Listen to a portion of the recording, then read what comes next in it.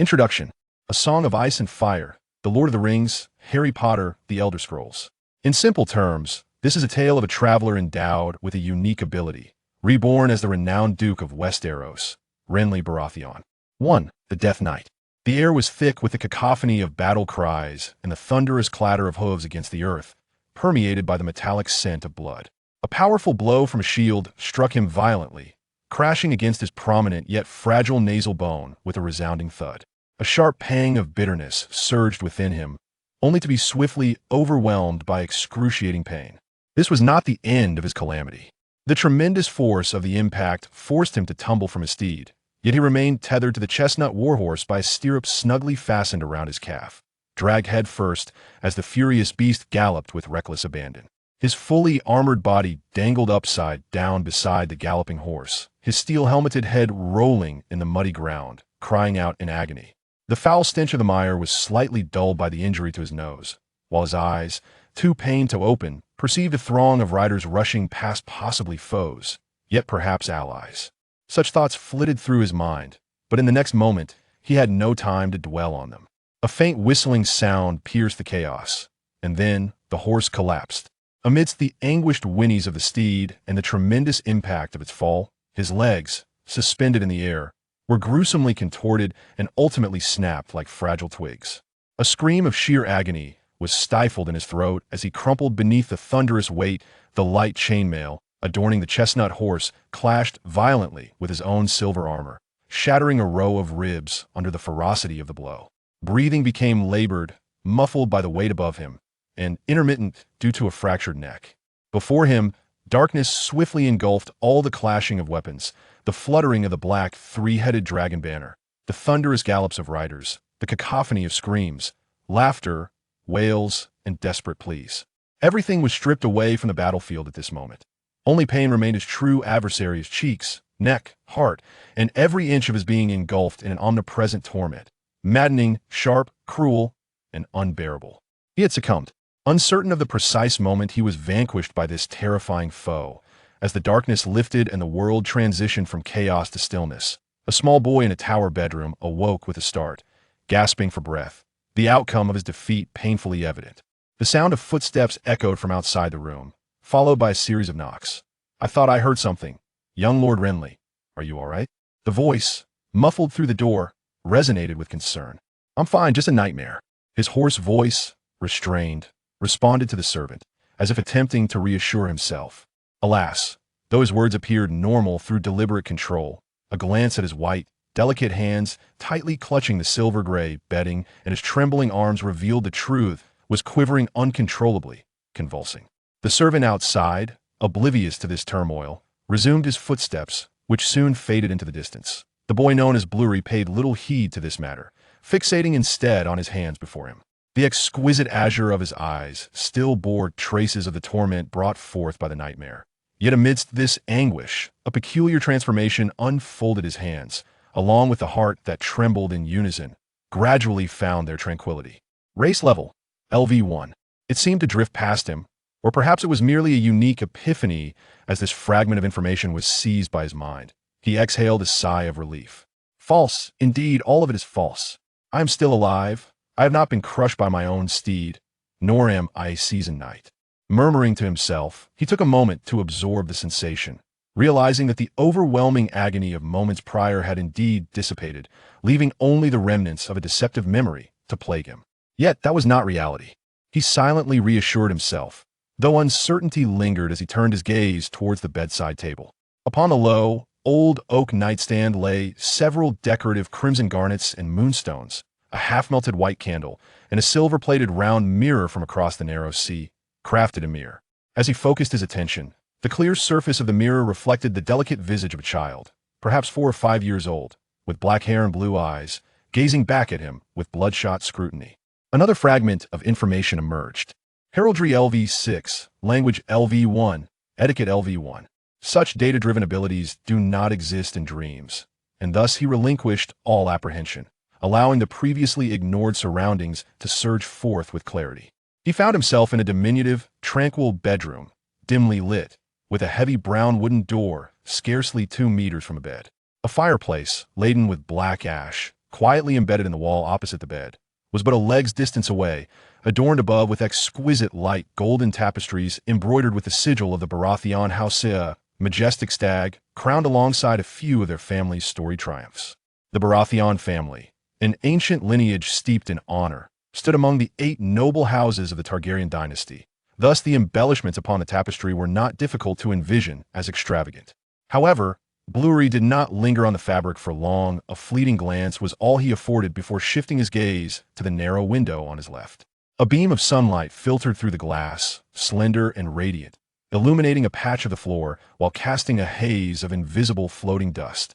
At that moment, he resided within the towering confines of his family's Windspire castle, perched high above, where beyond the rays of light lay only a shrouded sky.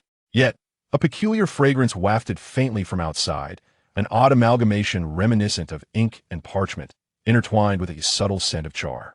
Thus, Bluery lifted the silver silk covers, slipped on the shoes resting on the floor beside the feather bed, and clad in a thin black velvet nightgown, he stepped towards the window. The sparse, trivial sounds accompanying his footsteps incessantly echoed, a consequence of the layer of rushes spread across the floor. Typically, Ser Balon would express his disdain for the noise produced by this flooring, yet at this moment he had largely tuned it out, his focus entirely directed towards his objective. The window embedded within the wall was positioned rather high, beyond his reach. Thus he procured a nearby long bench to ascend and finally managed to push open the narrow square window. With a creaking sound, a gentle breeze, previously barred from entry, rushed in through the opening, accompanied by the cries of seagulls. The briny sea air tousled his coal-black hair, while the chill it carried raised goosebumps on his pale arms. His gaze traversed the courtyard beneath the tower and the adjacent grove of ancient trees, extending towards the ocean, where morning mist cloaked the waters beyond the city walls, rendering the once expansive sea obscured and vague. In the distance, indistinct silhouettes of ships gently swayed within the depths of the fog, not merely one or two, but dozens, perhaps even hundreds. They formed a disciplined formation, encircling the coastal castle perched atop the towering cliffs, resembling a cadre of shadowy knights concealed within the mist, steeds poised and lances aimed at the enemy, awaiting the sound of the horn to initiate their charge towards Storm's End.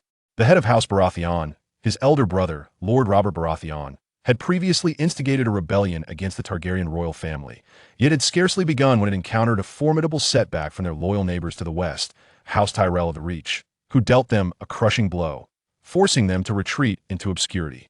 Consequently, Storm's End found itself besieged by the soldiers of the Reach. However, the siege had persisted for over half a year now, with little sign of resolution. Maester Crescent, who instructed Balon, claimed that Storm's End had never been breached in thousands of years. The Tyrells were evidently aware of this fact, opting to surround rather than assault, hoping to starve the castle's inhabitants into submission. Balon was uncertain of the veracity of such assertions and lacked the enthusiasm to delve deeper, for if fortune favored him, this fortress would endure until the very last moment, until Robert Baratheon could strike down the Targaryen heir with a decisive blow, successfully usurping the Iron Throne. Of course, he could not be entirely sure of this outcome. Although this was a world reminiscent of the past, whether events would unfold according to the narratives embedded in his memory was an uncertainty that none could guarantee. The tower loomed tall, yet due to the constraints of the bedroom's position, Balon's view was limited to the seaside, which offered little of interest. Thus, he shifted his gaze. From behind the high tower, faint shouts of soldiers could be heard, perhaps engaged in routine training or delivering speeches. Leaning over to peer downwards, he observed 2 figures conversing face to face in the courtyard at the base of the tower. The distance rendered their words inaudible, and due to the height, they appeared akin to 2 diminutive ants, one black and one gray, hardly noticeable. Nevertheless, Balon could distinctly recognize their identities. It was Maester Crescent of Storm's End and the instructor, Ser Gavin Weald. The learned bachelor, Clesson, diligently imparted essential knowledge to the noble offspring, with the hour of instruction drawing near. However, the azure gaze of Lannister was fixed upon the instructor standing opposite him at Windwhisper Keep. A scent reminiscent of literary elegance, mingled with a hint of charred essence, emanated from the figure before him. Though the distance rendered it difficult to discern, the aroma had long been present. As the third son of House Baratheon, Lannister, despite his tender years, occasionally found himself dining in the same hall as the instructor. Thus he was certain of this peculiar fragrance. This raises a question. Would an ordinary individual exude such a potent and distinctive aroma, transcending such heights? Or perhaps it is indeed the unconventional Wilder, the instructor? Leaning against the window, he raised a hand to touch his nose, as if the lingering sensations of acidity and pain still persisted. The boy pressed his lips together. He was uncertain how he had entered this merciless world of impressions. Having been reborn as a Baratheon, the events preceding his existence as Lannister remained somewhat nebulous. Yet the anomalies were unmistakable. The inexplicable fragrance, the unique data subtly emerging with his gaze, and most importantly, this was not his first encounter with such dreams. When Bachelor Cleason concluded his conversation and ascended the stone staircase, breathless, he found Blairy awaiting him in the adjacent scholar's quarters, having already left his bedroom. No longer clad in his night attire, Blairy was now dressed in formal attire. Black wool trousers, tailored 6 months prior, which had become slightly snug, revealing a hint of his ankle as he rose to greet his visitor. Cleason, however, failed to notice this detail and instead complimented the boy's velvet jacket, which fit him quite well, though he deemed the color choice rather unsuitable. The hue matched that of his trousers, and coupled with his short, raven black hair, the overall appearance rendered him even more diminutive. Though commendable that the child could don his garments unaided, he ought not to forget that he was still but a few days shy of 5 years old. It was indeed prudent to accept assistance and guidance from his servants. With this remark, the scholar concluded their pleasantries and settled into a chair beside a small table near the window, clutching a hefty tome bound in sheepskin. Blairy took his seat opposite, his clear, curious eyes darting towards the book sprawled open on the table, blinking in surprise. Ah, heraldry once more, the study of noble family histories, the discernment of the common tongue, and a casual acquaintance with the coats of arms of the local lords. The elderly scholar, his hands speckled with age, turned to a page at the back of the book, smoothing out a wrinkle before formally commencing his lesson. The layout of the rooms within the tower was largely uniform. However, Cleason's chamber featured a larger window than Blairy's bedroom, allowing ample sunlight to pour in from the side, illuminating the pages of the aged sheepskin tome adorned with delicate black characters of the common tongue, which imbued the air with a sense of the sacred. The meticulously illustrated coats of arms, gracing the upper left corner or the center of the pages, intensified this aura. The child's voice rang pure and melodious, while the elders spoke with warmth and gravitas. Aside from the harmonious exchange of their voices, the room was enveloped in silence. The stillness of metallic vessels and the disarray of glass jars decorated the surroundings, and not far off, a desk bore an open black sheepskin book, with a quill submerged in an ink pot, the unique scent wafting from it evoking in Blairy a fanciful illusion of rare delicacies. Previously, a raucous flock of black crows had filled the air with their cacophony. However, as the siege unfolded, most had been dispatched to seek aid, while the few that remained gradually vanished from sight. Blairy speculated that the old scholar had perhaps provided them all to the corpulent cook within the city, as the midday meal had recently been tinged with the odor of bird droppings. It is noteworthy that within the current confines of Windy Fortress, breakfast and dinner were non-existent. Food was scarce, and all inhabitants had but one meal to consume: a silver seahorse upon a sea-green background. The Valyrian family of Titlehead Island. Their family motto: ancient, true, brave. Their history, originating from the now-defunct Valyrian freehold. The Velaryon family was once allied with the Targaryens, the royal house, and followed them in their migration to the continent of Westeros. The most illustrious figure from the Velaryon lineage was Lord Corlys Velaryon, known as the Sea Snake, who gained renown 2 centuries ago for his naval expeditions across the known world. Maester Cregan, now a man in his 60s, retains a robust physique despite a slight stoop in his back beneath his gray woolen robe. This does not detract from his vitality. When he speaks, his gray-brown eyes shine with wisdom. Each time he turns a page, the old maester offers a brief explanation before prompting young Laenor to repeat what he has just conveyed. Laenor does not consider himself particularly clever, but with the mind of an adult, he finds it relatively easy to absorb the lessons. Curiously, he perceives that his memory is exceptionally sharp today, which seems to please the elder even more. I should suggest to Robert that he send you to Old Town for your studies. Indeed, I ought to do so if he were here, the Maester muses. Child, you are innately destined to be a scholar, perhaps even to attain the status of a doctor. Laenor harbors no interest in becoming a medieval doctor, especially knowing that scholars in the Citadel are forbidden from marrying or having children. Thus, he deftly shifts the topic by pointing to an illustration of a brown stag tethered beneath a beam in the book. Do the hunters bear a grudge against us? He inquires with the innocent clarity typical of youth. Why do you say that?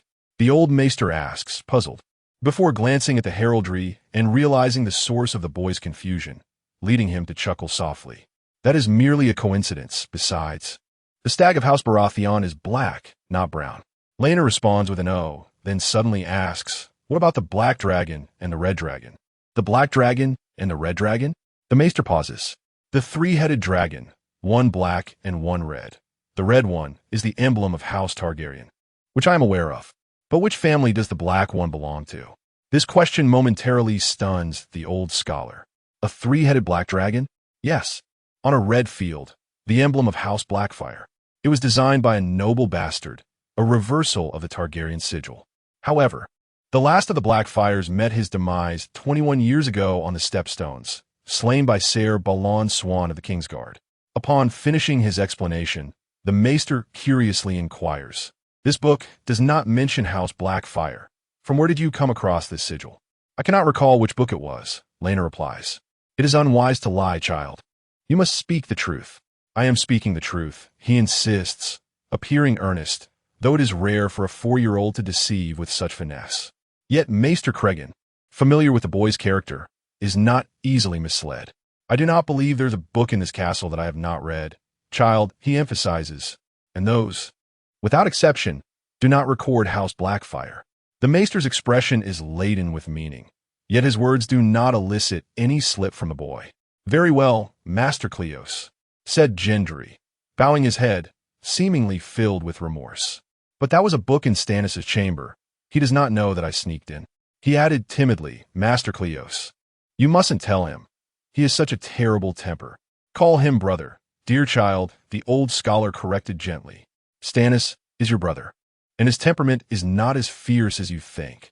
He is merely a man of few words, indeed. Stannis Baratheon, the second son of House Baratheon, was a solitary figure, the most aloof of the three brothers.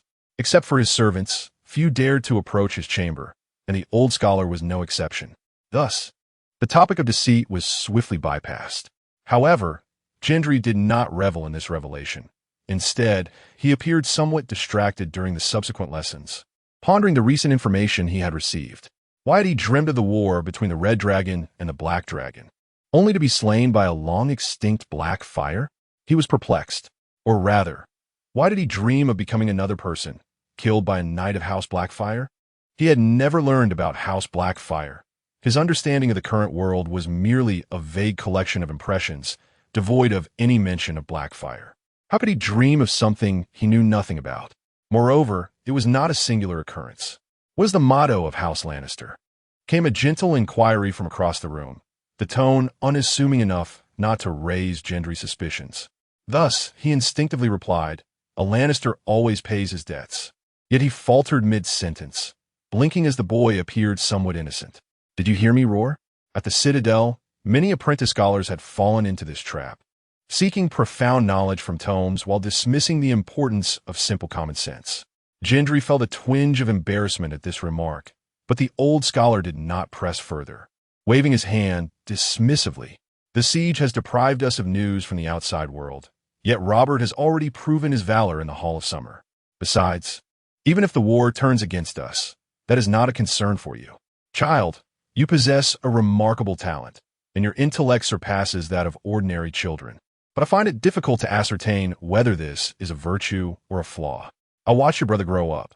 He is taciturn and reclusive, lacking in childhood joys, and I feel sorrow for him. But you, despite your frequent laughter, seem even more. Suddenly, he seemed to realize that such musings were inappropriate before a 4-year-old, and he closed his mouth apologetically. Yet, a trace of sadness and worry lingered on his wrinkled visage. Master Cleos was indeed a good man. Gendry understood this. Scholars from the Citadel traditionally maintained a neutral stance in political matters, serving the castle rather than a particular lord. Thus, even if Storm's end were to fall, his life would not be in jeopardy. Nevertheless, the old scholar remained fiercely loyal to House Baratheon and cared deeply for each member of the family. "I am simply very hungry," he attempted to redirect the conversation. This statement is a falsehood, yet it is not a lie. He is indeed quite hungry. But the adult reasoning within Bran prevents him from expressing it, as mealtime has yet to arrive. The old maester opened his mouth to speak, then sighed. "You are aware of the rules set forth by Stannis. The food is, in fact, rather scarce. Be a good lad and endure a little longer. Once we finish these final pages, it is likely that mealtime will soon follow. Perhaps I should consider notifying the kitchen to prepare something delightful. Look, you have just completed another book. Surely that is worthy of celebration?" Bran could not agree more with this sentiment. Yet it also reminded him of a certain event from his memories, or perhaps a person on the verge of arrival. He was ignorant of the details regarding how Robert Baratheon overthrew the Targaryen dynasty, nor did he possess much knowledge about the siege of Storm's End. The only thing he knew was about a fellow dubbed the Onion Knight. If memory serves, this was the man who, during the siege, daringly brought in a shipload of onions, alleviating the famine within the city, and was subsequently knighted. Surely, it could not have been merely onions. How could onions suffice? What else might there be? Perhaps a few crates of bacon? Even better if there were some capons. When would he arrive? Each time Bran faced hunger, thoughts of the Onion Knight surfaced, though the anticipated food varied each time. However, soon he found himself too preoccupied to dwell on it any longer. As the old maester completed the final page of the heraldry book and coughed while closing it with his withered hands, a jarring sound arose from the chair, scraping against the floor. At that moment, as the boy rose in unison with the maester, he felt his heart race with an intensity that drowned out all other sounds. Simultaneously, his mind was startlingly alert, and involuntarily, knowledge of heraldry flowed through his consciousness, only to coalesce and vanish at last. Bran felt a revelation stir within him, and he turned to gaze at the mirror resting on the edge of the long table. Its surface, smeared with dried bird droppings, reflected a wide-eyed child's visage.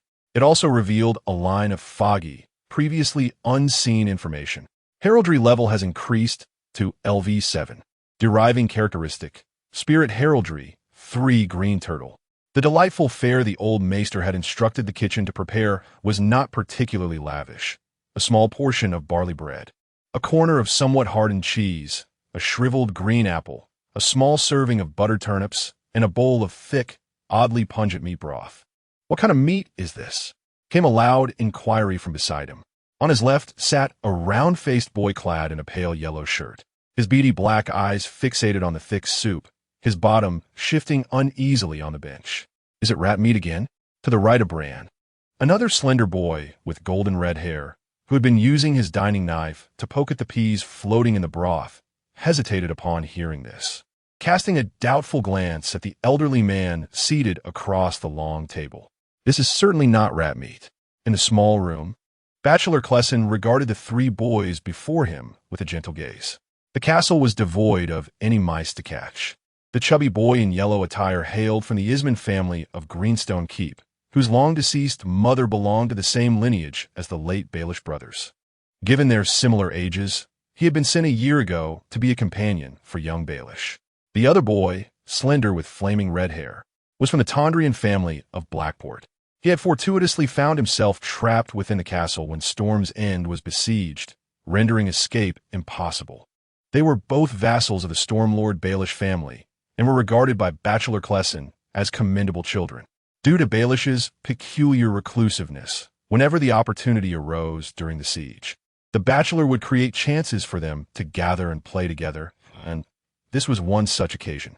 However, should Master Baelish require it, I can arrange for an experienced nun to instruct you on the manners of the dining table. At the Bachelor's words, the 2 children turned their attention towards the dark-haired boy, who, as if awakening from a dream, withdrew his gaze from the chubby lad beside him, blinking innocently. "I apologize," he said, sticking out his tongue, "but it looks rather interesting." The Ismond family's crest featured a green turtle upon a green field, which typically caught his attention. But the current circumstances were far from simple. Nevertheless, this could not be shared with others. "I concur," exclaimed the chubby boy, promptly patting the emblem embroidered on his clothing, declaring loudly, "They not only look splendid, but they are also delicious. When the tide rises, we can hardly eat them all. My grandfather says that the more we consume, the more our sons will eventually flock together, just like them." Suddenly struck by a thought, he turned slightly, peering past Baelish at the boy opposite him. "Hoarded biddy, your Blackport must not always be stormy. Otherwise, how is it that you are the sole sprout?" The Tondrian family's crest depicted a purple lightning bolt forked against a black backdrop, accompanied by several twinkling four-pointed stars. "That is because my father passed away early," the other boy replied with an eye roll, choosing to ignore him further. Instead, he lowered his gaze to his bowl of thick soup, frowning as he inquired, "If this soup is not made of mice, what could it possibly be?" "It is cat meat," Baelish interjected casually, having become less distracted. "The horses and mules in the castle have long since been consumed, and even the hunting dogs and hawks my elder brother kept are no exception. Master Clessen's crows have vanished from sight, and the people outside would not even allow a fly to enter. All things considered, aside from the few black cats kept for catching mice, there could not be anything else." Astute, the bachelor nodded in agreement, prompting the two boys to breathe a sigh of relief. With the bachelor's approval, they began to eat heartily. However, Baelish remained indifferent to the meal. He had not forgotten that he had recently touched those very cats within the castle, and due to memories that did not belong to this world, he felt a natural aversion to consuming cat meat. "May I offer my portion of the soup to Jormy?" Yura serves as the personal attendant to Renly, diligently attending to his every need. The old maester was momentarily taken aback by this statement, pondering why such an offering was necessary. "Though I may be well fed, I am of no use in guarding the castle. However, Yura possesses that capability," Renly replied with utmost sincerity. "Only children would admit to being picky eaters. Experience has shown that a deceitful child can effortlessly achieve their desires, and this instance was no exception, even leading to some unexpected gains."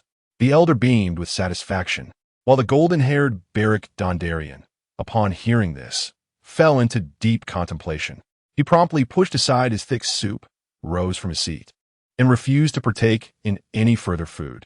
"I shall offer my share to Lord Stannis. He will need it more than we do," he declared, as if he had discerned some virtue from Renly's words, his expression grave and earnest. After much persuasion from a maester, he reluctantly resumed his seat, bowing his head to nibble on a coarse loaf of bread. "If you do not wish to eat, may I have it all?" the chubby boy eagerly inquired, yet was met with silence.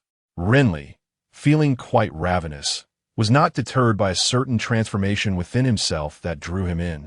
It did not impede his desire to satiate his hunger. He successfully dispatched the cat meat soup, yet accepted all other dishes: the coarse barley bread, the cloyingly bitter cheese, and the buttery turnips. The turnips were delectable. This root-like vegetable, colloquially known as swede in his memory, had been transformed and tasted akin to potatoes, soft, palatable, and lingering in flavor. The subtle creaminess of the butter infused within the turnips danced around his nostrils and lips, refusing to dissipate for some time. It was not until he finished his withered apple that this lingering aroma quietly faded from his palate, leaving him with a wistful sigh. The duration of the lunch was brief, yet the old maester was summoned away abruptly, leaving the three unmonitored children in a state of confusion after their meal. The lanky Beric suggested they venture into the courtyard to seek out any knight's training, while the rotund Ellen found the idea of playing castle games in the Weirwood Forest more appealing. However, Beric insisted on avoiding the Weirwood Forest, fearing the ghoulish faces that adorned the trees. Renly refrained from voicing an opinion, instead fixating on the green sea turtle embroidered on Ellen's tunic. To the casual observer, this emblem, a deep green turtle on a green background, appeared quite ordinary, crafted from dyed silk threads. Yet to him, the turtle seemed to come alive. Initially, it lay motionless, but upon transformation, it strained against its seemingly heavy shell, crouching as if a naked child, its face flushed, leaving a faint black mark on the green ground before retreating back into the fabric, resuming its original stillness. Thus, what was once a normal emblem morphed into a deep green turtle on a green background, accompanied by a small, thought-provoking black dot nearby. Should observation cease at this moment, no new transformations would ensue. Yet, as Balon continues to gaze, the events recently transpired will mystifyingly re-emerge. Crawling, shedding its shell, crouching, a second small black dot appears. Retreating into its shell, crawling, shedding. The lines embroidered on the garment writhe and roll in a continuous dance, resembling a brief, silent play woven from dyes and threads, replaying endlessly, leaving observers increasingly bewildered, until the little creature being scrutinized begins to feel somewhat uncomfortable. One day, I shall invite you to feast on sea turtles on Al Isman. Mark my words, the stout lad declared loudly to Balon, only to be met with the latter's inquisitive gaze. Are you not wiping your bottom? This remark rendered the chubby boy momentarily speechless, his round face rapidly flushing crimson, his voice shrinking to a stammer. Nonsense. The Ellen of House Isman has always wiped properly. If you doubt it, ask Petter. Petter, the servant attending to Ellen's needs, was unfortunately forgotten in the boy's moment of desperation, as he failed to recall that Petter was mute. Even a fool could discern his deceit, yet Balon chose not to expose the boy's folly, for his thoughts had already drifted elsewhere. The arcane sigil. He pondered thoughtfully about his peculiar ability, momentarily silenced. The stout lad, sensing a release of tension, soon found the lanky figure beside him, making faces, prompting him to shout, "You pest, Barry, what are you staring at me for? Don't call me a pest. You are the true nuisance. Let be. I will call you Stinky Bottom Ellen." As they bickered, they noticed the usually quiet, dark-haired boy suddenly turn and stride towards the door. "Balon, where are you going?" The lanky one inquired hastily, eager to escape the chubby boy's vexed glare. "I am off to find Master Wilder," came the reply. Headmaster Gavin Wilder of Wind's Breath Fortress was a man in his 30s, sporting a mane of tousled brown hair and clad in boiled leather armor and rugged trousers. Upon following the scent to his location, Balon found him conversing with 3 fully armed knights at the edge of the stable. However, as Balon approached with his 2 companions and their loyal servants, the conversation ceased appropriately. "Good afternoon, Sir Gavin." Balon initiated the exchange. A peculiar sensation washed over him. He perceived a hint of wariness in the headmaster's blue eyes as they fell upon his group, prompting the 3 knights to nod in acknowledgement before turning to depart. Both Barry and Ellen greeted the headmaster in kind, to which he responded courteously and inquired about their purpose. The lanky boy, unable to contain his excitement, spoke first. "We wish to seek your wisdom regarding the path of knighthood." Before a response could be given, the stout Ellen interjected loudly and about the sigil. "Master Clarison has never mentioned that such a sigil is divided into 4 quarters. In truth, the old scholar had imparted this knowledge, but the boy had never attended the lessons, having initially studied alongside Balon for a brief time before feigning a headache and abandoning the endeavor altogether. Blair remained silent, for all he wished to express had already been articulated. Thus, he chose to keep his counsel, gazing upward at the emblem embroidered upon the chest of Master Gavin Wilder. Although he served the Baratheon family, unlike the other servants, Wilder hailed from noble lineage, allowing him to retain the 4 verdant spirals on a golden background of his family's personal crest. "Knights? Crests?" The middle-aged instructor rubbed his jaw and replied in a vague tone. "Tradition dictates that you are permitted to engage in preliminary knight training only after the age of 7. So, lads, go back from whence you came. The time is not yet ripe. As for crests, by the 7 hells, this is the first time anyone has inquired about such a thing." His voice bore a hint of impatience, and he seemed inclined to turn away. Seizing the moment, Blair ventured to ask, "Then why are you the one?" "What?" The instructor halted, lowering his gaze toward him. Though they were all children, he could not afford to dismiss Blair's query as he had with the others. Master Cregan mentioned that the instructors responsible for training knights in the castle are typically seasoned knights themselves. Blair blinked, his expression a vivid reflection of the innocent curiosity that accompanies youth. "But you appear quite youthful." "That is because I personally vanquished 3 of those seasoned knights you speak of." The middle-aged instructor responded with a trace of pride. "Sir Tida Swan of Stonehelm, Lord Morton Cairn of Nightsong, and the bastard Ser Davos Storm from the Copper Gate. They may possess great skill, yet my swordplay surpasses theirs." I know of the bastard Davos, remarked the slender lad, astonished. He once single-handedly faced 3 Dornish bandits on the frontier and killed them. You truly managed to defeat him? He is a formidable opponent. But indeed, I triumphed over him, the instructor waved dismissively. How did you conquer him? I have seen him at a tournament in the Weeping Willow, and at that time. Blair had already begun to disregard their conversation. Being in such close proximity to the middle-aged instructor intensified the unique aroma surrounding him, particularly as he spoke. This naturally fueled Blair's curiosity to delve deeper. However, despite his extensive prior study, he had yet to find clarity on the matter. So now, he devoted his entire focus to the newfound ability he had acquired, seemingly engrossed in the emblem upon the instructor's chest. Initially, his gaze yielded no extraordinary occurrences, but after 4 or 5 seconds, the surroundings began to take on an ethereal haze, with the sounds of conversation fading into the background.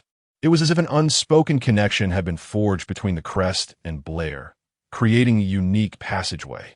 As the passageway materialized, the once static whirlpool patterns began to undergo a transformation. Faintly, the 4 vortices appeared to come alive, swirling rapidly toward the central point of the emblem. The blue-green hues blended and churned until all the dye colors that constituted the whirlpool vanished, leaving behind only a blank, golden emblematic backdrop. The conversation continued, with Barry Tandelian, who aspired to become a knight, expressing great interest in the middle-aged instructor responsible for teaching martial skills within the castle, posing a flurry of questions. Meanwhile, the plump Ellen, though younger than Barry and less familiar with the concept of knighthood, attempted to engage in the discussion, frequently interjecting on the topic of the emblem. Why a whirlpool? Perhaps the gods above would know the answer. You must understand, young one, the Wild family has been an ancient lineage long before the conquest of Aegon. But why 4 whirlpools? Because I'm the 4th in my family. How did it end up on the clothing? Ah, with needle and thread? Or perhaps a wooden contraption. Something like that. Please, don't ask me such questions. Do I look like a scholar to you? Could it be painted on? Painted? How could that be possible? I've heard that the Dornish are quite adept at painting on garments. And they're also skilled at herding sheep. The instructor scoffed, waving his hand dismissively. Enough of this, children. You must understand, I am not a man of leisure. With that, he turned and walked away, leaving the 2 astonished young ones and a contemplative dark-haired boy in his wake. Dornish herding sheep? Ellen's eyes widened as he gazed at the retreating figure of the instructor, his expression akin to that of a discoverer of a new world. Despite their youth, the children were perceptibly mature for their age, comprehending at least a modicum of the complexities around them. Why would they do such things? Why so many questions? The Dornish do everything. They are capable of anything. Barry, having a more informed perspective due to the Stormland's proximity to Dorne, expressed his disdain with a mix of anger and contempt. Historically, the Stormlands and Dorne have been archenemies, with some noble families from the Stormlands in particularly fierce opposition to Dorne. While relations had somewhat softened in recent years, especially after the unification of the 7 kingdoms, the past, particularly during the era of the 6 kingdoms, was rife with atrocities along the border. It was easy to imagine how they would routinely slander one another. Dorne is so hot. Could they possibly have sheep? Coming back to reality, Ballyrie kindly reminded his companions. He couldn't stifle a yawn as he spoke, his voice somewhat muffled. Yet it did not hinder the 2 children from grasping his meaning. Indeed, Dorne is a desert. There is hardly any grass. What do the sheep eat? Fat Dunn thus came to a realization, casting a dubious glance at Barry, as if questioning his pretense of ignorance. Who could possibly care about such trivial matters? The lanky figure felt a flush of embarrassment. In truth, he had not given it much thought. Upon hearing the term benefactor, he instinctively began to cast aspersions. Moreover, with so much wool, standing on sand would surely be sweltering for the sheep. Fat Dunn fixated on this dilemma, perhaps before their demise. They might even voice complaints to their benefactor. Why do you keep us? Do you not know we do not consume sand? Is it your intention to ensnare us by raising us in this sandy predicament? Children do tend to chatter incessantly. As Bran listened to their spirited debate, he led the way toward the tower. With the instructor's departure, he could no longer observe the proceedings. Perhaps it was due to the repeated exertion of his abilities within a short span that he now felt a wave of drowsiness. Despite his wandering thoughts and his body yearning to rest, he endeavored to remain alert, contemplating the phenomena he had just witnessed, or perhaps the omens they signified. For vanishing vortices? Disappearing, or perhaps having slipped away. What could this signify? Throughout the journey, Bran ruminated, his brow furrowed in concentration. Although he had not achieved his desired outcome, he felt no disappointment. After numerous encounters yielding no clues, he had cultivated a sense of equanimity regarding the matter. Yet, it was not entirely without merit. Reflecting on all he had seen and considering the current state of affairs in the castle, a flicker of doubt crossed Bran's mind. Upon returning to the tower, he awkwardly inscribed a line on a piece of scrap parchment, which he typically used for practice, and then summoned the short-statured servant trailing behind him, softly instructing, "Jomi, please deliver this to Master Krellison." 5. The prisoner's denture's Master Wilder had been captured. As the news reached him, Bran was situated in a small chamber, attempting to read without the assistance of the old scholar. Despite his limited vocabulary causing him to stumble through the text, he managed to piece together the narrative of the book titled Rubies and Steel. This tome recounts the tale of a group of female warriors, adorned with rubies embedded in their faces, from beyond the continent of Westeros. It depicted a peculiar race, and the lexicon employed by the scholarly author, Malin, perplexed Bran significantly. Nevertheless, he persisted in his efforts to comprehend it.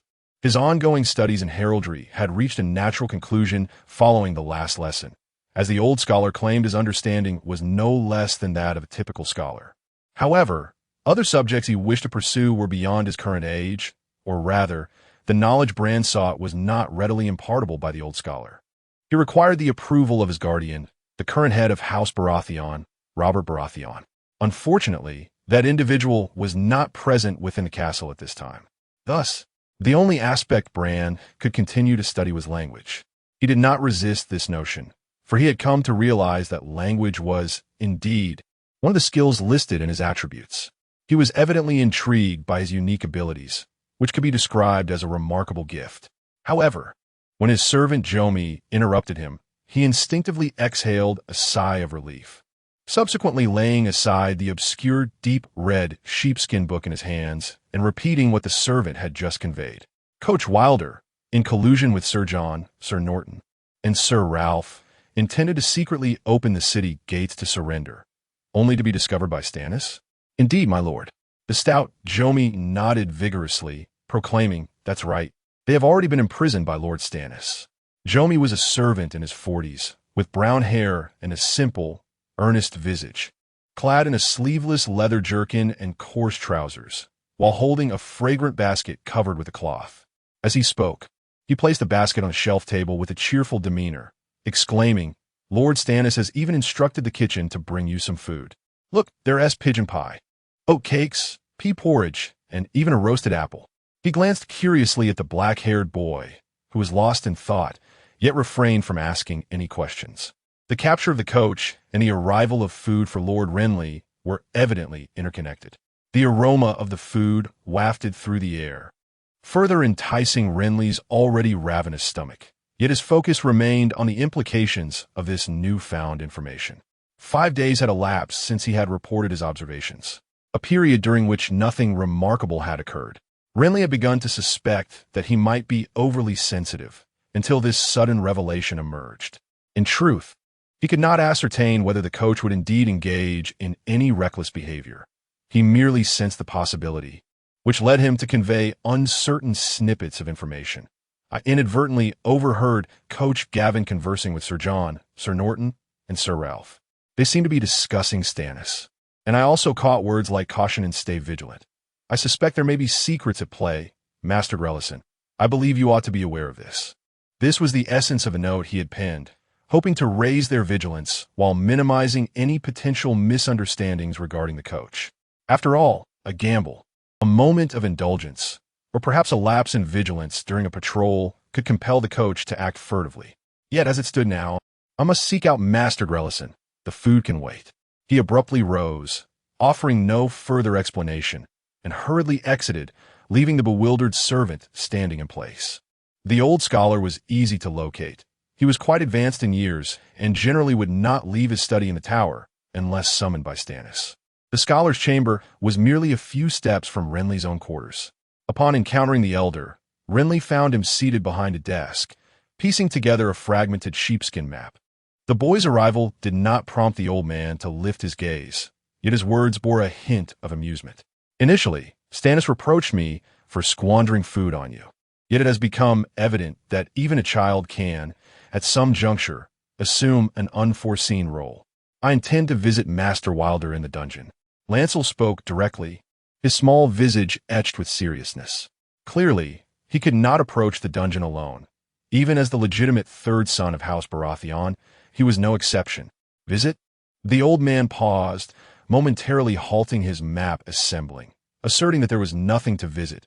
He was a traitor, intent on betraying us. He has aided me. Lancel earnestly replied. Robert's hounds are fierce. It was he who helped me drive them away. Your brother's hounds will only wag their tails upon seeing you.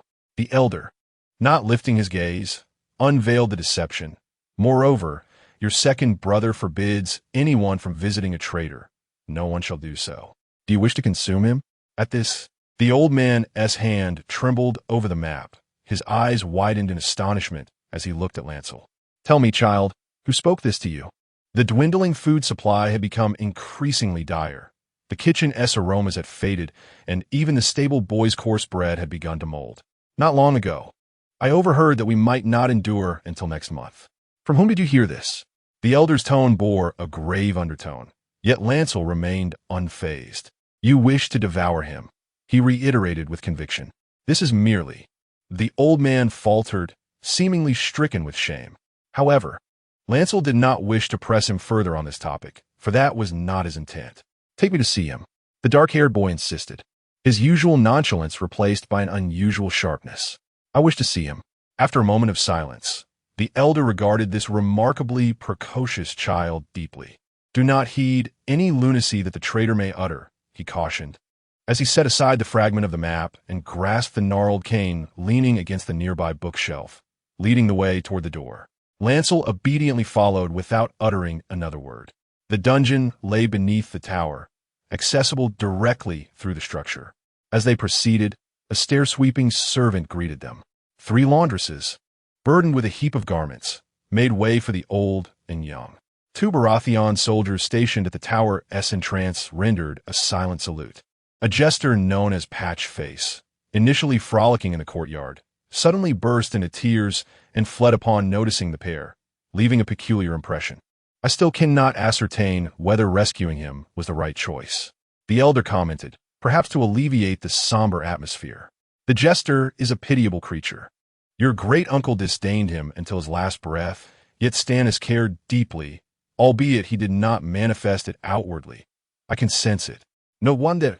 Lancel paid little heed to these musings, his thoughts primarily consumed by the impending encounter, which he approached with trepidation. After numerous futile attempts to uncover any clues, could this time prove different?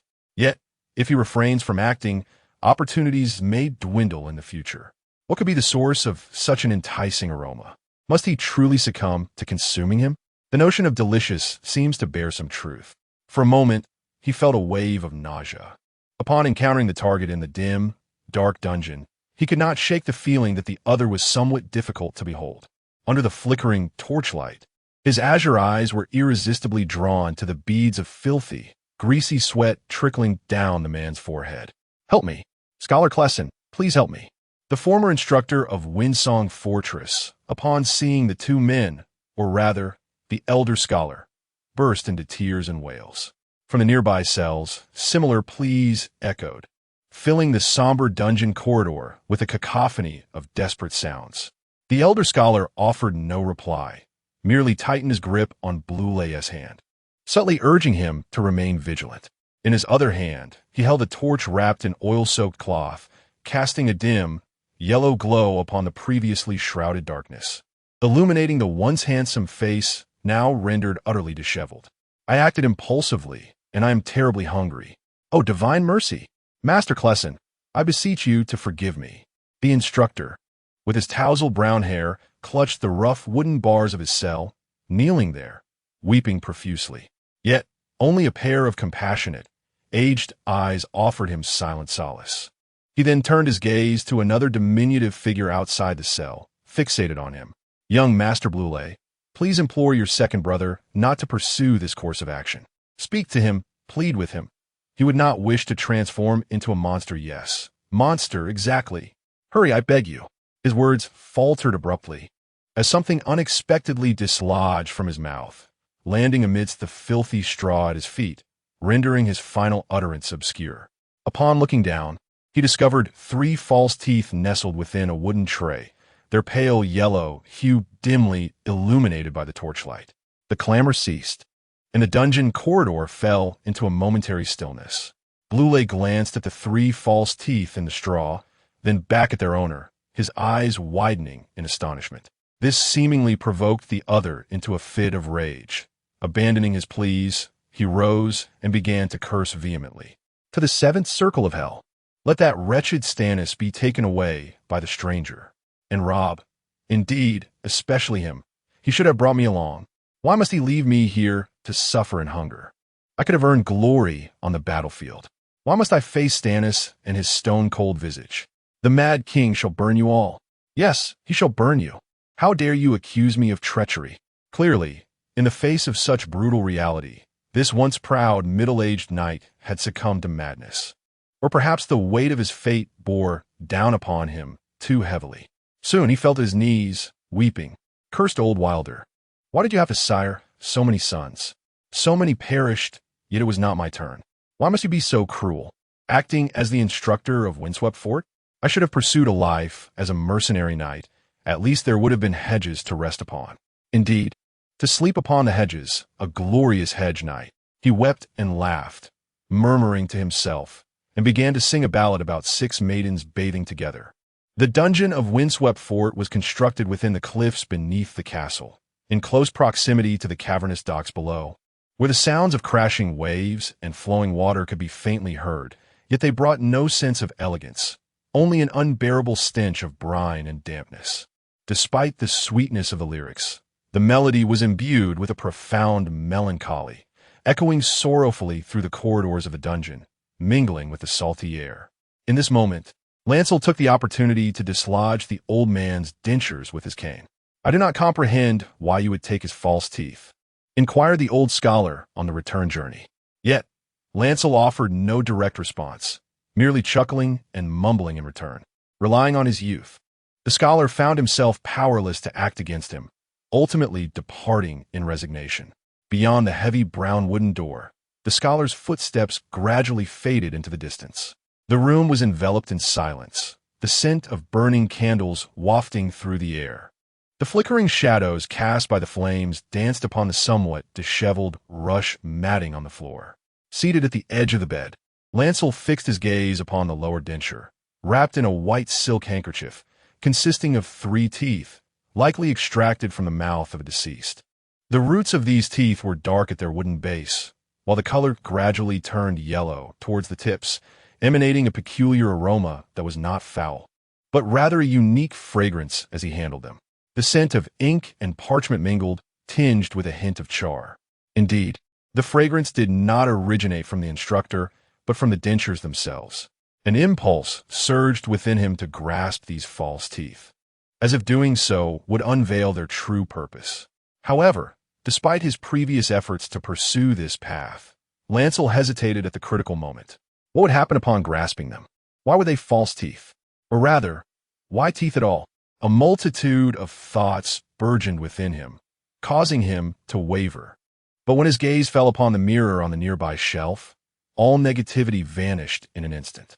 Reflected within was the visage of a boy, not yet 5 years old, with dark hair and blue eyes, bearing a troubled expression, heavy with unspoken thoughts. An inscription quietly emerged. Race level, LV1. The boy. Information. Lancel silently resolved himself. He then withdrew the handkerchief, his right hand firmly clutching the seemingly grimy, rudimentary denture. In that moment, it felt as though he had touched the threshold of another realm. Clarity of thought swiftly faded, as if he were succumbing to slumber, gradually dissipating into the ether. Everything around became hazy, the red glow of the candle dragged along like a meteor across the sky. The sturdy walls of the room appeared as a heavy and distant dim sky, while the featherbed felt as soft and cool as water. The boy with dark hair collapsed onto the bed without struggle. His small face, lost in slumber, flickered with surprise. Time flowed quietly. The newly replaced white candle melted a third of its length, the flame flickering as the wax dripped like tears, flowing down the body of the candle and ultimately congealing in the brass dish below. Outside the tower, the originally tranquil atmosphere began to shift. The tightly shut windows kept the tempest at bay, yet could not silence the thunderous roars. The vibrations from the battering winds turned the once serene little bedroom into a cacophony. The window panes trembled and moaned as fine droplets of rain infiltrated through the cracks, softly yet persistently seeping in. At first, Bluely remained unaffected, sprawled on the bed, his expression still marked by tranquility and wonder. However, in a fleeting moment, after a flash of blinding white light outside, the boy who had been peacefully sleeping suddenly sat up, only to stumble and fall against the bed's edge, landing painfully on the mat of rushes below, retching in distress. His stomach was empty, yet felt as if filled with liquid. Saliva dripped down as he gasped for breath, trembling uncontrollably. It was only when he took in his surroundings that the shivering gradually subsided, his heartbeat calming from a frantic rhythm to a steadier pace. The panic on his face slowly fading away. "This is fake, indeed, all of it," he murmured, kneeling upright, his heart still racing as he tossed aside the false teeth that still emitted a lingering fragrance. Unexpectedly, with the sound of bone striking the ground, a thick green strand caught his eye. It was a piece of seaweed quietly clinging to the false teeth like a strand of hair. Upon closer inspection, its dark green surface still dripped with seawater, speckled with white granules resembling sea salt. Staring blankly at this inconspicuous seaweed, he opened his mouth in shock, unable to utter the words he had just thought. The small bedroom fell into silence, punctuated only by the occasional rumble of thunder outside. While the fierce winds lashed against the glass windows, the heavy rain seeping in like fine hair. The stone floor near the window had collected into a puddle, soaking the rush mat above it, rendering it soft and fragile. Time seemed to stretch indefinitely until hurried footsteps echoed from outside, followed by a series of knocks. "Young master, come quickly. A smuggler has brought us food. You must see." Onion Knight, Bluely instinctively turned to look, only to see the quivering door. There are onions, but they are merely smugglers, not knights. "Come, young master, we can still see them. They are waiting for the steward to arrange their rooms in the hall." Not allowing the servant a moment to enter, Bluely swiftly suppressed his chaotic thoughts, rose, and dashed out. After a brief exchange, he hurriedly made his way with the servant toward the lower levels of the tower. The first floor of the tower was an expansive hall, which at that moment seemed to be filled with all the inhabitants of the castle, creating a cacophony of noise. Amidst the greetings, Balon spotted the cook Igeo, the stable boy Amon, the family guard Ben, and the kennel master Hold. They were gathered together, engaged in animated discussion, their expressions a mix of surprise, disappointment, and renewed surprise. Initially, Balon paid little heed to the commotion, as his attention was fixated on three individuals not far from the crowd. One had a square face, another a round face, and the third a pointed face. They were clad in unremarkable black robes paired with brown linen trousers, draped in gray wool cloaks, their hoods drooping and dripping with water. Although they were huddled together in a corner, it was as if they were the center of attention, with everyone in the hall pointing and whispering about them, which made two of them visibly uncomfortable. However, the leader among them, a lean man with brown hair and brown eyes, appeared remarkably composed. "Are you Davos?" Balon inquired, curiosity evident in his gaze as he scrutinized the middle-aged man, who did not quite match his recollections.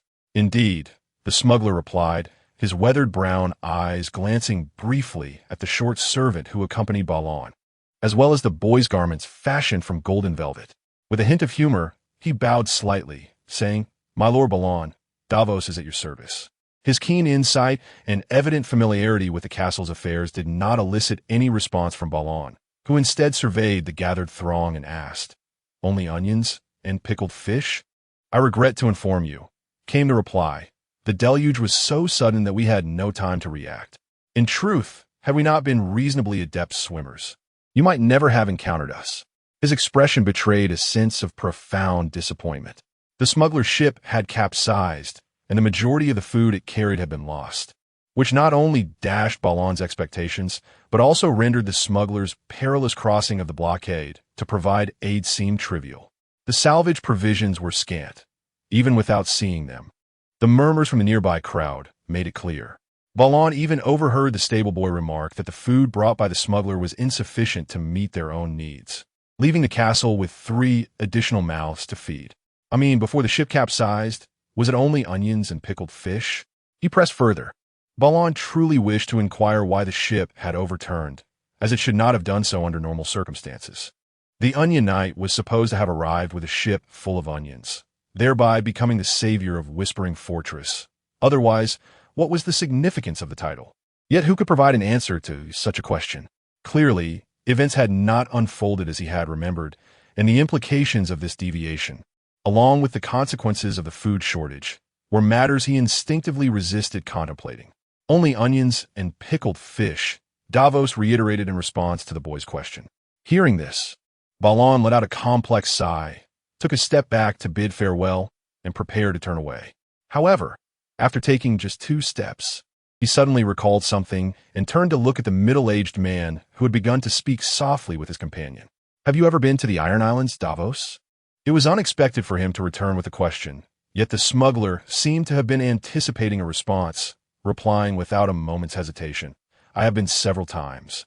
The earliest being a decade ago, and the most recent earlier this year. Are you familiar with the drowning rituals of the Ironborn?" Davos found it peculiar that this nobleman's child would inquire about such matters. Yet he responded, "That depends on what aspect you wish to understand. Death. How can one mitigate the likelihood of dying during the drowning? One could refine rescue techniques post-incident, though the Ironborn priests claimed they were performing the kiss of life. The question remained regarding the drowned. What about the drowned? Loras interrupted. His azure eyes, in the dim light, appeared to transform into 2 shadowy depths, emanating an inscrutable gleam. I mean, if you were the drowned, what could you do to increase your chances of survival? This left Davos momentarily speechless, feeling the oddity of the boy's question. Davos, the smuggler who had risked crossing the blockade, brought some onions and pickled fish, but due to a shipwreck, the quantity was insufficient to alleviate the food crisis at Storm's End. Consequently, for the following days, lunch remained simple and meager. Nevertheless, Loras's attention had recently been entirely consumed by that denture. Whenever he found a moment, he would retreat to his room to observe it, wrestling with conflicting thoughts. The moment his gaze fell upon the denture, he felt an irresistible pull, as if a voice were subtly beckoning him to grasp it tightly. Yet, the implications of such a grip filled him with hesitation. Experiments had shown that clenching it would inexplicably transport him to an island at the far end of Westeros, where he would become a native and ultimately drown, just as in his previous dreams, where he became a knight only to be crushed by his own steed. He did not mind being a knight or a seafarer. Rather, it was the sensation of death that instilled profound dread. However, if the smuggler's advice proved effective, life is about transcending oneself. On the 6th day at lunch, as he poked at 2 desiccated pickled fish with a silver dagger, he suddenly felt contemplative. To possess a treasure trove, yet refrain from seizing, it was akin to marrying a beautiful bride, but being unable to consummate the union. Unable to consummate? The plump boy beside him was bewildered by this remark, blinking in confusion. "What do you mean by that? Your fist? Why can't you? Is it because you haven't eaten enough? Then I can't either." He spoke while stealing a glance at the 2 pitiful pickled fish on Loras's plate. Then looked back at his dark-haired companion. "It seems you really dislike it? Perhaps it is not merely a matter of fists," Bluery interjected with a sidelong glance. "It could very well be a psychological affliction." With that, he thrust the silver dagger, held in his right hand, into the forehead of a deceased salted fish with a satisfying thud. Subsequently, he slid off the long bench and, under the astonished gaze of the portly boy, made his way toward the door. However, after taking a few steps, the dark-haired youth turned back to retrieve the platter of fish. "Having something to eat is certainly better than having nothing at all," he emphasized with a hint of disdain, eliciting a resigned sigh from the stocky boy. "We're planning to venture into the sacred woods soon." Meanwhile, the lanky figure, who had been sneezing while gnawing on an onion, called out to Blurry's retreating silhouette, quickly wiping away the tears that streamed down his cheeks with his sleeve. "Don't forget, you two go ahead," Blurry replied without glancing back, waving his hand dismissively. "I am not one to idly linger." The pair exchanged glances, perplexed. Was he speaking in jest? Perhaps Master Crellies had assigned him a new course? That seemed the only plausible explanation. How impressive it was that he could endure such a tedious endeavor for so long.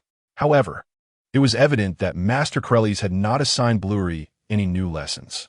Upon returning to his chamber, he placed a platter of salted fish on the side table for later use, then retrieved the set of dentures hidden within a nightstand, grasping them tightly in his hand. His movements were fluid and swift, as if he feared someone might snatch them away. In truth, he was merely apprehensive of his own potential regret.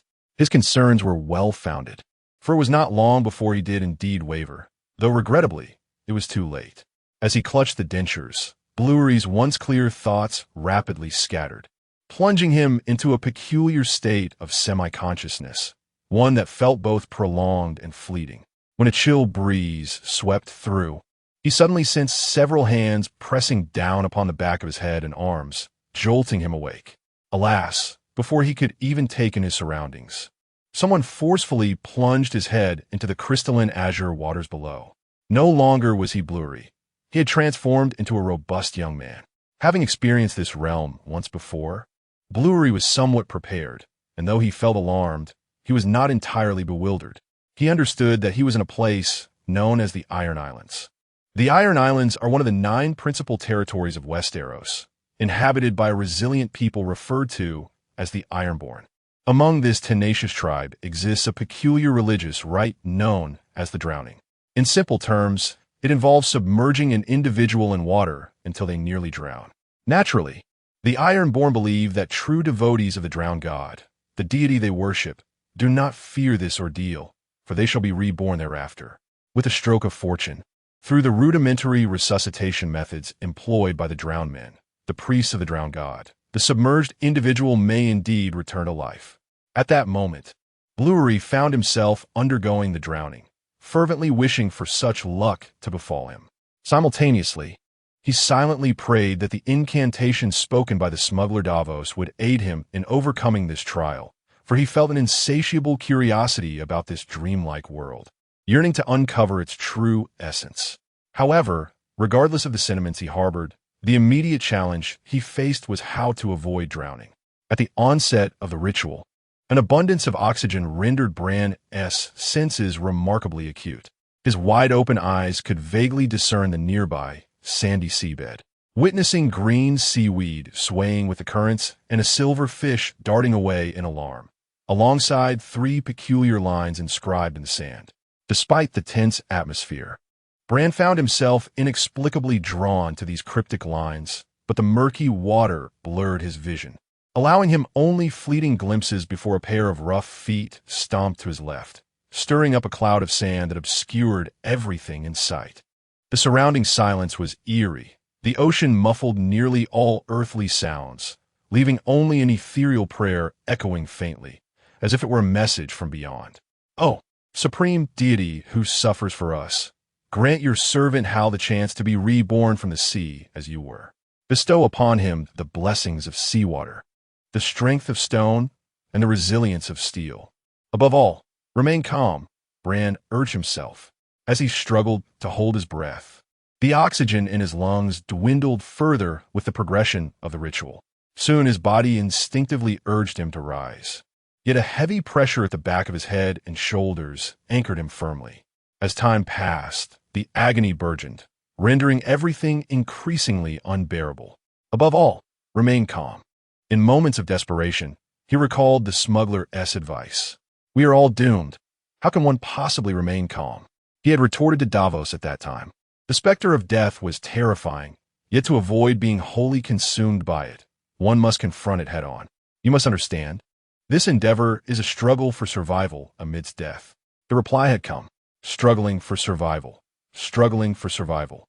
The excruciating pain from holding his breath rendered Bran's thoughts hazy and taut. He fought to suppress himself, suppress, until, in a moment of utter inability to restrain his instinct to breathe, he gasped wide open. The brackish seawater surged in violently. Above all, remain calm. He whimpered to himself. Yet, as his thoughts became ensnared in the torment of drowning, as the icy liquid inexorably invaded his lungs, and as the seawater sent his insides into chaotic convulsions, a contrary notion flickered through his mind. This is utterly absurd. Darkness swiftly enveloped his being, and after an indeterminate passage of time, a refreshing breath of life gradually flowed in from the outside world, accompanied by what seemed to be a roar. The deceased do not perish. It felt as if a sharp-edged pebble lay beneath him, causing considerable discomfort. He longed to push it away, yet his limbs felt stiff and immobile. The deceased do not perish. Another roar resounded, accompanied by a forceful pounding on his back, the reverberations seemingly thawing his entire body. The deceased do not perish. As the third roar echoed, he instinctively felt compelled to respond. Thus he murmured and parted his lips. Surely it would rise again. The other party's shout was a well-known phrase in the customs of the Iron People, allowing him to connect with it. He was uncertain whether he actually voiced the words. Yet everything around him swiftly crystallized. The refreshing sea breeze caressed him, while the cold tide lapped at his feet. The palpable sensation of swelling in his abdomen jolted him awake, prompting him to roll over and bend down violently to cough on the beach. With each cough, seawater was expelled in abundance, and his thoughts grew increasingly lucid. Shadows of figures quietly enveloped him, and he sensed 3 unwavering gazes fixed upon him, as if anticipating something. "It shall rise again," he responded through his agonizing cough, then staggered to his feet, his legs trembling as he stood upon the sandy shore. Shaking, he faced the 3 encouraging gazes and squeezed out the final words of the ritual from between his teeth. With even greater force, the sun hung high in the sky, its rays scorching, yet the breeze by the sea brought a refreshing and relaxing coolness. Having survived, Bluely trembled as he stood in the shallows, embraced joyfully by the 3 drowning men who kissed his cheeks, and then someone presented him with rough linen garments. He then witnessed the 3 drowning men submerging another terrified black-haired youth beneath the water. "O supreme deity, who suffered for us, may your servant." An elderly man clad in tattered black leather, barefoot and dressed in coarse shorts, approached, gesturing for Bluely to follow him. Thus, the fervent and exalted words gradually faded as Bluely turned to depart. This granted him the opportunity to observe his surroundings. He found himself on a curving beach at the island's edge, where sunlight illuminated a throng of armored soldiers bustling about. Some wandered back and forth. Others wielded harpoons to fish in the shallows, while small groups gathered to chat. The sea breeze was pleasant, and among the crowd, a short soldier with brown hair and black eyes raised a wooden cup and shouted as Bluely passed by. "You have passed the ritual. You have proven your devotion. Harl from White Gull Village, we welcome you." The 3 companions seated with him raised their cups in agreement, and more voices around them echoed the sentiment. Bluely, shaking, glanced at them, but the elder leading the way did not pause, so he withheld his words and hurriedly followed. Soon, he encountered more enthusiastic soldiers, some calling his name, while others offered boisterous blessings. As he continued onward, Bluely remained silent, quietly observing the unfamiliar environment. It was evident that the Iron People soldiers stationed along the beach were generally warm-hearted, and they appeared genuine, as did the very island beneath his feet. The soft sand beneath his feet felt incredibly comfortable, while the refreshing sea breeze tousled a strand of his brown hair. Suddenly, a splatter of bird droppings fell from above with a distinct sound. He glanced sideways at the white-green substance sprawled across his shoulder, its scent defying description. Thus, Blarry reaffirmed that he was indeed in a tangible place, rather than an illusion or a dream. What would I encounter if I were to run to Wind's Rest now? A comatose boy? Or, reflecting on the previous dream, he pondered deeply. Yet he was acutely aware that such a task would be exceedingly difficult, as the Iron Islands lay at the far western edge of the continent of Westeros. while Wind's Rest was situated on the eastern coastline. Moreover, he was currently just a brown-haired Iron Man youth, not the black-haired third son of House Baratheon, and thus would never gain entry into the noble lord's castle. More importantly, he seemed not to have arrived here for mere leisure. Frowning in contemplation over the 3 lines of text he had seen while submerged, Blairy suddenly gained insight.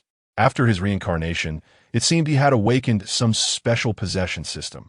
The various knowledge he had acquired could be quantified, and upon reaching a certain level, the knowledge could even yield unique traits.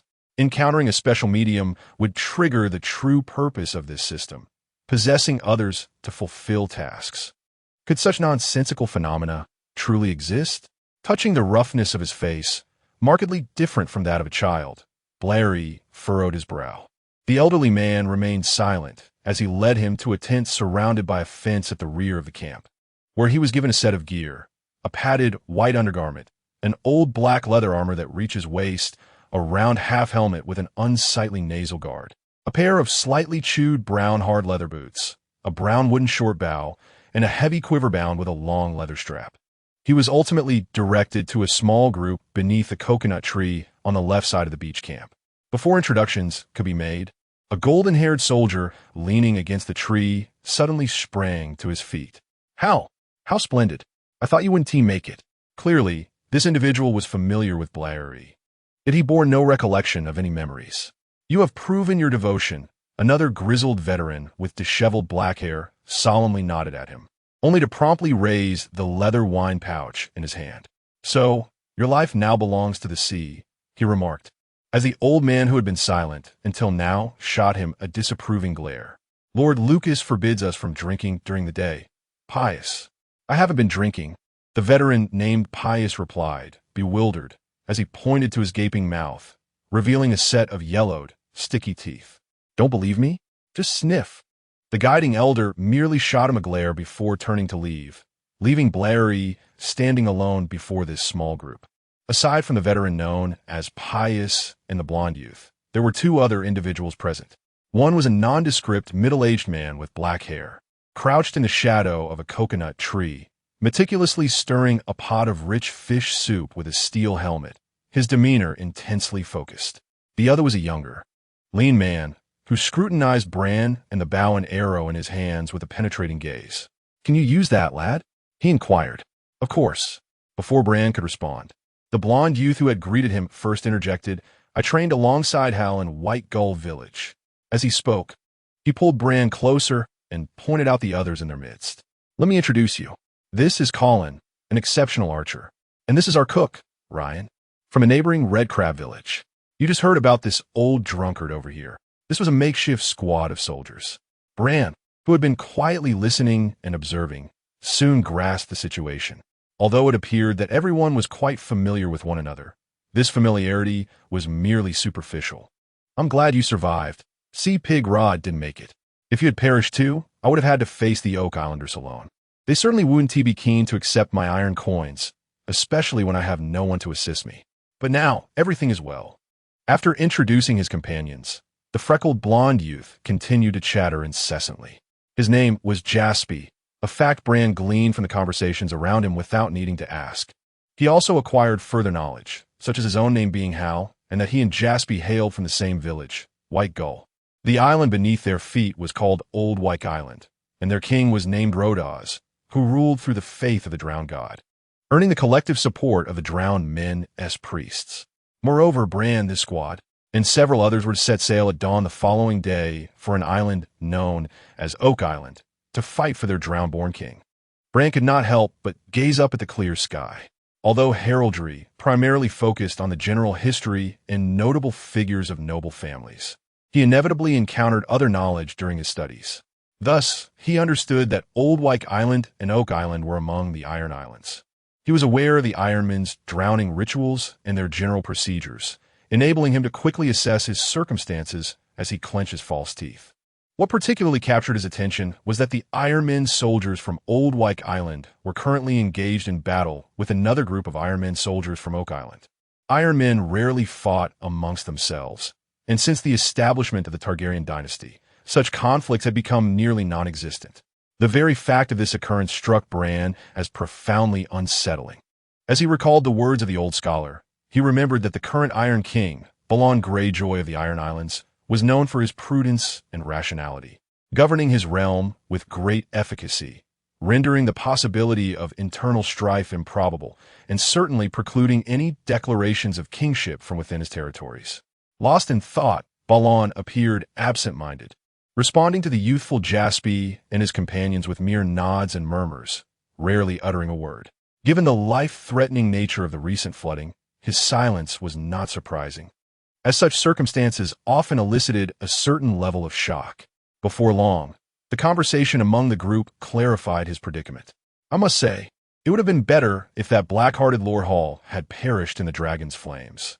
He never considered our lives, preoccupied only with constructing his stone castle in the east. Yet, look now, even stone armor cannot withstand the dragon's spit. The speaker was the old drunkard Pys, who grinned widely, his missing front tooth making his smile particularly noticeable. My uncle was present at the time, and I heard that the black-hearted old king soiled himself in terror before being consumed by fire. The cook, Lane, was serving fish stew with a wooden ladle, casting a doubtful glance at the old drunkard. Are you certain? The entire castle was ablaze, and the black-hearted lord's entire family was incinerated by the dragon. If your uncle had truly been there, how could he possibly have survived? That, I cannot say, the old drunkard replied nonchalantly. Yet, I suspect we possess the blood of Dragonstone. Have you heard the saying? A true dragon fears not the flames. At this point, Balon ceased to listen intently, for it was no longer necessary. In antiquity, the continent of Westeros was divided into 7 kingdoms: the North, the Vale, the Riverlands, the Stormlands, Dorne, and the Crownlands. The Baratheon family, to which Balon belonged, inherited its domain from the ancient Stormlands, bestowed upon them by Aegon Targaryen, the founder of the Targaryen dynasty. Aegon, renowned as the Conqueror, and his 2 sisters, who were also his wives, rode their dragons to conquer 6 of the 7 kingdoms: the North, the Vale, the Riverlands, the Stormlands, and the Crownlands. Only Dorne was subdued later through matrimonial alliances, as it had not yielded during the Conqueror's reign, fiercely resisting the Targaryen dragons. However, resistance was not limited to Dorne.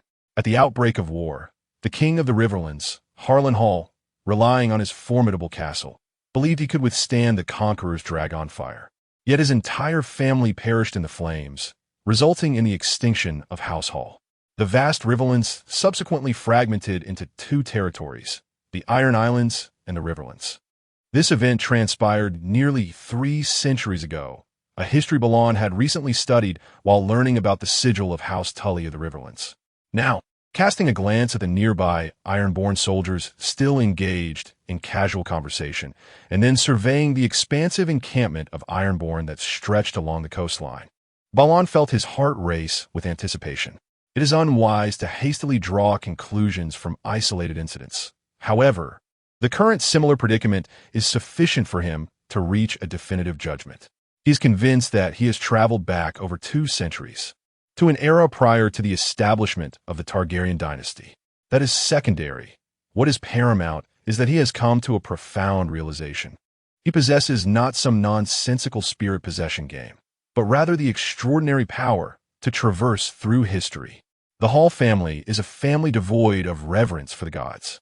On the morning following the deluge, a tall, long-haired man of the Drowned gathered nearly 100 individuals, including the party of Balon, and then proclaimed loudly, "Due to their irreverence, the great Drowned god summoned the Valyrian dragons from the east, incinerating the heartless King Heron and annihilating the entirety of House Hall, which signifies our liberation. Freedom, freedom." Some devout Ironborn echoed his fervent cries, yet at a gesture from the long-haired man, they fell into silence. Despite having liberated themselves from the cruel dominion of House Hall, the great Drowned god deemed it improper to allow his people to be misled by other irreverent pretenders to the throne. Thus he has sent his son, our divine King Roderick, to guide us upon the righteous path. He spoke, raising his arm with fervor, his tone soaring. "Behold, Ironborn, this is the supreme gift bestowed upon us by the Drowned god. No one is more suited to lead the Iron Islands than the son of the Drowned god. and none is more deserving of a seat upon the stone chair. Long live the son of the drowned god. Long live King Roderick. The Ironborn roared, veins bulging in their necks, and many joined in the loud acclamation. Yet, their cheers were abruptly interrupted once more by the angry tone of the long-haired man. However, not all Ironborn recognized the greatness of the son of the drowned god. Not all faithfully follow his will. His speech continued, but Balon, having rolled his eyes, found himself disinterested in such predictable rhetoric. Although he realized he had traversed into the historical realm of Westeros, it provided him little assistance. Despite more than a year of sporadic noble education enabling him to recognize the many crests of Westeros and their associated family legacies and notable figures, he found himself utterly ignorant of the true history of this world. Consequently, he was uncertain of the specific circumstances of his group, choosing instead to adapt and observe, flowing with the current until he could discern the situation more clearly. At this moment, he mingled among the crowd, donned in a worn black leather jerkin, with a quiver and short bow slung over his shoulder, standing tall in an appearance that suggested he was ready for action. In truth, Balon was indeed preparing to leave the beach, setting his sights on a place known as Oak Island. Oak Island was the very stronghold of those irreverent foes spoken of by the long-haired man, and their objective was, naturally, to confront that group. The goal of Lannister was also Oak Island, but this was not merely a matter of following the crowd. It was also due to the 3 lines he had seen yesterday amid the flood, successfully arrived at Oak Island, killed 7 Iron Men, and prevented King Roderick from jumping into the sea. Clearly, his abilities extended beyond mere time travel. However, this revelation rendered Lannister even more vigilant. Since birth, he had sensed the emergence of such information manifesting upon him, yet he remained uncertain about its true nature. How did it appear? What was its purpose? What was its connection to him? Could it pose any harm? Many questions lingered, for this likely pertained to his future fate, and normal individuals would never possess such things. Yet prior to that strange dream, before he gripped the false teeth, the information that had surfaced did not reveal any clues, save for the subtly shifting numbers as he delved deeper into the study of heraldry. Now, with this phenomenon undergoing a new transformation, Lannister naturally placed great importance on it. But he also grew more cautious. On one hand, he coveted the transcendent power that the term Golden Finger might imply. On the other hand, he feared the potential traps it might conceal. Nevertheless, beneath this caution, an instinct made him find his suspicions rather absurd, as if a voice within him continuously posed the question, should you be worried about yourself? Instincts aside, Lannister never forgot to harbor doubts regarding his golden finger, for he could not comprehend its essence. Yet, he did not resist. He could not ascertain whether it was beneficial, but who could definitively declare it malevolent? Thus, he deemed it acceptable to observe while attempting to accomplish those 3 tasks. However, another dilemma arose. If he truly mingled with those around him to fulfill these missions, he would inevitably find himself thrust in a battlefield, potentially falling victim to a hail of arrows. Lannister did not mind the prospect of his own demise, for recent experiences had shown him that dying here would only return him to a point outside this history, back to Windy Keep, where he would continue to be the 3rd son of House Baratheon. Yet the agony accompanying death was intolerable. Better to live in a miserable state than to die. Each day survived was a small victory. Ideally, he would complete one task and see what transpired, perhaps receive a reward. Who would bestow it? The journey to Oak Island seemed relatively straightforward. He pondered, what would happen if he fathered a son here? Would he have a whole lineage of descendants 300 years hence? The young man with chestnut hair was lost in thought. After standing by the seaside under the scorching sun for nearly an hour, the drowned priest with long, dark gray hair concluded his pre-departure speech, gesturing for the more than 100 Iron Men soldiers to board a well-prepared 3-masted warship. With so many Iron Men boarding, the hold beneath the deck soon became overcrowded. After receiving a straw mat, Lannister and a few familiar faces from his squad set up a makeshift bed at the edge of the deck. The cool sea breeze caressed the deck where over 100 soldiers languidly awaited the conclusion of their voyage, laughter and chatter filling the air, creating an atmosphere of leisure. Hal, once we reach the battlefield, You will follow closely behind me, declared the serious blonde youth, Jasper, leaning against the ship's railing. My axe is far superior to your bow, so I shall take the lead while you provide cover with your arrows. Blaine wished to retort that he had no skill with a bow, but the words failed to escape his lips. Instead, he nodded at Jasper's youthful countenance, contemplating how to navigate the impending challenges ahead. Unaware of his companion's unease, Jasper continued to chatter on. We have yet to step onto the battlefield, so we cannot rush to the front unless commanded by our elders. I hope someone will accept my iron payment, so that upon my return, I may be recognized as a true Ironborn. Yet, my father insists that as long as I return, all will be well. How? Has your father ever spoken such words to you? I don't recall, Blaine replied honestly. Are you homesick? Jasper inquired, a hint of surprise in his tone. You used to be quite the talker. Were you not as well? Blaine deflected, for he possessed no memories of a previous life, and thus, the best course was to return the question. I'm not. I am a strong individual, and strong individuals do not pine for home, Jasper asserted, extending a grayish-white pebble tinged with a warm hue towards Blaine. Here, this is a stone I picked up at my doorstep before departing. I hope it brings you some cheer. Blaine examined the stone, accepted it with gratitude, and Jasper earnestly continued, The drowned god will protect us. Surely, he will. The great king of rods will pray for us as well. How? Remember to stay behind me when the time comes. We shall return, bearing the identity of true Ironborn. The youth's voice brimmed with anticipation, and Blaine wished for his fulfillment. Yet, the whims of fate are unpredictable. The summer sea resembled a capricious matron in her prime.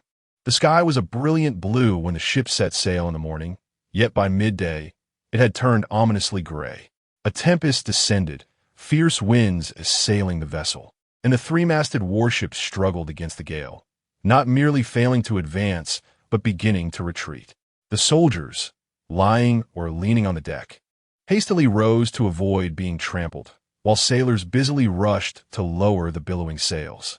Unfortunately, a young sailor with red hair lost his footing from a height, letting out a piercing scream as he plunged into the tumultuous sea, vanishing in an instant. We need not fear the wrath of the storm god, for the great drowned god has already opened the gates to his magnificent palace of flowing waters. Let's not forget that the son of the drowned god himself has sounded the call for us to advance. On the deck, a long-haired figure clad in a coarse robe of gray, green, and blue billowed in the wind, brandishing a makeshift staff above his head. His weathered face, reminiscent of an old farmer, flushed with excitement as he roared, embodying fervor and resolve. A stray wisp of gray hair, caught by the wind, fortuitously found its way into his throat, causing his inspiring words to falter abruptly, leading him to bend over and cough violently amidst the tempest. Harl, be cautious. The words carried by the wind sounded faint. Blue Lyle, gripping the taut ropes beside the ship, strained to turn and noticed a rolling wooden barrel hurtling toward him with alarming speed. Cursed misfortune. After muttering a soft curse, he dropped to the deck as the oak barrel whizzed perilously close to his scalp. He then clung desperately to the base of the mast, refusing to let go. The storm raged fiercely, and the torrential rain poured down like arrows, transforming the elongated hull of the warship into a mere speck of black pepper floating in a boiling pot. Several times, the ship leaned perilously close to being parallel with the sea, only to right itself at the last moment, a narrow escape from disaster. Yet, such fleeting luck offered little assurance. As long as this terrifying tempest persisted, the vessel named the Invincible Midwife would struggle to navigate through the turmoil. Was it not a simple task, merely to make haste? Rain-soaked, Blue Lyle wiped his face with great effort and spotted Jaspy, a fellow villager, screaming as he rolled across the tilted deck. He quickly extended his leg to shield him. His foot barely caught the tail of the blonde youth's dark leather armor, prompting a loud expression of gratitude from a boy, though Blue Lyle felt as if his ankle had been cleaved in two by the hardened leather. Regrettably, his selfless act bore no fruit. In the midst of the turbulent storm, as an even fiercer gale struck, the Invincible Midwife swayed violently, as if a colossal sea monster beneath the waves were dragging the fragile vessel down, shaking the very earth. Many iron-born soldiers were flung overboard, their screams echoing in the chaos. The blond youth he had just saved was among them, and Blue Lyle watched helplessly as the boy's desperate face vanished from sight. A heavy stone settling upon his chest, making it hard to breathe. Your father awaits you back home. A fleeting thought crossed his mind. Yet, he had no time to dwell further. Amidst the thunder and lightning, the already slick mast finally slipped from his grasp. The brown-haired youth plunged into the sea. The storm ravaged the ocean, and the world beneath the surface swayed violently, as if some deity of the sea were playfully tilting its fishbowl for amusement, causing the creatures within to tumble helplessly. Darkness, coldness, and infinity enveloped them. The deep sea swallowed the three-masted warship amidst the lightning storm, devouring the iron-born soldiers like mere specks of dust, along with their hopes of conquering the enemy camp. It was not until the following day that this calamity began to subside, ultimately giving way to calm waters.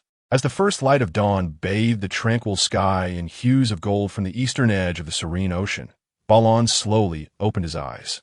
Initially, he gazed vacantly at the profound yet cloudless heavens, but soon he seemed to recollect something, raising his robust arms before him, feeling an overwhelming sense of disbelief. Am I truly alive? How could a non-swimmer, thrown into an endless abyss during a violent storm, possibly survive? While he pondered this perplexing question, a voice emerged from nearby. "Won't die. Just roll over." Balon turned towards the sound, and a familiar visage came into view. Disheveled black hair, a round chin, a nose marred by the bottle, and several deep wrinkles on his forehead, presenting an appearance both aged and unappealing. Dressed in a coarse linen tunic, his long trousers were drenched, and his somewhat stooped back leaned against the bow of the small, mastless boat, vigorously shaking a leather wine sack, the hollow sound echoing his evident disappointment. The old drunkard, Pies, from his party, Balon recognized him. At the same time, he realized he was lying at the edge of the boat's deck. The deep-sea surface perilously close to his cheek, less than half a meter away. "Did you save me?" he inquired as he propped himself up, instinctively furrowing his brow. He felt as if he were utterly drained, a profound weakness enveloping him, while his stomach grumbled, betraying his hunger. "It's the cook. He is smarter than us." Before being thrown overboard, he at least managed to hold onto the deck, Pies remarked, gesturing toward a brown-haired, middle-aged man seated at the stern, deeply engrossed in rubbing something between his hands. Upon hearing, the man looked up and smiled at Balon. "Are we the only ones?" Balon could not help but ask, scanning the small boat. "What about the others? Have you seen Jasper, the blond one from my village? The great water god will open his majestic palace to our suffering brethren, and your friend shall become an esteemed sailor within his halls." The last member of the boat weakly smiled at him. This individual, robustly built with unruly gray-black hair cascading over half his face, was clad in a tricolored robe of gray, green, and blue, and was indeed the leader of the drowned priest. "The great water god has not forsaken us. Look, he has sent his devout servant, Ryan, to rescue us from the wicked clutches of the storm god." He spoke, his voice strained, ultimately succumbing to a fit of painful coughing. "Indeed, this is the will of the water god," the old drunkard muttered beside him. "Why did he not simply return us to the island? We cannot fathom the divine with mortal understanding," the long-haired drowned man explained with great effort amidst his coughing. "Yet he evidently has other plans for us." From a close perspective, he no longer bore the air of an arrogant prophet as in their previous encounters. Instead, he resembled an ordinary farmer in his 40s. Regrettably, Balon had little interest in the words spoken, silently mourning for the blond youth for a brief moment before shifting his focus elsewhere. The cerulean waters ripple beneath the small boat, whose mastless hull gently rises and falls. In the dim surroundings, for individuals are positioned around the vessel, creating an illusion of spaciousness. Beyond the boat, the vast expanse of the ocean stretches endlessly, enveloped in a dreary, grayish sea that blankets the horizon in all directions. A thin mist clings to the water's surface, casting a shadow over the heart of Bran. Despite his concerns regarding their current predicament, he does not find himself in despair. After surveying his surroundings, he turns his gaze to the chef, Ryan, who is engrossed in his tasks. Ryan's nickname, bestowed by a golden-haired youth from their village, soon proves to be a misnomer, for he is far more than merely a cook. The supplies aboard the boat are scant. A bundle of coarse rope, 2 tattered linen cloaks complete with bronze clasps, a bow, a half-filled quiver of arrows, a short axe, 2 long axes, and some miscellaneous items, though these appear to be of little use. Ryan ingeniously fashions a rudimentary fishing rod from them. Simultaneously, he carefully retrieves a piece of blackened bread wrapped in linen from his pocket. The bread, wilted and moldy, has even absorbed water, yet Ryan skillfully extracts a plump, white maggot from it. "Have you come prepared?" Bran inquires, leaning closer. "We, the folk of Lonely Light Island, are accustomed to keeping a few worms on hand," the chef replies proudly. "With these, if we catch a fish, we shall have ample bait for our feast." Lonely Light Island, a diminutive isle in the Iron Islands, is known to Bran, for it lies at the westernmost edge of the known world. Beyond it lies an uncharted, boundless ocean. As long as bait is plentiful, the inhabitants of Lonely Light Island are assured of never starving at sea. As Ryan speaks, he deftly sets the maggot bait and takes a seat at the stern to commence his fishing endeavor. Noticing Bran's interest, he begins to elaborate. "I am not well acquainted with these waters, but as long as we remain within the Sunset Sea, I can tell you where various fish reside. Of course, the fish are not always compliant. One must understand their habits." And he proceeds to discuss common fish species and fishing techniques. Unable to contain his curiosity, Bran interjects, "Will our conversation not scare the fish away?" "That depends on the type of fish," Ryan, the more seasoned fisherman, replies. "Some will flee, while others may approach. You see, the water is quite clear, and timid fish will not venture near the boat once they sense its presence, let alone when they hear noises." As he speaks, he raises his fishing rod with vigor, revealing a large, silver-scaled fish with a pointed tail thrashing at the end of the line, seemingly unwilling to relinquish its grip on the hook. The fisherman lifts the fish triumphantly, gesturing to Bran, "Behold, these teeth embolden it." Bran, intrigued, gazes at the formidable creature adorned with sharp fangs. Despite the modern world's vast exposure, he realizes he has never encountered such a fish before. "Tell me, lad, do the people of White Gull Village survive solely by scavenging stones?" The small boat was modest in size, and the old drunkard nearby could clearly observe everything that transpired. Unable to suppress a derisive chuckle as he remarked, still preoccupied with the fisherman's daughter, "Are you?" There was no truth to his words. Balon cast a sidelong glance at him, but chose to ignore the man, instead offering to assist the fisherman who was still engaged in angling. The fisherman, being of a frail physique, yet holding a position of authority, found the drunkard insufferably brazen. It was evident that relying solely on the chef's efforts would not suffice for an extended duration, given the uncertain fate of the boat. Quickly assessing the situation, Balon determined it would be wise not to take advantage of the hospitality offered. "Very well," the fisherman conceded, "but you must procure your own tools." Balon nodded in agreement, and as the fisherman maintained his fishing posture, he began to provide verbal guidance.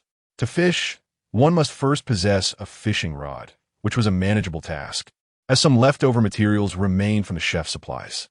However, witnessing others craft a fishing rod appeared deceptively simple. When Balon attempted it himself, the reality proved quite different. With the old drunkard incessantly offering misguided advice from the sidelines, it took nearly an hour for Balon to finally secure the fishing line to the long rod. Yet, upon completing this task, he experienced an unexpected boon. "You have acquired a new skill, fishing gear crafting LV1. Accompanied by this quietly materializing notification, vivid images of his recent endeavor to create the fishing rod flooded his mind, firmly etching themselves into his memory. With a mere thought, Balon could recall any inconspicuous detail from the process. He did not feel particularly exhilarated, as he doubted he would find practical use for this skill in ordinary circumstances. However, he was intrigued by the mechanism behind the appearance of such notifications. He had assumed that in this historical scenario, no information prompts would be visible, as he had not witnessed any attributes manifesting when he observed himself. Yet, it seemed that the reality was more nuanced than he had originally believed. He lowered his gaze to scrutinize his current form, yet still no words indicating race or level materialized. The effects remained in play. But only an authentic body could reveal such attributes, he surmised, as he sat at the bow of the boat. Utilizing a piece of fish meat caught by the fisherman as bait, another notification drifted into his consciousness. You have acquired a new skill, Fishing LV1. This information coincided with the moment a silver-scaled, short-tailed fish was pulled from the water, glistening under the sun's warm embrace. The fish, lively and vigorous, splashed water everywhere until it was silenced by the old drunkard's axe. The old man then began to voraciously consume the fish, disregarding its scales, mumbling through mouthfuls. But only dead fish do not bite. Casting a few exasperated glances at the brazen man, Balon rolled his eyes and turned back to his fishing. Unfortunately, his subsequent catch was rather meager. Lacking paddles and uncertain of their direction, the small boat aimlessly drifted across the vast expanse of the deep ocean, occasionally propelled forward by the waves. The old drunkard and the long-haired fisherman leaned together, while the two anglers sat at opposite ends of the boat, waiting until their provisions gradually became more plentiful. Thirsty, one might resort to drinking seawater, savoring its hint of salt, believing that a sip will not lead to demise.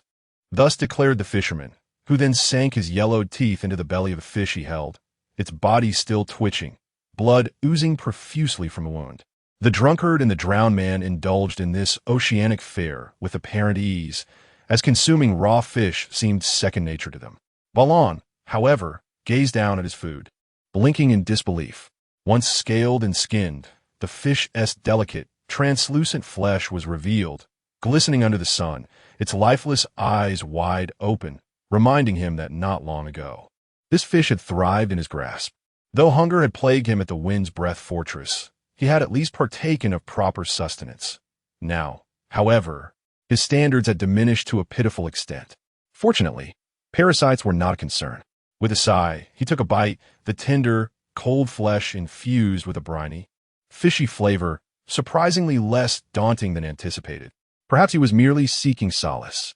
On the second day, post-drowning ritual, as they set sail, they encountered a tempest that afternoon. In the brief span of a day, Balon gradually acclimated to life adrift at sea, surrounded by the vast, unending ocean. The only movement came from the small vessel beneath him, which left him feeling as though he were imprisoned in a narrow maritime cell.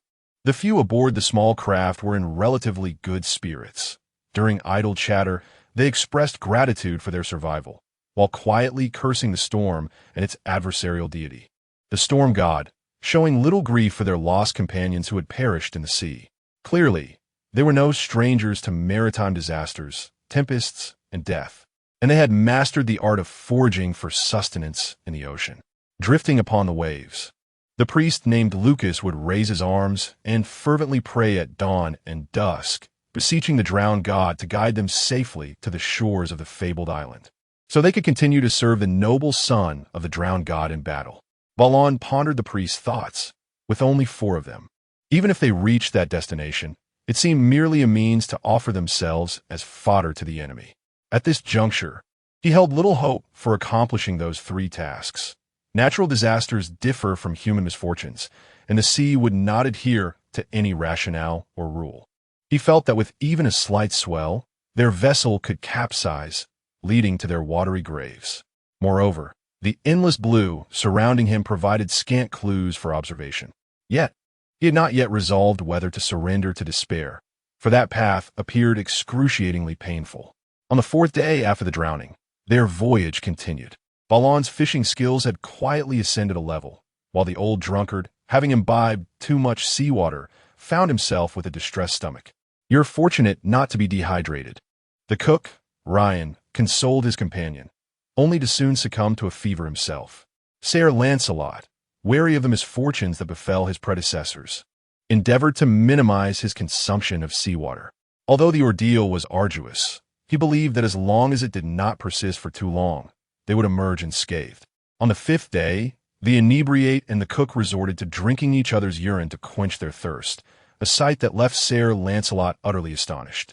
That very evening, however, a large, tightly sealed cask of wine drifted towards their small vessel, resolving their dire need for fresh water, accompanied by a generous platter of sour, aged cheese. The two who had been drinking urine seemed to harbor a tinge of regret, though their weathered faces revealed little emotion. Simultaneously, this timely supply alleviated the cook's feverish condition somewhat. By the 6th day, despite the cook still appearing rather feeble, the seasoned fisherman from Lonely Light Island had regained a semblance of his former vigor as he spoke, shedding the pallor of his earlier illness. Yet, in the face of the seemingly endless ocean, his spirits remained notably low. "I may not have much longer to live," he declared, casting a glance towards the drowned priest, who was curled up against the ship's railing. "Will the great drowned god desire the service of an old and useless fisherman like me, Lord Lucas?" His voice trembled with anxiety and anticipation. The priest nodded solemnly in response, stating, "The drowned god's palace beneath the waves will welcome all faithful Ironborn, provided they meet their end upon the sea." Thus, the cook, Ryan, smiled with satisfaction. However, matters did not escalate to that extent, for on the 7th day at dusk, circumstances shifted. The setting sun bathed the ocean in a brilliant array of colors, while the small vessel swayed with the waves. The old fisherman stood at the bow, raising his hand to peer into the distance, and upon noticing something amiss, his weary eyes widened in shock, his voice involuntarily rising. "A ship! Come quickly!" At his exclamation, everyone hurried to the bow to gaze out. Yet, upon recognizing the ship's billowing sails, the long-haired drowned man suddenly slumped back against the deck, his expression despondent. "The sea monster's flag! Drowned god save me! That is a ship of House Greyjoy!" Amidst the vastness of the ocean, the sails, swollen by the sea breeze, resembled 3 ferocious sea monsters.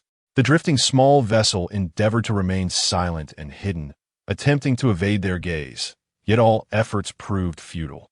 As the long-haired drowned man confirmed the identity of the approaching vessel, the 3-masted warship surged towards their position. Despite knowing escape was impossible, the small ship nevertheless began to turn and flee.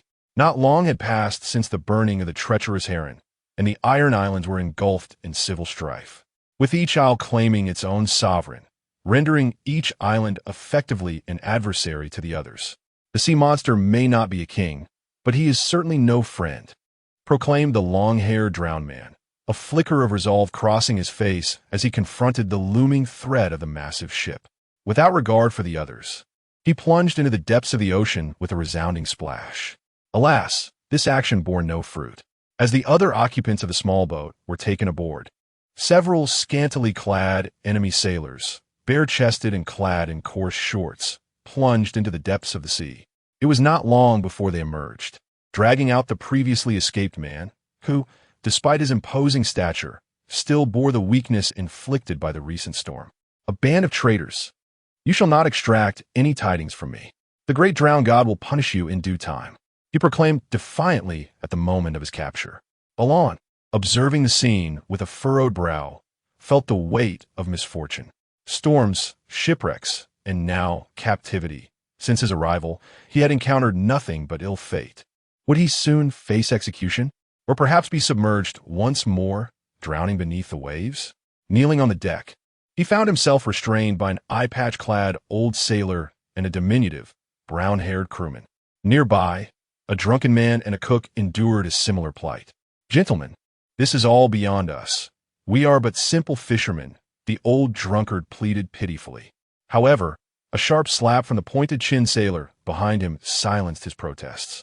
"This journey is long, and I can hardly find any amusement," remarked one sailor, licking his lips just as the onlookers began to stir restlessly. A chorus of shouts erupted. "Captain, we've captured a drowned man." Balon lifted his gaze in response to the commotion, and a tall, rugged man with a prominent nose and deep-set eyes pushed through the throng of sailors. It was Victorian Greyjoy. The drowned priest clenched his teeth at the sight. The newcomer's lips were pursed, and though not fully armored, he donned leather armor and sturdy boots.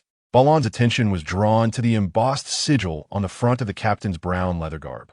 Like the ship's sail, it depicted a golden sea creature resembling a giant squid against a black background. However, unlike the sail, this emblem was close enough for Balon to scrutinize. The surname Greyjoy was familiar to him. stemming from memories of a tragic eunuch and a deranged individual with the power of teleportation, though primarily informed by the education he received in his current life. Regardless of past lives, he understood that the Greyjoy family in the Iron Islands held a status akin to that of the Baratheons in Storm's End, belonging to the ranks of lords, dukes, and high nobility. That, however, was a reflection of Balon's former era.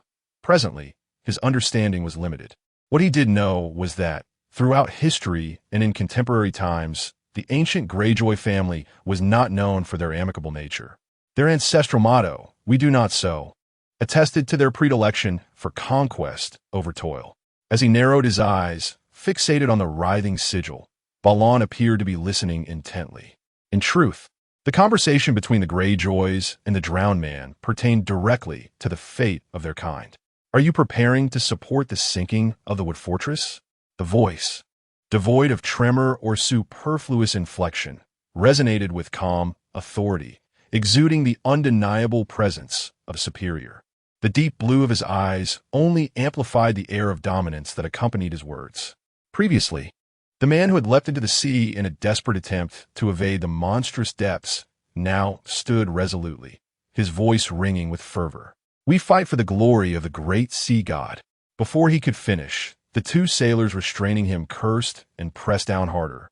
Yet this only fueled his indignation further. "The deities shall punish you, traitorous wretches," he declared defiantly. "Indeed, we shall see." The man could not embody the greatness of a sea god, especially not you fools who revere this so-called divine heir. The newcomer, his face devoid of expression, issued a command to the sailors. "Release him." The man regained his footing unsteadily. "This is merely an insignificant step on your path to redemption," he proclaimed. This statement elicited a bemused chuckle from the leader known as Vicon. "I am not foolish enough to take you to the island for punishment." Many would perceive that as a provocation against the sea god. He responded, "And I have little patience for your ramblings. Thus, if you do not surrender now, this ocean shall be your final resting place." In response, the man laughed heartily. "We hail from the sea and shall inevitably return to it. Come fort. I am ready to enter the grand palace of the great sea god. So be it." Vicon Greyjoy waved his hand dismissively and turned away. For him, this was clearly but a minor interlude. 3 captives were then seized, prepared to be cast into the depths. At that moment, a voice unexpectedly pierced the air. "According to custom, captives may be redeemed." King Vicon Greyjoy turned to regard the speaker with a look of newfound recognition, yet the subsequent utterance piqued his interest. "The man is named Lucas. He is highly favored by the king. Spare him, and you may acquire something far more valuable than a mere corpse." The customs of the Greenlands do not apply here. Gazing at the brown-haired, blue-eyed youth nearby, Greyjoy remarked, "Moreover, the sea man is not a lord. Keeping him would only invite trouble." "Then interrogate him," the youth suggested. "You seem to be heading to the Isle of Oak? What a coincidence. We were bound there as well, until we encountered a storm. Are you not curious about our original intent?" "Whatever your purpose may be," Greyjoy interjected, "it has already sunk into the sea along with the storm. If that were the case, why did the sea man flee?" The brown-haired youth, known as Bran, countered. He understood fully that without a ship, jumping into the sea would only lead to his demise, yet he chose to do so. He also knew that if he displayed any defiance, you would not spare him, and indeed, here you are, preparing to cast him into the sea. Does that not fulfill his wish? You know the details? "I am but a foot soldier," the youth replied, his tone tinged with dissatisfaction. "Aside from knowing we are to fight for the king at the Isle of Oak, I am unaware of anything else, not even who the enemy is." "Do you find that normal? What secrecy lies in not disclosing the identity of the enemy?" The words elicited a subtle change in the expression of the nearby drowned man, who immediately erupted in a torrent of invective, hurling accusations of treachery and calling him a chameleon. However, Balon merely cast a fleeting glance at him before dismissing him entirely. He maintained that a living drowned man might not hold any utility, but a dead one was undoubtedly worthless. Upon hearing this, Victarion Greyjoy instinctively touched the handle of the silver axe strapped to his waist. After a moment of contemplation, he commanded the sailors to temporarily confine the ranting drowned man. then turned his attention back to the brown-haired youth with a newfound interest. I might consider sparing the drowned man, but there is no justification for keeping you knowledgeable ones. We had just betrayed Old Wyke, Balon frankly stated. If we were to betray you as well, then your chances of survival would be utterly extinguished. As he spoke, he glanced at the old drunkard and the cook beside him. The former nodded vigorously in agreement, while the latter hesitated, but eventually acquiesced under the watchful gaze of several sailors. But what value do you possess? The other inquired coolly. The cook, Rain, is exceptional at making stew, Balon replied, referring to the trembling figure kneeling nearby, who hailed from the Isle of Lights rather than Old Wyke, a place renowned for its skilled fishermen. Every sailor on this ship would attest to that. A bald sailor nearby burst into laughter, exclaiming, "What use do we have for a fisherman? We have no shortage of cooks. A fisherman may seem useless, but in battle, you will always require someone to take the fall," Balon countered. "Regardless of your opponent, place him at the forefront. The cost is merely a trivial amount of provisions. Keeping you would necessitate assigning someone to keep watch over you. A chameleon is hardly trustworthy." The laughing sailor's mirth faded, and he shook his head. "You cannot possibly expect us to be your only captives. There are none now, but there will certainly be others in the future." Balon chose to disregard the man's expression and instead focused on the only individual present who could make decisions. The black-haired one. Give him a jug of wine before battle, and he will display more valor than anyone else. Indeed, the old drunkard nodded vigorously in agreement. He lacked the spirit of the drowned man. Throughout their journey, Balon had discerned that this man held little reverence for the drowned god, enlisting merely to profit from the spoils of war. "What about you? Do you wish to be another casualty?" King Victorian did not spare a glance at the other two, his gaze locked onto the clever brown-haired youth before him, interest mounting in his eyes. All this dialogue was merely a prelude to that final inquiry. Balon inhaled deeply, straightened his back, and declared, "I can read and write." The moment the words escaped his lips, he sensed a complete shift in the way those around him regarded him. As the interlude concerning the captives concluded, the warship known as the Reaver set sail once more. The boy from White Gull Village, Har, had transformed into a scribe under the banner of House Greyjoy. Despite his handwriting being hasty and exaggerated, and his literacy not yet encompassing every text, he still performed his duties competently, garnering the approval of the elder scribe overseeing him. At first glance, it may seem astonishing, yet individuals of culture are a rare breed in the Iron Islands. Here, mere literacy qualifies one as a cultured person. The land is barren, customs are savage, and for ages, the inhabitants have subsisted through plunder. Despite their axes and iron swords being exceedingly sharp, their deficiencies in literature and arithmetic are glaring. The common folk remain illiterate, and the nobles fare no better. Throughout the island's history, there have been but a handful of literate kings among them. This cultural desolation persisted for centuries, with little improvement even after the Iron Islands pledged allegiance to the Targaryen dynasty. It was not until the era of Quellan Greyjoy, during the time of Balon, that the introduction of a scholarly class began to alter this state of affairs. Of course, the absence of culture does not imply a lack of desire for it. Although the ordinary Iron Men regard the literate as mere sorcerers wielding strange powers, the lords and even the kings recognize the necessity of such specialized talents. However, their approach to acquiring these skills remains one of plunder, akin to their methods of obtaining scarce resources. In the broader realm of Westeros, while literate individuals are indeed more numerous than in the Iron Islands, they still represent a relative scarcity. Hence, it is not difficult to comprehend why Balon achieved his remarkable rise. Yet, despite this, he did not earn trust, and there were still those who kept a watchful eye on him during his endeavors. Balon remained indifferent to such scrutiny. His sole aim was to ensure a modicum of favorable treatment in the journey ahead, with no further expectations. Beneath the clear sky, the somewhat cumbersome vessel known as the Pillager sailed leisurely across the ocean. The oil lamp, suspended from the ship's beams, swayed rhythmically with the vessel's motion. Below deck, in one of the cabins, an elderly man with graying hair sat opposite Balon, intently observing him as he penned a letter. Only when Balon completed the final stroke did the old man relax his gaze. "You possess the aptitude to become a scholar," Yet alas. You were born in the Iron Islands, he remarked. Balon responded with a shy smile, choosing not to elaborate. The ability of the spirit's emblem was rather enigmatic. Initially, it had revealed to him a scene of the corpulent Isman failing to clean himself after relieving himself, as well as the potential treachery of the instructor at Whispering Castle.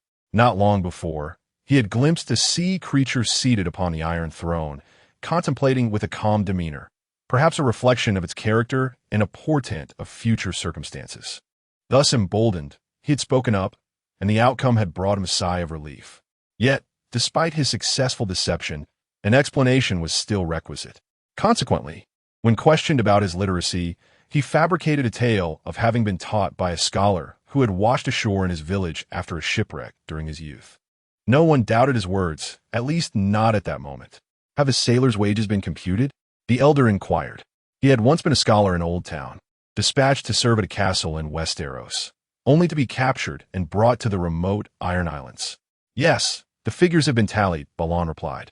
I shall present them to the treasurer shortly. What the tattered tome that the leader of the Ironborn seeks? Are there areas that elude your comprehension? Most of it is intelligible, but there is one term I find perplexing. As he spoke, he extracted a stack of parchment from the table before him and pointed to a particular passage. Under the dim light, the elder leaned in, scrutinizing the text for an extended duration before elucidating. That term refers to excrement, and the complete sentence implies that dragon droppings are scalding hot. A certain Valyrian slave was even drenched in dragon dung, and cooked alive, he began to explicate the text word by word, while Balon Greyjoy listened attentively. Following the demise of their king at the hands of dragon, the entire Iron Islands buzzed with discussions regarding these beasts, and the captain of the Reaver, Victarion Greyjoy, was especially engrossed in acquiring any knowledge related to dragons. He employed various methods to amass fragments of text containing information about dragons, insisting that the elder read them aloud to him.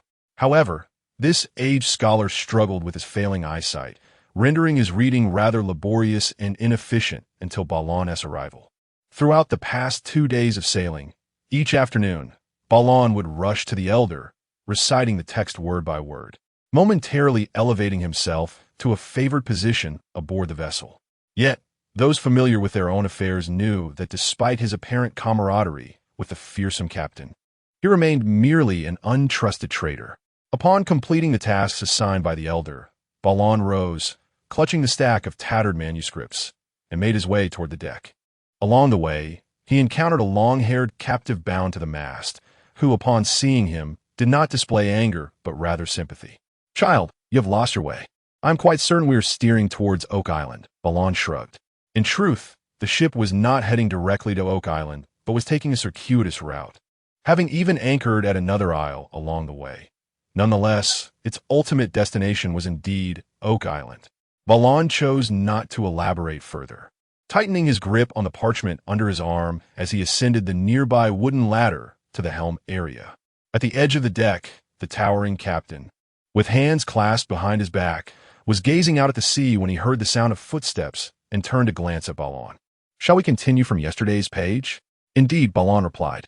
He did not presume that the captain would harbor much curiosity about whether dragon dung could be lethal.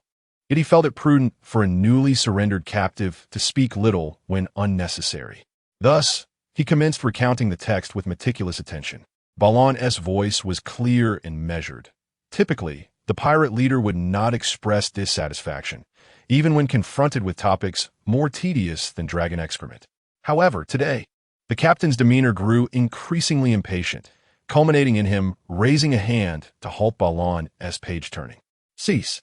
Upon the cessation of Balon's narrative, the captain, his gaze fixed upon the sea, remained silent for a moment before murmuring, "Do you know why I listen to you read from these books all day? It is evident that you wish to contend with dragons," Balon replied, not feeling the need to conceal the truth. Victarion Greyjoy nodded in affirmation. Upon the demise of King Heron, the entire archipelago was instantly fragmented, with some foolish individuals hastily vying to declare themselves sovereigns.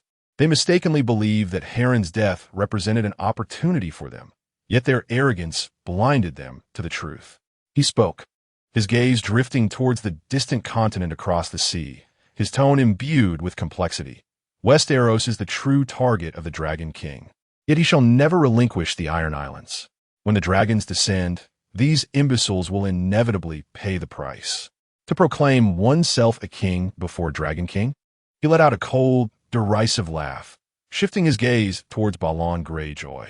You are an astute man. Why do you pledge allegiance to that drowned man, Roderick, who is destined to be burned?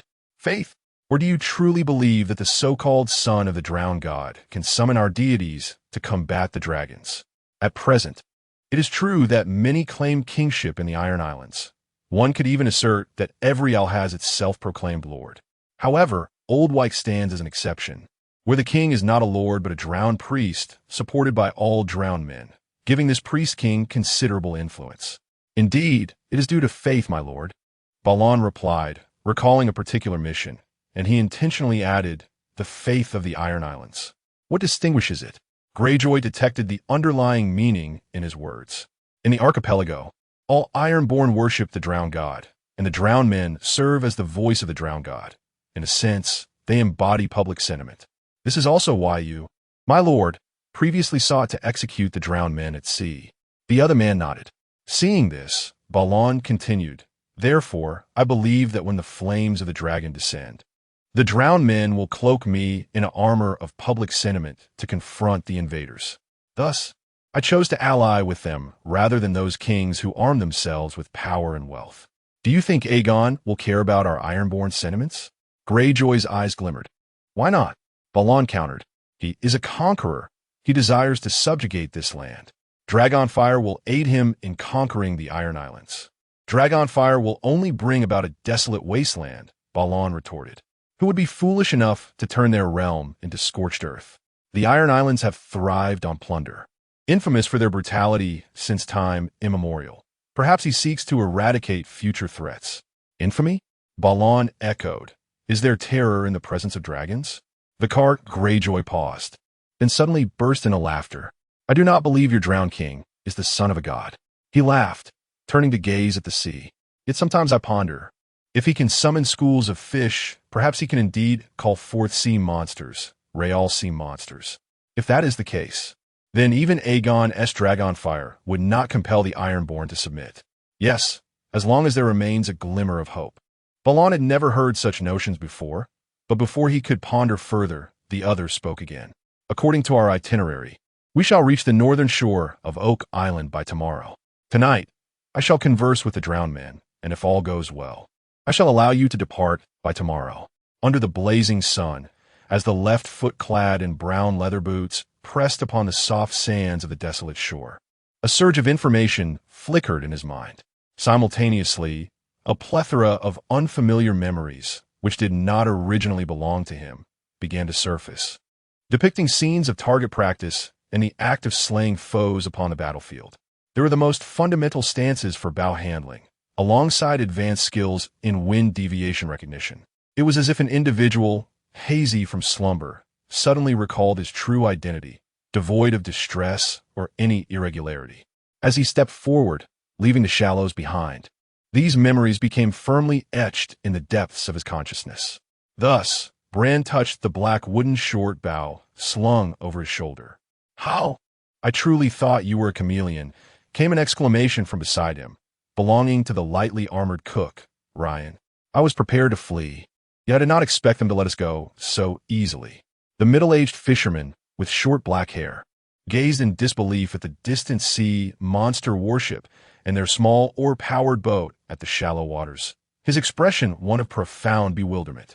The sea monster has returned? It had clearly regarded us as enemies before. How? How did you manage that? Greyjoy considers it more advantageous to befriend us. Bran shrugged, offering no further explanation. The fact remained that they were free, and their former adversary had even provided them with 3 sets of equipment as a gesture of goodwill. At this moment, he pondered another matter. Could the King of Rods truly summon schools of fish? That is no fabrication, interjected the old drunkard, Pious, who now adjusted the round helm upon his head, his silver armor glistening under the sun's rays. I witnessed it with my own eyes. The king leaped into the sea, and the fish followed immediately. The drowned folk call a miracle. Were it otherwise, we would not have pledged our allegiance to him. He glanced at the drowned man, making his way toward a low thicket at the beach's end, then added quietly, I feel more secure aboard the sea monster's ship. Now that we are free, what can we truly accomplish? We shall fight for the great drowned god. The cook responded earnestly, being a devout believer. Bran paid little heed to their conversation. After contemplating the mysterious capabilities of the priest king, he temporarily set it aside, feeling a burgeoning eagerness. The newly acquired task rewards seemed unworthy of caution. With memories being directly implanted, Bran did not believe he could employ any defensive measures against his own recollections. However, he was quite intrigued by the mechanism of this memory infusion, feeling no sense of strangeness, and it appeared as profound as his years of practice. Nevertheless, as this had yet to be tested, he dared not assert certainty. The brown-haired youth drew his bow, adjusting his fingers to the feel before shooting an arrow at a crooked coconut tree approximately 20 paces away. The sharp arrow sliced through the air with remarkable swiftness, glinting in the sunlight before embedding itself into the trunk high above with a resounding thud, its fletching vibrating and humming. Satisfied, he nodded and turned to his two astonished companions, offering a brief explanation, just testing the feel. Meanwhile, the drowned man crouched momentarily in front of the thicket before rising to beckon them, prompting the trio to rush over. We are currently situated on the western sandy shores of Oak Island, he intoned, his deep voice resonating. His brown eyes sparkled with brightness. Clad in a long robe of gray, green, and blue that accentuated his tall stature, though his sunken cheeks betrayed a noticeable gauntness. There lies a mining village 3 miles from here. We shall venture there shortly.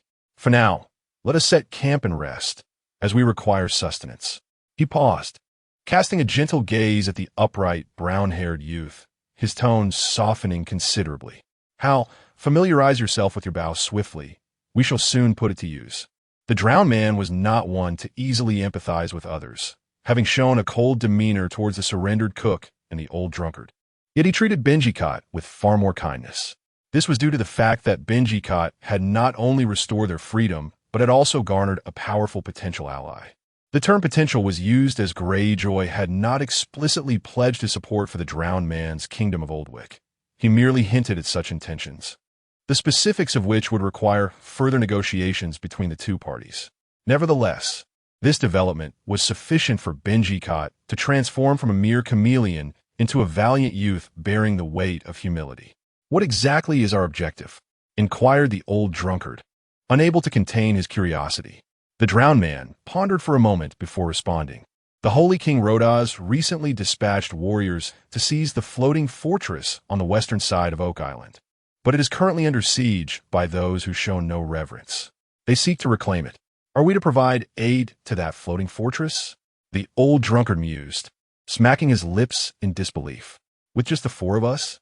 We are to rescue the floating fortress, though it will not be solely up to us 4. The drowned man replied tersely, offering no further explanation. Thus, the ill-fated group began to kindle a fire on the desolate beach and commence fishing. While the other 2 busied themselves, Benjicot stealthily approached the drowned man to inquire about the specific plans, but despite the drowned man's favorable disposition towards him, he received no answer. Clearly, he deemed this matter too sensitive to divulge. Benjicot merely shrugged, suppressing his curiosity, as the drowned man's actions did not conflict with his own aspirations. On the 8th day of his sojourn in this historical realm, the character of Lannister, a pretender to the Ironborn, had traversed a brief yet protracted span of time marked by deluge, tempest, shipwreck, drifting, captivity, and betrayal. Amidst the calamities he faced, time seemed to crawl at a snail's pace. Yet now, an ethereal sensation enveloped him, as if he had unwittingly stepped into a dream. Having accomplished one of the 3 tasks set before him, having garnered a preliminary understanding of the operational mechanisms of his mission, Lannister felt he had met his basic expectations. Ideally, he wished to complete the remaining 2 tasks, though he bore no significant disappointment should he fail. This expedition marked his inaugural exploration of this historical world, and he held no grand aspirations for rewards. Instead, he found himself consumed by curiosity regarding his potential to alter history and consequently, to reshape reality. Yet, he remained uncertain about what actions might effectuate such profound changes. Dragons? Conquerors? Or something else entirely? On the beach, the cook, Ryan, began to kindle a fire with flint, employing branches to support a helmet as a makeshift pot, while the inebriate scoured the nearby woods for kindling. Lannister waded into the shallows, his bare feet sinking into the soft sand, grasping a sharp arrow with several white scratches as he searched among the pebbles for fish. The group ultimately dined on a broth of fresh fish and salted fish, subsequently trailing behind the drowned man toward the mining village he had mentioned. The name Oak Island suggested a connection to trees, yet the landscape was predominantly characterized by parched, sun-baked hills of jagged stones and sandy terrain.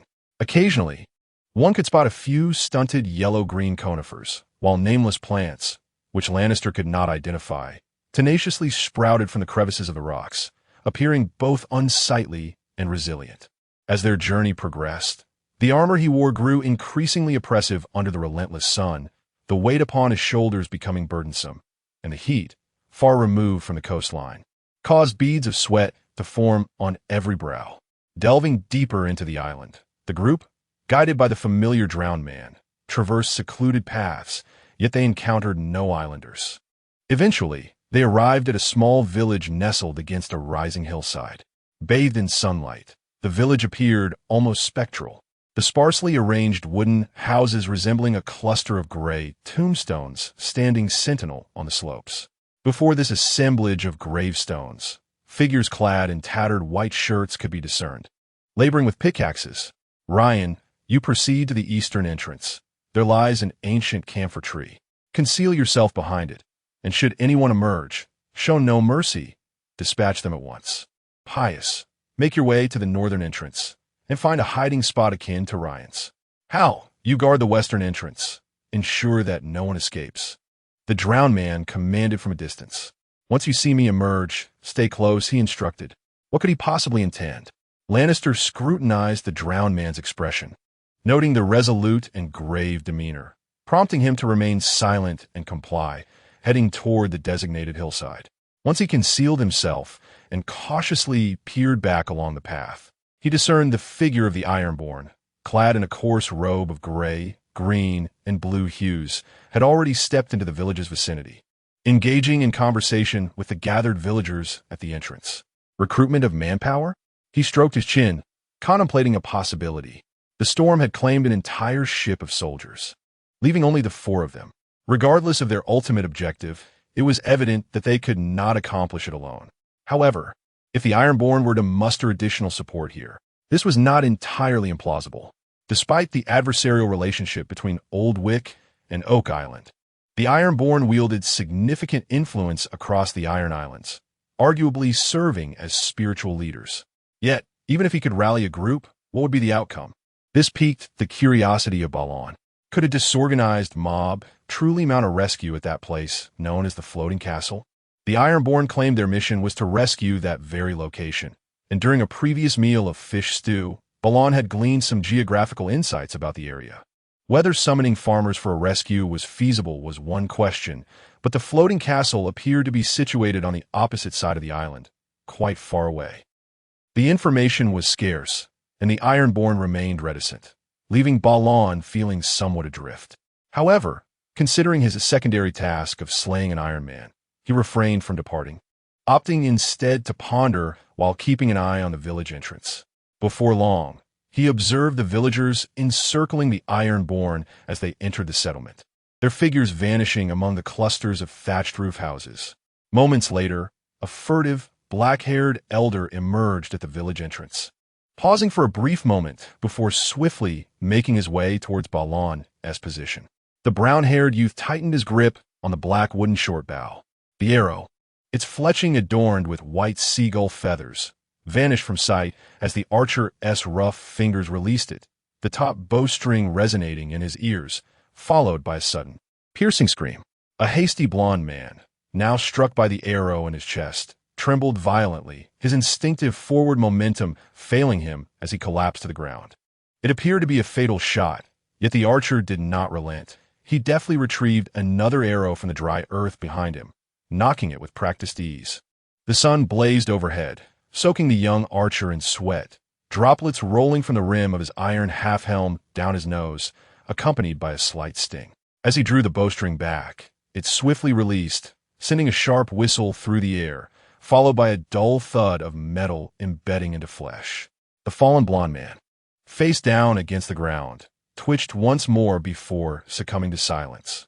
The young archer then cast a glance towards the seemingly tranquil village at the end of his line of sight, detecting no further approach, before lowering his bow.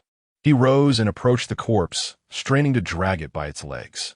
The chainmail draped over him clinked with each movement, and the purplish bruise across his nose throbbed with pain. When he finally managed to pull the body behind stone, he felt as if he were drowning in his own sweat.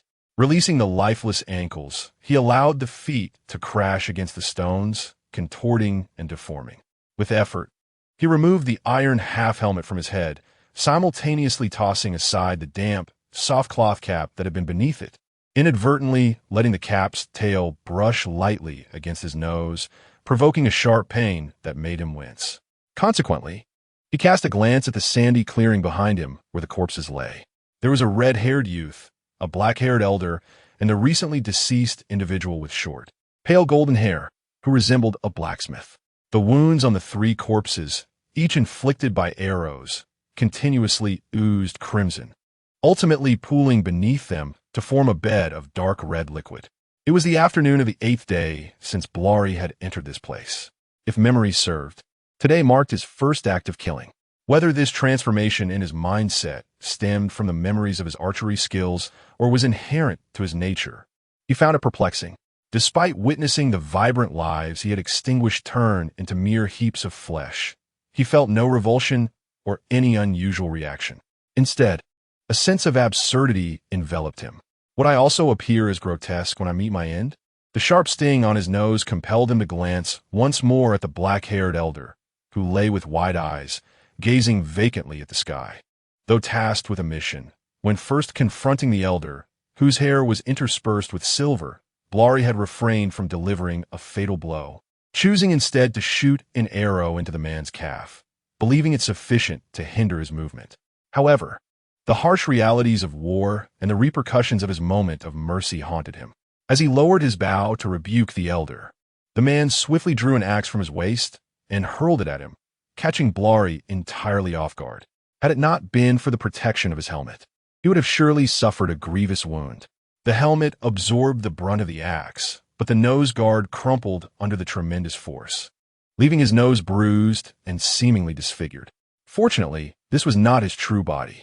Murmuring to himself, Blari tilted his head to gaze at the sky, now tinged with dusk. They had arrived here around noon, yet the villagers had not emerged from their settlement. This contemplation stirred his thoughts, but did not hinder him from resuming his rest, donning the discarded helmet and tattered cloth cap once more. Originally, his quiver had contained 16 arrows. Now, only 11 remained unbloodied, a grim tally of 3 villagers who had met their end by his hand. He awaited the fourth. However, when the fourth figure finally materialized within his line of sight, Blari hesitated. It was a young woman, rushing towards him while cradling a swaddled infant. Her long brown hair was tousled, and her light blue dress, fastened at the back, was adorned with mismatched patches. She walked with her head bowed, periodically lifting it to glance around. Yet, regrettably, she remained oblivious to the true danger that lurked nearby. A dark arrow flashed through the twilight, striking the dusty ground before a woman with a sharp hiss, eliciting an instinctive scream from her. She then beheld a bow-wielding youth emerging from behind a stone, who was now drawing a short bow, squinting as he aimed. "Halt! Take another step forward," and he warned. But the woman, in sheer terror, let out a piercing scream, clasped her child tightly, and turned to flee, disregarding his words entirely. This left Bale momentarily dumbfounded. "You are the most foolish woman I have ever encountered," he murmured, maintaining his aim at her retreating figure, his fingers tightening incessantly on the bowstring. He did not release the arrow until she dashed out of range and vanished into the village. With a sigh, Bale lowered his bow. As he pondered whether he should flee before the villagers emerged to retaliate against him, a throng of people suddenly surged into view at the village entrance.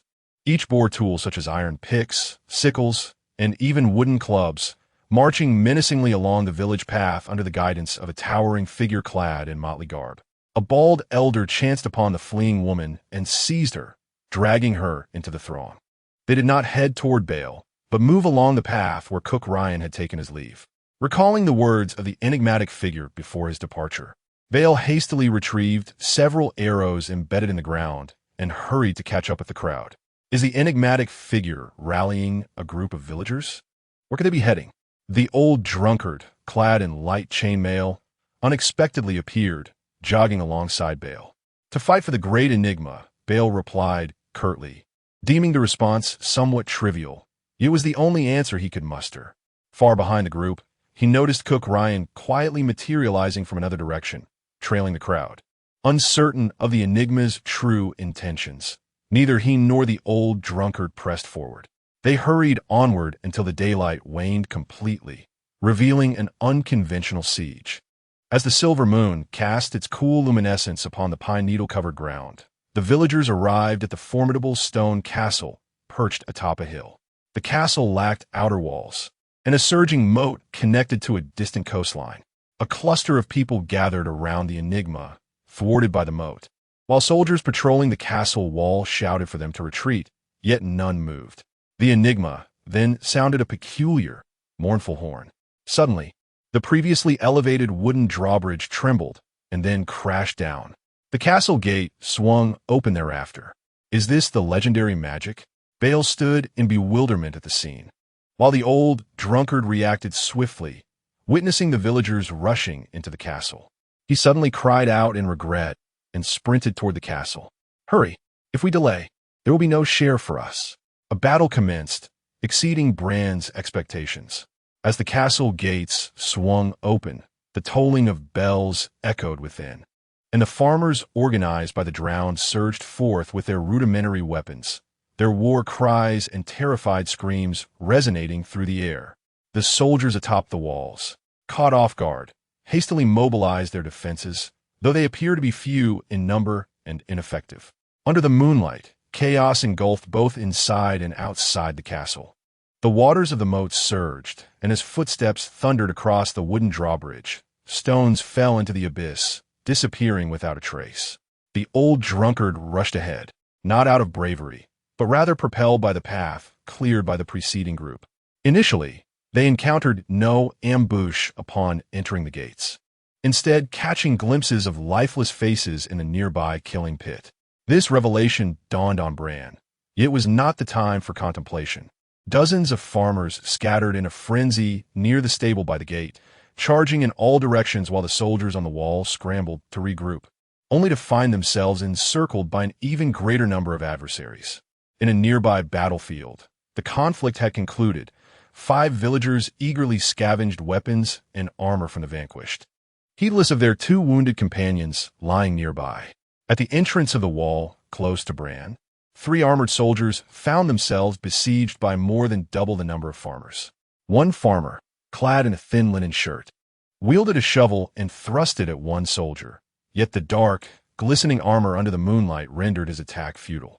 The defender retaliated with a sword, severing the attacker's neck, but simultaneously, a bearded villager brought down his axe upon the soldier as helmeted head with a resounding crash. The soldier staggered back, but the axe-wielding villager quickly seized the opportunity, targeting the exposed throat with another blow, eliciting a horrific scream as blood gushed forth. Meanwhile, the other 2 defenders were occupied. One was fending off 3 robust men, while the other, having drawn a bloodied longsword from an elderly man's chest, suddenly shuddered and collapsed after realizing he had been struck by an arrow. In quick succession, 2 more arrows struck the last soldier, one in the shoulder and the other in the chest, bringing his struggle to an end. The farmers, seizing the moment, rushed in to plunder the fallen soldier's weapons and armor. Bran did not linger, for the skirmish at the gates had nearly reached its conclusion. Scanning the path ahead, lined with thatched cottages and towering structures, he tightened his grip on his bow and arrows, hastening forward. Bran had anticipated a stalemate, or even a disadvantageous situation within the castle. However, throughout his journey, he encountered not formal combat, but rather scenes of brutal slaughter. He witnessed a frail, gray-haired elder lying in a pool of blood, eyes forever closed, and not far from him, the headless corpse of a small boy. In the stable, two villagers were greedily clutching a chestnut warhorse, while a young stable boy, appearing to be around 12 or 13, cowered in a corner, blood oozing from his abdomen as he sobbed uncontrollably. Nearby, a plump chef, trembling and wielding a kitchen knife, faced off against the villagers, only to be met with their mocking laughter. A naked girl stood in the mud, wailing loudly, while her young mother was ruthlessly subdued on the ground by a bald elder. Bloodshed and tragedy permeated the castle. Stepping forward, Bran struck one of the assailants down with a single punch. The bald elder, incensed, rose from the ground and bellowed at Bran, "Go steal from elsewhere, boy. She is mine." But before he could finish, a sharp arrow pierced through his words, thrust deep into his mouth like a dagger, silencing him. With a wheezing gasp, the assailant half-kneeled and then collapsed lifelessly. "What are you doing?" "He is one of us," cried a chef named Ryan, who had emerged from nowhere, his face a mixture of fear and anger. "Not anymore," Bran retorted, kicking the chef aside before striding deeper into the castle. On his way, he encountered another companion lurking in the shadows, hands tucked into his clothing, who grinned widely upon seeing Bran. "How, come here. I found a room filled with jewels. We're going to be rich." Unfortunately, the companion did not halt at his words, merely casting a fleeting glance before hastily departing, leaving the old drunkard bewildered. What has gotten into him? He muttered, glancing down at the heap of jewels in his arms, which made him burst into laughter. Yet, halfway through he abruptly stopped, clamped his mouth shut, and quickly scurried away after a cautious glance around. Bran found the drowned man in an open tower hall, where he was quietly conversing with a middle-aged man clad in gleaming armor. Upon noticing Bran, the drowned man waved, and the armored figure turned to leave. "God is a devout follower of the drowned god. He and his people helped us open the city gates," the tall drowned man explained. Bran nodded, glancing at the departing figure. The drowned man was shrouded in mystery, but Bran had now discerned his plan. Their original objective was to rescue a place called Wood Fortress. Yet their approach was not direct. Instead, they sought to encircle the enemy to save their own. The drowned man's preparations were thorough. He had understood the vulnerabilities of this place, even having arranged for an insider. Alas, the storm had claimed all the soldiers he had brought, forcing him to recruit villagers as soldiers. However, these soldiers, at this moment, Bran had regained his composure. Yet the continuous screams and cries echoing from outside the hall still unsettled him. "Your people are like beasts, wreaking havoc upon the native inhabitants of this castle. That is what they deserve." Clad in a coarse robe of gray, green, and blue, the long-haired figure of the submerged people replied, "The faith in the submerged deity may compel the mining slaves to stand by my side. Yet only tangible benefits can persuade them to grasp their weapons and fight for us. Are such benefits merely an indulgence in wantonness?" The youth could not help but inquire. He was somewhat prepared for this reality, yet the first-hand experience filled him with revulsion. This is indeed one of the essential rewards.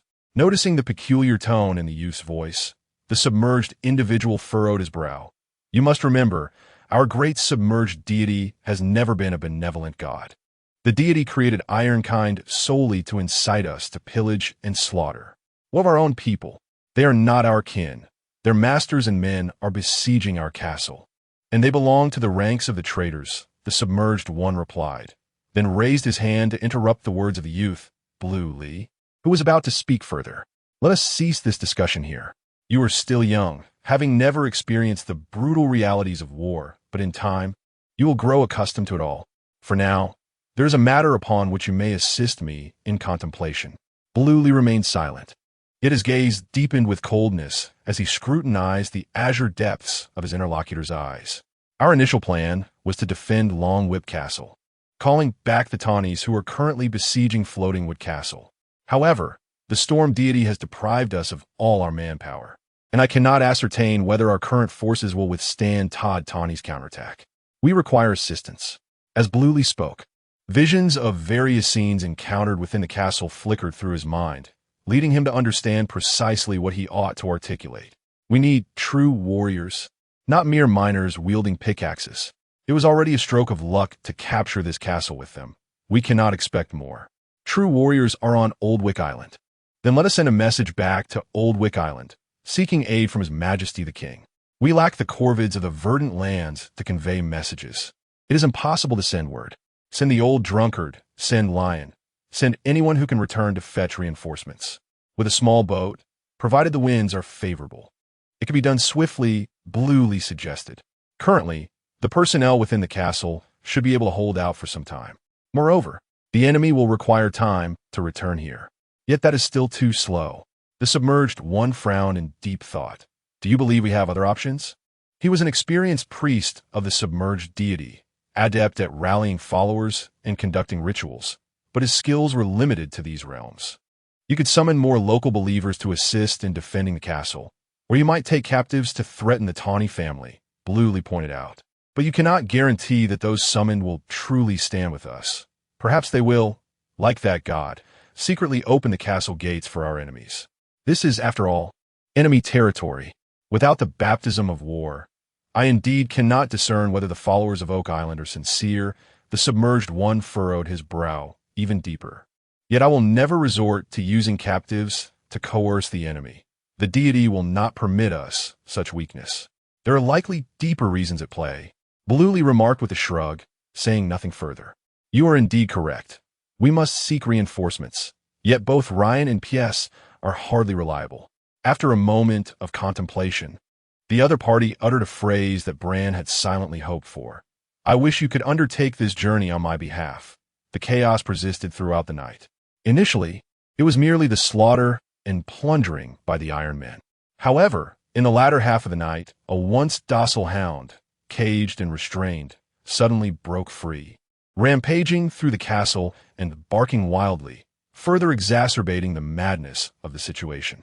Nevertheless, the overarching scenario would remain unaltered. Thus, as the sun rose over the distant horizon of the ocean the following day, the castle known as Long Whip Fortress had irrevocably changed hands. The white banner of the original ruling family, featuring the nettle whip insignia, was carelessly torn down and trampled upon. The armory within the castle had been completely stripped bare, with former mining slaves now adorning themselves in armor and weapons typically reserved for soldiers or noble lords, giving them an appearance of authenticity. Yet, the survivors within the castle, having endured unspeakable tragedies, could never forget the true nature of their identities. During the subsequent cleanup, dozens of corpses were removed from various locations within the castle, unceremoniously discarded into the moat beyond the walls, disappearing with a splash, silent and invisible, as though they had never existed. The family of the castle's original owners, the Tullis, were now confined within a high tower, overseen by the cook, Ryan, who of course should now be referred to as Captain Ryan. Another elder, the old drunkard P.S., had also transformed into one of the chief overseers of the castle walls, having quickly forged camaraderie with his new companions. Bran remained in anticipation for the Iron Men to allocate ships and crew for a return to Old Wyke for assistance. During this time, he encountered the young woman he had previously aided. She clutched her child tightly and regarded the fully armed young soldiers with contempt. He also spied the younger mother he had spared during the hunt at the village's edge, but alas, now she was merely a severed head atop a grotesque semblance of a body. She had been a traitor, attempting to relay information, leading to her execution by God. Her child was fortunate, still too young to comprehend the horror, or else they too would have met a grim fate. The old drunkard offered an explanation as Bran observed. Remarking on her foolishness, Bran nodded in agreement and then turned to leave. Watching his retreating figure, the old drunkard stroked his stubbled chin, his gaze filled with skepticism. After the battle, whispers circulated within the castle that Hal had personally slain one of his own, even casting the victim's relative, who sought an explanation, down a well. As a result, some sought to lodge a complaint with the Iron Men's priest. Yet the matter was discreetly suppressed by the priest. The wait was not prolonged. That very afternoon, the Iron Men's priest arranged for a small swift vessel along with 6 accompanying sailors. The provisions had long been prepared, leaving no room for hesitation. Balon immediately made his way to the coastline not far from the castle. "Fear not the wrath of the storm god. The drowned god shall protect you." Thus spoke the drowned man who had come to deliver the message. "You must return swiftly, for our stay here is not sustainable." "I promise to do so with utmost speed." Balon nodded solemnly. It was the 9th day since his arrival, and of the 3 tasks, he had accomplished 2. The objective of reaching Oak Island was the first to be fulfilled, thanks to an inexplicable assault by a former miner that had emerged the previous night, culminating in the demise of 7 Ironborn. At this moment, if one were to glance at his left hand, they would discover that the previously bare middle finger now bore a tarnished bronze ring, its darkened hue subtly revealing a ghastly, protruding gaze of the dead. This ring is forged from the thoughts of the dying. Using it, one may evoke the deepest fears within the target's heart. 6-7. Originally, this ring could be used 7 times, but Balon had utilized one during his initial experimentation. This was necessary, and he bore no regret. Rather, it sparked a new idea within him. Today, the sea breeze was favorable, and, as the sails billowed, the small vessel began its journey towards the western shores of Oak Island. The youth stood at the bow, watching as the coastline and the imposing figure of the drowned man grew ever smaller, until they were entirely out of sight, prompting him to withdraw his gaze.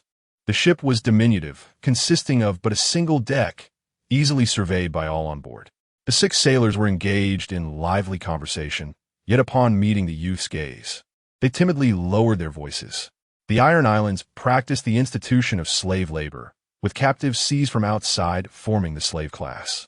Although these laborers differed from chattel slaves, they were equally subjugated, devoid of freedom. Before him stood representatives of this very class.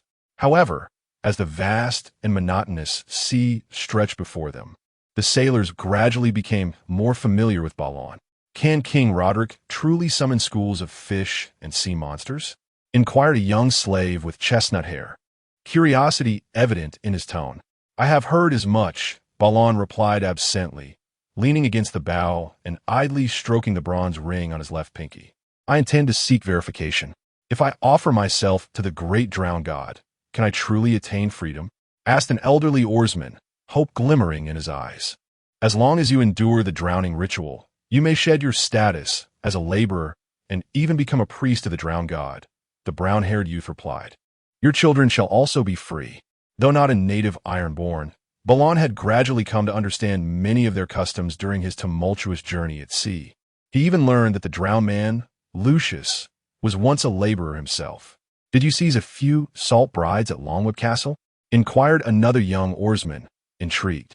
"Was there a leggy Janie among them? She is quite beautiful. I hope it was you who captured her. Shauna is lovely too. Perhaps you took her as well?" The customs of the Iron Islands are distinct, diverging from those of Westeros. They do not adhere to monogamy. Instead, they may raid for women, forcibly taking them as concubines, known as rock wives and salt wives. Within the archipelago, each Ironborn may reclaim several, even dozens, of salt wives from outside, yet only one legitimate wife is permitted, and her identity must be that of a local. None, not a single one. Balon shrugged, uncertain if the rules truly allowed Ironborn to seize their own as salt wives. This was merely an excuse for Balon, yet the oarsmen were rife with debate. It indeed seemed contrary to the customs. The rules also stated that Ironborn should not strike their own kin, yet now, no one abides by that either. Those deemed outsiders, Lord Lucas remarked, were a band of traitors.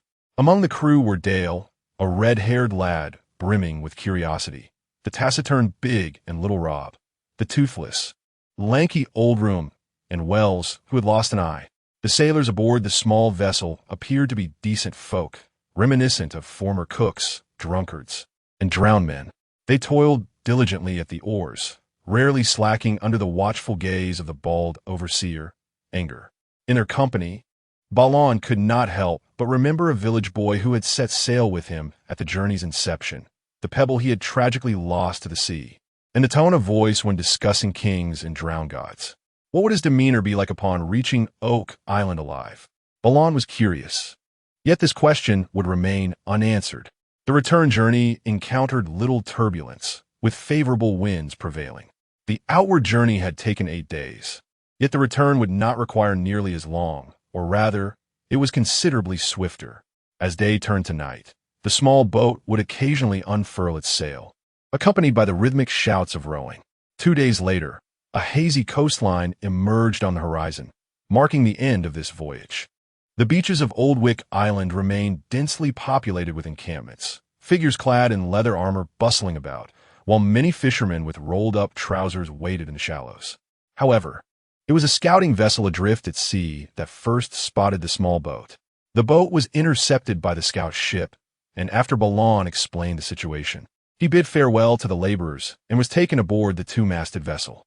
The king was presiding over a ceremony. The bearded captain of the scout ship explained, with a tone of envy, "Those lads heading to drown today are truly fortunate. I wager they will soon become renowned ironborn. Surely there must be many onlookers?" Balon inquired. "Of course, His Majesty seldom engages directly," the captain replied. Balon nodded, his gaze drifting to the shoreline that receded as the ship advanced. It appeared nearly unchanged since his departure. A sprawling array of coarse canvas tents stood densely. Wisps of smoke from campfires danced away in the wind, while merchants hawked their wares and children frolicked about. In the distance, a long line formed, awaiting their turn to drown beneath the towering hill adorned with skeletal remains. Everything appeared vibrant, brimming with harmony and tranquility. At last, he encountered his king by the shallows beneath the hill. The young man stood bare-chested, his features rugged, immersed in water up to his waist, performing a baptism for a golden-haired youth. Alas, despite the fervent prayers and sacred kisses, the drowning boy, racked with spasms, failed to awaken, transforming instead into a lifeless, cold corpse. "Father requires him more than we do," declared the drowning king, rising without a hint of dismay, proclaiming he would become an excellent sailor in his father's palace of flowing waters. The throng of onlookers erupted in jubilant cheers, their voices resounding like thunder as if celebrating a momentous occasion. The son of the sacred god of drowning had personally delivered the boy to the magnificent palace of the divine, a glory unparalleled. The bearded captain nearby sighed in contemplation. Blue narrowed his eyes, observing the young king, who resumed the ceremony, quietly solidifying his resolve. When the priest-king concluded the ritual for the fourth individual and finally had the chance to meet the envoy returned from Oak Island, Blue stepped forward and declared loudly, "Your Majesty, I bring a letter from Lord Lucas, along with another exceedingly important piece of news. News regarding Aegon Targaryen." Though the drowning king mingled among his subjects to convey a sense of approachability, he understood the imperative to avoid inciting panic among the masses. For Aegon and his formidable dragons were evidently the source of such fear. Thus, upon hearing Blue's announcement, he promptly dismissed the curious onlookers. The once crowded beach grew markedly quieter, as many followers were kept at bay by the king's soldiers, leaving only the king and 2 guards standing before Blue. Upon closer inspection, the drowning king appeared rather ordinary. A flat nose, pale blue eyes, a square jaw, and cheeks adorned with freckles.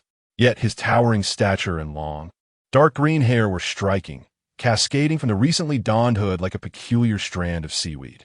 Notably, Blue's attention was drawn to the embroidered emblem upon the king's woolen robe, which featured a glowing buoy held aloft by an arm against a blue background.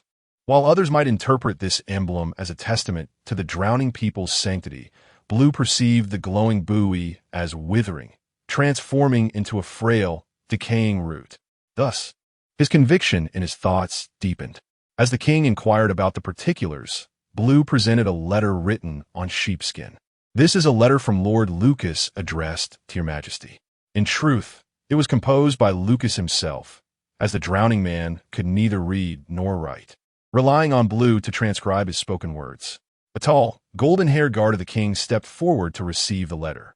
However, the king himself seemed rather indifferent to this detail. Instead, he impatiently inquired, "You mentioned Aegon Targaryen." Suddenly, a piercing scream interrupted his words, catching everyone off guard. The very guard who had just taken the letter turned pale and fled in a panic, discarding the letter without a second thought. The king stood frozen in shock. while another guard behind him shouted after the fleeing man. In that instant, a crowd gathered in the distance erupted in gasps. For the brown-haired youth who had been bowing to deliver the message suddenly lunged at the king himself. Everything unfolded with breathtaking speed. Flight, shouts, screams, and sudden aggression. As a series of cries filled the air, the green-haired king was knocked to the sand by the assailant. After a moment of stunned silence, a dark-haired guard clad in light chainmail and leather armor roared, swinging his axe toward the figure atop the king. Yet the assailant deftly rolled, positioning himself beneath the king instead. The guard's mighty swing went awry, striking the sandy ground beside them with a resounding thud, sending up a cloud of dust. This abrupt change in attack left the guard visibly distressed. His round face flushed crimson as he stared wide-eyed at the dagger poised against his king's throat, its wielder glaring fiercely back at him. "Release his majesty at once," he bellowed in fury, the commotion drawing the attention of the faithful gathered at a distance, who rushed towards the beach. "Stand back, or I shall not be able to restrain myself," the brown-haired youth proclaimed, struggling to pull his captive back to his feet. "You are called how? You were meant to be our loyal warrior. Who has commanded you to do this?" The captured king inquired, maintaining a calm facade. Yet he winced as his ear was cruelly pinched, unable to suppress a cry of pain. "Cursed be it, he is blaspheming the gods." The round-faced guard glared in outrage, trembling with fury yet too fearful to act. The approaching throng of faithful burned with rage, each one gritting their teeth, itching to devour the assailant, Lannister. However, the young man was primarily focused on the king he had ensnared. With his back against the sea and a throng of figures rushing toward him, he noticed ships bobbing ominously in the distance, while some soldiers readied their bows, aiming at him. The situation was precarious. Lannister's heart raced, his muscles tensed uncontrollably, the tension overwhelming. After all, this was his first encounter with such peril.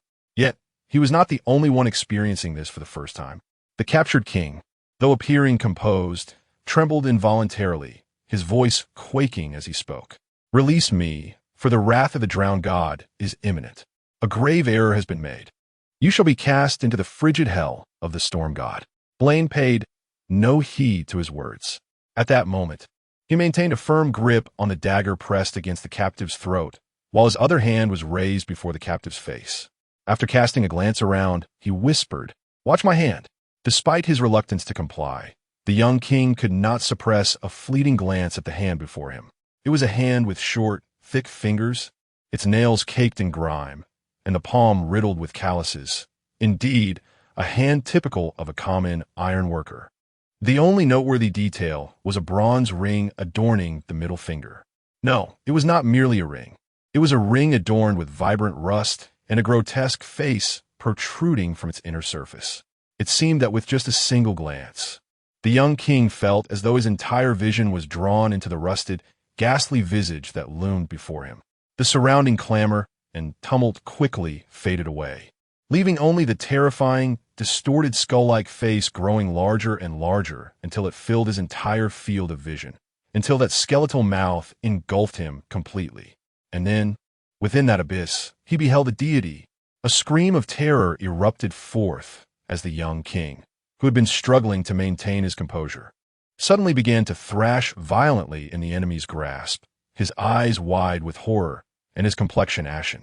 Blaine could only tighten his hold to prevent the captive from escaping, ultimately resorting to plunging the dagger into the side of the captive's face, which subdued him considerably. The onlookers were oblivious to the unfolding events, yet they seemed to resonate with the palpable fear, some unable to contain their sobs, others crying out in despair, while many shouted in anger, demanding that the blasphemer meet a grim fate. However, the presence of these onlookers provided little solace to the king, who trembled uncontrollably, his eyes filled with dread. "O great god of the abyss, save me." No, I did not intend to deceive. I'm not intentionally impersonating your son. It is all they're doing, indeed all they're doing." Seeing this, Blaine let out a quiet sigh of relief and then spoke in a grave tone. "I shall answer your earlier question. Yes, it was the god of the abyss who sent me to find you. Now tell me, how did you summon the shoals of fish, and how did you deceive these iron workers?" I merely use the powder made from the ribs of the Naga. It is nearly impossible to extract information through normal coercion, yet now it comes forth so easily, the trembling captive replied, his voice tinged with tears. Just a sprinkle, a mere pinch, and the fish of the sea will. But I never intended to claim kingship. Truly, I did not. It was all their doing indeed. All their coercion.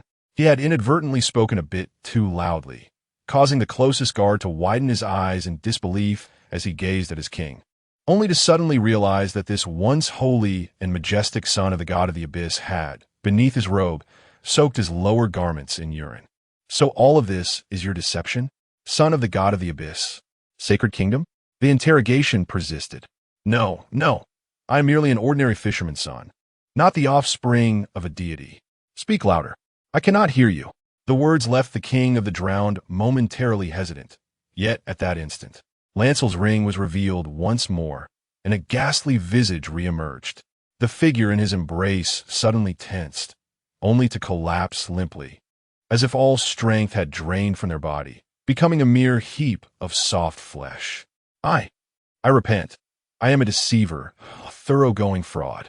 His cries echoed across the beach, and the once boisterous crowd, filled with anger, was abruptly doused in cold water, falling silent. I have excelled in diving since childhood. Many believe I possess a gift. Thus, I became one of the drowned.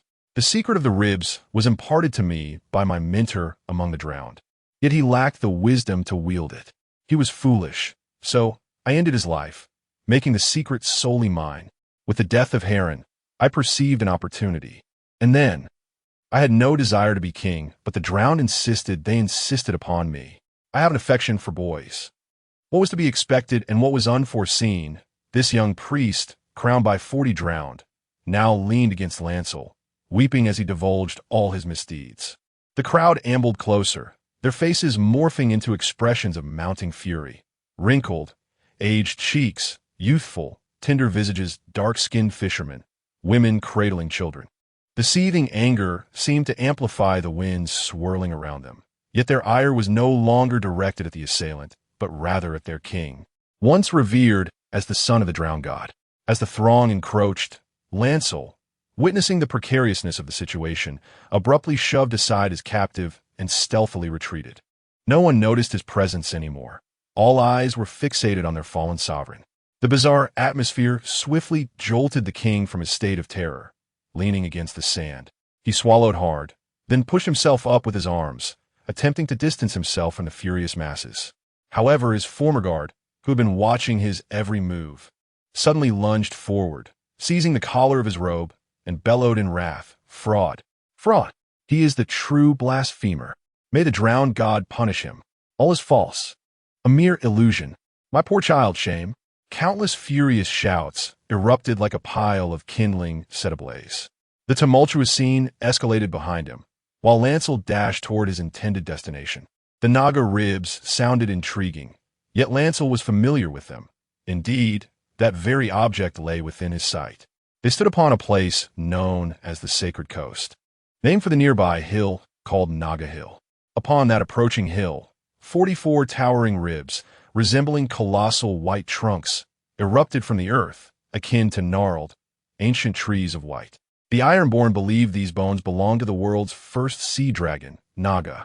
In the days of yore, the ancient Ironfolk king, the legendary king of the Grey Sea, personally vanquished the sea dragon Naga, transforming its bones into a grand palace. Today, the whereabouts of that long-lost palace remain shrouded in mystery, leaving behind only a vast array of colossal skeletons. Nevertheless, the Ironfolk revere this site as a sacred ground, and thus, Old Vake Island has ascended to become the most hallowed isle among the archipelago. Yet, this sanctified locale has become an unusual cacophony in the present day. A multitude of furious individuals obstructs the path of the truth-teller, Baylor, yet, involuntarily, they part ways before him, allowing him to ascend the hill with ease. This desolate and stony hill, perched high above, offers a panoramic view of the sacred coastline and the expansive sea beyond. Sunlight cascades down, casting the shadows of 44 massive ribs overhead, enveloping him in the semblance of an ancient and desolate bone palace. The roars, mingled with cries of terror and lamentation, are distinctly audible. Casting a glance downward, Baelor notices a throng of ants, seemingly drawn to a corner of the beach as if by honey, and he suddenly feels compelled to quicken his pace. Grasping the hand axe at his waist with both hands, he strikes fervently at the nearest rib bone. He resembles a lumberjack, yet his efforts yield little result. The resonant clash leaves only a trivial crack upon the rough surface of the rib he aimed to cleave. Taken aback, Baelor does not relent. His mind races with ideas. In a moment of inspiration, he bites down on the axe handle, then employs all four limbs to scale the base of a rib. Beneath the vast and radiant sky, the beach swells with throngs of people, yet the skeletal hill, once venerated as sacred by all iron folk, now lies neglected. A diminutive figure crawls atop a rib, inching forward until he straddles the apex of the curved bone, brandishing his axe and striking with fervor. Thousands of followers roar in fury, drowning out the king's lamentations. The dull thuds of Baelor's blows blend into the chaotic din, almost imperceptible, when the battered and bruised king, stripped of his garments, is hoisted aloft by his once loyal subjects, shrieking as they march toward the sea. The sound of the axe abruptly ceases. Since acquiring the bronze ring, Baelor has been unable to shake a singular thought. The mission's objective is to prevent King Rhodas from plunging into the sea. Therefore, if the target ceases to be the king, or if the opportunity to leap never arises, does this task still count as fulfilled? In the ethereal haze, the cracked and crumbling bones before him fade into darkness. The tumult below the hill gradually subsides, akin to the conclusion of a film, whereupon the audience disperses and the curtain falls. The darkness envelopes him in a profound stillness and in a state of half-dream. Baelor loses track of time. In a moment of hazy consciousness, he discerned two fragments of information emerging in his mind. You have acquired a new skill, Dagger Mastery, LV5. You have completed all events. You have received the item, Sacred Statue of the King of Rods. When Bluely awoke once more, he found himself reclining against the side of a feather bed in a tranquil small room, the stone floor beneath him unforgivingly hard, offering only a sensation of coldness and roughness against his hands. The atmosphere surrounding him was serene and peaceful, as the pale yellow silk curtains fluttered gently with a cool sea breeze wafting through the open window, while the intricate tapestry hanging over the fireplace rustled softly against the wall in the wind. Outside, the sun shone brightly, and faint sounds of children's laughter and shouts echoed in the distance. The familiar sounds prompted Bluely to blink and take a deep breath, only to be met with an unpleasant odor that rushed into his nostrils. It was the smell emanating from a plate of salted fish on the bedside table, instantly dissipating the fleeting sense of comfort he had just experienced. Salted fish, sea breeze, two foolish children. It hadn't been long, otherwise Jomi would have discovered me lying on the ground already. As he murmured to himself, a torrent of memories regarding dagger usage surged within his mind, thrusting at foes, evading and concealing oneself, strategies for countering other weapons. All of it was deeply imprinted in his consciousness, akin to the time he had acquired archery skills. Bluely then cast his gaze down at his hands. They were the delicate hands of a child, yet the objects they held were vastly different from what he had possessed upon entering this historical realm. In his right hand, what had once been a set of false teeth was now a handful of decayed, grayish dust, which spilled onto the stone floor with every movement of his fingers. Indistinguishable from ordinary sand. He leaned down to sniff it, but no trace of odor lingered. Had it vanished after the quest? Bluely furrowed his brow, shaking off the remnants of dirt from his hand, and turned his attention to the items on his left hand. A noticeably oversized, rusted bronze ring hung from his left middle finger, and in his grasp was a slender, pale bone fragment with a jagged break. This discovery alleviated his concern. Although he had drowned during his previous entry with the false teeth, he had inadvertently brought out a piece of seaweed, leading him to speculate he could extract items from the experience, and it appeared that he was indeed correct. Yet, why was the severed piece so short? And why hadn't any clothing been extracted? After contemplating for a while without arriving at a conclusion, he decided to set the matter aside for the time being. Aside from the ring and the bone fragment, there lay a weathered, dull yellow wooden figurine sprawled on the ground, resting upon a strand of pale green rushes laid across the stone floor. This seemed to be the final reward. After picking it up, Bluely examined it closely. The figurine, carved from oak, bore a brownish-yellow hue, devoid of any artisan touch. The statue was sharply defined, depicting a figure standing upright in a thoughtful pose, stroking its chin, with a lifelike expression on its face and robes that unmistakably resembled that of the submerged king. When Lancel stared at it, no information emerged. However, he noticed a line of Westerosi common tongue inscribed at the base beneath the wooden carving, which read, "Perhaps I am a mermaid?" He murmured this phrase softly, and as soon as the words left his lips, the seemingly ordinary statue abruptly cracked and then instantaneously collapsed into a pile of wood shavings that accumulated within Lancel's palm. A tingling, icy sensation arose from his hand as the brown dust swiftly melted into his skin, akin to snow dissolving under intense heat, leaving no trace of its former existence. Yet, the tingling, icy feeling did not dissipate. Instead, it swiftly spread throughout his entire body like a chilling breeze. Concurrently, a message materialized before him. "You have received the blessing of the ocean. You have awakened the trait of mere folk breath." He sensed that he had changed in some way, though he could not articulate how. After a brief pause, Lancel turned his gaze towards the silver-plated mirror resting on the small table by the window, eager to examine his recent acquisition.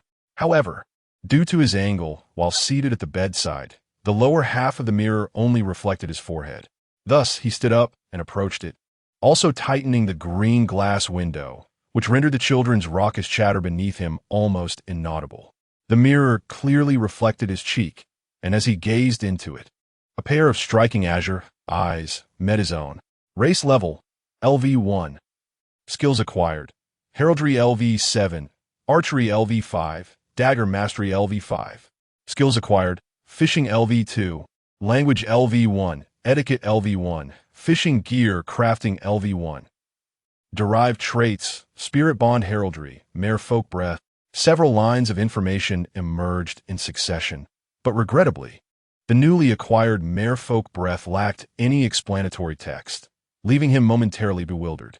After some contemplation, Lancel adjusted his somewhat disheveled sky-blue velvet-fitted shirt in front of the mirror and smoothed the creases of his brown trousers before slipping on a pair of flat sandals and stepping out of the room.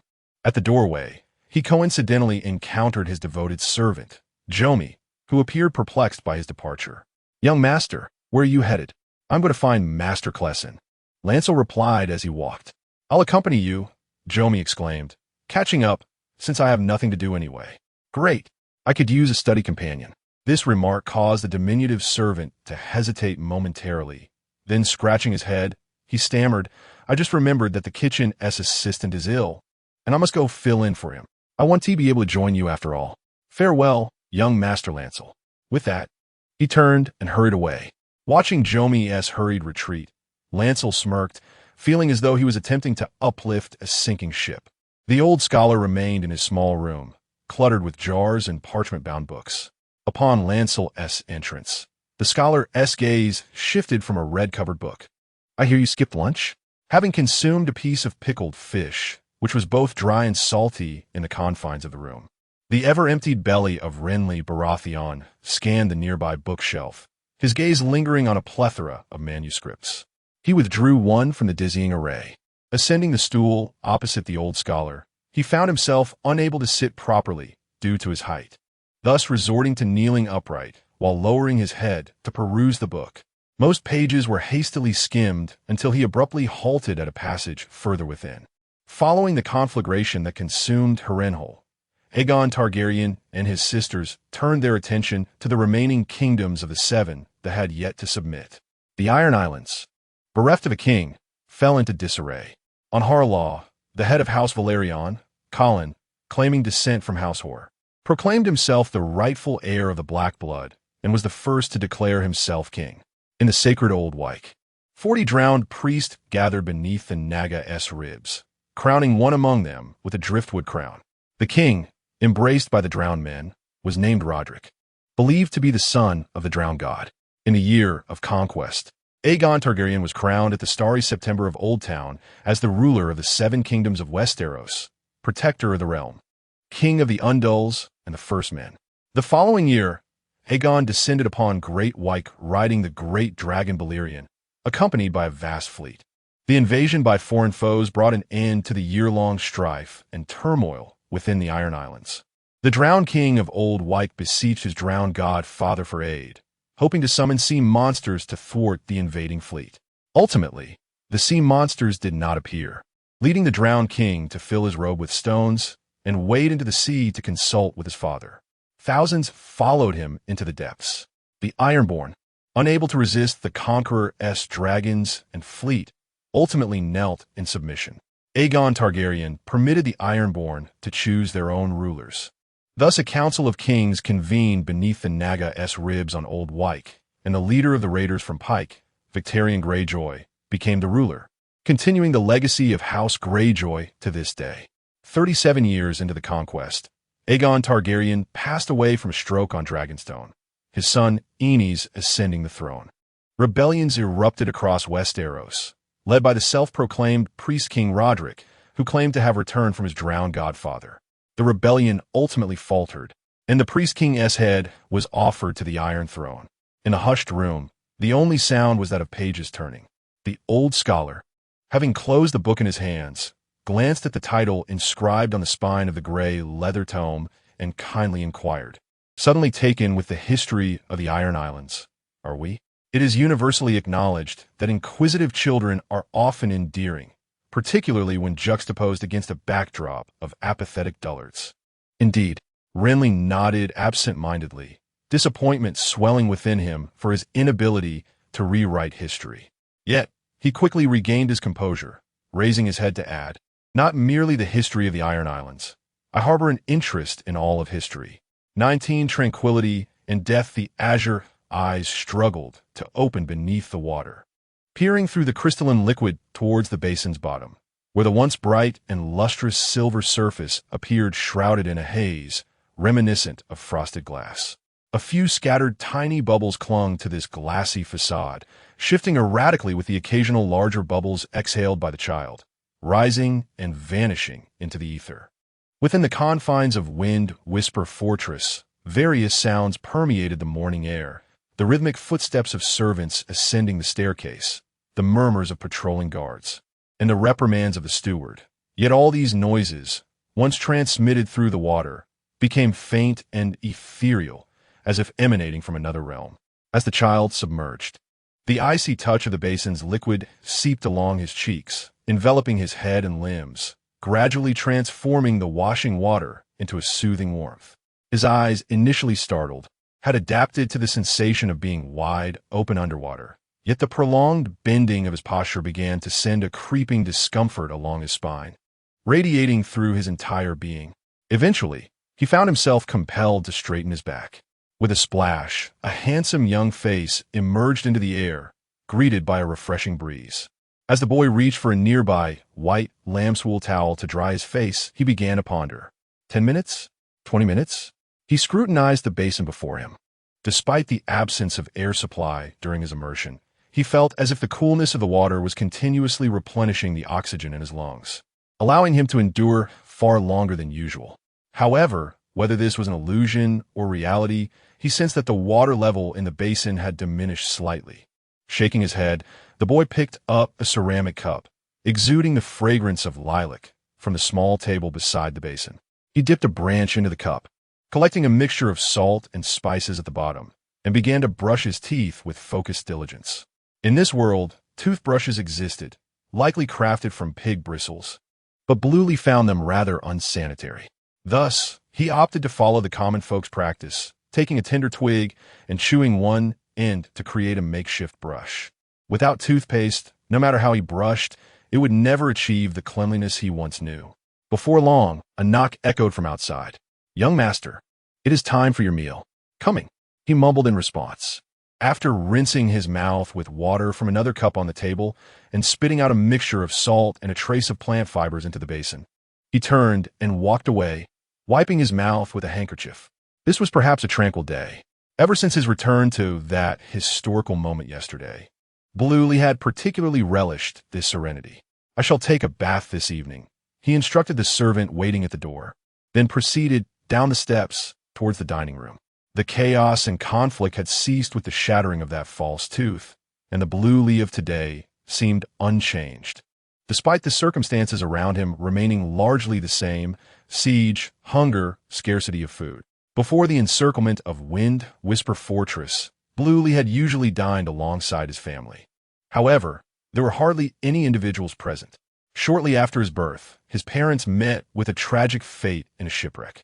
His elder brother, Robert, was raised as a ward in the household of the Duke of the Vale, and the only family members he had were his younger brother Stannis, the learned Maester Crescent, his companion, the rotund Ellen, and the late uncle, Harbert, who had passed away early in the siege.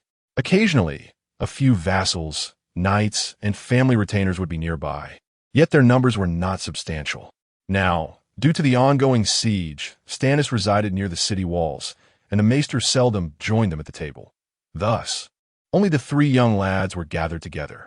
It was evident that children consumed their meals rapidly, especially under circumstances of scarcity and monotony. Typically, lunch would conclude in under 10 minutes, but today was somewhat different. In the dining hall, at the elongated trestle table, Lancel sat on the left side, while the other two were positioned opposite him. The dark-haired boy, as before, furrowed his brow at the meager fare before him, yet his silver dagger moved with unwavering determination. The dagger's tip plunged steadily into the head of the pickled fish, and with a gentle flick, the resilient fish head was effortlessly severed. The boy then skillfully reduced the entire fish into 4 equal portions, each piece surprisingly uniform in size. Finally, with a deft twist of his slender fingers, the silver dagger transformed from an inverted grip to a fork-like implement, akin to a small stiletto, piercing the salted fish strips several times, thereby liberating a morsel of boneless fish flesh. Ellen observed this spectacle, casting a glance at his own identical dagger, feeling it was both clumsy and cumbersome. "Lancel, you seem somewhat different from before," he remarked after his dark-haired companion skewered a piece of fish and brought it to his mouth. "Doi," Lancel mumbled, his words muddied by the salty food. "I heard that consuming too much pickled fish can lead to bad breath." "Not bad breath, I mean Barry. Have you noticed if you have bad breath?" The dark-haired boy's gaze shifted to the lanky Barry, who was currently engaged in a battle with an onion, seemingly relishing the raw vegetable. "Eating this can eliminate foul odors," the slender Barry responded, raising his hand to indicate his food. "It works wonders." "I meant the dagger." The rotund Ellen insisted, only to be interrupted. "Have you noticed if Ellen has it?" This question compelled Ellen to glance at his companion. "Who would pay attention to that?" The boy replied, momentarily bewildered. "But I imagine he must, considering how messy he is." The remainder of lunch became somewhat boisterous, yet Lancel found himself largely uninvolved. After finishing his portion, he politely bid farewell, but his gesture failed to capture the attention of the two squabbling companions. He stuck out his tongue in playful defiance and quietly departed from the scene. At this moment, the old scholar, alerted by the noise, hurriedly arrived. After exchanging a nod at the door, he stormed into the room with an imposing presence. Subsequently, Baylor heard a flurry of reprimands and arguments, yet he soon lost interest in the unfolding drama. His attention was captured by an unusual scent wafting through the air. Before he could discern its origin, he was met with a rather peculiar piece of news. "Patchface is dead, my lord," whispered the diminutive servant, Joffrey, as he returned to the threshold of Baylor's chamber. "He should have died long ago. I mean, when I dragged him from the sea that year, he was already gone." In noble households, gossiping servants might face the wrath of their stern masters, yet Baylor relished the tidbits of information shared with him. Not that he derived any substantial insights, but rather, it was a welcome distraction in a world devoid of entertainment. Gossip remained one of his few remaining interests. However, this matter was not merely idle chatter. "How'd he die?" Baylor inquired, brow furrowed. Patchface was the jester he had seen fleeing in tears that fateful day. Originally from the free trading city across the narrow sea, reputed for his comedic talents, though Baylor had never witnessed this for himself. After being purchased across the sea, as the jester's ship was returning to Storm's End, it was tragically sunk by a storm and hidden reefs, the ocean consuming him until he was regurgitated. transformed into a simpleton. "He fell ill, my lord," Joffrey replied. "They say he'd been unwell for some time.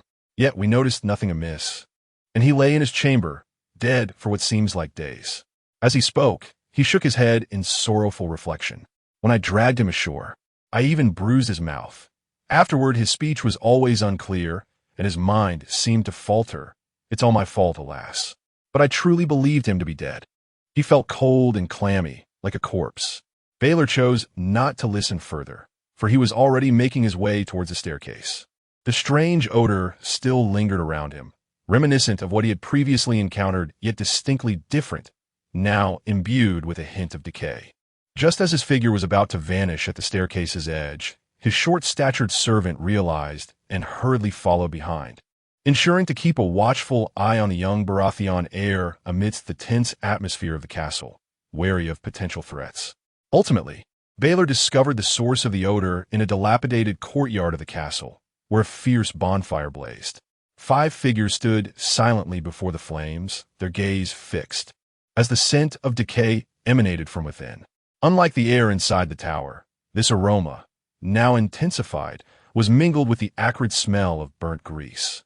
"The shipwreck claimed our vessel. Yet the damned jester has returned to us," someone spoke as Baelor approached. He was one among the 5 gathered before the fire, the young leader surrounded by the other 4 servants. With raven hair and azure eyes, his slender yet upright figure clad in dark brown leather armor exuded an air of indifference as he cast his gaze downward towards Renly. He has become a fool. One might ponder, what purpose does a simpleton serve as a jester? This sentiment seemed less a question and more a murmured lament. "At the very least, you seem to have some fondness for him," Renly replied. "I do not like him. I have never liked him." "Then why do you keep him around?" The youth hesitated, his voice tinged with uncertainty. "I strive to find joy in him. Indeed, I have made the effort. I thought perhaps this could fulfill my father's dying wish." Renly observed him silently, refraining from further comment, for it was clear that the young man was not seeking his counsel, nor that of anyone else. The shipwreck had not only rendered the jester a simpleton, but it had also claimed the lives of the Duke and Duchess of Storm's End, his parents in this life, swallowing them whole into the depths of the sea. At that time, Renly had been but a tender infant, cradled in swaddling clothes, unaware of the calamity that had transpired. Yet his elder brothers, Stannis and Robert, had borne witness to the disaster unfold. They stood upon the towering walls of Storm's End, helplessly watching as ships in the bay succumbed to the depths. The storm-ridden sky loomed ominously, and Renly could not fathom the emotions his brothers experienced in that moment. He later learned fragments of the tragic tale, how the disaster was not fated, but rather a consequence of the captain's grave miscalculation. How his parents had returned from the Free Cities bearing an array of curious and delightful toys, and how Maester Crescent had once received a letter from Duke Stefan, sent across the narrow sea, extolling the jester's virtues, claiming he could teach the reclusive second son to laugh. Clearly, the patch-faced jester was not a worthy fool, Renly mused. Since the dawn of his memories, he had witnessed Stannis smile just once, a fleeting expression of joy upon hearing of their parents' imminent return to Storm's End. After that, such smiles were as rare as the summer snow. "I do not like him." The atmosphere hung heavy in silence, and as the flames dwindled to reveal charred remains, the young man finally spoke. "Yet I ought to have summoned the maester to tend to him in his illness, rather than allow him to suffer and perish so." Stannis's tone bore no self-reproach. Rather, it hinted at an exhaustion, a weariness that suggested the burdens of the castle's current plight weighed heavily upon him. Though his angular visage remained rigid as stone, a thought flickered through Renly's mind unbidden. Should he consider employing the Naga's rib? Yet, as this notion took shape, he abruptly halted, his expression shifting in realization. The servants had begun to tend to the charred remnants, and he could clearly see the blackened mouth of the corpse, notably missing several teeth, 3, to be precise, as he counted. The issue of smugglers presents a contrast to Queen Visanne, as Conqueror Aegon's other wife, Queen Rhaenys, possesses a more vivacious temperament and a greater affinity for dragon riding.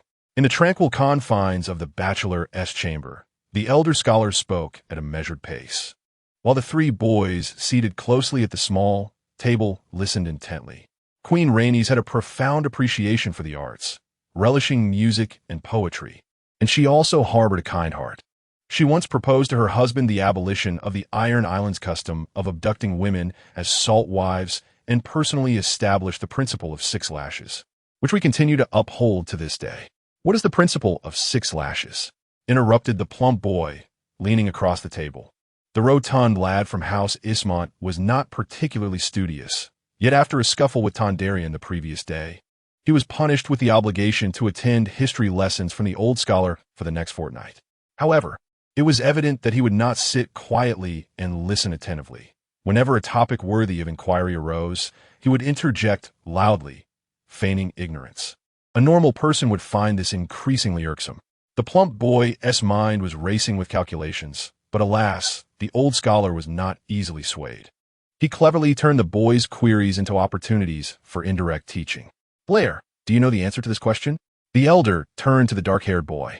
The principle of 6 lashes is a legal statute, decreed by Queen Rhaenys, stating that if a wife betrays her husband and engages in adultery, she may be subjected to no more than 6 lashes, and the rod used must not exceed the thickness of a thumb.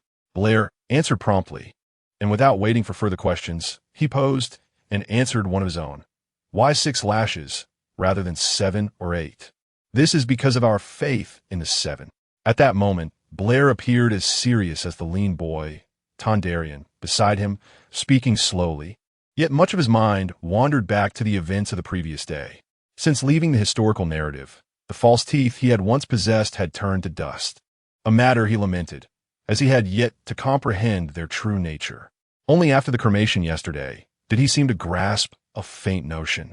Yet, this remained an uncertain matter.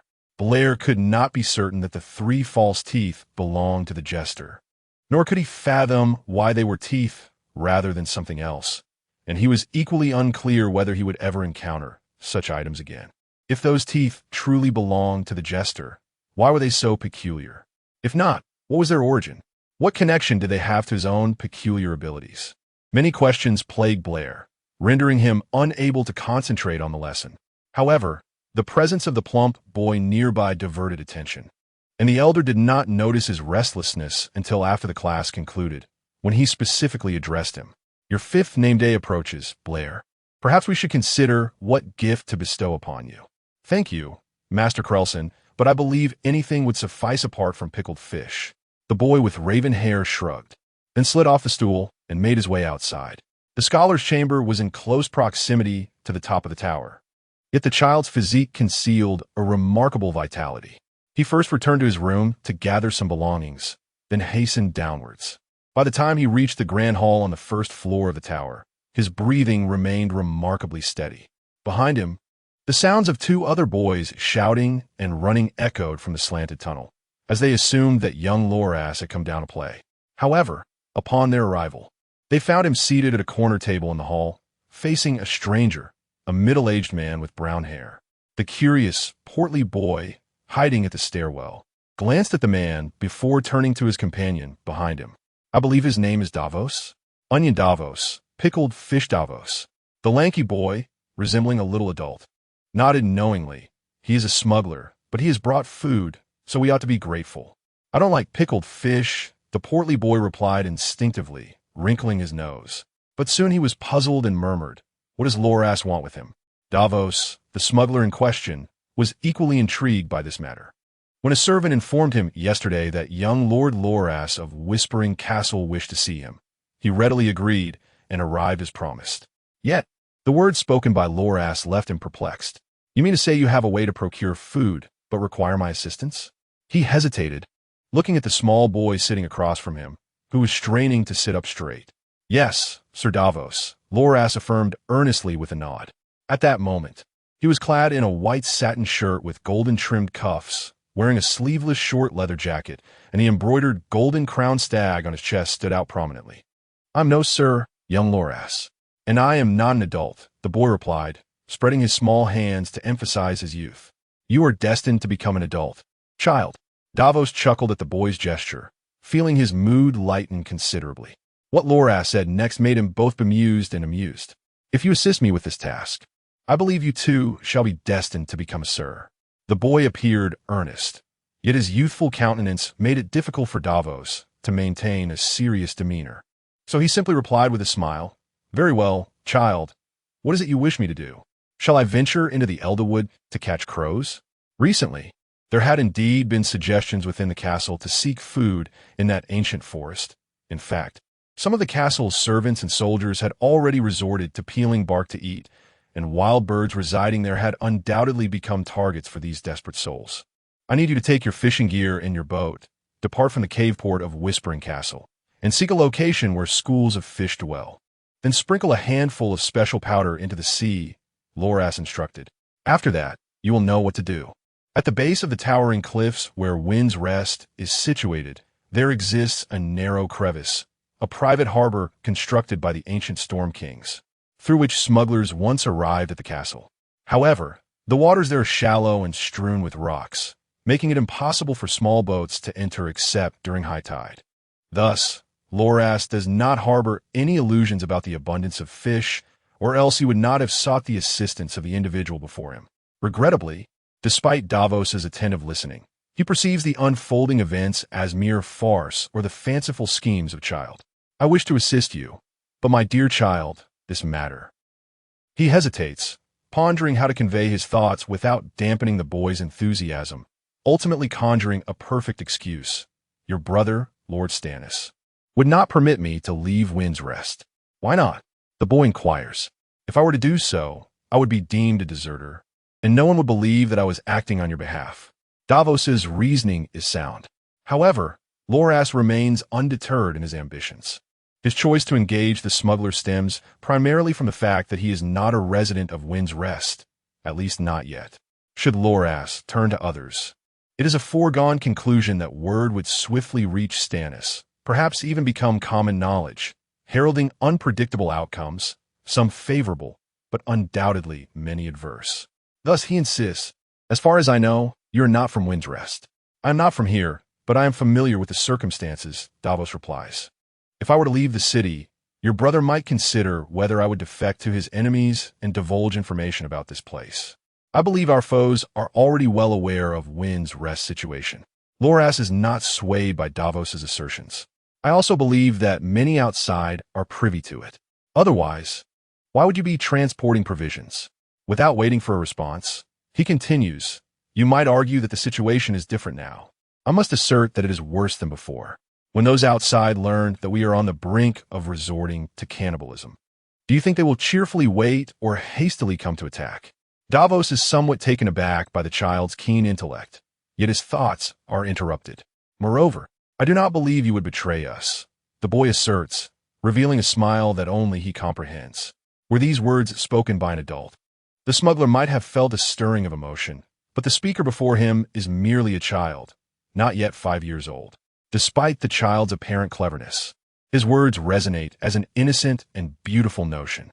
Consequently, Davos merely clears his throat. "Even if Lord Stannis were to grant me leave, Redwyne's fleet remains ever watchful outside the city. I do not believe they would afford me the opportunity to fish." "Ahem, child, you are asking me to fish, are you not? I am urging you to save yourself." Lannister shifted the conversation. "Currently, there are 7 prisoners confined within the dungeon, 2 of whom are afflicted with grayscale. You can perhaps surmise the dire choices we will face once our provisions are exhausted. Have you considered what will transpire when those prisoners are no longer alive? What shall we do next after their demise?" Davos stood momentarily stunned, evidently unprepared for a child to articulate such a brutal notion, let alone the implications woven into the boy's words. Who among us is most expendable? Is it the natives, or perhaps? Davos felt a lump rise in his throat. "I have faith that Lord Stannis would not stoop so low. If you believe your understanding of him surpasses mine, you are free to hold that conviction." Lannister shrugged indifferently. "I believe you will steadfastly defend the castle, resolutely." "Do you grasp the meaning of that word?" Noticing a shift in Davos's demeanor, Lannister leaned forward, resting one hand on the rough wooden table, his voice dropping to a conspiratorial whisper. "Reflect on your purpose in coming to Storm's End, Davos. You risked execution to breach the blockade of those fleets at sea, delivering a ship laden with provisions during our most desperate hour. What was your aim? to demonstrate how unpalatable your flesh might be? Perhaps Stannis would not resort to such measures. But what of you? Will you content yourself to simply wait? Your ship capsized otherwise. You might have received the reward you rightly deserve. Regrettably, at this juncture, your assistance is of little consequence to us. I am a smuggler. My life has been one of peril. Experience has taught me that not every venture yields a reward. Davos instinctively replied, his tone laced with caution. Though this is the greatest risk I have undertaken, I shall not be disheartened. Indeed, I shall not. His confident assertion, however, betrayed an inkling of his true emotions, prompting Lannister to refrain from pursuing the discussion further. Instead, he retrieved an object from the bench and placed it upon the table. It was a sealed iron box, appearing drab and unremarkable in the dim light. Now, the opportunity for redemption lies within your grasp. Seize it, and your venture shall prove worthwhile. Trust me, this item is particularly effective for fish. If you harbor any doubts. As he spoke, he set down a porcelain cup he had been clutching beside the iron box. Here, a small fish for you to test it. I have it. Davos hesitated, eyeing the two items before him, and there are myriad questions surrounding this. Contemplate it thoroughly, then endeavor earnestly. Should you wish to delay, return the items to me. You should be able to ascertain my residence. Lannister instructed as he slid down from the long bench. This powder is exceedingly precious, though I possess ample. You ought to exercise caution when using it, and do not overlook the fish. You know how scarce such provisions are for storms and at present. He concluded with a final remark. Should you be willing to act, then these items are yours, regardless of how you choose to view their origins. The credit shall be yours, but remember to maintain discretion. With that, the boy turned and departed. Davos's lips trembled, yet he could not articulate his thoughts until the diminutive figure vanished at the staircase. After a prolonged moment of daze, he finally raised his hand to grasp the wooden goblet upon the table, tilting it back to drain the brown ale within, followed by a muttered curse. By the seven hells, do the offspring of noble families mature at such an early age? In the tranquil expanse of the sacred woods, the upcoming period unfolded with utter serenity for Bran. The matters concerning the prosthetic teeth in the dungeon yielded scant clues. Regarding the jester, all he discerned was that the individual had been acquired from Volantis, one of the 9 free trade city-states, only to be submerged by the sea for 2 days, subsequently devolving into a state of mental incapacity. Beyond this, Bran possessed no further knowledge, nor did anyone else harbor any insights about the jester. Who would harbor curiosity towards a simpleton? The affairs of smugglers and fishermen remained silent, which Bran deemed a positive turn of events. Yet, he occasionally pondered whether Davos took this matter seriously. Perhaps upon returning, he would simply disregard the rib powder. Such contemplations often stirred doubt within Bran, yet he remained steadfast.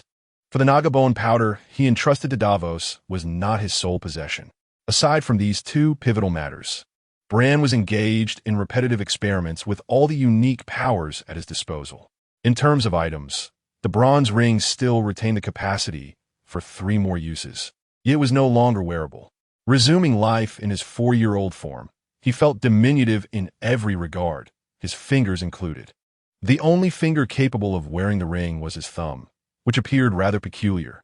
Thus, he secured the ring with a red string around his neck. As for skills, his expertise in etiquette, language, fishing gear fabrication, and fishing itself was rather rudimentary and of little utility.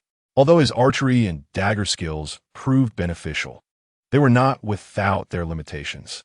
Despite acquiring these skills, he exhibited the proficiency of one who had trained for years. However, the advanced software was hindered by inadequate hardware. With his slender arms and legs, even a most skilled archery was futile, as he could not draw the bow. The mastery of the dagger did not present such a hindrance. Yet as a young scion of House Baratheon, even in his current unfortunate circumstances, it was challenging to envision when those skills might be applicable beyond the necessity of sustenance. The derivative trait of heraldry, the spirit sigil, enabled him to perceive aspects invisible to ordinary individuals, yet it was chaotic and lacked coherence. At times, he could faintly discern the temperament of others through the sigil, and occasionally glean a modicum of foresight regarding the past. Yet more often than not, he found himself bewildered by the meanings conveyed through the moving patterns. The sole ability that remained somewhat reliable was the breath of the fishmen. Through dual experimentation with a wooden tub and a wash basin, Bran discovered that this ability likely allowed him to survive underwater for extended durations. Although he had not precisely determined how long, he sometimes managed to endure for over half an hour, while on other occasions it was merely 20 minutes. Once, he even persevered for nearly an hour. It sounded quite intriguing if one overlooked the difficulty of opening one's eyes underwater. 5 days later, Bran received another report concerning the smugglers. At that moment, he leaned against a withered chestnut tree beneath the towering sacred woods, seated upon a modest brown stool crafted from simple planks. His cerulean eyes gazed toward the horizon where the ground was blanketed in layers of dead leaves, casting shadows beneath the coarse trunks of trees. 2 children were merrily engaged in their games in that shaded enclave.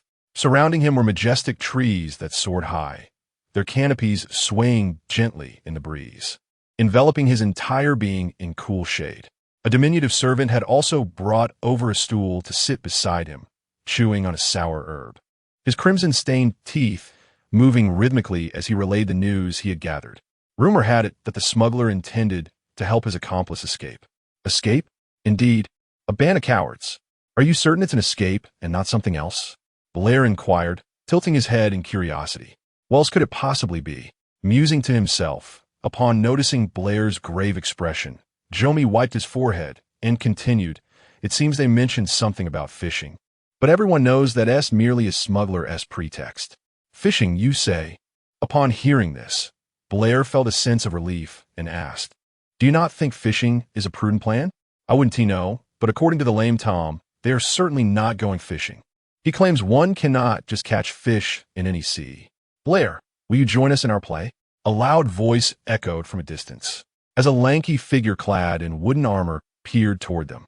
The rotund Ellen, on the opposite side, also cast his gaze over.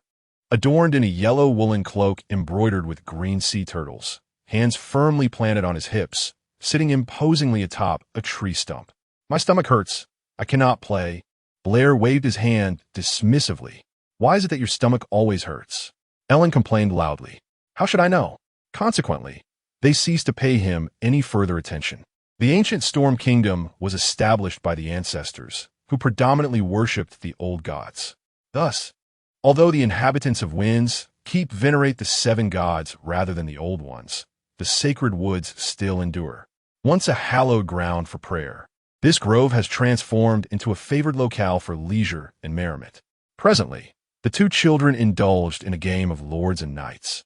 Blair was not well versed in the rules, but understood that one would don a cloak to embody the lord and receive the knight's fealty, exchanging dialogues of loyalty and lineage. There might be additional conversations regarding family heritage, personal achievements, and the identities of adversaries that must be remembered upon pledging allegiance to the Lord. For young noble offspring, such games possess educational merit, instilling knowledge of heraldry, family histories, and feuds. However, Blair did not believe he needed to memorize these matters through play. He often regarded it as an amusing spectacle, preferring to observe the 2 children enact their drama rather than languish within the confines of a stone house. Yet, at this moment, he lacked the inclination to continue watching. "Please go on." After dismissing his companions, Blair turned his attention back to Jomi. "What else is there to say?" Jomi blinked in confusion. "The smuggler? Oh, they mentioned going fishing." Yora furrowed his brow in contemplation before replying, "But we believe they are merely planning to flee." "Let us set aside what Tom the Lame said," interrupted Stannis. "Did they go fishing?" "They claim they are departing tonight." Yora nodded. "We would be more than pleased if there were 3 fewer mouths to feed in the castle. It appears Lord Stannis shares this sentiment." "Stannis undoubtedly ponders more than you do." Upon hearing this, Renly stroked his chin thoughtfully. That elder brother, who seldom engaged with him, was a meticulous individual. Thus, even if he desired fewer mouths to feed within the castle, he would not easily permit the criminals to escape. He might inquire about their detailed plans and could even uncover the existence of dragonbone powder, or perhaps, let us hope for a smooth outcome. With a sigh, Renly turned his gaze back toward his 2 companions in the distance, his scattered thoughts refocusing. Regardless of his inclinations, He remained, for the time being, merely a child. As the small single-masted boat gently swayed out from the crevice of the rocks, Davos heard his companion's hushed voice urging, "Let us flee, Captain." The cold wind blew steadily, and dark clouds drifted across the sky, while the full moon intermittently appeared and disappeared behind the shifting clouds. Gazing ahead, the ocean stretched out like an endless abyss of darkness, shimmering with countless glimmering ripples, akin to stars, illuminated by the silver light of the moon. Now is the time to escape. It's as dark as when we arrived. That fool, red wine, will surely not notice us, one of the men murmured. Indeed, another voice chimed in, "It is far better than remaining in this forsaken castle. Just listen to what they are saying, cowards. If we were truly cowards, they would have long since devoured us. Stannis has always maintained a grim demeanor and holds us in disdain. It is said he is quite obstinate and harbors a strong aversion to smugglers. We ought to have anticipated this. Should we have? Apart from a few lords on the sister isles, which lord does not scorn smugglers?" They continued to row, their indignation growing with each exchange, until the brown-haired middle-aged man, who initially intended to remain silent, could no longer restrain himself and reproached them. "Are they mistaken? Are we truly honorable men? Are we not smugglers? But we have aided them. We brought them food." A freckled sailor interjected with dissatisfaction. "Even if it is little, they ought to remember our initial intentions." Davos interrupted him, displeased. "We do not act for the Wind's Breath Castle, nor for those lords of House Baratheon. We do this for our families, for our children, for their future. Flee? Do you wish to abandon this minor grievance? Do you truly desire to be smugglers for life?" His words left the two sailors momentarily speechless. One, a round-faced man, finally spoke softly, "Captain, even if we succeed, what will Stannis grant us? A few gold dragons? I do not believe we can even bring back food." The other, with a pointed face, added, "A bucket and the sea are not alike. The depths of this ocean will render that small amount of powder useless." "That is another matter. One must attempt before knowing," Davos replied, his mind involuntarily flashing to the peculiar child that had unsettled him, and he clenched his teeth unconsciously. "Our fourth child has just been born, and our eldest and second are soon to reach maturity. Perhaps their futures hinge upon this venture of ours." The wind and waves muffled his words, yet the two sailors' grievances dissipated, and a silence fell over the small boat. The vessel rocked upon the tumultuous dark sea, the wooden oars occasionally striking submerged rocks, producing dull thuds. The night concealed all dangers, yet hints of threat remained perceptible. Ahead, a faint flicker of concentrated firelight glimmered, resembling distant orange lanterns against the backdrop of the night sky. Not far from them, a formidable fleet, under the jurisdiction of the noble houses of the River Bay, lay in wait, poised to seal off this expanse of ocean. The fleet was neither far from Wind's Breath Castle nor particularly close. The current expanse of sea is known as Shipwreck Cove, a treacherous landscape riddled with countless reefs, which only multiply as one approaches the castle. The fleets dare not venture too close. This perilous environment, however, provides a vibrant opportunity for smugglers and their small vessels. The single-masted ships, with their sails furled, continuously maneuver across the water surface until Davos raises his hand, signaling them to halt. The dark hull of the ship exudes a somber hue, appearing inconspicuous under the dim moonlight. "Captain, from where did you procure this powder?" the square-faced sailor inquires, as the cautious brown-haired man gingerly retrieves a metal box from his bosom. "From the Jade Sea, from Crab Bay, from slave traders, even from the savages. Damn it. From any place you can think of," the smuggler leader admonishes in a hushed tone. "Even if we have traversed this route before, we must not be so careless. Can you all keep quiet?" Consequently, the sailors reluctantly silence themselves, setting aside their oars to gather the fishing gear strewn across the deck. The vessel begins to sway, anchored upon the surface of the sea, as Davos pours a handful of powder into the depths below, stirring the dark waters with his gloved hand. The freckled sailor grips the fishing net tightly, silently beseeching the gods. May they bless us. Let this substance truly be effective. Regrettably, his prayers appear less than sincere, for after a span of more than 10 minutes, no anomalies surface beneath the waves. Standing dumbfounded upon the ship, The biting sea breeze sends shivers through their bodies. After a moment, the square-faced sailor sighs. I told you, this stuff is useless. What can that fish possibly indicate? They always say, a barrel in the sea. The sailors murmur their grievances, while the brown-haired man remains at the bow, his brown eyes fixed intently on the profound ocean below, his growing disappointment intertwined with dwindling hope. Suddenly, a flash of white darts through the dark depths beneath the surface. His taut muscles relax, and he excitedly pounds the side of the ship, exclaiming, "Look, fish are appearing." The sailors, upon hearing this, eagerly peer over the side, their faces alight with joy and excitement. However, their elation swiftly transforms into a stupor, followed by wide-eyed terror. It's a school of fish. A sharp scream pierces the night air, filled with panic. At that moment, a dark cloud drifts across the moon, casting down a long-awaited chill of light, revealing countless silver specks surging from the depths of the ocean, coalescing into a tumultuous silver vortex. The nearby waters churn violently, causing the small boat to sway drastically, and despite the cool sea breeze, the smugglers' foreheads glisten with cold sweat. After a brief moment of shock, Davos hastily turns to grasp the oars, bellowing orders, "Quickly retreat now." In the early hours of dawn, a rumble resonates across the sea outside the castle. A sound not particularly loud, but impossible to ignore, startling the soldiers on watch. As Lannister awoke in the morning to brush his teeth, he found himself pondering the unexpected events that had transpired and whether they would have any impact on the smugglers' fishing endeavors. However, in his moment of distraction, he inadvertently applied too much force with a twig in his hand, jostling it against his gum, resulting in a sharp pain and blood slowly oozing from between his teeth.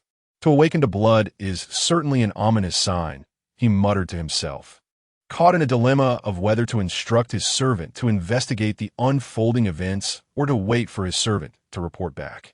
A sudden uproar of cheers and shouts erupted from outside the tower. "Long live Wind's Rest! Long live the fisherman Davos! Long live the Baratheons! Long live the shipbreaker Davos!" The cacophony, though chaotic, was clear enough for Lannister to discern the voices within it. The kitchen maid Aegia, the cobbler Mori, the blacksmith apprentice Amon, and even the exuberant cheers of two young companions. Had they succeeded? A flicker of understanding ignited within him as he rushed to the window to peer outside, only to find a throng of excited people gathered at the entrance of the tower's lower level. He then dashed towards the door, colliding with his hurried servant, Yura, who was ascending the stairs. What transpired outside? He grasped Yura's sleeve, urgency lacing his voice. "The smugglers have returned with a boat full of fish. Live fish? My lord, delicious herring." The servant beamed with a foolish grin. "I love herring. They must surely be sent by the gods to aid us, indeed. But what of anything else?" Despite his joy, Lannister was not to be swept away by the euphoria of victory, for he had distinctly heard something unexpected. "Two ships have run aground. The vessels in the bay, they saw the smugglers last night and attempted to pursue them, only to run aground in Shipwreck Cove." What a delightful surprise. Lannister couldn't suppress a chuckle at this news, yet his amusement quickly faded as another thought crossed his mind, his smile retracting as a furrow formed upon his brow.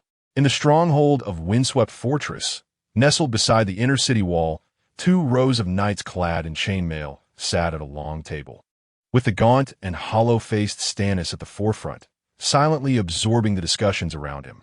The loss of 2 ships might merely serve to awaken the foolish red wine. Yet they have now come to understand that our food predicament has been resolved, which could very well alter their strategy. Indeed, there lies such a possibility, but the fortress's defenses are robust enough to withstand any assault. Do you truly believe we can hold out with our meager numbers? You may have forgotten that we have been stationed within this castle for nearly a year. And have you forgotten what we are discussing? The high walls of Windswept Fortress are formidable. Do you think it was conjured by magic? Nonsense. I dare say, there exists no castle that cannot be breached. Gentlemen, our discourse concerns whether they will lay siege, not whether they have the capability to breach our stronghold. Is this not a valid point? I do not believe Tyrell would risk a siege. Even if we are undermanned, he would require the sacrifice of thousands to breach our defenses. I contend that the crux of the matter lies with Robert. The harsh sunlight poured down from the sky, rendering the surrounding land parched. Yet within the confines of the grass-covered pavilion, the heat was scarcely felt.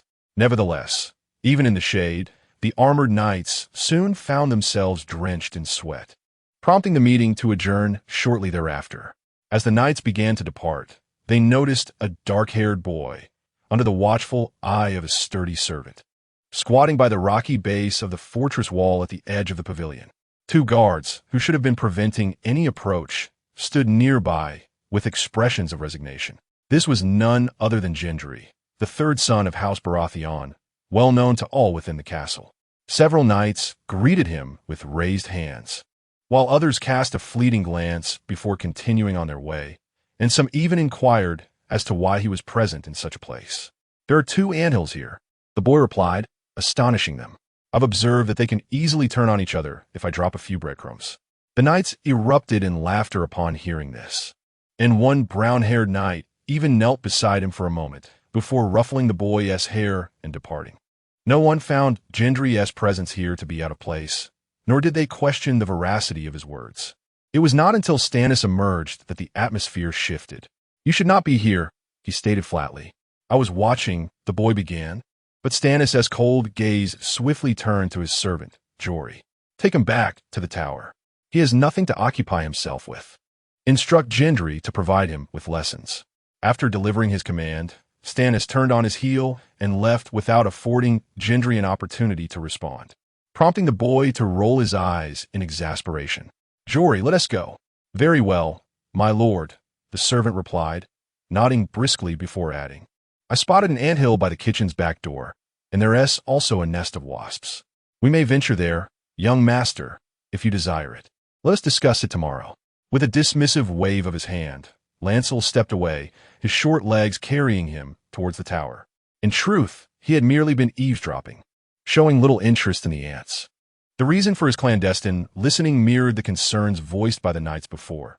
The sudden shipwreck and the subsequent food supplies might provoke their adversaries. However, his apprehensions did little to alter the circumstances. Pretending to observe the ants left his lips parched, and he gleaned little information save for one significant tidbit.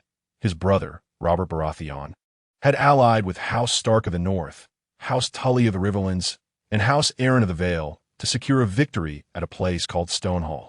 This news, seemingly outdated, had initially come from smugglers, a fact unbeknownst to Lancel until now. While it offered him some solace, he found himself yearning for tidings of Robert's decisive blow against the royal heir. Regarding the rebellion, this was the sole detail that lingered in his mind. Once the downfall of the Targaryens was assured, he doubted any of the enemies outside Winterfell would dare to assault the castle, who would risk themselves on the side of inevitable defeat. He silently hoped such a moment had already come to pass. Muttering to himself, he remained somewhat anxious about the possibility of an unexpected siege by the foes outside, prompting him to ponder what actions he might take in the event of an attack. After considerable reflection, he concluded that aside from relying on the unique property of merfolk's breath to escape into the sea, he was left with little else to consider. Thus, over the following 2 days, Lancel prepared for a potential flight. Yet, as time slipped by, there was no sign of significant movement outside the castle. Apart from the occasional knight spurring his horse towards the gates to hurl provocations, nothing else transpired. The atmosphere within the castle had markedly improved. Provisions had been replenished, and the formerly listless populace began to stir with renewed vigor, akin to withered plants regaining their vitality. Since the return of the smugglers, Lancel could distinctly observe more smiles gracing the faces of the inhabitants, a sight that pleased him immensely. The fact that none were aware of his involvement in this turn of events brought him further relief. In this quasi-medieval realm, the populace held a certain disdain for sorcery. The smugglers had become the darlings of the castle, basking in newfound popularity. No one knew the specifics of how they had managed to procure an entire shipload of fish. Most presumed it was due to their exceptional fishing skills. An old fisherman known as Lame Tom had taken to shadowing a sharp-faced smuggler, inquiring incessantly in hopes of acquiring such techniques. Lancel heard that Tom even introduced his daughter, who had been assisting in the kitchen, to the young smuggler. It was clear that Tom would not glean any genuine skills, yet his daughter had formed a close bond with the smuggler, nearly on the brink of courtship. As the servant Jomi spoke of the matter, his indignation was palpable, primarily because his youngest son, who worked in the stables, had once been romantically involved with that daughter. He had even prepared to pay the taxes required by the Baratheons for their union, only to find himself with nothing but disappointment. Initially, Jomi had cheerfully referred to the smugglers as saviors sent by the gods, but now, whenever they were mentioned, his face flushed with anger. In contrast, Loras, detached from the turmoil, adopted an amused observer stance, keenly following the developments without any empathetic feelings, and indeed, he found the situation rather entertaining. As the mundane days swiftly passed, filled with the study of history and letters, meals, leisurely strolls, theatrical performances, and sleep, 2 months slipped away in a blink. However, change arrived on an overcast afternoon. The standoff both inside and outside the castle had persisted for some time, but on this particular afternoon, the once tranquil exterior of the castle erupted with the blaring of horns, their resonant calls echoing alongside the crashing waves, reverberating in the ears of all within Wind's Rest. Were they preparing for an assault? What had transpired? By the gods' grace. With the sound of the horns, figures emerged in a flurry from various buildings. The head chef, kitchen aides, the stable master, stable hands, numerous servants, cobblers, and barbers alike. Under the thunderous din of the horns, they instinctively gathered in a courtyard near the towering spire, seeking refuge should calamity strike. Yet, the reality was far from their expectations. From a chamber atop the high tower, facing the castle gates, Loras beheld the unfolding scene outside. Beyond the range of the castle's defenses, the enemy encampment was rife with commotion. A multitude of dark figures swarmed from their tents, darting back and forth, ultimately forming a defensive line, as if anticipating an enemy's approach. However, the figures that emerged were not soldiers, but a ragtag group of riders. Their attire drab, and numbering perhaps a mere dozen. They reached the front of the besieging army and, after a brief standoff, engaged in hushed conversation. Then a figure, slightly larger than the rest, stepped forth from the ranks and knelt before the riders. It was the sigil of the northern direwolf. It was Stark. A murmuring arose behind Loras, and he turned to see the usually composed old maester staring wide-eyed, his aged brown eyes now glistening with unshed tears. "Eddard Stark," he repeated, seemingly in disbelief, as emotion welled within him. Tyrion, without resistance, knelt and surrendered, surely a sign that his brother Robert had triumphed.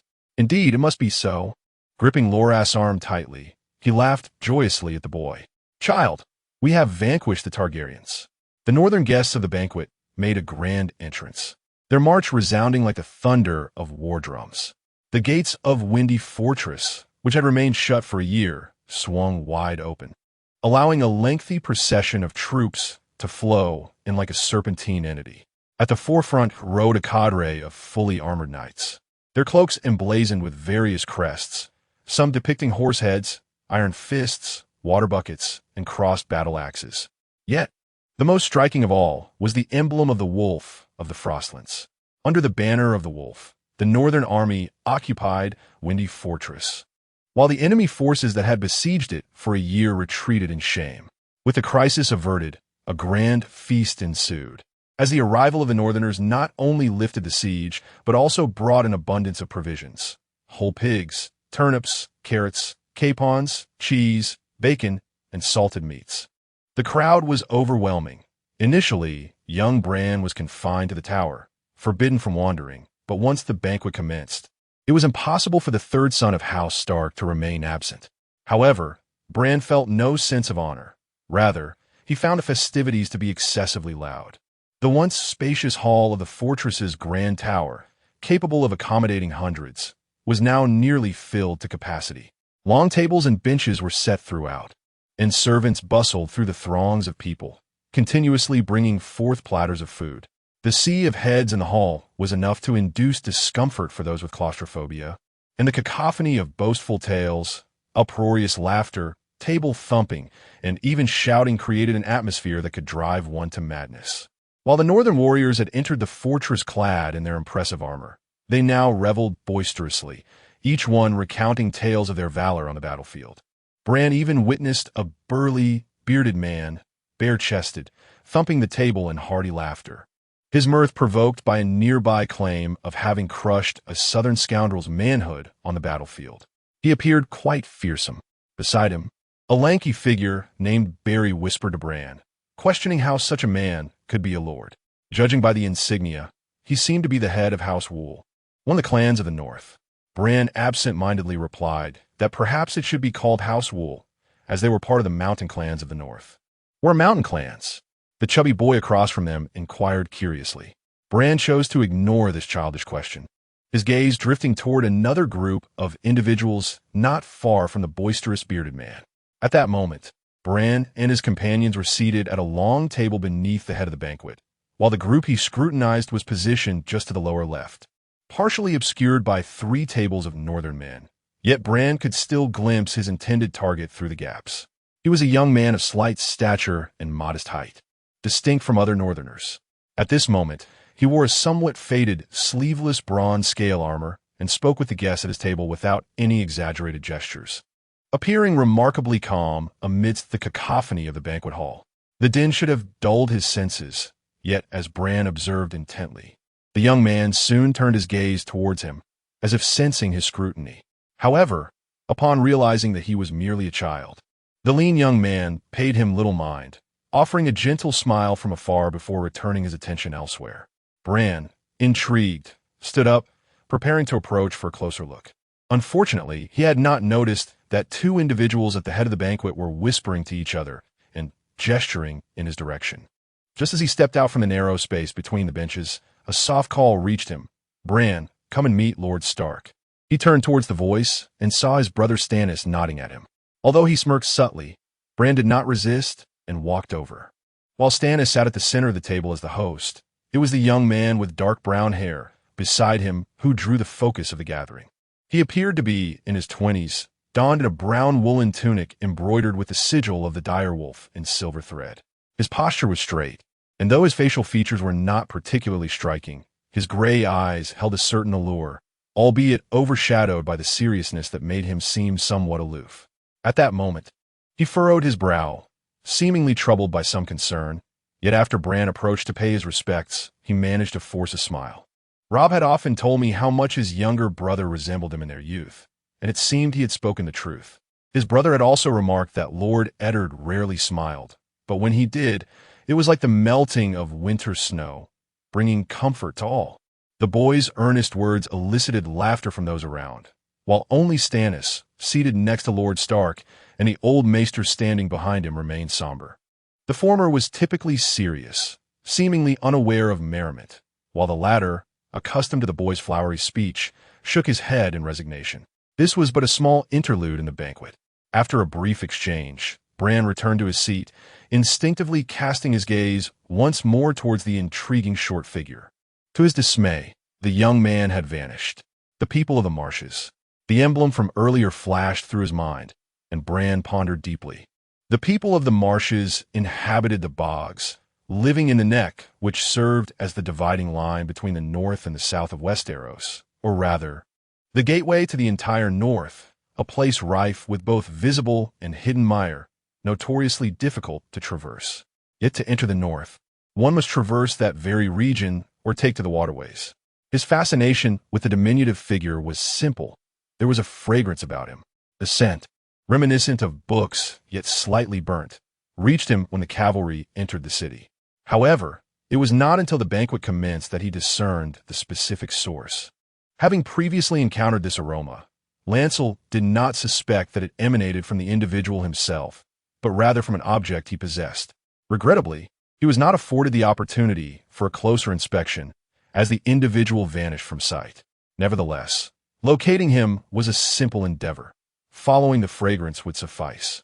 Yet, after contemplation, Lancel refrained from acting impulsively, considering the multitude of onlookers present. He resolved to wait until the conclusion of the festivities. Thus, he redirected his attention towards the esteemed Eddard Stark. Regardless of the impressions formed in his past life regarding Westeros, Ed Stark remained a figure of significant importance. The young Lord of Winterfell had grown up alongside Robert Baratheon, Duke of Storm's End, as foster brothers, their bond akin to that of true siblings, even surpassing blood relations.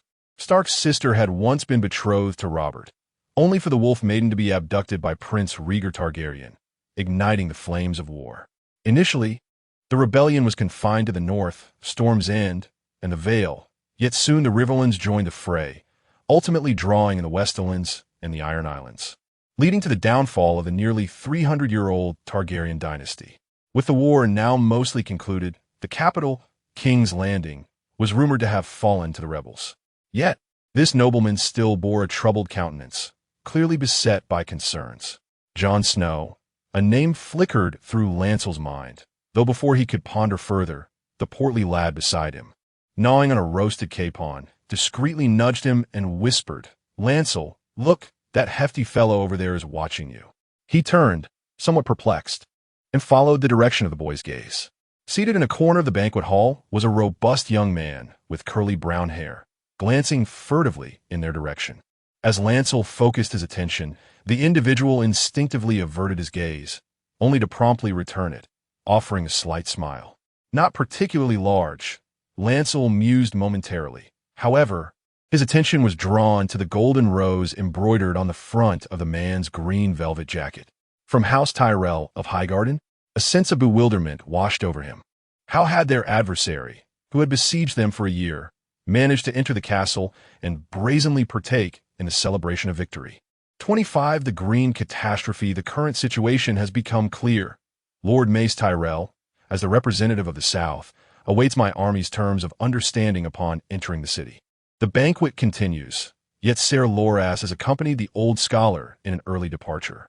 As they ascend the staircase, the elder, breathless, remarks, "He may be observing your brother Robert's family situation." As the leader of the rebels, Robert's words are interrupted by a fit of gasping. The old scholar pauses on a step, recovering for a moment before continuing. "It is also possible that, I have heard that his youngest daughter has just been born at Highgarden. Are you suggesting a union?" The elder's words are vague, yet Ser Loras discerns their meaning, prompting him to frown. "How long has it been since my 5th name day?" "That is quite typical." The old scholar, marveling at the boy's precocious wisdom, feels compelled to elaborate. "Lords often employ marriage alliances to forge bonds with allies. Many noble children are betrothed in swaddling blankets. To be honest, you are already considered late." As he speaks, and without waiting for the boy's response, he chuckles. "You are of House Baratheon, born of noble lineage, and thus a coveted match. Lesser lords aspire to ally with you to ascend the ranks, while great nobles seek to unite with families of similar standing, making suitable matches for their children quite rare. But I am not even a second son, and I possess no claim to inheritance." As they continue to climb the stairs, a dark-haired maid passes by and greets them. The elder nods in acknowledgement, and once she has moved on, he resumes speaking. "In theory, it would indeed be challenging for you to possess your own domain. However, your grandmother, Rhaella Targaryen, is the daughter of Aegon V, a true princess of the royal bloodline. Speaking of lineage, well, let's not dwell on that for now. In any case, my child, the realm is in turmoil at present, but when stability returns, lords and nobles wishing to betroth, you will surely emerge in abundance. You must be prepared." Having spoken, the elder smacks his lips, suddenly aware that he has said too much. Yet, catching sight of Loras's furrowed brow, he cannot help but chuckle softly. The boy is wise beyond his years, yet some matters remain beyond his grasp. However, the old scholar is mistaken. Loras possesses knowledge regarding this very subject, and his understanding is quite advanced. He is aware that, should circumstances unfold as expected, his distant brother Robert would ascend the Iron Throne, while he would inherit this castle and the vast Stormlands. Yet, whether events would indeed transpire in such a manner remains uncertain, given that discrepancies have already arisen from his memories. Loras does not dwell on this, regardless of territorial claims. As a member of House Baratheon, a life free from want is assured. Thus, he harbors little desire for land or lordly titles. His true intrigue lies in the hidden potential within himself and the unique power it bestows. In comparison, the mundane game of power holds little significance. Yet, This assurance of sustenance does hinge upon certain conditions. Loras ponders as he climbs the staircase. He felt it was time to contemplate the matter, for according to the original narrative, King Robert, having ascended to the throne, would meet his demise at the tusks of a wild boar in a decade or so. The reasons behind this fate were far from simple, yet the central conflict was singular. The queen, hailing from the Lannister family of the Westerlands, engaged in clandestine affairs with her own brother, resulting in 3 offspring whom the populace presumed to be Robert's. Even Robert himself harbored this belief.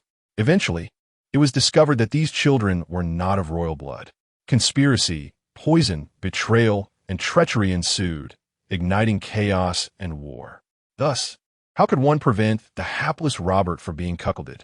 Balon, lost in thought, mused on this. "You performed admirably today," came the admonition from the old maester. "However, you ought to take the initiative to pay your respects to Lord Stark, rather than waiting for your brother to summon you." "Why?"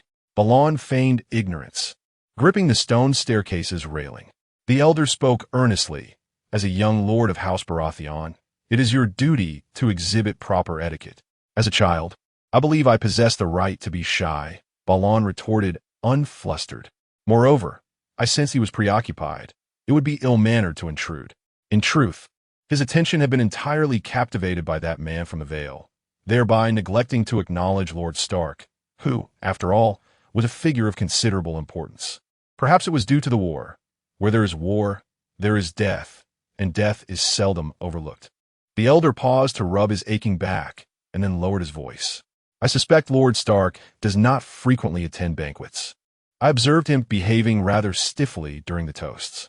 As for your brother, while he may appear aloof, he still manages to navigate such occasions with some grace. Is there truly a distinction?" Balon remarked, bemused by the elder's apparent satisfaction. At the banquet, he had only encountered 2 stone-faced individuals, each more displeasing than the last. Were it not for the overwhelming presence of northerners, the atmosphere would have been devoid of warmth. However, this topic did not persist, for they had arrived at their destination. Due to the necessity of caring for the ravens, the elders' quarters were situated at the pinnacle of the tower, while Balon's chamber was but a few steps away. Yet, shortly after entering his room, he quietly emerged once more and proceeded down the stairs. The corridor was desolate, with only the braziers burning quietly against the stone walls, casting flickering shadows upon the floor and the arched stone ceiling, creating a rather somber ambience. The stone staircase leading from the corridor seemed even darker, and the ancient tapestries hanging silently from the walls contributed to the eerie atmosphere, enough to instill trepidation in a typical child. Nevertheless, Balon was no ordinary child. He paid little heed to the oppressive gloom around him. After wrinkling his nose and taking a whiff, he resolutely descended the tower. However, midway down his path, an unexpected visitor intercepted him. Davos. Upon seeing the gray-robed, brown-haired man ascending the stairs, Balon greeted him. "Why did you not attend the banquet?" He actually wished to inquire how the smugglers managed to ascend, given that the upper residential area was guarded. However, reflecting on the chaotic scene below, it was highly probable that the guards had been negligent in their duties. Those northerners certainly possessed a remarkable capacity for drink. The other party cleared his throat, then quietly got to the point. "Lord Stannis has promised to grant me a fief and knighthood in return for this venture, but only if I am willing to atone for my past smuggling offenses." Renly tilted his head and asked, "Are they going to cut off your fingers? How did you hear about this?" Davos opened his mouth to respond, but refrained from further inquiries. His conversation with Stannis had taken place in private, leaving no room for others to be aware of it. Nevertheless, the peculiar bone dust had already cloaked the boy before him in a shroud of mystery. An additional layer was hardly surprising. This incomprehensible sorcery stirred within Davos a sense of wariness and aversion, yet he could not overlook the assistance it had afforded him. Thus, despite the turmoil in his heart, he found himself before this seemingly exquisite and enigmatic young boy. "I must say, it is all thanks to you, my lord," he remarked, his tone noticeably infused with respect compared to his previous words. "Isn't this how it was agreed? The credit belongs to you. I merely wish to fill my belly." Renly interrupted him, waving his hand. "This is not a place for conversation. If you wish to thank me, let us discuss it another time." As the boy traversed the staircase beside him, Davos could not help but add, but the reward is truly. Renly halted his steps and glanced back at him. The boy reeked of alcohol, swaying slightly as he stood there, clearly inebriated. Is it truly too high? Or do you believe this matter tarnishes your honor? A smuggler has no honor, Davos replied, though with a certainty that echoed the sentiment of many. It was the first time such words had come from the lips of a child. Davos opened his mouth, then awkwardly nodded. Very well, my lord. I apologize for disturbing you. He bowed slightly and turned to leave. But you are about to become a knight, Davos, Renly suddenly called out from behind him. A knight who holds honor above life itself, as the tales recount. I hope you will become such a knight. Upon hearing this, Davos paused, unable to resist looking back at the boy, who merely shrugged in response. Perhaps this is the finest gift I could receive. The boy smiled at him before hastily departing, leaving Davos in a state of bewilderment.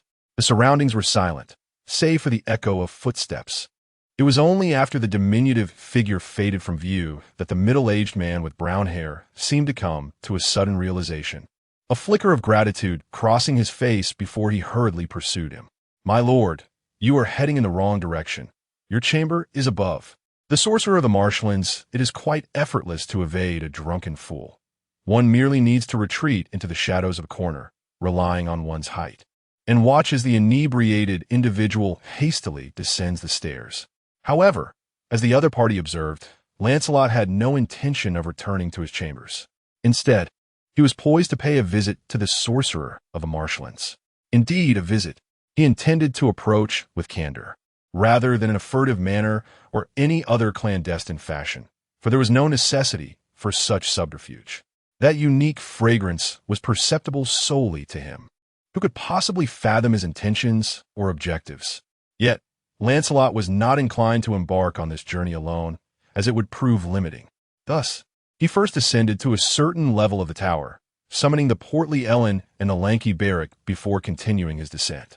Why are we seeking out this sorcerer? The portly one inquired with a yawn. Children possess a penchant for slumber, and although he was eager to partake in the revelry, he retired earlier than Lancelot. I've heard that the sorcerer consumes frogs, grumbled the lanky Beric beside him, and they're transformed from mud, no less. Have you not heard that he possesses magic? Lancelot casually retorted. How could one not wish to witness such marvels? The scholars of the old town claim that magic is merely deceit. Beric scoffed dismissively, while Ellen shrank back at the mention of witches. I refuse to go. Witches are far too frightening. Despite his protestations, he did not turn to leave, evidently harboring a modicum of curiosity. Lancelot seized the moment to elaborate. I've heard he can make frogs speak. Ellen, upon hearing this, was indeed intrigued, and as Lancelot moved forward, he instinctively followed suit. Is that true? I've only heard rumors, which is precisely why I wish to see for myself. Besides, the place is teeming with people. What is there to fear? The voices of the children faded into the distance, accompanied by their footsteps. The central tower of Windbreath Keep loomed large and imposing, housing everything from armories to storerooms. At that moment, situated in the upper echelons of the tower, Lancelot was blissfully unaware of the raucous festivities below. No servants accompanied them, as the sheer volume of attendees rendered the staff utterly occupied. They were tasked not only with serving the northern lords and their noble kin, but also the knights, their attendants, and a multitude of common soldiers. In truth, the banquet in the grand hall was merely the heart of the celebration.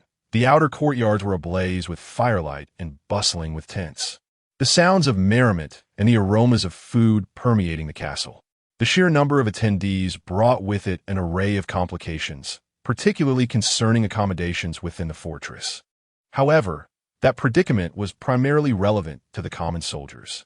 As one of the principal lords of the north, the sorcerer of the marshlands whom Lancelot had encountered previously had his own private chamber. Following the alluring scent to the sorcerer's quarters, Lancelot raised his hand and rapped gently on the door. Shortly thereafter, the heavy, time-worn door creaked open, revealing a gaunt visage framed by long, brown hair. Greetings, Lord Reed. Lancelot offered in salutation. Blue, well-versed in the sigils of the noble houses of the Seven Kingdoms, recognized that the emblem worn by the other party represented the House Reed of Greywater Watch, which governed the entire neck. "Good day, children." The man from the marsh surveyed the three approaching youngsters with his deep green eyes, a hint of curiosity in his gaze. "Are you lost?" "We have come specifically to visit you, my lord," Blue replied, prompting the chubby boy beside him to eagerly interject. "Do you truly possess magic? Can you make frogs speak?" The boy's small eyes reflected both wariness and an overwhelming curiosity. "Who told you that?" The man furrowed his brow at the question. As a resident of the marsh, he was acutely aware of the peculiar perceptions held by the Seven Kingdoms towards his people: strange customs, frog-eaters, mudmen, and secretive folk. However, magic was not among those stereotypes. It was Master Crizin who mentioned it, the chubby boy answered without hesitation. He believed it wholeheartedly, yet if pressed further, he would clarify that it was Blue who relayed Master Crizin's words, not something he had heard directly. Nevertheless, the marsh dweller did not pursue the matter further. Instead, he rubbed his rugged cheek and patiently explained, "I do not wield magic. Your scholar must have recounted some whimsical tales, but such stories abound throughout Westeros." "What kind of tales?" The boy persisted. He had previously heard Blue mention that even if he possessed magic, he would not openly acknowledge it. The man before him now appeared neither fearsome nor intimidating, which emboldened the boy's inquiries. "Of course, the legends of the Children of the Forest." "What are the Children of the Forest?" "The Children of the Forest are indeed the Children of the Forest." The short-statured marsh dweller seemed unaccustomed to such a loquacious child, yet his demeanor remained amiable as he continued to elucidate. As the man spoke, Blue fixated on his moving lips. However, the enticing aroma did not intensify, unlike that of the former instructor from Wind's Rest. Thus, he discerned that he was not in pursuit of teeth, but rather something else entirely. Blue subsequently directed his attention to the man's gray linen shirt, where a crest resembling a crocodile adorned the chest. After a few moments of observation, his clairvoyant abilities awakened, causing the previously motionless crocodile to fix its hollow gaze upon Blue, while its black-threaded body began to emit a faint green glow. Yet, before Blue could fully comprehend the significance of this, the marsh dweller abruptly ceased his speech, his eyes scanning the dim corridor outside the door with a perplexed expression. Not detecting any anomaly, he turned his gaze inward. What had he discovered? Blue was taken aback, but soon his azure eyes were drawn to the dagger sheathed at the man's lower back. It was a wooden-handled dagger housed in a faded leather scabbard, from which the alluring scent emanated. In a flash of insight, Blue exclaimed, "Lord Reed, may I see that dagger?" "The dagger?" Upon hearing this, the other party turned his head to look at him and then smiled. "This is not permissible. This dagger is exceedingly sharp and should not be touched." Blair felt this situation was rather challenging, yet he did not abandon hope. "I could wear gloves or merely grasp the hilt." Unfortunately, the other party remained unmoved, narrowing his eyes and questioning with suspicion. "Why do you wish to see my dagger, child?" Blair replied candidly, "Because I feel it is quite special." The other party paused momentarily. "What leads you to say so?" "I don't know. It's just a feeling," the dark-haired boy stated earnestly, blinking as he observed the other's reaction. But alas, the man did not take the bait. He neither pressed for further inquiries nor consented to let Blair see the dagger, instead merely casting a deep glance at the boy. "There is nothing remarkable about it. It is merely a bronze dagger." "Child, perhaps you are mistaken." As he spoke, he glanced around and nonchalantly added, "Now, may I be permitted to retire to my chamber? The journey has been long and quite exhausting." Blair felt a tinge of reluctance, yet he nodded decisively and bid farewell politely. "Thank you, sir. I wish you pleasant dreams." With that, he turned to lead his two companions away, while the door behind them shut firmly without hesitation. He certainly did not possess any magical abilities. Once they had distanced themselves, the stout boy began to complain. "Moreover, I sense he is rather timid, as though he fears someone might leap out from the corridor to startle him." His stature was indeed diminutive. The slender boy scoffed. "Just like those who claim to wield magic. Yet, the sorcerers cannot withstand a knight's strike. I once saw one in a red robe at Black Harbor." Blair paid little heed to their chatter, as he was preoccupied with contemplating how to procure that dagger. His previous remarks had merely been a test. Had the other party not valued the dagger, he might have attempted to simply ask for it. Regrettably, The reality was entirely contrary to his expectations. If gentleness would not suffice, must he resort to force? In such musings, Blair could not help but touch his chest, where the soft green velvet fabric concealed a reassuring ring's protrusion, yet doubt lingered within him. That man from the marshlands appeared to be no ordinary individual. Regardless of Blair's desire to take a risk or his reservations, reality did not afford him the opportunity to execute his grand plan. For upon waking the next day, he discovered he could no longer perceive that scent. Shortly thereafter, he learned of a certain piece of news. The man from the marshlands has departed. Blair, bent over lacing his boots, paused and looked up at the servant Jomi who had come running to summon him for breakfast. Indeed, Lord Stark has left with several other lords from the north. The diminutive servant nodded. I saw them set out from the city before dawn, and they did not bring an army. I wonder why they were in such haste. Blair sighed upon hearing this, feeling quite helpless. Time had been far too short. He had scarcely managed to accomplish anything. I shall consider it upon their return, he pondered. The northern forces still remain within the confines of Wind's Rest. As one of the principal lords of the north, it seems unlikely that the man from the Vale would not return, unless... However, this notion was soon disrupted by an unforeseen event. To King's Landing? In the scholar's chamber, the dark-haired boy could not help but furrow his brow at the words spoken by Master Clayson. As Blue hurried to his history class, he was unexpectedly struck by the news that Robert had summoned Stannis to King's Landing, prompting his own unwelcome inclusion. The boy seated across the small table in the maester's chamber protested this decision, preoccupied with plans to pilfer the dagger from the diminutive Dornishman upon his return. Yet now he feared that a trip to King's Landing might preclude any chance of seeing him again. Surely, there must be a reason for this. Morning sunlight streamed through the narrow window embedded in the rocky wall, illuminating half of the elder's face with a cheerful glow. Despite the deep creases of age, he radiated vitality, while the shadowed side appeared significantly more haggard. Perhaps Robert was yearning for his beloved younger brother. Blue scoffed at the thought. His parents had perished in a shipwreck when he was barely a year old, leaving the old maester and a recently deceased uncle to care for the three brothers. Yet, such guardianship could not compare to that of biological parents.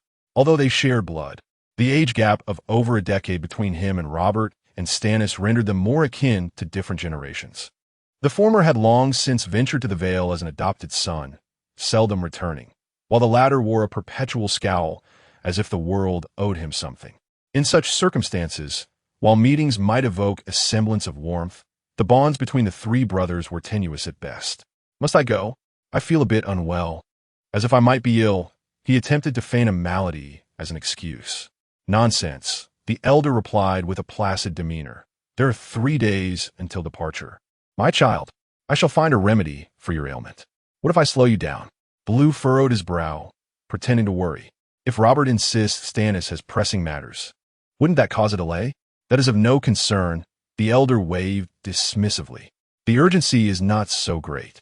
But I cannot ride. How shall I travel? Of course, there will be a carriage. Feeling at a loss for words, Blue sighed and shifted the topic. Will you accompany us, Master Cleos? I serve this castle, my child. The elder shook his head. I shall assist Ser Lomas in managing it until your return. Ser Lomas, the portly uncle of Aelin, known fully as Lomas Ismot, appeared to have been appointed as the acting lord of Wind's Rest. My child, King's Landing is not so fearsome. You are already a young man. It is time you ventured into the world. The sentiment sounded patronizing, prompting Blue to roll his eyes. Very well, we depart in 3 days? Indeed, once the main party is prepared. Nodding, Blue ceased further inquiries on the matter and redirected his attention to the day's lessons. The elder responded. Today we shall discuss the conquest of Dorne, authored by Daeron I Targaryen, the 8th king to sit upon the Iron Throne, known as Daeron the Young Dragon, who ascended at the tender age of 14. Are you truly intent on departing, Blue? As the lesson concluded, the stout Ellen rushed forward, accompanied by Barry Tondalian. We agreed to visit Isman Island, and I even told my great-uncle that I would prepare the largest sea turtle soup for you. Upon my return, Bran replied, a leather-bound sheepskin book tucked under his arm, a recent assignment he needed to review. When will you return? The stout one inquired, bouncing down the stairs. I don't know, Bran sighed beside him. To be honest, I'm not keen on going. I must depart as well. Barry, the lanky one, nodded. I'm returning to Black Harbor. The war has ended, and my family's knights will come for me. The Tondalian family had sent many knights to join Robert in the war, leaving him and 2 guards at Windwhisper Keep. The stout boy's spirits sank further. If you all are leaving, then I shall go too. There's nothing entertaining at Windwhisper Keep. Did your father summon you home? Barry asked, puzzled. Why must my father call me for me to return? Otherwise, how would you get back? Swim like a sea turtle? Observing the conversation veering into precarious territory, Bran tactfully interjected, but your great-uncle and cousin are still here, aren't they? I detest my cousin. He always slaps the back of my head. The stout boy furrowed his rounded brows. Was he not aware that such actions could render a child dull-witted? I suspect that as his intention, to render me a fool and usurp my inheritance. You know, his claim is lower than mine. Children possess their own trivial concerns. Yet the stout boy refrained from elaborating on family matters and instead turned to Barry, narrowing his eyes. Barry, how about I give you a new nickname? Forget it. Don't even think about insulting my name again, he retorted, eyeing him warily. Lightning Boy, the stout one declared, oblivious to Barry's discomfort. I've pondered this name for quite some time. What do you think? It feels a bit odd. What about Lightning Lord? That's worse. Then how about Lightning King? Would you prefer to be called Sea Turtle King? I think Prince of the Sea Turtles of Isman Island sounds grander. How about the non-slapping Prince of the Sea Turtles? The capricious nature of children can shift emotions swiftly. The sorrow of parting initially dampened their spirits, yet soon dissipated, and they regarded it as trivial. From the tower to the courtyard, and from the courtyard to the ancient woods, despite Bran's usual disinterest in the antics of the 2 youngsters, he found himself feeling quite reluctant to part ways when the moment arrived. For a year, they had essentially seen each other daily, inseparable companions. After fruitlessly attempting to procure a sparrow's nest amidst the dense woods, they leaned against an oak tree, discussing their future aspirations. Barry Tondalian's ambition was to become a great knight, while stout Ellen believed that as long as he could inherit Isman Island peacefully, he would be content. Bran hoped that both would achieve their desires. What about you, Bran? What are your plans for the future? The slender figure inquired. I aspire to be a traveler, Bran replied, reclining beneath the shade of a tree, having repurposed the tome, The Conquest of Dorne, which he had been holding under his arm, into a makeshift cushion. I wish to venture north to witness the Great Wall, to explore the deserts of Dorne, and I also intend to visit the free trade city across the narrow sea. I have heard tales of a peculiar city there, where the inhabitants' daily lives are governed by 3 large bells, dictating their waking, resting, working, and leisure hours. Aside from the gifts bestowed upon him by fate, Bran truly envisioned this journey. That sounds utterly bizarre, commented the slender figure, while the stout one posed a more pragmatic question. What about nature's calls? I am equally curious, Bran replied. When you discover the answer, be sure to return and inform me. Absolutely. But do not forget, I have always sensed that your memory is somewhat lacking. Regardless of the sentiments of the people, time continued to flow at its unyielding pace, neither hastening nor slowing, impervious to human resistance. 3 days swiftly passed. After bidding farewell to his 2 companions and acquaintances within the castle, on a gloomy morning of the 3rd day, Bran climbed into a carriage, officially embarking on his journey towards the capital of the 7 kingdoms, King's Landing. The taste of King's Landing, what can a single golden dragon procure? On the 4th morning following their departure, the crouching figure of Stannis Baratheon turned to inquire of Davos Seaworth, who sat beside him. At this moment, they found themselves ensconced within a dense forest, behind them a pale yellow canvas tent adorned with an embroidered stag crowned with jewels. Scattered around were 7 or 8 similar tents, hastily erected by the travelers the previous night. Beyond the cluster of tents, the relentless roar of a rushing river filled the air. The crisp morning air of the forest invigorated the party, awakening a vitality within them. Thus, despite the early hour, most knights and squire soldiers had long risen, some meandering through the camp, others tending to their horses or stretching their limbs in morning exercises. Without considering the embroidery, that tent behind us is probably worth a silver stag, replied the emaciated former smuggler, clad in a set of black linen garments and brown trousers. His tattered cloak appeared drab and unremarkable. Sitting before the extinguished campfire, he idly poked at the ashes with a stick in his right hand, while his left, wrapped in bandages, rested cautiously across his knee. Stannis had previously severed the tips of his left hand's 5 fingers, and had also personally knighted him. However, the granting of lands awaited the approval of Robert, the current Duke of Storm's End, which Stannis had yet to attain. Thus, Davos was obliged to accompany him to King's Landing. Therefore, a single golden dragon could purchase 210 tents? Mused Stannis, stroking his chin as he squatted. Not merely 210. If one buys in bulk, the price would indeed be lower, Davos countered, shaking his head. His pallid complexion made him appear a decade older. And for roughly 4 golden dragons, we could acquire a full suit of armor, including chainmail, gorget, neck guard, and helmet. Of course, the precise price would depend on the market conditions at the time, as the prices of goods fluctuate. One must also consider the location of purchase and the quality of the items. For instance, chainmail and weapons from the Iron Islands are significantly pricier than those from other regions, owing to their smithing prowess, as Davos spoke. A golden-haired knight from the southern lands happened to pass by and, upon hearing the mention of the Iron Islands, cast a wary glance in their direction. Nearby, 3 northern soldiers who had been conversing together were similarly drawn to the conversation, though none chose to speak. If Dorne is the sworn enemy of the Stormlands and the Reach, then the Iron Islands are at odds with the North, the West, and the Reach, as these territories' coastal borders lie to the west of the continent, separated from the Iron Islands by sea.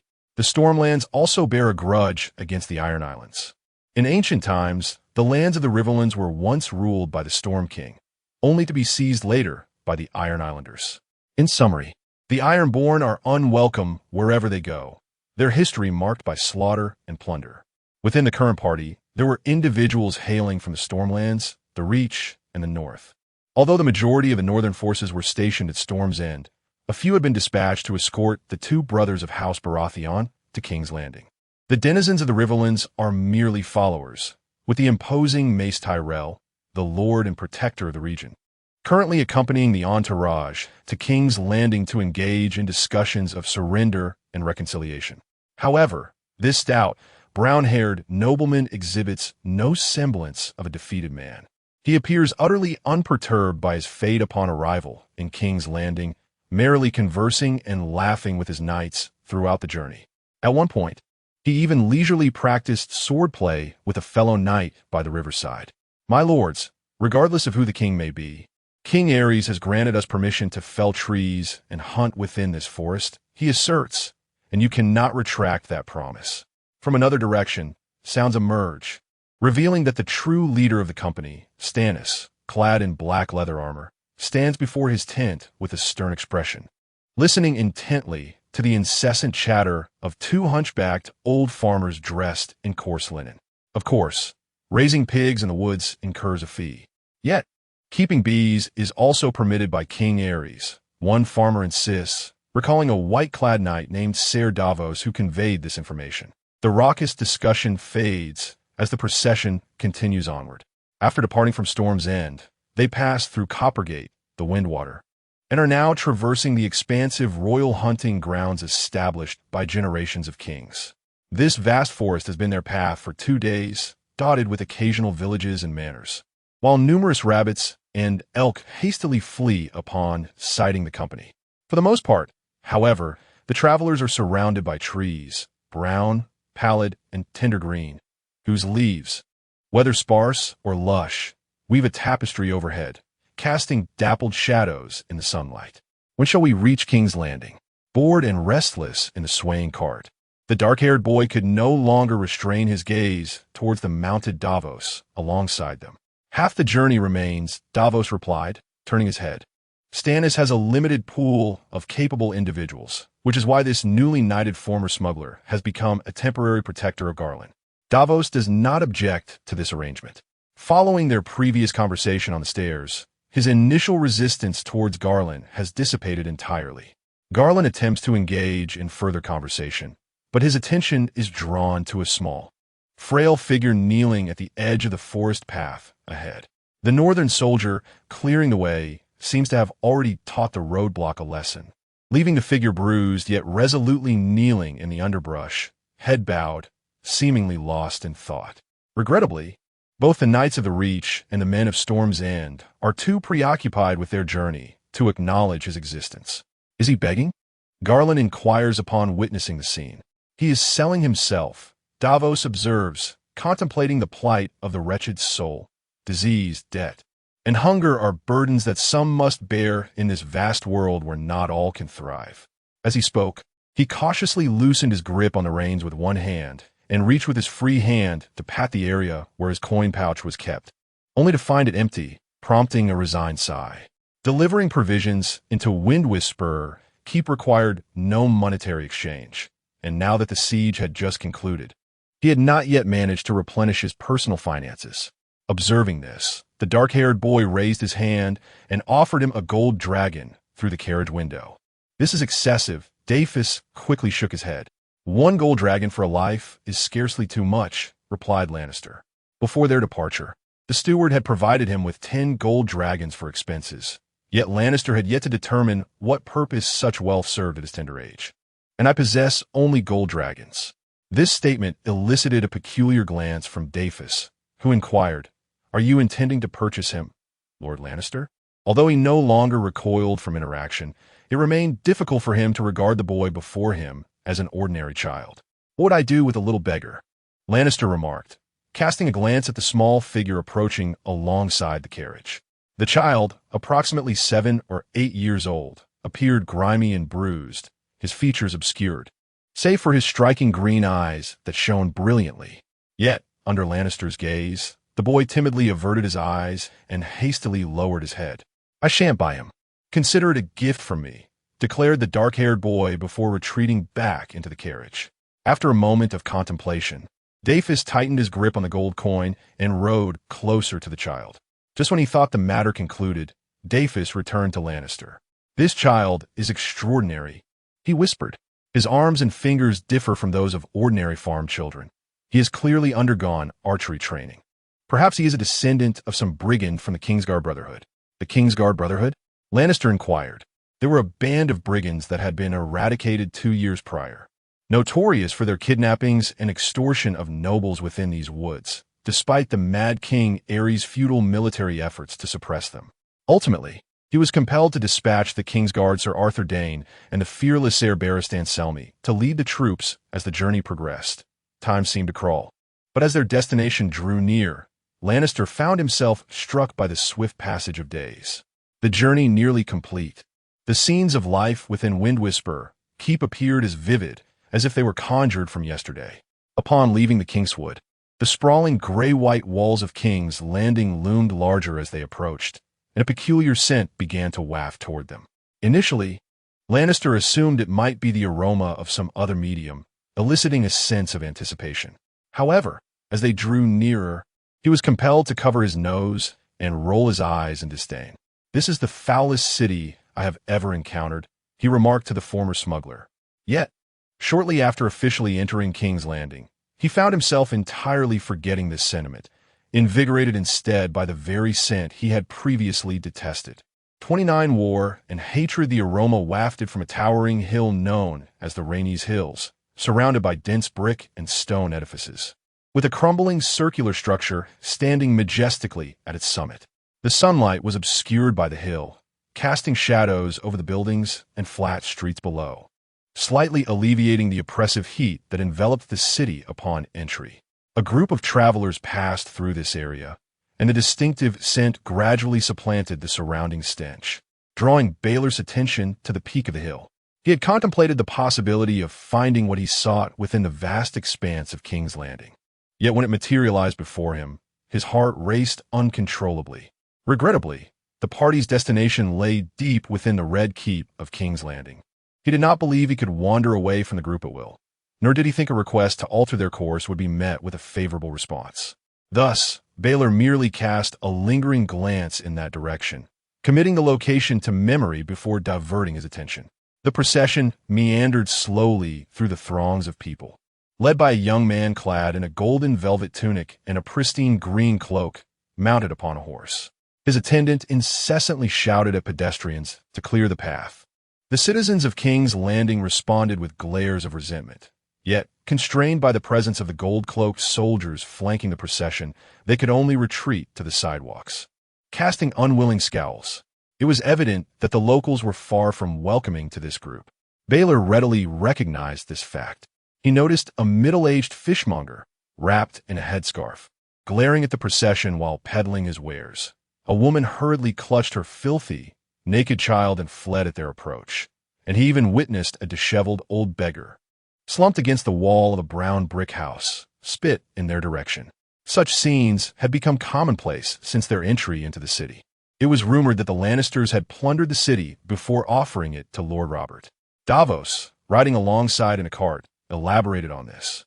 The Lannister family, lords of the Westerlands, had opted to observe during the rebellion, only deciding to join the insurgents after Robert Baratheon had slain Prince Rhaegar Targaryen at the Trident. Their method of joining was peculiar. They feigned to be royal reinforcements, deceitfully opening the gates of King's Landing. Once their army entered, they immediately commenced a spree of arson, murder, and pillage in the name of the rebel leader, Robert, ultimately surrendering the city to him. Thus, it was evident that the people harbored disdain for the Baratheons, viewing them as no better than the Lannisters. Davos's expression was somewhat peculiar as he recounted this tale, prompting Baylor to inquire, "Are you a man of King's Landing?" "I was born in Flea Bottom," came the reply, as the other instinctively clutched a small pouch hanging from his neck, which contained the severed knuckles of his 5 fingers, seemingly a source of solace for him. Flea Bottom was a notorious enclave for the impoverished of King's Landing, a place the noble Lannister lord would certainly disdain. He might long for such a reality. Yet as the group passed the vicinity of the so-called Flea Bottom, they beheld a multitude of collapsed shanties and buildings. Consequently, this former smuggler fell silent for the remainder of the journey. King's Landing is a vast medieval city, densely populated with a chaotic array of buildings. The scars of war still palpable in the air. The remnants of fire-blackened ruins, collapsed structures, and bloodstains yet to be cleared from the streets bear testament to recent turmoil.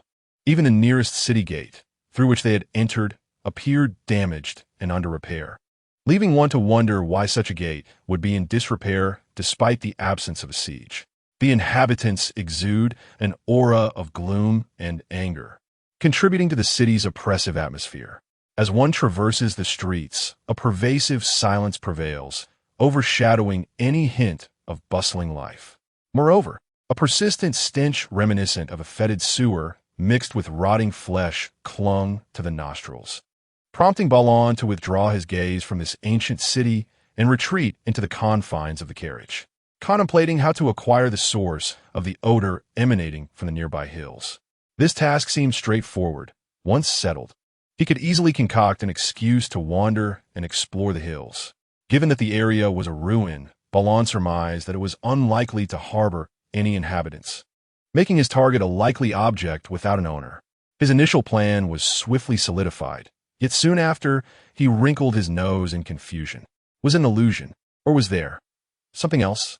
The peculiar scent, which had dissipated as they distanced themselves from the hills, now surged back with renewed intensity. Upon realizing this, Balon peeked out, discovering that they had arrived before a castle gate constructed of pale red bricks. This stronghold, with towering walls and a protective bronze gate, stood majestically amidst the city's depths. Its gates were wide open, the sharp iron portcullis raised, and the heavy shadows of the fortifications loomed over the courtyard, where a pair of guards stood silently watching as the procession filed through the entrance. As they advanced, the peculiar aroma intensified, enveloping Balon in a daze reminiscent of stumbling into a treasure trove, causing him to forget his earlier disdain.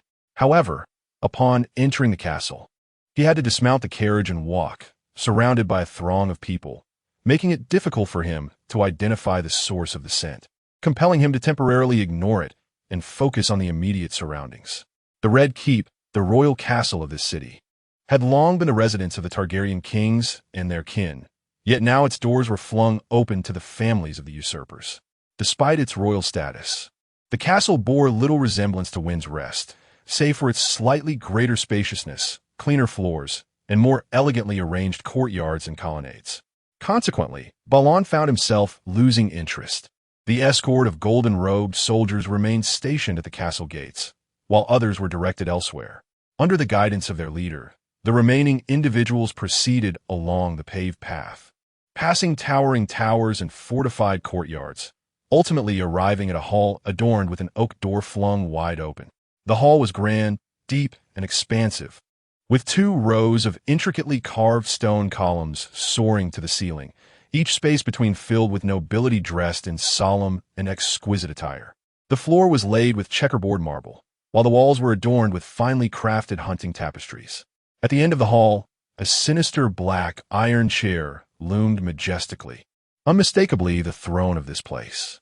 Yet, it bore little resemblance to a mere seat. Instead, it appeared as a grotesque mass of sharp spikes, jagged edges, and twisted metal.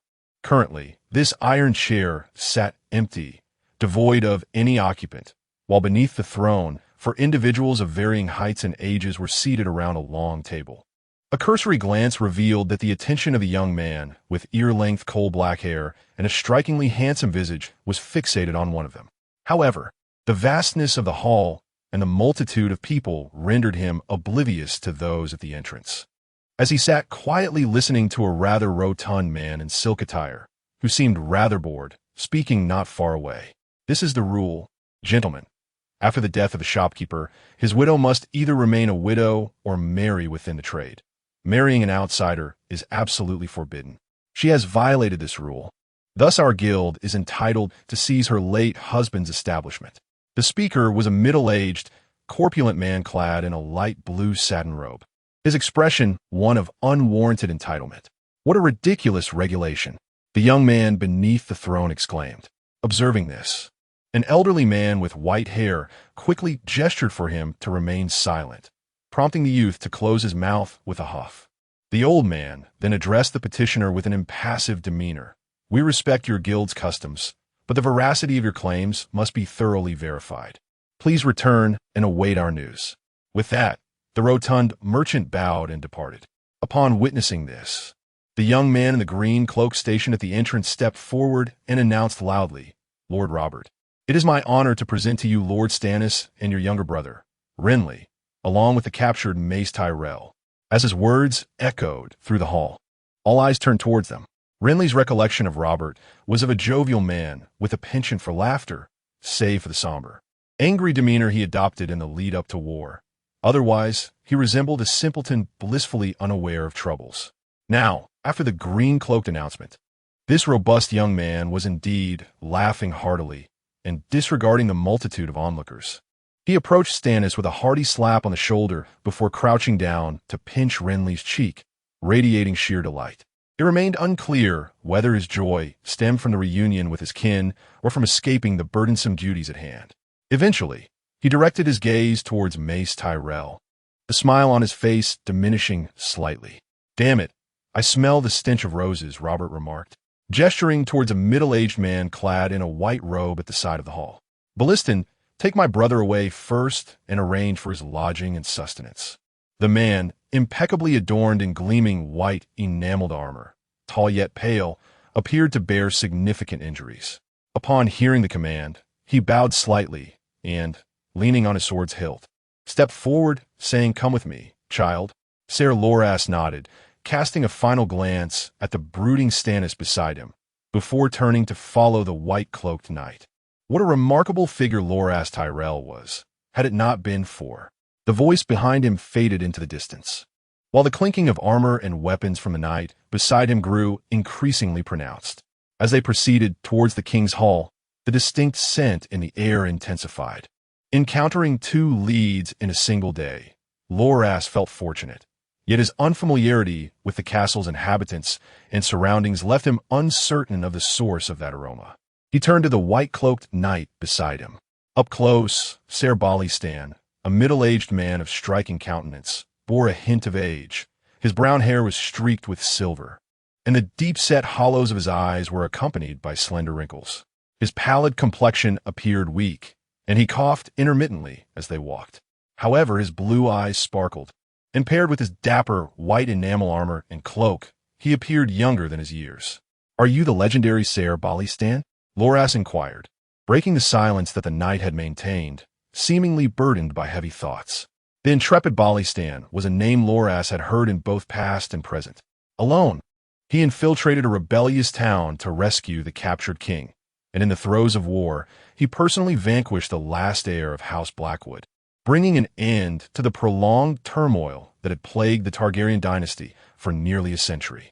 The most recent tale recounted by Davos during their journey to King's Landing involved this very knight among those who led the effort against the Kingsguard. He was one of the 7 Kingsguard sworn to protect the king, a knight of remarkable deeds, having once fought for the Targaryens, though it appeared he had now yielded to the Baratheons. Balistan Samir, Lord Leonor Selmy of Harvest Hall, is my father, the white-cloaked knight replied, nodding to Loras's question. His gaze, directed downward, was complex, tinged with a sense of rejection and pain. This emotion perplexed Loras, yet he refrained from probing further, instead voicing his own thoughts. They say the king's hall is adorned with dragon bones. Why have I not seen them? Because Lord Robert despises all things related to dragons. He ordered the bones removed from the throne room. Balistan coughed as he responded. They are currently stored in the cellar. May I see them? Loras asked eagerly. Having never set foot in King's Landing, his memories of the place were scant. Yet he had heard tales of the king's hall filled with the skeletal remains of Targaryen dragons. The medium he sensed seemed far from ordinary. First, it was the false teeth, then the dagger of the Riverlands, and now, within the Red Keep, he could think of nothing more extraordinary than dragon bones. My task is to ensure your proper accommodation. The white-robed knight shook his head in denial, saying, If you wish to see it, child, you may discuss it with your brother, Robert, in the future. Upon hearing this, Lancel frowned. I just want to take a glance. No, why not? Lord Robert's command is to ensure your proper accommodation, not to escort you to view the dragon bones. Do the King's Guard lack the ability to be flexible? No, child. We simply must adhere strictly to our orders. Lancel blinked at this and then shifted the conversation. My brother said to arrange a residence for me. The boy pondered thoughtfully, but he did not prohibit me from viewing the castle. Did he? He did not instruct you otherwise. Indeed, he did not specify that. Lancel frowned, so, is it wrong for me to want to see my surroundings? Did Lord Robert bring his little brother all the way to King's Landing just to confine him? The white-robed knight looked at the dark-haired boy in astonishment, hesitating in his tone. But Lord Robert's command is, my brother is very kind to me. He would not want to confine me. Lancel feigned contemplation, interrupting the knight, and then turned to the knight beside him. Sir, you don't look well. Are you injured? Is it severe? Yes, I was wounded on the battlefield, Balistan replied casually, then realized his slip, his face turning crimson. Child, don't misunderstand. It's not because of my injury. It's all right, sir, I understand. Let us hurry, and then you can rest properly. The boyish words sounded exceedingly perceptive, causing the knight to feel increasingly awkward. After a moment of hesitation, he said, Follow me. I will take you to the cellar, and then we shall proceed to Maegor's Holdfast, where your accommodations will be arranged. Really? Come with me. Are you certain you're all right? Thank you for your concern, child, but I'm quite sure of it. Lancel responded with an O. Thus, the originally direct route became a winding path as the tall white-robed knight led the dark-haired boy through a section of the castle. The castle's ground was paved with red bricks and was vast, with towers rising higher and higher. The fortress courtyard was bustling, with numerous hurried servants weaving through the colonnades. After a while, Lancel felt somewhat lost amidst the twists and turns. The white-robed knight evidently held a notable reputation within the castle, as many greeted him along the way. An elderly laundress carrying a pile of clothes, a kitchen boy fetching water, a finely dressed young lady, and a youth polishing the knight's armor. They even encountered a portly figure in a pink robe, who seemed rather effeminate. This individual, clad in soft slippers and a glossy satin robe, had a round face and an air of heavy perfume, greeting them with a delicate voice. Upon hearing this, Lancel instinctively glanced downward, but the figure swiftly pulled his robe to cover himself, shooting a reproachful look at him. Good boys do not have wandering, thieving eyes, do they? My pretty little fellow? Renly rolled his eyes, yet the other party burst into laughter upon seeing this, before turning and sauntering away. This fellow possesses a certain charm.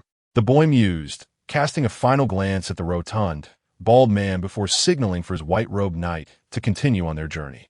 That man was Varys, the master of whisperers, whom we referred to as the Spider. Once they had moved a distance away, Varys furrowed his brow and cautioned Renly. He is both cunning and untrustworthy. You would do well to keep your distance from him. Is it because he raises spiders? Renly inquired. One could say that, making him quite dangerous indeed. As they conversed, the white-robed knight led the boy into a somewhat desolate hall, where he removed a torch flickering against the wall and crouched to pull open a fan-shaped wooden entrance in the corner. Turning to the boy, he declared, "This is the cellar, child. The dragon bones you wish to see lie just below." Renly nodded, a wave of delight washing over him as the rich aroma enveloped his senses, clearly confirming his suspicions. The entrance to the cellar was somewhat constricted for the night, yet Renly navigated it with ease. They descended, one after the other, their feet treading upon stone steps that delved deeper into the earth. Before long, a chill enveloped them, raising goosebumps upon their arms. Once inside the cellar, the surroundings grew exceedingly dim. The knight, torch held aloft, led the way, while the illuminated entrance behind them gradually dimmed until it vanished entirely as they descended further down. With each step, the peculiar scent intensified, overpowering all other odors in the vicinity. The orange flames danced atop the torch, casting a slender shadow behind the knight. A bright flash of black flitted past the corner of Renly's eye, only to be swiftly swallowed by the darkness as the light receded. It was a skull, no larger than that of a small dog, carelessly sprawled at the edge of the cellar. Renly's curiosity was piqued, but he was quickly drawn to the larger dragon bones that lay ahead. Though the torchlight was dim, it still illuminated the surrounding area sufficiently. Accompanied by the crisp clashing of the knight's armor and the echo of their footsteps, Renly beheld a series of increasingly massive skeletons. There were those the size of hunting dogs, calves, horses, bison, and even dragons of colossal proportions. Dark skulls loomed one after another, each more towering than the last, culminating in one that nearly touched the ceiling of the cellar. Its eye sockets were hollow and profound, with sharp teeth resembling towering pillars. The flickering flames danced upon its surface as though casting a thin veil of fiery essence over the obsidian bones, shimmering with each flicker. The largest of these belonged to the dread dragon, Balerion. The white-robed knight stated. It was upon this beast that Aegon the Conqueror rode to unite Westeros under his reign. Renly remained silent, entirely captivated by the colossal skull before him. In the dim light, the boy gazed up at the magnificent relic, akin to witnessing a miracle. Although he had long been aware that the world into which he had been born was a realm brimming with mystery and enchantment, and despite possessing the ability to traverse through history, he found himself utterly astonished when confronted with the skull of a dragon, a colossal remnant of a creature far beyond his comprehension. In that moment, he momentarily set aside the alluring and peculiar fragrance that beckoned him, his gaze transfixed upon the enormous dragon skull that seemed to tremble subtly in the flickering firelight, his heart swelling with curiosity about its true nature. However, in truth, his aim was not the largest skull, but rather the second largest one situated nearby. This seemingly dark cranium was only slightly smaller, with a longer maw, yet unlike the others, it emanated a distinctive aroma from its surface. After stealing a few glances, he withdrew his gaze and addressed the knight beside him, saying, "Let us depart, sir. Thank you for bringing me here." The knight, somewhat taken aback by his abrupt decision to leave, had anticipated that this young lad would linger for some time. As most children experiencing dragon bones for the first time were either frightened to tears or ignited with fervent curiosity, eagerly asking questions or rushing off to investigate. Intrigued yet silent, the white-clad knight merely nodded in response and led the way back. The atmosphere turned solemn. During the return journey, he remained lost in thought regarding the dragon bones, his mind occupied and unwilling to engage in conversation. Despite the initial shock from viewing the skull, it did not cloud his judgment. Although the second largest skull was the source of the captivating scent, he was not inclined to reveal his unique abilities in front of others. Once he entered that alternate realm, his physical form and reality would likely lapse into unconsciousness, which in itself posed little concern. However, He remained uncertain about the consequences if he were to detach from the medium that facilitated his entry into that realm. Should he indeed lose consciousness here?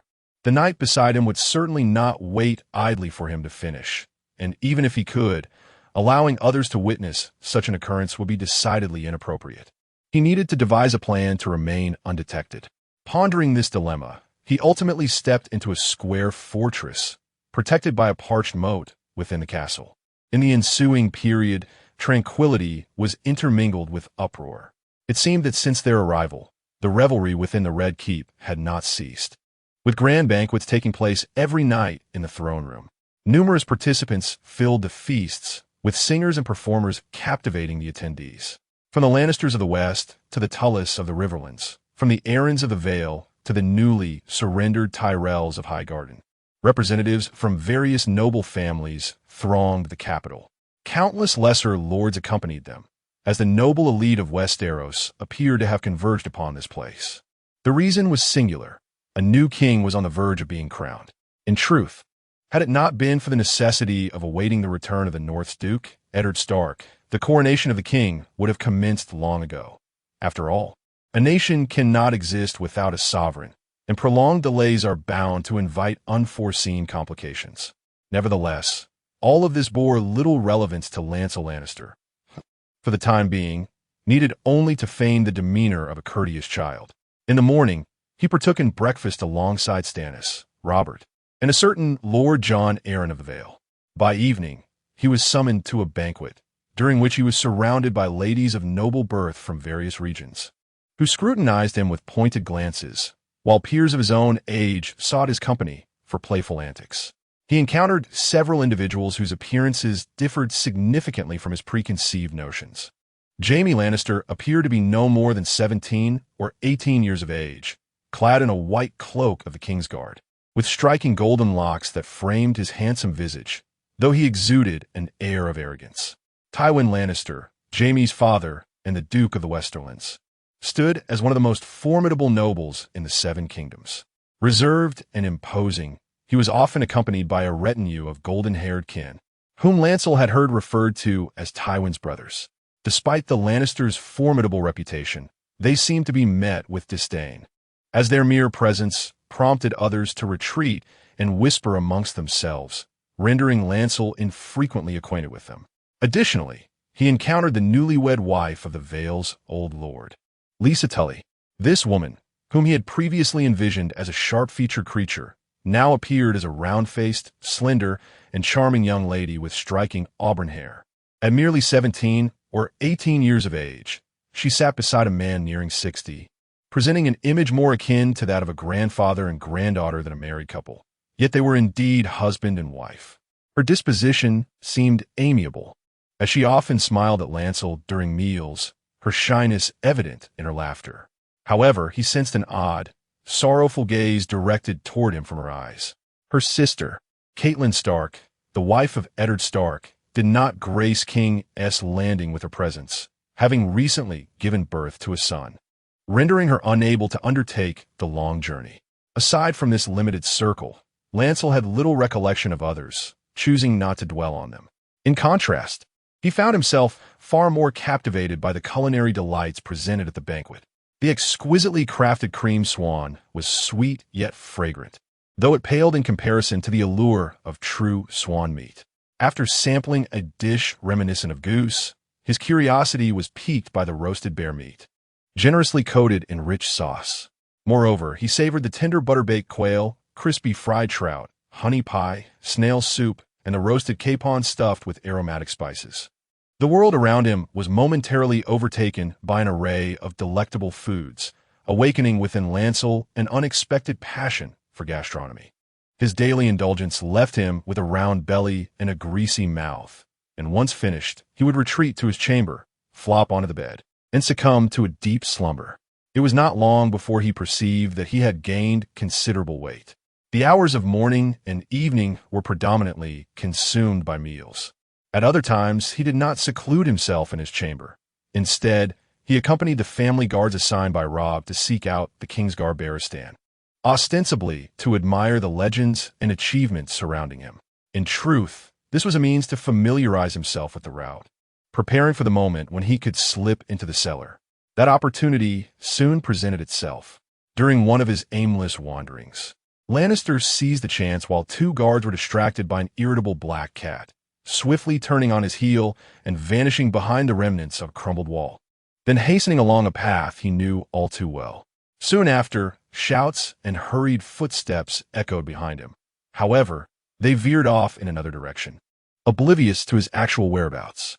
With a sigh of relief, Lannister hurriedly made his way along the base of the wall toward his destination. The squat fortress, the solemn chapel, the dilapidated half-tower, and the deserted courtyard. Avoiding all encounters, he ultimately arrived at the abandoned hall he had visited not long ago. With considerable effort, he pushed open the heavy, fan-shaped wooden door and descended into the cellar. Darkness, eeriness, and coldness enveloped him. The dungeon remained unchanged. Yet the boy found himself devoid of the torchlight's protection. Initially, his vision was shrouded in nothingness, rendering him blind. After a brief period of adjustment at the entrance, his sight gradually returned, albeit in a blur. Yet, this was sufficient. Cautiously, he continued to navigate through the darkness, stepping lightly past one peculiar corpse after another, each with hollow eyes, until he finally stood before his intended target. Looking up, he beheld the dragon's skull, its deep eye sockets both vacant and strange, as if two eyeballs were intently fixated on the dark-haired boy before it, sending shivers down his spine. Rubbing his arms for warmth, Lannister took a deep breath and plunged into the gaping maw of the dragon's skull, collapsing within, legs outstretched, his small hands gripping the menacing black teeth that towered above him. A strange sensation, both warm and cold, enveloped him. However, there was little time to dwell on it. As he exerted pressure with his hands, his once clear thoughts swiftly became hazy and dispersed. The surrounding darkness deepened until it culminated in absolute blackness. Heat surged, searing and intense, as if flames were licking at his skin, jolting the dazed Lannister awake. Upon opening his eyes, he found himself prone on a gravel-strewn patch of earth, surrounded by a conflagration that soared into the sky. To his side, a collapsed wall loomed, and he was pinned beneath a pile of yellow bricks. A sharp pain throbbed in his forehead, while his right arm and legs felt a searing ache. Not far away, a pool of viscous blood glimmered faintly in the light of the surrounding flames. 3 peculiar lines of text emerged from the surface of the blood as if carved by the gaze of Baelor. Save Rhaenys Targaryen.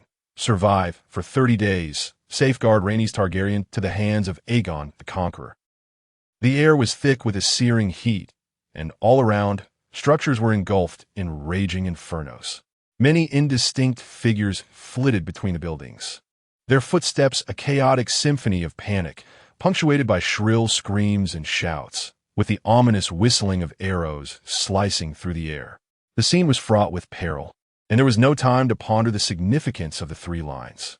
Baelor readied himself to rise from the ground, but just as he managed to prop himself up, a sudden and violent impact struck the back of his head, sending a wave of excruciating pain coursing through him. With an involuntary groan, he collapsed back to the earth. He initially believed he had been attacked by an enemy, yet his eyes revealed a soldier rushing past, clad in a helmet, brown leather armor, wielding a spear and shield, which had evidently knocked him down. This figure did not appear to be an adversary, but before Baelor could contemplate the reason for his unexpected assault, a blinding pillar of silver-red fire descended from the heavens, engulfing the galloping soldier and collapsing the nearby structures that still stood intact. The descending inferno rendered everything before him unbearably dazzling, yet the flames did not linger. They surged forth like a powerful jet of water, sweeping towards the distant towers. While water brings refreshment, fire leads only to screams that herald the abyss of death. Wails and cries, curses and shouts accompanied the advancing silver-red flames, cleaving the sandy fortress as though it were a mere cake. Baelor counted himself fortunate, as the flames surged in the opposite direction. Yet this did little to alleviate his anxiety. If anything, it heightened it. Nearby, a stable blazed fiercely, while behind him lay a cluster of towers and lowly dwellings. Not far ahead stood a rocky wall, where soldiers were frantically fleeing, consumed by the flames. Struggling to rise from beneath the shattered debris, Baelor sought a place of refuge. But a glance around revealed nothing but raging fires. There was no semblance of concealment, making the ruins beneath him seem the safest option. Amidst the chaos, a distant roar echoed from the high skies. Baelor looked up to see a massive figure with expansive wings circling above the fortress, periodically swooping low to unleash torrents of silver-red flames. The walls and towers were being scorched, and those trapped within were akin to ants in boiling water, awaiting their fate. Among them was Baelor, one of the unfortunate ants. Rhaenys Targaryen. The name flashed through his mind. Though his study of Westerosi history had been brief, he was aware of at least 3 individuals to whom this name belonged. However, in conjunction with the architectural style and heraldic banners surrounding him, alongside the majestic dragon soaring through the sky, and in relation to a recently encountered task, Balon swiftly discerned the identity of the dragon rider above him and the current circumstances. Aegon Targaryen, hailing from Dragonstone, would later be known as the Conqueror who landed in the place that would come to be called King's Landing, commencing his path of conquest by burning Harrenhal, invading the Stormlands, and unleashing fierce flames upon the fertile plains of the Riverlands, resulting in the tragic demise of the royal Gardner family and its numerous descendants. He also decimated the reigning king of House Lannister in the Westerlands. The king in the north, witnessing the dire situation, knelt in surrender, while the Vale presented the crown with 4 smiles after the arrival of the Queen's dragon. Among the ancient 7 kingdoms, only Dorne stood firm against the Queen's dragon, with its lords opting to abandon their castles and seek refuge in the vast desert. In the year of conquest, Aegon was crowned king in Old Town, subsequently preoccupied with quelling unrest from all corners, neglecting the still resisting Dorne, though this neglect was only temporary. 4 years into the conquest, Aegon formally launched the First Dornish War, which ended in a disastrous retreat against the guerrilla tactics of the enemy. After 7 years of conquest, Aegon and his queen unleashed dragon fire upon various Dornish castles, provoking a fervent retaliation from the Dornish, who began military actions along the borders of the Riverlands and Stormlands, simultaneously evading the dragons. This back and forth escalated the animosity between the 2 factions. The demise of Rhaenys Targaryen further intensified this hatred, while setting ablaze a castle known as Hellgate. The Queen's dragon tragically fell victim to a bolt from a catapult, resulting in the deaths of both dragon and dragon rider on that ancient Dornish soil. The ruling house of Hellgate, House Uller, bore a sigil of intertwined yellow and deep red flames, and at that moment, a tattered banner, half-burned, fluttered upon the castle walls. Thus, Balon realized he was indeed within Hellgate, surmising that the figure above, igniting the castle, was none other than Rhaenys Targaryen, the sister of the conqueror Aegon and one of the founders of the Targaryen dynasty. He found himself amidst a historical event, having been transported over 2 centuries back to the nascent era of the Targaryen dynasty. If the historical records were accurate, he would soon witness the tragic fall of the formidable dragon rider above, provided he was not incinerated beforehand. If I am to save her, why must she not spare me first? Murmured the young man with disheveled black hair, crouched behind the ruins, before glancing down at his own condition. His brown and black leather armor was scorched, the rough and thin linen trousers were riddled with tears, and the sleeve of his left arm singed by flames, mingled with the muddy blood, sending sharp pangs of pain through him. The only solace was the dagger sheathed at his lower back. Yet, what use was this dagger against the flames of a dragon? In his mind, thoughts whirled like a tempest as his gaze involuntarily swept across the surrounding city walls. Historical records indicated that the colossal dragon, Meraxes, ridden by the young queen, had met its demise at the hands of a crossbow. Thus, if the crossbows in this locale were to be destroyed beforehand, wouldn't he that prevent the calamity altogether? Yet, he soon realized that no such crossbows were present on the nearby wall. Only a few charred corpses ablaze and the ruins of wooden machinery scattered atop the battlements. This revelation momentarily sowed doubt within him. However, considering the potential failure of his mission if he hesitated, he clenched his teeth and dashed forward towards the fiery path leading to the castle's left tower. He intended to procure a bow and then position himself at a vantage point that was both safe and conducive to launching an assault, systematically eliminating the soldiers operating the crossbows within the castle. The tower and his sights appeared ideal, despite the raging flames surrounding it. The stone structure seemed impervious to complete dissolution.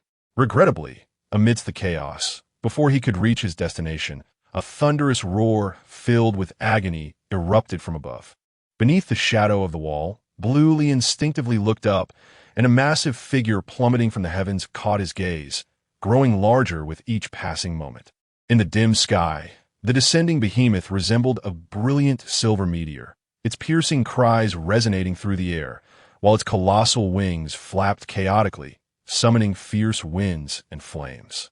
The dragon writhed in the air, struggling against its descent, yet ultimately succumbed with a resounding crash, landing heavily on the scorched earth not far from the wall. The ground trembled, and a tempest of dust and debris surged forth, forcing the flames engulfing nearby structures to bow low. While the once solid surface of the earth fractured and caved in, a nearby brick wall, too, succumbed to the dragon's tail, collapsing under the impact. The violent collision amplified the dragon's cries, now sharper and more agonized, as its neck twisted, and from its gaping maw lined with menacing black teeth. A brilliant column of silver-red flames erupted, engulfing the surroundings.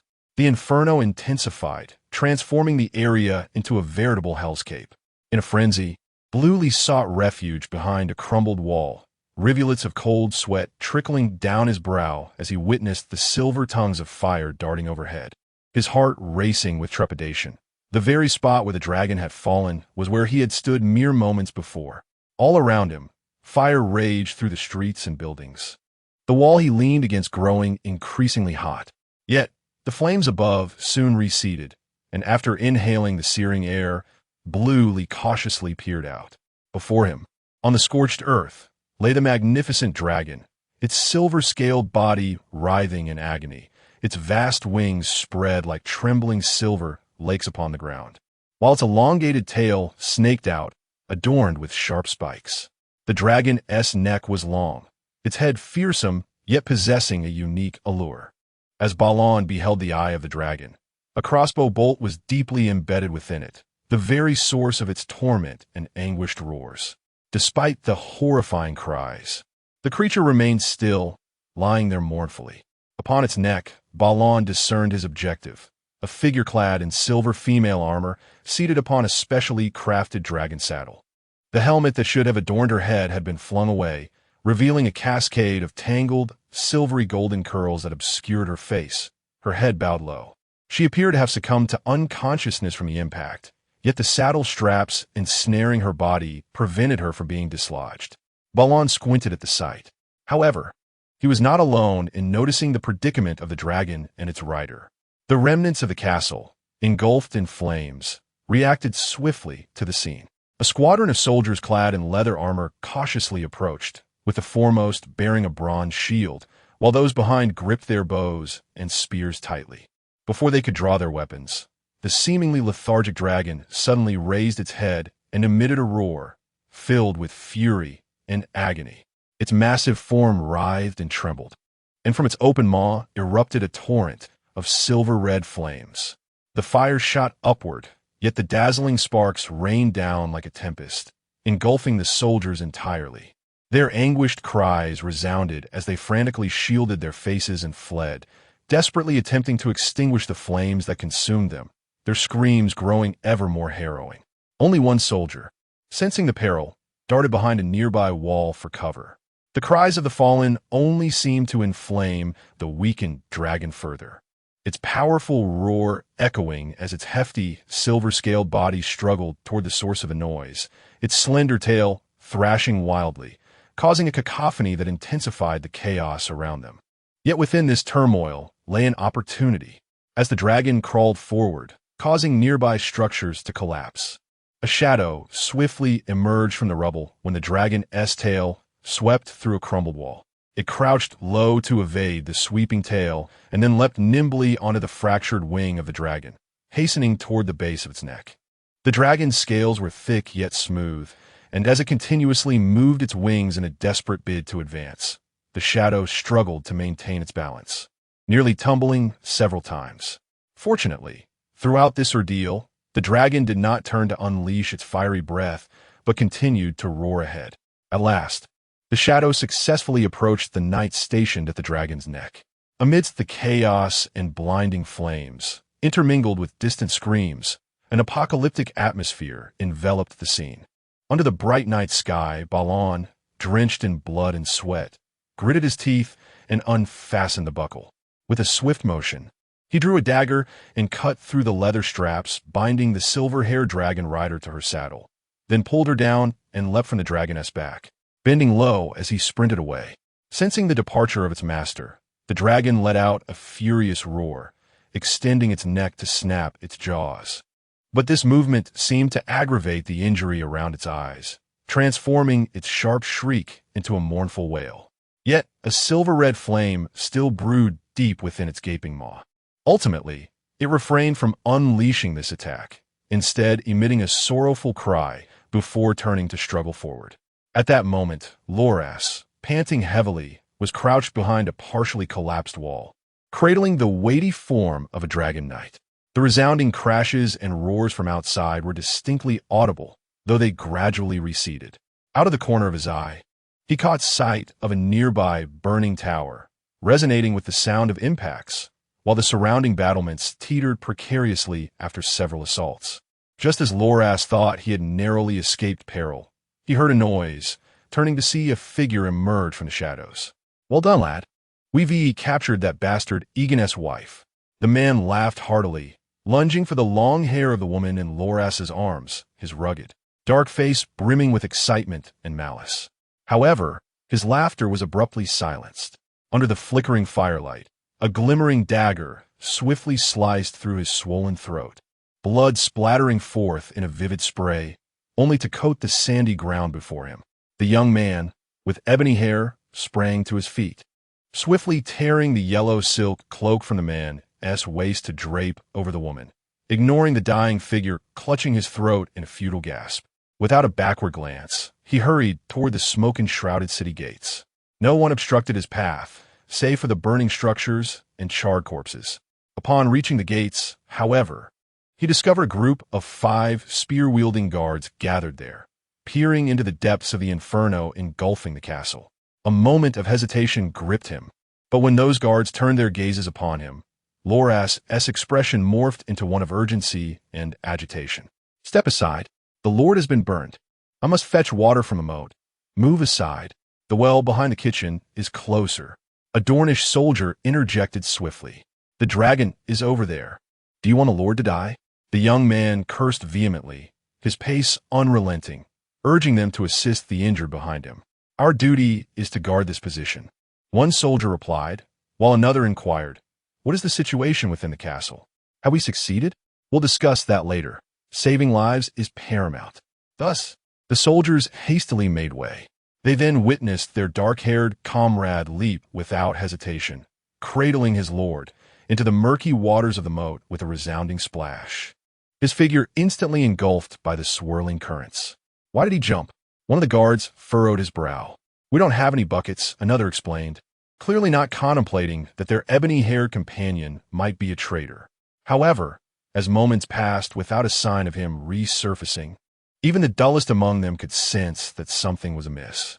Exchanging glances, the guards with spears cautiously approached the drawbridge, preparing to ascertain the situation. By a curious twist of fate, furious roars echoed within the castle, causing their bodies to momentarily freeze. "There is a traitor. Lord Euler has been slain.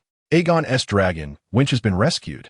The footsteps along the banks of the Yellow Sand River were rapid and unceasing, as battalions of Dornish soldiers clad in charred yellow-scaled armor rushed forth under the luminous glow of the full moon, their anger and anxiety palpable as they wielded spears and shields.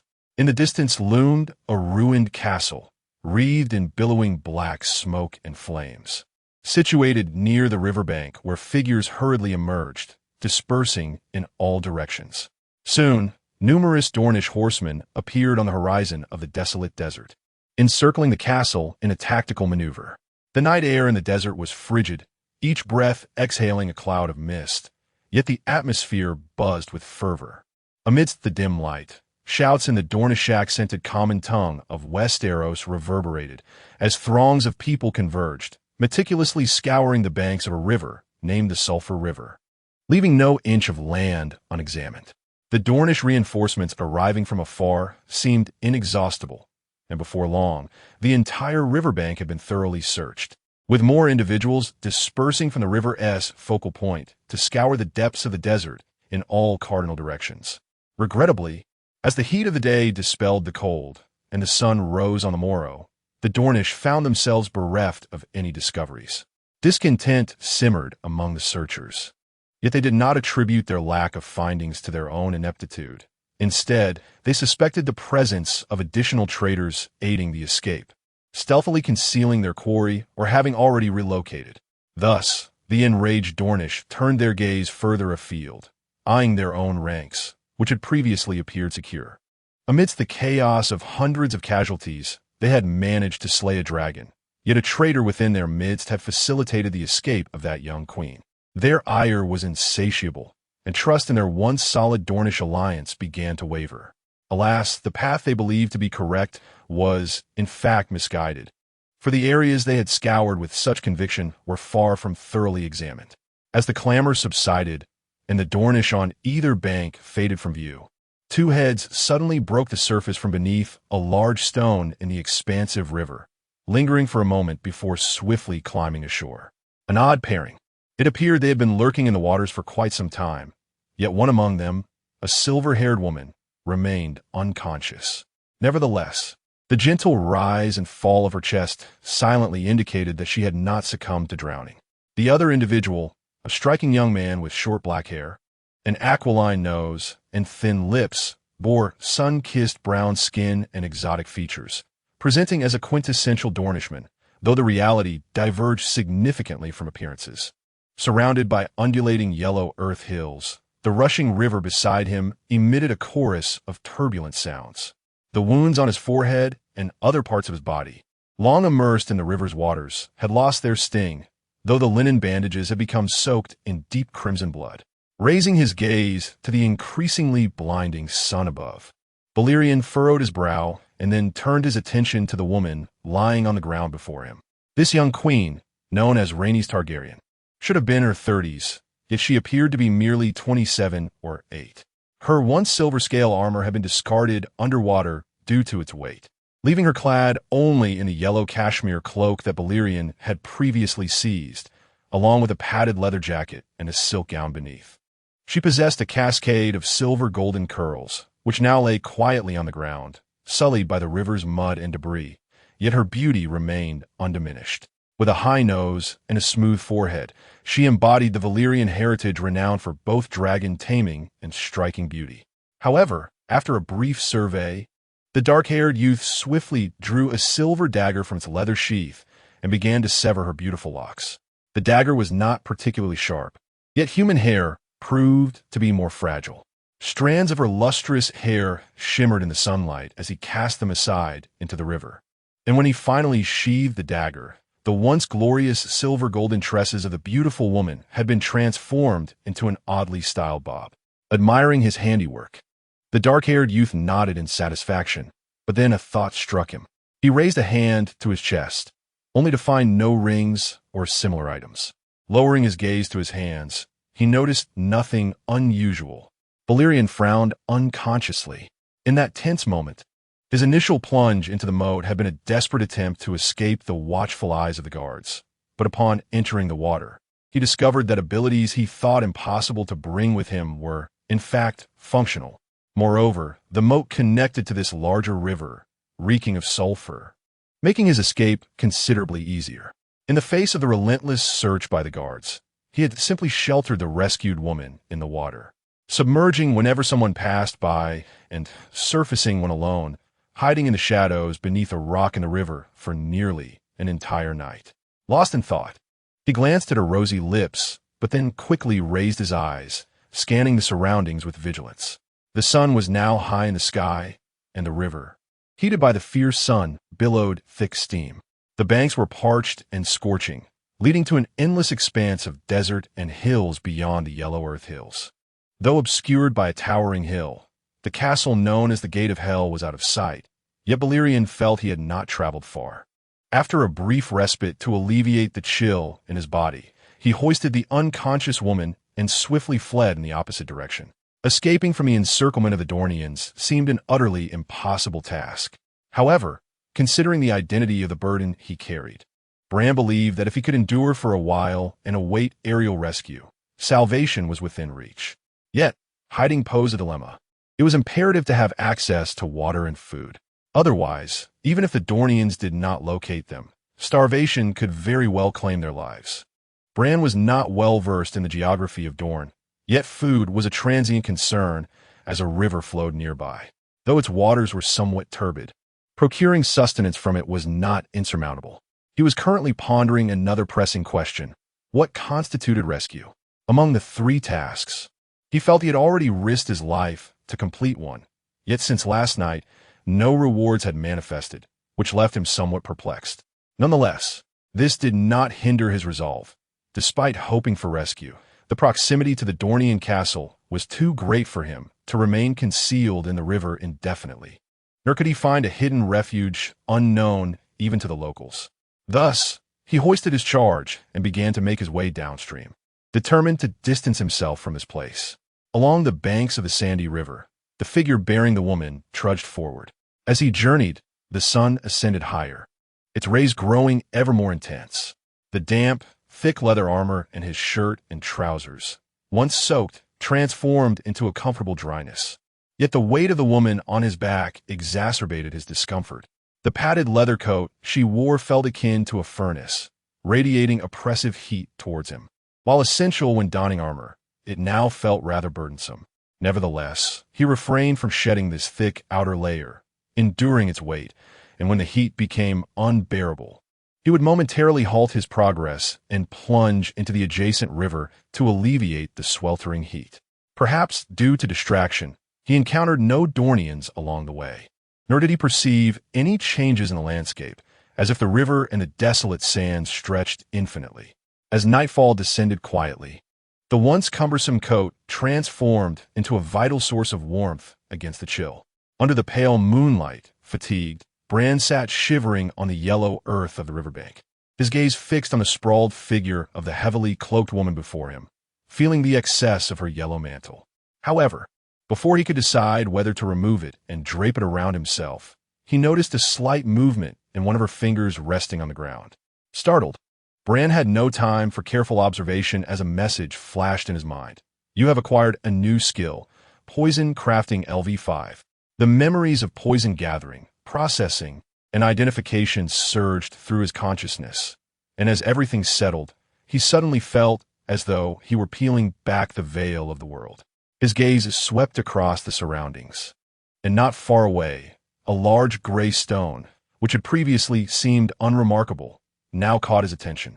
Beneath it, there was a strong possibility of concealed, venomous Dorne-red scorpions, while at his feet grew an inconspicuous, dull gray blade of grass, its surface cloaked in a potent paralyzing toxin that would ensnare any unsuspecting skin it brushed against.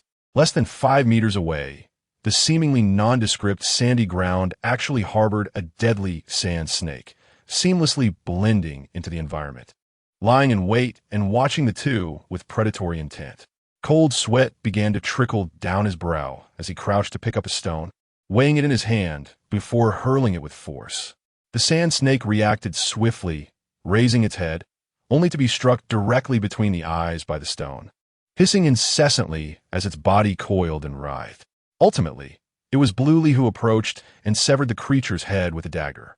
The serpent's blood seeped into the sand, and after a sigh of relief, Bluely turned to lift the mission target and exit this place rife with toxins. However, upon turning around, he was met with the piercing gaze of a woman who had propped herself up to stare at him. "Who are you?" Under the cool moonlight, the woman with pale skin and violet eyes bore an expression of wariness, especially as she registered Bluely's Dornish appearance, which made her instinctively retreat in alarm. her slender figure betraying none of the fierceness she had displayed during last night's fiery assault on the prison fortress. "The one who rescued you," Bluely replied, sheathing his dagger to signal his lack of hostility, which indeed eased her tension somewhat. "Rescued me?" she murmured, surveying her surroundings, but suddenly sensing something amiss. She instinctively reached up to touch her head. "What happened to my hair?" Her previously hoarse voice sharpened with alarm, and the anxious queen, momentarily forgetting her fear, glared furiously at Bluely. "Did you cut my hair?" "Your hair was singed away in the flames, so I merely tidied it up a bit. I believe it serves us better this way," Bluely explained, gesturing towards a cloak draped over her. "Wrap it around your head. You resemble a Dornish woman now." This was a casual remark. In truth, Bluely had never seen a Dornish woman to judge their attire. Yet upon hearing this, she paused, her fury morphing into a confused expression. Finally, she hurriedly wrapped the cloak around her head, resulting in a rather comical appearance. "I apologize, my lord. I misjudged you," she said politely, hesitating before continuing. "May I inquire about my dragon?" It perished, Bluely shrugged. "It was struck in the eye by a ballista bolt and then fell into the lair of the Dornish." Noticing her expression shift, he added, "Do not grieve too deeply. Had I not intervened, that dragon might have crushed you." Regrettably, his words provided her no solace. She revealed no other emotions, merely nodding silently before shifting the subject. "What is your name, my lord?" "My name is Laenor." I instinctively wanted to tell a lie, but soon realized it was unnecessary, so I said, "Just call me Laenor." "Sir Laenor?" Renny's, wrapped tightly like a rice dumpling, solemnly assured me, "Thank you for saving me, my lord. Once we reach King's Landing, my husband will reward you. What do you desire? A castle and lands? Or wealth? Such things hold no value for me." I waved my hand dismissively, a sudden thought flashing through my mind, and I spoke. "I will ensure your safe passage from here, and in return, I ask for a dragon egg." "How does that sound?" Renny's was momentarily taken aback, her brow furrowing. "What do you want a dragon egg for?" "It is undoubtedly useful. Apart from us, no one can hatch a dragon egg, nor can anyone ride a dragon. I could keep it as a collection." "No, I cannot agree to that request." Queen Renny shook her head, appearing quite resolute. "My family possesses only adult dragons, not dragon eggs." "What a pity," I sighed upon hearing this. "Then I shall have to keep you here. I have already betrayed Dorne, but escaping alone is preferable to carrying a burden." I said no more, rising to my feet.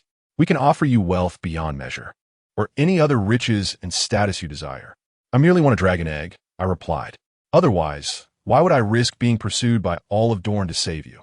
A dragon egg is of no use to you. That is my own concern." This statement left her in silence for a moment, before she finally asked, "Will you truly help me escape?" "I cannot say for certain." I shook my head. "If I fail, I suspect the Dornish will treat me as a traitor and put me to death. You would be captured and returned, and rationally they might use you as leverage. Yet, I doubt they will remain rational, considering you have burned so many alive." I shrugged. "So what do you say? I am risking my life here. Will you agree?" "Our family does not allow dragon eggs to leave," she said, but gazing at the dark-haired Dornish woman before me, Renny's nodded. "It's a deal." "So quickly?" I looked at her with suspicion, feeling that my attempt at extortion was proceeding rather smoothly. "Do you swear?" "I swear by the honor of House Targaryen, that if you lead me to safety, I will give you a dragon egg." Her expression was earnest. The atmosphere fell into silence. I opened my mouth to say something, but after a moment's reflection, I chose to remain silent. In the ensuing time, neither of us spoke. One furrowed her brow in contemplation, while the other sat slumped, tightly wrapped in her blanket, occasionally casting wary glances around and inadvertently at me. Yet, it was not long before she drifted into a drowsy slumber, seemingly having forgotten all thoughts of vigilance. Balerion found himself devoid of sleep, not only due to the need to remain vigilant for any sudden appearances of foes from Dorne, but also because the frigid temperatures rendered slumber impossible. Initially, he managed to maintain his alertness. However, as the night wore on, he succumbed to drowsiness. Having not closed his eyes since arriving at this historic site, in a state of half-consciousness, a piercing scream abruptly jolted him awake. Springing to his feet, he turned toward the sound and noticed the young queen, her face awash with terror, staring at a golden-hued lizard that was slowly crawling over her. Furrowing his brow, Balerion stepped forward and swiftly seized the creature in his hand. With a flash of his dagger, he severed the lizard's head, causing its tail, which had been entangled around his wrist, to lose all strength. While he had previously relied on brute force to confront such creatures, his knowledge of toxins had endowed him with skills far beyond mere physicality. In that moment, he handled the venomous creature with the expertise of a true Dornishman. The young queen exhaled in relief, murmuring her gratitude. Balerion paid her no heed, kicking the severed head into the nearby river, then placing the still bleeding body of the lizard on the ground. With deft movements, he began to slice it into pieces. "Balerion, what are you doing?" A raspy voice inquired curiously. "Though it is poisonous, there are certainly edible parts," he replied without lifting his gaze, adding, "And I am not a knight. Simply call me by my name." This revelation seemed to trigger a memory in her, prompting her to ask, "Did you not bring any food?"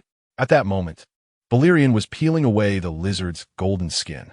He shrugged in response, "Indeed, which is why we must forage as we go. What about water? Surely the river contains some?" Renly remarked, glancing at the murky waters behind her, her brow furrowing involuntarily. She then cast her gaze toward a towering cactus not far off. "I have heard that Dornishmen can find water within plants. At least not this one, unless you are unafraid of severe illness." Thus, the Targaryen queen fell silent, sitting on the ground with her chin resting on her hand, lost in melancholy. After the commotion, she appeared entirely awake, prompting Balerion to remind her to remain alert to their surroundings while he found a spot to rest his eyes briefly. By the time dawn's light began to emerge, he had regained much of his energy. However, at that moment, a new dilemma presented itself. The slender woman, her head wrapped in a cloak, initially appeared to be perfectly normal. Yet, after taking a few steps, she stumbled and collapsed onto the ground with a startled cry. Balerion rushed to assist her, only to see her brow furrowed in distress. He sensed an ominous turn of events. The young queen bit her lip and, with a hint of shame, confessed, "My backside hurts." From the shadows of the rocky crevices, a somewhat translucent yellow scorpion cautiously emerged, pausing momentarily before scurrying toward the riverbank. It was but a brief moment of movement when a foot clad in coarse rope sandals descended from above, abruptly crushing a yellow scorpion. The sickening crunch echoed as the shell burst, releasing a vivid green ooze, mercilessly revealing the demise of an innocent life. Glancing at the sole of the foot, its owner exhibited no trace of compassion. Instead, she disdainfully rubbed her foot against the ground, sending up a cloud of dust. The harsh sunlight enveloped the riverbank, distorting and obscuring everything within sight. Behind her, a murky river flowed languidly, while a striking woman adorned in a red dress with silver trim sat nearby, her short, disheveled hair framing her face. She was fixated on a nearby man, his upper body bare and glistening with sweat, or rather, on the stone before him. Upon that relatively flat stone, the man was methodically laying strips of thinly sliced, tender snake meat. The scorching surface of the rock transforming into what resembled a well-heated iron pan, soon emitting its intended function as fat began to drip and sizzle. The transformation of the snake meat from raw to cooked was accompanied not only by a change in hue, but also by the release of an enticing aroma. When a dagger pierced through the meat, skewering it, the scent intensified, capturing the attention of the woman on the riverbank. After glancing at the dagger, she could not restrain herself from cautioning the man, known as Blani, who bore raven hair and a hawkish nose. "That dagger is poisoned." "Poisoned? But you used it yesterday to extract snake venom." "Yesterday is yesterday. Today is today. Rest assured, it's no longer toxic." "Is that so?" The young queen regarded him with skepticism. Even if it were, a modicum of poison would enhance the flavor. As Blani spoke, he raised a piece of snake meat to his mouth, chewing it with satisfaction. "It can also alleviate pain." At that, Renly responded with an "oh," cautiously accepting the dagger from him before lowering her head to partake in the meal. Blani nodded with approval, finding that the spirited and capricious young queen of history seemed quite agreeable, whether regarding his hair or other matters, as long as he clarified the reasons. She would accept them quietly without raising objections or causing a scene, though her curiosity was undeniably intense. It was now the third day since her awakening. After a brief replenishment of energy, Blondie hoisted her onto his back, continuing their journey while her hoarse inquiries persisted from behind. They say your lords and ladies openly keep mistresses and lovers. Many even prefer the same sex. Is that true? Do I appear to be a lord to you? I've heard that you value love and desire, treating marriage and procreation as mere obligations. Perhaps that's why? Blondie remained silent, yet she did not cease her questioning. Are your people well acquainted with such matters? I mean, the desert and its venomous snakes? Are you familiar with your own home? Blondie inquired. Of course, I am quite familiar with it. I grew up on Dragonstone. She paused mid-sentence, realizing something, and was momentarily rendered speechless. However, soon enough, another question arose. Why do you wish to save me? Is it merely for the dragon egg? What other reason could there be? Perhaps you have many enemies in Dorne? Is it hatred that compels you to side with us? Did someone take your fiancé, E?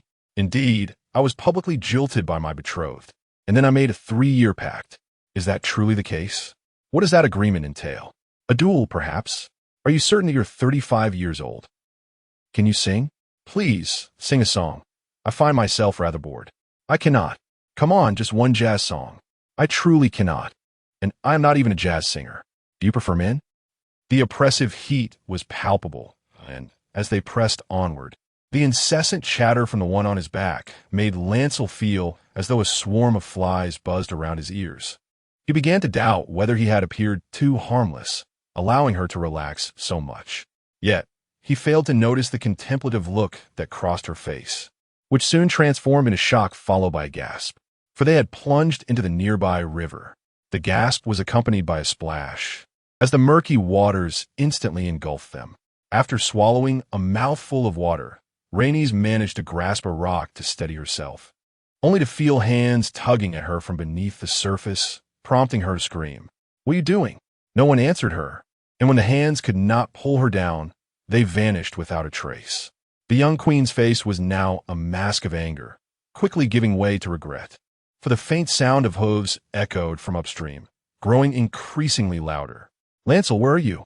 Someone is coming, she whispered, but the flowing river offered no reply, and a glance around revealed no cover for concealment. Gritting her teeth, Rhaenys took a deep breath, pinched her nose, and submerged herself. Dragonstone lies off the eastern coast of Westeros, a solitary isle where she was raised, as the inaugural queen of House Targaryen. She cannot possibly be inept in the water. Yet, her hiding was regrettably tardy. Accompanied by the sound of galloping hooves, 3 riders from Dorne were hastening toward them, evidently having detected the commotion. Initially, they may have sensed the disturbance without comprehending the specifics, but as they drew closer, the foremost dark-skinned rider suddenly spotted the yellow cloak that had quietly slipped from the bank, causing him to pause in astonishment before erupting in furious shouts. "It's that dragon whore, hurry!" he exclaimed, dismounting and seizing his spear before charging forward, with the other 2 hastily following suit. The slightly murky river appeared unremarkable on the surface, yet the seasoned riders had already discerned the faint impressions of a person's passage and the splashes left in the water. Thus, one rider remained on the shore, bow drawn and keenly observing, while the other 2 swiftly plunged into the river, armed with their daggers, intent on extracting the submerged individual. However, just as they entered the water, the rider on the bank suddenly felt a tightening around his ankle. Before he could react, an immense force yanked him abruptly into the river. Uttering a startled cry, the slender Dornish rider was swiftly pulled beneath the surface, struggling desperately against the water. He caused splashes at the riverbank, but when a sharp object cruelly grazed his neck, his resistance waned significantly. The entire sequence unfolded rapidly. As the alarmed cry echoed, the 2 swimmers turned back, only to be met with the sight of their companion's astonished, wide-eyed expression and the blood gushing from his neck, where his hands futilely tried to staunch the flow. The convulsing body drifted with the current, and the vivid crimson liquid spread across the river surface, driving the remaining 2 riders to the brink of madness. It was that traitor, one of them bellowed, pivoting to swim back to the shore, while the other, undeterred, pressed on toward the water's surface near a gray stone outcrop, where he glimpsed a hazy silhouette taking refuge beneath the water. As he advanced, he discerned the increasingly terrified visage of his foe just beneath the surface, fueling his determination. The Dornishman extended his hand, striving to seize this deeply despised enemy at the earliest opportunity. Alas, he ultimately failed to grasp his intended target, despite being mere inches away. A dagger emerged silently from the water, poised menacingly at his throat, while a firm grip seized his own hand wielding the dagger. A drenched figure with jet-black hair surfaced beside him, casting a shadow that seemed to loom large. And a pair of brown eyes gazed down at him with an unsettling calm. The brown-haired Dornishman shuddered at the sight, and without a backward glance, he shouted defiantly, only to receive no reply from the imposing figure that cast its shadow upon him. "He is dead. Now only you remain." "How could this be?" The Dornishman retorted in disbelief, yet the silence behind him plunged his heart into despair. Upon realizing the attack, he and his companion had instinctively coordinated their actions. One continued toward the target in the water, while the other had turned back to prepare to shoot the enemy. This strategy ensured that regardless of which of them the adversary chose to attack, the other would fulfill their objective. Yet, he had not anticipated such swiftness from the figure beside him. Ignoring the enemy's thoughts, the black-haired figure, known as Lannister, commanded, "Now, come ashore." "You are a traitor," spat the brown-haired Dornishman, his face contorted with hatred. Unfazed, Lannister tightened his grip on the dagger, threatening, "It is coated with the venom of a red scorpion. Should you refuse to comply, you shall experience its effects firsthand. The water will wash away your poison, traitor." The Dornishman retorted, spitting defiantly. "Care to test that?" Lannister's words ignited a tumult of emotions on the brown-haired Dornishman's face, which shifted from green to red. Ultimately, he cast a reluctant glare at Lannister and was compelled to make his way toward the shore. He may have harbored thoughts of seizing an opportunity for a counterattack, and that opportunity presented itself as he attempted to ascend the shore. Regrettably, the enemy acted first. Before he could fully emerge, a knee struck mercilessly at his vulnerable spot. The sudden surge of excruciating pain caused all strength to dissipate from the Dornishman, and a cry of agony involuntarily escaped his lips. By the time he was dragged ashore and regained his senses, a dagger had already descended once more upon his throat's surface. "What is the situation at the gatehouse?" Balon inquired. "I shall not reveal it to you, traitor." "Has Aegon not arrived yet?" "He is terrified. We have slain a dragon," boasted the proud Dornishman, his sunburnt face betraying a hint of a smile amidst his grim circumstances. "So he truly has not come," Balon murmured, casting an involuntary glance at the woman who had just climbed ashore behind him, who listened intently, her brow furrowed. Clearly, he had fallen into this straightforward linguistic trap, which incited a wave of ire within the Dornishman. With great effort, he turned his head to glare at Balon, his tone laced with venom. "You shall not have a favorable outcome, traitor. Neither you nor your dragon whore will escape unscathed. All the lords of Dorne seek your heads. Even if no one knows you are here now, they will eventually. Indeed, they will see," Balon retorted, "but that is evidently not the case at present." He then asked, "Do you have any last words?" The man merely scoffed in response. Balon regarded him silently for a moment. Eventually, the dagger withdrew from the Dornishman's neck only to plunge swiftly into his heart. Simultaneously, Balon covered his mouth to stifle any sound. The dull thud of metal piercing flesh was accompanied by a spray of blood, soaking the linen of the man's chest in deep crimson. As he faced the convulsing body and the rapidly dilating black pupils, Balon gently closed the man's eyes. He then turned to the small queen who had climbed ashore on her own. "How is it that your backside no longer pains you?" On the sun-drenched riverbank, the fierce battle had come to an end. 2 riders' corpses were swallowed by the murky waters, while another lay motionless on the riverbank, blood seeping into the sandy earth, leaving a deep crimson stain. The slender woman in a wet red gown stood nearby, watching the dark-haired man crouched before the corpse. His unexpected remark caused her cheeks to flush, yet she refrained from retorting and instead curtsied. "Please forgive my caution, Sir Balon. After all, I am but a fragile woman, and I hope you can understand." "Fragile enough to choke me painfully?" Balon thought, rolling his eyes inwardly. However, recognizing this as a mutual trial and adjustment, he held no resentment and simply nodded. Seeing this, she visibly relaxed. Then, with a hint of mischief in her eyes, remarked, "Earlier in the river, I thought you might harbor ulterior motives." Balon, currently crouched and searching the ground for the Dornishman's possessions, glanced at her. "Rest assured, we are not of the same ilk." The weight of seemingly light words can be profound. Upon hearing this, Rhaenys could not help but glance down at herself, her expression tinged with indignation. However, she refrained from elaborating further, instead shifting the conversation. "Once I return to King's Landing, I can introduce you to noble girls of your age. I am well acquainted with all the unmarried, noble women across the 7 kingdoms, and I am certain I can find a suitable match for you." Laenor paid no heed to this remark, prompting Rhaenys to crouch down beside him. "You appear rather melancholic," she inquired. "I'm all right. It merely feels as though I am in a dream," Laenor replied, as he rummaged through the spoils.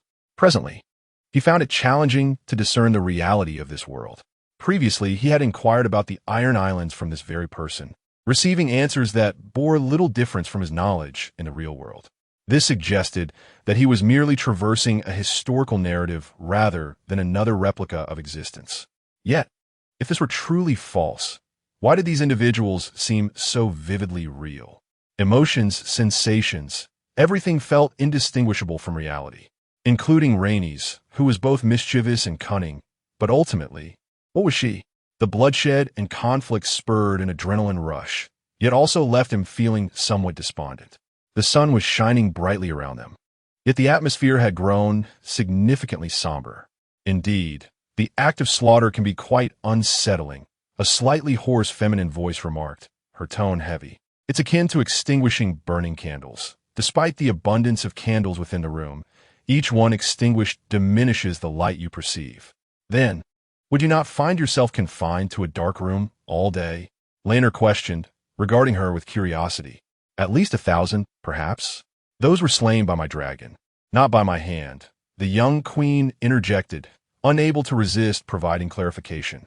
Yet, she did not pursue that line of discussion further, her expression turning grave as she stated, "I prefer not to dwell on this. We ought to discuss matters of significance." This statement momentarily took Laenor aback. As Rhaenys composed herself, her brow furrowed. "My husband may believe I am dead, or perhaps he has yet to receive word. However, I suspect the former is more likely. If that is indeed the case, we must press on. If I recall correctly, this river flows southward to the sea. Perhaps we could take to the waters, heading to Old Town or Dragonstone, which is our territory." Rhaenys' words carried a heavy weight.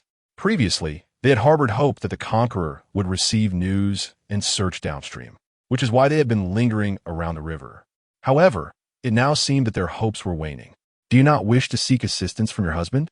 Although he has not yet arrived, surely if he believes you are dead, he would come seeking vengeance?" Laenor asked with keen interest. "The longer we remain here, the more perilous our situation becomes. Even if we could evade their pursuit, should we encounter my husband, we would be unable to seek his aid. From the back of a dragon, he would not discern our plight. He would only see us as enemies to be incinerated," Rhaenys replied, her expression darkening. "When riding dragons, we dare not fly too low, for dragon riders are the greatest vulnerability of the mighty beasts, and low-altitude flight can lead to consequences that you have witnessed." Renly nodded, then shook his head. Taking the sea route was a feasible strategy, but following this river was not an option. Why? Water in the desert is a precious resource, no matter where it is found. The commotion from your assault on the prison gate has yet to subside, hence we see no one at present. However, the absence of people now does not guarantee their perpetual invisibility. Renly remarked, "I suspect that if we continue downstream, we are bound to encounter some Dornish villages or individuals fetching water. In that case, we would be akin to sheep willingly walking into the jaws of a lion." Noticing the peculiarities in the words of the dark-haired Dornishman, Rhaenys furrowed her brow and inquired, "Are you unaware of their gathering places around here?" "I actually hail from Starfall." Renly lied without a flicker of emotion.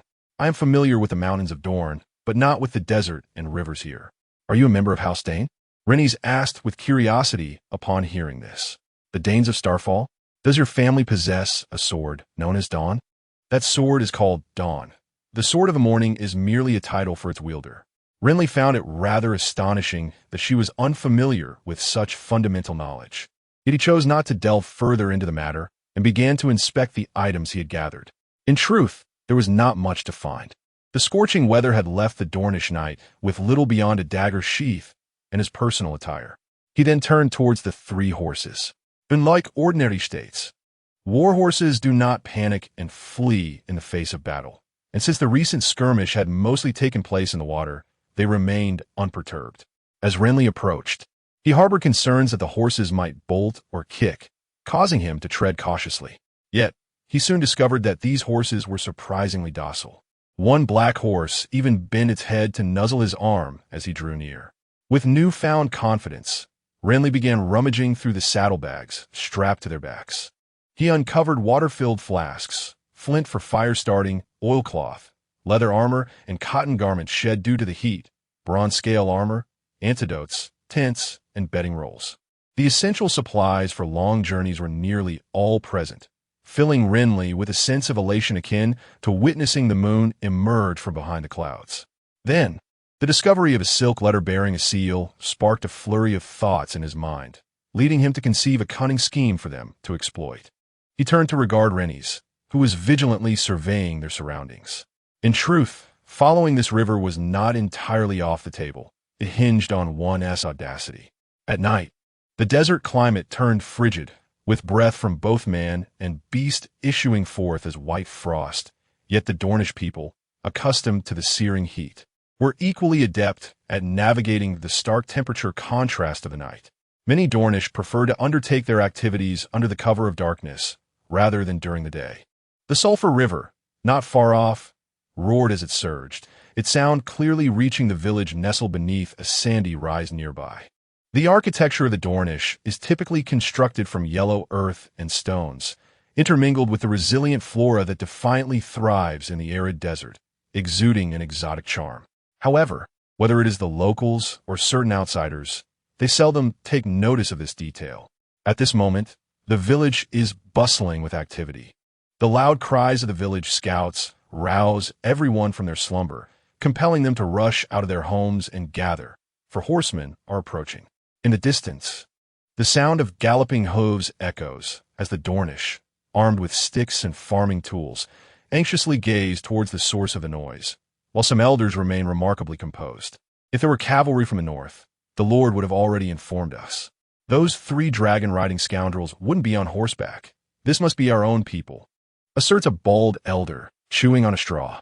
Yet, the increasingly loud hoofbeats cause the surrounding villagers to disregard his words, their eyes fixated on the approaching riders, men and women alike preparing for battle or flight. However, as they discern the rider's attire, their tense demeanor abruptly relaxes, leading to a flurry of speculation. What could this be about? In these times, it surely cannot be good news. Could the dragon scum be seeking revenge? Half a month has passed since the dragon fell at the gates of the prison, and the riders had previously arrived along the coast to deliver the tidings of the beast's demise. Yet, the Dornish remain unaware of the specifics. Although this community is united, certain pieces of information are best kept from the ears of all, lest the news inadvertently leaks. Nevertheless, their conjectures soon cease, for the 2 riders have approached within a noticeable distance. They are clad in the brass-scaled armor and trousers typically worn by the Lord's soldiers. Lacking helmets, but draped in cloaks with hoods, their lower faces obscured by dust-colored scarves. From afar, before reaching the village's fenced edge, the foremost rider raises his voice. By the command of Lord Euler of the gates of the prison, a bounty is placed for 1 male and 1 female fugitive. Any leads must be reported immediately, for the Lord shall reward handsomely. Though muffled by their scarves, the rider's fluent common tongue, tinged with Dornish accent, betrays their identity as they shake out a piece of silk from their grasp, revealing 2 rudimentary faces sketched upon it to the assembled villagers. Silver-haired? Is it the dragon wench? One person scans the image and inquires. You said last time that the dragon wench is dead. The rider retorts, do not heed such baseless rumors. But I heard she escaped. The rider does not respond to this query. Instead, he straightens with an air of pride and commands. Do not ask what should not be asked. Simply remember Lord Euler's orders. With that, he spurs his horse and gallops down the village path, leaving behind a contemplative silhouette for the Dornish. The other rider, with a dark visage, glances at them before silently following suit. No one perceives anything amiss with the two riders. They appear to be the usual messengers dispatched by the Lord, yet the reality is far from that. Two riders galloped forward in succession, until they had distanced themselves from their pursuers to the extent that they were no longer visible. It was only then that the rider with a dark complexion urged his horse forward with a kick to its belly, directing his laughter at the front rider, who appeared calm, yet was filled with trepidation, tightly gripping his horse's girth. "Good sir, you cannot ride?" The voice, slightly hoarse, was unmistakably not that of a man.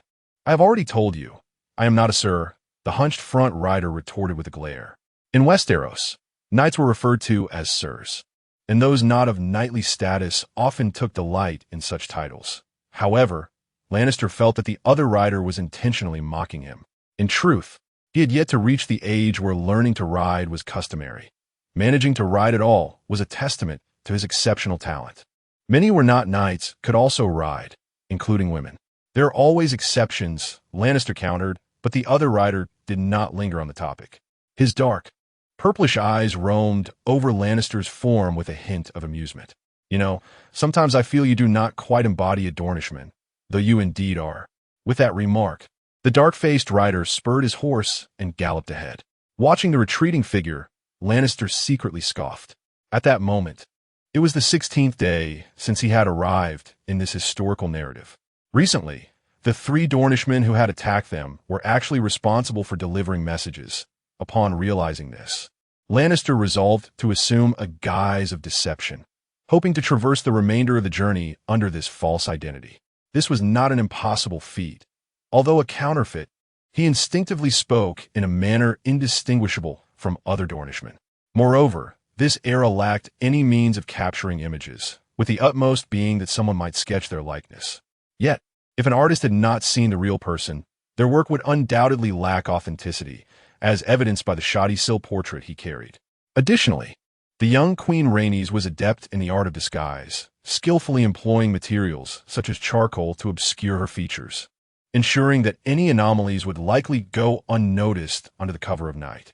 Thus, their journey had encountered few obstacles, save for an incident where they were nearly unmasked by two overly enthusiastic Dornish women. Now, the dark coastline was becoming vaguely visible, the sound of waves faintly audible. Upon reaching the shore, this leg of their journey would conclude, and the dangers from Dornish lands would be left behind. The next phase would require traversing the sea, contingent upon their ability to procure a vessel. Under the moonlight, the two riders pressed southward, the hooves of their horses kicking up clouds of dust that faded silently beneath the cool lunar glow, drawing ever closer to the ocean. The surrounding winds grew stronger and chillier. Before them lay the last Dornish village. From a distance, the sound of hooves began to diminish, and they became vigilant for any lurking scouts. "Will there truly be a ship here?" Rhaenys inquired, peering toward the village at the edge of her sight. They hoped to acquire a small boat from this settlement, allowing them to row away. The Salt men predominantly sustain themselves through fishing, and it is certain they possess boats. Blue whispered. He had read a tome entitled The Conquest of Dorne, which detailed the various races of the Dornish people, collectively referred to as Dornish, much like the way the Northerners are simply categorized as Northmen. In truth, the Dornish are divided into three distinct groups. The author of that book designated them as the Stone Men, the Sand Men, and the Salt Men. The Stone Men reside among the mountains of Dorne, characterized by their fair complexion and striking beauty, while the Sand Men inhabit the desert, their skin often bronzed by the sun. Lastly, the Salt Men dwell along the southern coastline of Dorne, possessing dark hair and olive skin marked by exotic features. At the time the book was penned, its author had yet to be born, yet many of these traditions have been passed down through generations. Even those who had not read the book would likely encounter fishermen in coastal villages. Blue was quite certain of this. As for what to do once they acquired a boat, that could be addressed later. In any case, it was preferable to being trapped in enemy territory. However, before they could approach the village, a sudden cacophony of hooves striking the ground reverberated around them. Upon hearing this, Blue's expression shifted, and without hesitation, He turned his horse around. Regrettably, as he barely managed to pivot, he discovered that a circle of Dornish riders had already closed in from all directions, advancing rapidly. Under the moonlight that bathed the desert, a group of riders encircled them, scrutinizing their every move. One particularly tall figure cast several glances at Blue before erupting into laughter. Indeed, the traitor and his dragon whore have come to seek us out, as the Great One foretold. On that dimly lit night, the multitude of Dornish riders surrounded Blue and his companion. Each rider donned a black cloak, beneath which gleamed brass scale armor and leather, their long spears catching the moonlight with an ominous gleam. Blue had been utterly unprepared for this sudden appearance, perplexed as to how they had anticipated their route. Yet, he had no time to ponder this mystery. Faced with this hostile band of Dornish riders, the young man with dark hair felt his heart race, his mind racing with thoughts as he directed his gaze toward the boisterous giant who had laughed moments earlier. "Do you know me?"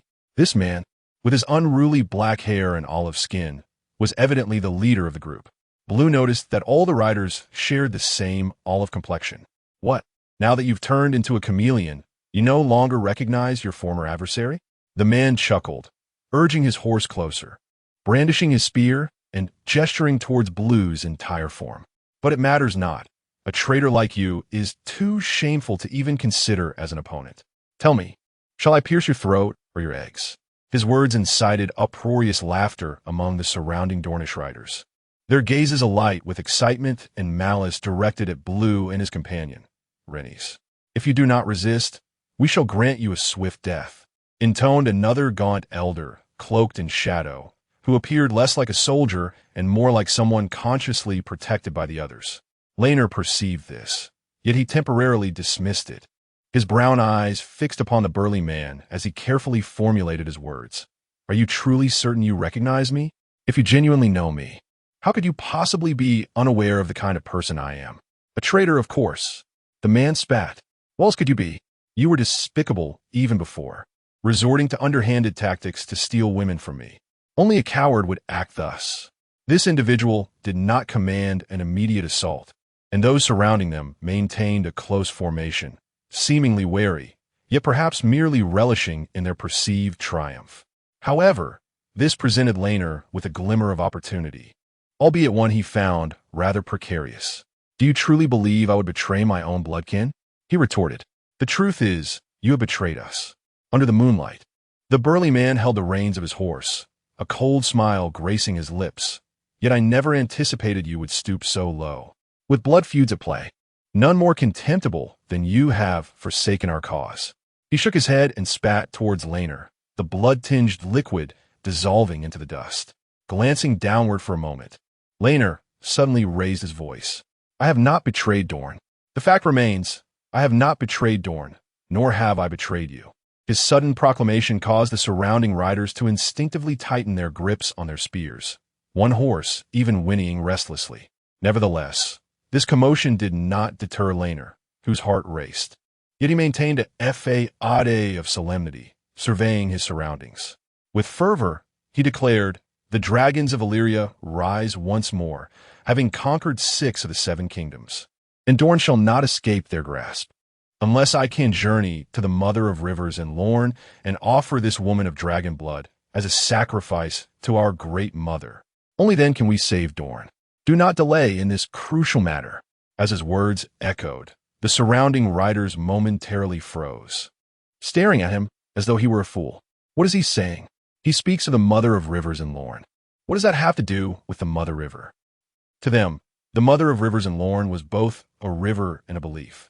The continent of Westeros is primarily inhabited by 3 human races: the First Men, the Undulls, and the Rhoynar, all of whom were outsiders, sequentially arriving in this land of sunsets, driving the ancient children of the forest and other races from the annals of history.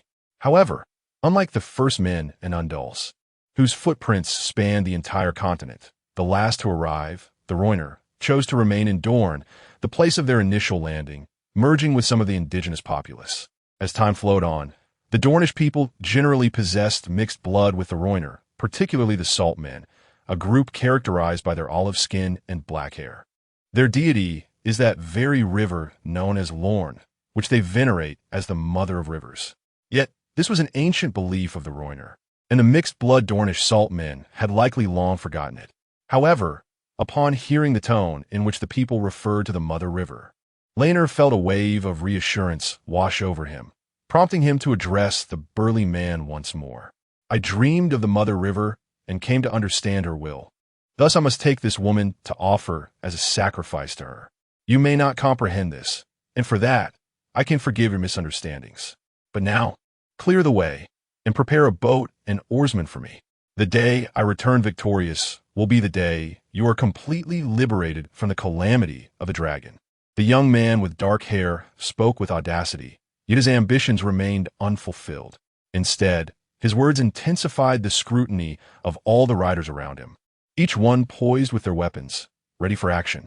Even if one were a traitor, jesting about our mother river is intolerable.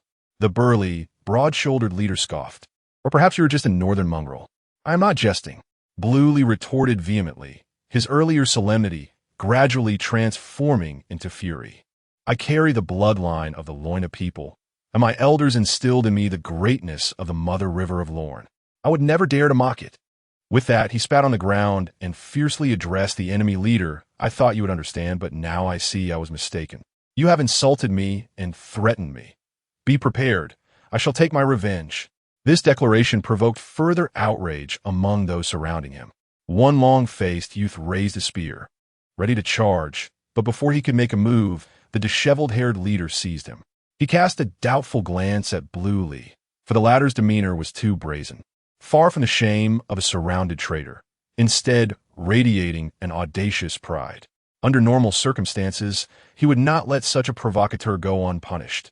However, at this moment, the traitorous behavior was wholly uncharacteristic. Furthermore, the leader had some knowledge of this individual, although he was somewhat despicable and fond of using poison.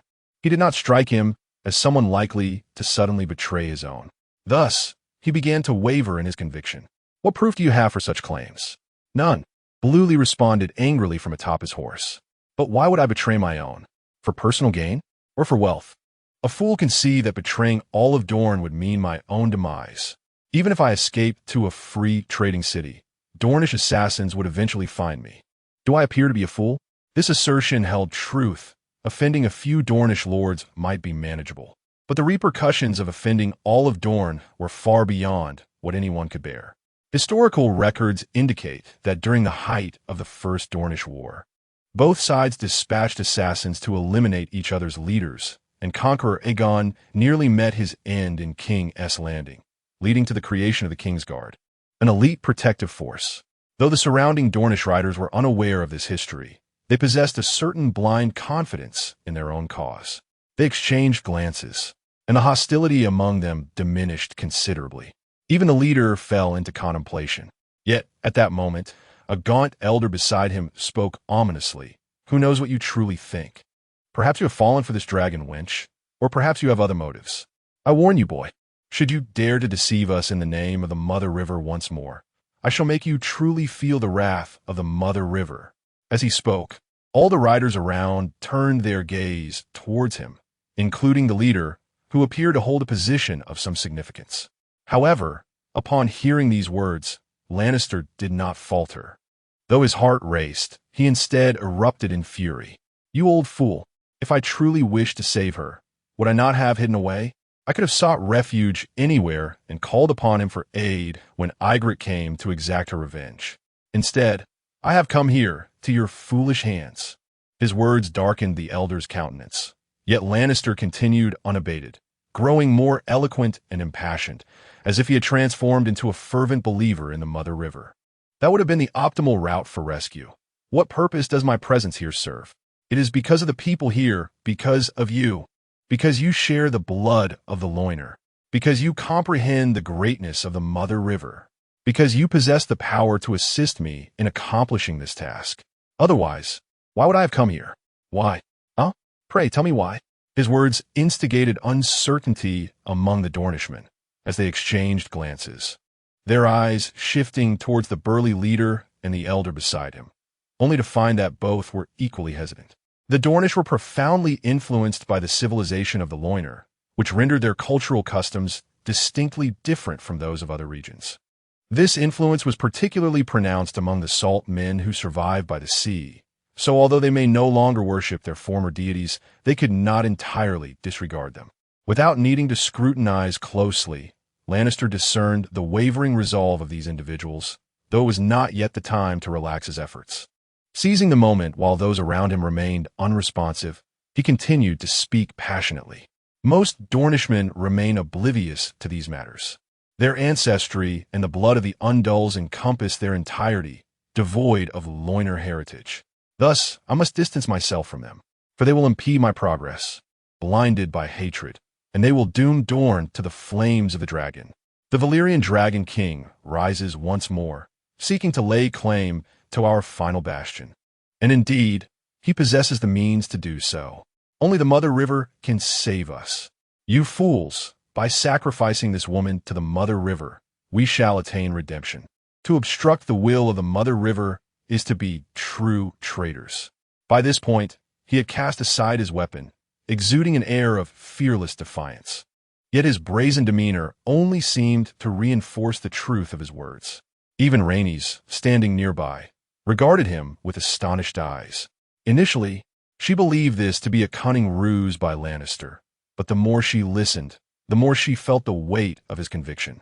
The Targaryen family originally hailed from another continent, a realm known as the Freehold of Valyria, where they were but one of many dragon-riding families. After Valyria's cataclysm, they emerged as the last dragon lords in the world. The rise of the Freehold of Valyria coincided with the fall of numerous other civilizations. The Loiner were among them, and they were the most tenacious in their resistance. In other words, the Valyrians and the Rhoynar are fundamentally adversaries. Thus, Rhaenys possesses a profound understanding of the history of the Rhoynar. This civilization wields a unique water magic inherited from the River Rhoyne, and at its zenith, it even contended with Valyrian dragons. Although they ultimately had to abandon their homeland in a devastating defeat and flee to Westeros, they inflicted significant losses upon Valyria. As a Valyrian, Rhaenys cannot be ignorant of this fact. However, her awareness only reinforces her understanding that what Baelor claims is not unfounded. Sacrifices indeed exist. And what sacrifice could be more potent than the bloodline of a Valyrian dragon lord who once brought ruin upon the Rhoynar? Thus, is this his true objective? The young queen was struck by realization, a mix of irritation and despair washing over her. She felt an overwhelming sense of foolishness for having believed the words of this cunning Dornishman. Comparatively, although the surrounding Dornish riders were largely illiterate, they had grown up hearing of their ancient ancestors' grand achievements, and thus could not be entirely oblivious to the nuances of truth and deception. Even the gaunt-faced elder had long prided himself on being the priest of the Mother Rhoyne. The elder indeed possessed a peculiar power. His constant prayers granted him a vague foresight, such as the ambush plan for that night, inspired by a dream of a silver dragon flowing down the river. Furthermore, due to his esteemed position, he had prior knowledge of the true outcome of the events at the gates of the prison. Yet at this moment, the priest encountered a self-proclaimed messenger of the Mother River. The atmosphere grew somewhat tense. Although the riders did not surge forward, they remained indecisive, lingering in place, their gazes shifting between the leading elder priest and the burly man with dark hair. However, both of these figures stood there, frowning and silent, seemingly at a loss. Baelor gritted his teeth upon witnessing this.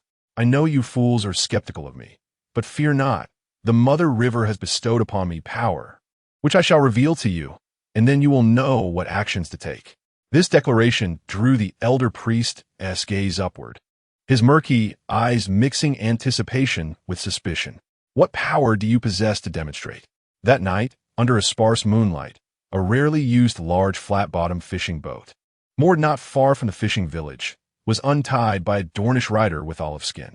Alongside a group of other Dornishmen, they boarded the vessel, hoisting the sails and rowing gradually away from the shore. One crew member murmured, "If the Mother Rhoyne truly grants protection, why would he fall ill?" As he rowed, glancing at the dark-haired man sprawled at the stern, who seemed to be suffering from fever, another replied, albeit quietly, "Isn't the elder priest often unwell?" Wary of speaking too loudly, for the priest was seated at the bow, conversing with the leading Dornishman. He has managed to remain at sea for so long without drowning. I believe his words hold truth. The speaker's face bore an expression of reverence. I have seen him. Previously, he was incapable of such feats. Perhaps he employs some sinister means. The deity of sacrifice believes that what is true is indeed true. A supporter quietly responded, "Moreover, he speaks no falsehood. He has no reason to betray us or to come to our side." I sensed he was not deceiving us. Another individual nearby nodded in agreement. This sentiment essentially reflected the thoughts of the majority aboard the vessel, all of whom were former cavalry soldiers. The decisive factor was the 3 hours of breath-holding endured by Lannister in the sea. Initially, despite his many words, this group of Dornishmen remained skeptical. However, as the supernatural event unfolded, the majority unconsciously placed their complete faith in him, subsequently fostering a strong belief in the sacrifice and the Mother River. It is difficult to ascertain whether they were persuaded by his words or if that extraordinary force ignited their hope of resisting the dragon. In any case, among the 20 or so individuals on the ship, including Lannister and Rhaenys, the small, dark-faced queen sat bound and helpless at the mast, facing the hostile gazes surrounding her. Her expression a mixture of fury, despair, and a trace of barely perceptible terror.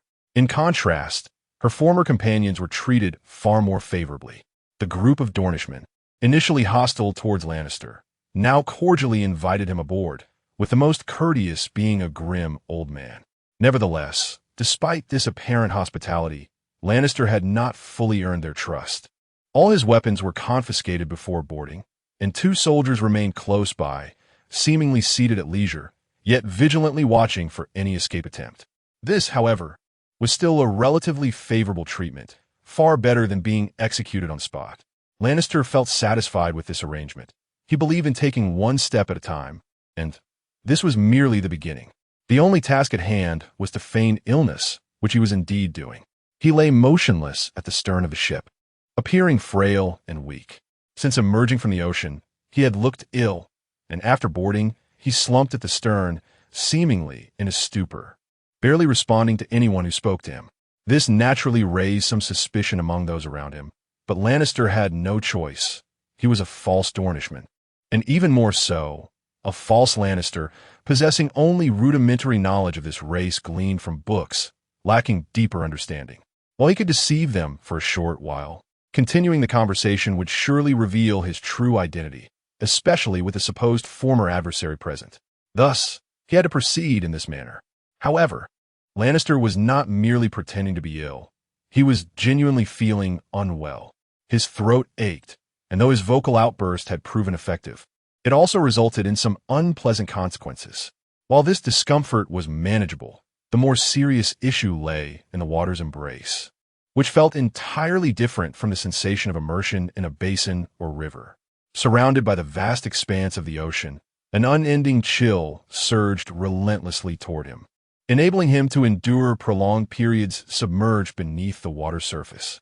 Yet, the warmth within his body was incessantly driven out by the cold, and the longer he remained underwater, the more pronounced the frigid sensation became. If he could merely surface for air, perhaps it would alleviate his discomfort. However, in pursuit of his goal, he resolutely persevered, to the point where, upon breaking the surface, he trembled uncontrollably, his complexion a ghastly white. He surmised that if he continued to endure, he might very well succumb to the grips of frostbite. Thus, whether intentionally or not, the notion of Blue's illness appeared exceedingly plausible, devoid of any semblance of pretense. Nevertheless, discussion surrounding him did not cease. Regardless, the individuals aboard this vessel diverged from the collective sentiments of the Dorne people, and under such immense pressure, restlessness was inevitable.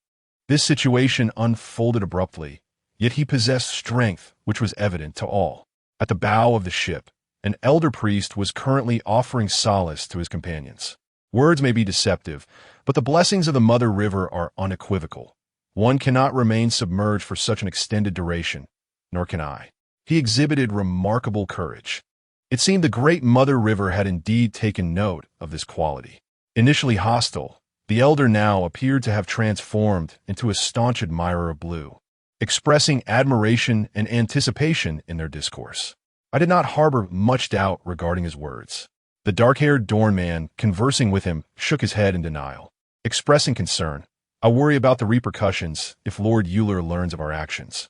What began as an enthusiastic gathering to lay an ambush for targets had culminated in a prolonged wait, eventually leading them to inadvertently follow a traitor into the sea. Although they did not currently regard the traitor as genuine, outsiders remained oblivious to this distinction. Should this news spread, the consequences could be dire. The castle of Euler lay half a month's journey from their location. The elder priest remarked, even if someone were to send word, by that time, we would have already reached the Green Blood River. With a dismissive huff, he continued, at that point, we shall meet with the high priest and secure his support. Thus, even if Euler becomes aware, our course will remain unalterable. The eastern region of Dorne was home to the Green Blood River, inhabited by individuals of pure Loina descent who steadfastly refused to assimilate into the local Dorne culture, preserving the ancient customs of Loina civilization from which the elder priest had emerged. Provided that our actions are just, the robust man replied sullenly. While he had come to believe Blue's assertions, uncertainties and reservations lingered until reality confirmed them. Otherwise, do you think the high priest would support us? The elder priest smiled faintly at this remark. We cannot ascertain the veracity of his claims, yet no one can assert that they are false.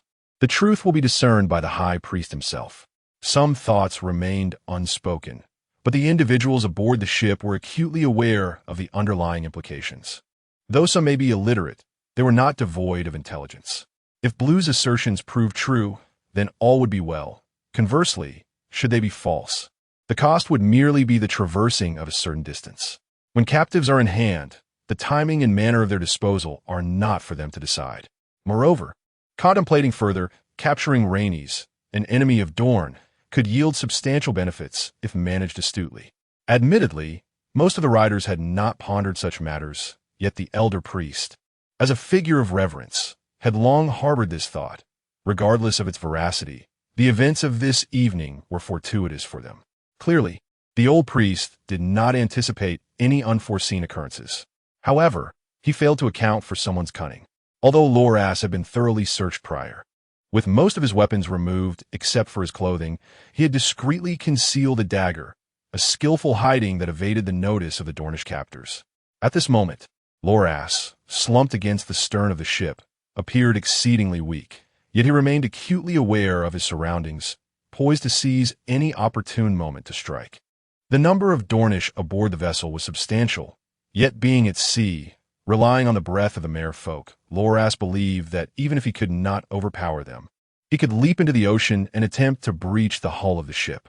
At that juncture, he would reclaim the initiative. Unfortunately, his plan had not yet come to fruition when an unexpected and peculiar incident transpired. A storm approached. Before departure, the wind at sea had been favorable, allowing the Dornish rowers to relax. Some slumped on the deck in slumber, while others gathered around a fire, chatting idly and pointing at the woman trapped at the mast. However, as the winds grew more ferocious, their leisure was abruptly interrupted. The tempestuous winds propelled the vessel forward with alarming speed, yet the turbulent waves below rendered the ship exceedingly unstable. The 6 watchful Dornish swiftly began to secure the sails, rousing their sleeping comrades. But fortune eluded the small, flat-bottomed fishing boat. The fierce winds soon extinguished the flames of their fire, plunging them into an oppressive darkness as ominous clouds loomed overhead, intermittently flashing with lightning and unleashing torrents of rain. In the face of such chaos, the Dornish shouted in panic. Some gripped their oars, straining against the tumultuous waves, while others dashed about the ship, striving to maintain balance. The leader, a dark-haired man, bellowed commands, while beside him, the gaunt elder priest knelt at the bow, hands clasped in silent prayer toward the eastern sea. Alas, neither the sailors' oars nor the priest's supplications could stabilize the increasingly precarious vessel. After a fruitless duration of prayer, the old priest cast a frantic glance toward the stern, hoping that someone would prove as reliable as he had claimed, only to find the individual had vanished from sight. The young queen, tightly bound to the mast, found humor in the situation, leading to a sharp reprimand from the commanding figure. In the next instant, a colossal wave surged from the left side of the ship, engulfing the fishing vessel entirely. The waves descended as if the heavens above were collapsing, and the vessels in the hazy surroundings screamed as they were instantly overturned, soon shattering into fragments. Over 20 souls plunged into the sea, hastily fleeing beneath the pitch-black surface, only to be forcibly separated by the tumultuous currents, their terrified faces disappearing in all directions into the depths. The petite queen, still tightly bound, hung upside down in the ocean, her violet eyes wide with fear, her cheeks puffed out, desperately struggling against the wooden posts that restrained her. Yet, as the oxygen in her lungs dwindled, she found herself unable to break free. Just as she felt she could no longer hold her breath, a figure emerged from her right side. The familiar face evoked a mix of surprise and anger within her, almost causing her to choke. As her already faltering mouth could no longer endure, the seawater rushed in, and everything before her seemed to plunge into chaos. It was only when the omnipresent water around her vanished that Rhaenys regained some semblance of consciousness. Under the stormy night, after retching out a significant amount of seawater, she raised her hand and slapped the indistinct figure beside her. Then darkness enveloped her as she succumbed to unconsciousness. Upon awakening, it was already the calm of the following day. She opened her eyes to gaze vacantly at the clear sky, feeling the hard, damp wooden planks beneath her. After a moment of dazed contemplation, she turned her head to the black-haired man beside her, who was examining her intently. "Once again, I thought you were truly going to betray me," she murmured. "Last time by the river, when you suddenly threw me in, I believed you had changed your mind. This time, with your pretense, I nearly fell for your words. Is there anyone in this world more deceitful than you? If I had not deceived you, we would have been slaughtered long ago," Bran replied, casting a satisfied glance at his target before him. Despite her pale complexion and the swelling and bruising on one side of her face, she appeared to be in relatively good spirits. "Could you not at least greet me?" she rasped, her tone laced with discontent. "Why should I have to?" His retort was abruptly cut off as she seized his collar, yanking him down forcefully, silencing him with a kiss. Words turned into muffled sounds, and his eyes widened as they met those of the striking woman with enchanting violet irises. A haze of confusion filled Bran's mind, with one thought persistently nagging at him. How could she possess such strength? The sensation on his lips was cold, but soon a sharp pain pierced through him, followed by the loosening of her grip. As he turned back, an irritated remark escaped from her. "That feeling isn't pleasant, is it?" "Well, that is how I feel right now." Bran touched his bloodied lips, his gaze filled with uncertainty as he stared at her. "Is this how you seek revenge? If anything like this happens again, you must inform me in advance." The other party did not respond directly. Instead, she propped herself up and shot a glare at Blue, then turned to survey the surroundings. She was momentarily taken aback. Beneath her was a heavy wooden plank, seemingly a fragment of the previous ship, small in size, floating on the sea like a dilapidated tabletop. The light around them was bright and abundant. Yet no matter which direction she gazed, her eyes were met with an expanse of desolate waters. "What shall we do next?" She could not help but turn back to Blue, her voice unconsciously tinged with vulnerability. "I salvaged some food and water." At that moment, Blue was covering his injured mouth with his sleeve and, in irritation, pointed behind him. Thus, Rhaenys noticed that behind the wreckage, a thick rope was pulling some scattered barrels and bundles. "As long as we do not encounter another storm, we could last for another month," Blue stated, suddenly furrowing his brow. He sensed something was amiss. Why did he always find himself in maritime disasters or storms while at sea? And what happens after that? Rhaenys promptly inquired. "If fortune smiles upon us, we may spot a ship. If misfortune befalls us, I could attempt to dive for fish, though that would not sustain us for long, as we lack a water source," Blue replied absent-mindedly. "Are you suggesting that we might perish from thirst at sea?" Rhaenys retorted. "If you wish, you could also choose to plunge into the water and drown. I suspect that would be a preferable fate to dying of thirst." The young queen shot him a glare, but then suddenly a thought crossed her mind, and she leaned closer, her purple eyes fixed on Blue as if he were some rare creature. "You can hold your breath underwater for so long. How do you manage that?" It is a gift bestowed upon me by the great Mother River. Only a fool would believe a liar like you. Now, tell me, what is the truth? I prefer not to share. Shall I trade my secret for yours? I am uninterested. Well, I thought you were quite intrigued by dragons. The life of drifting at sea was somewhat familiar to Blue, for he had recently experienced it. However, the current situation diverged significantly from his previous encounter. The sunken wooden plank beneath him was not a seaworthy vessel, and he constantly worried that it might suddenly sink at any moment. He found it difficult to sleep, for without any railings, even a slight jolt could send them both into the depths of the ocean. While Blue was unperturbed by this, Renly did not share his resilience. Strangely enough, it was Blue, the one unafraid of water, who struggled to sleep soundly each night, fearing that upon awakening, he might discover that the mission target beside him had succumbed to the sea. Initially, the young queen was also filled with trepidation, but she soon realized that with Blue nearby, she need not worry excessively. Consequently, she began to sleep deeply, feeling an inexplicable warmth, and many of her defenses against Blue quietly dissipated. This, however, inevitably left Blue feeling a pang of envy, especially as he observed that she seemed even less susceptible to the cold than he was. The ocean at night is considerably colder than during the day. Although it does not present the stark contrast typical of a desert, it is sufficiently chilling to induce shivers. Yet, despite being clad in the once disguised leather armor and garments of the Dornish riders, my companion seems utterly impervious to the cold. Members of my family are not particularly averse to low temperatures. Once, under the bemused gaze of Baelor, the other party voluntarily offered an explanation. "Do you not fear fire?" he inquired, to which Renly shook her head, dismissing the notion. "We can endure high temperatures, yet we are not entirely unscathed by flames. They can still inflict harm upon us, albeit to a lesser extent than on ordinary folk." This statement caused Baelor to furrow his brow, recalling a certain peace shooter from his memories, and he could not resist probing further. Is there truly no one who fears fire at all? If such individuals exist, they would only be the ancient dragon lords, who wielded long-lost Valyrian sorcery. Renly replied, nodding slightly before adding, "Not so much lost as rendered ineffective. In truth, I know those incantations, yet not once have I succeeded in casting them." At this juncture, the young queen appeared quite despondent and melancholic. Curious, Baelor inquired about one of the spells, to which she recited a jumbled sequence of syllables without hesitation, showing no regard for their significance.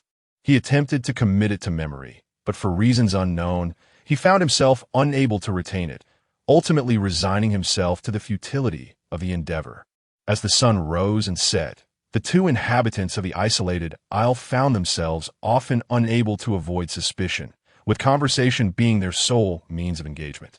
Gradually, they seemed to evolve into confidants. Baelor learned numerous childhood tales from the young queen, along with her experiences with dragons, while she grew increasingly skeptical of his true identity. During one particular exchange, she remarked, either intentionally or inadvertently, "I suspect you may be one of the faceless men from Bravos in disguise. Those individuals have long held an interest in our family." Baelor vehemently denied this accusation, yet Renly merely cast him a sidelong glance, choosing not to pursue the matter further. Initially, the atmosphere remained relatively tranquil, but as food and water dwindled, the mood aboard the small vessel grew increasingly oppressive and somber. Simultaneously, the serenity of the sea began to dissipate. On a night shrouded in ominous clouds, the winds grew fiercer, ultimately culminating in a tempest that lashed the wreckage of the ship and its two occupants. Once again, a storm had descended upon them. The thunder roared like the wrathful growls of a deity from the clouds, while fierce winds swept across the dark ocean, and the rain fell in torrents, occasionally illuminated by flashes of pale lightning that highlighted the wretched figures of the two drenched souls.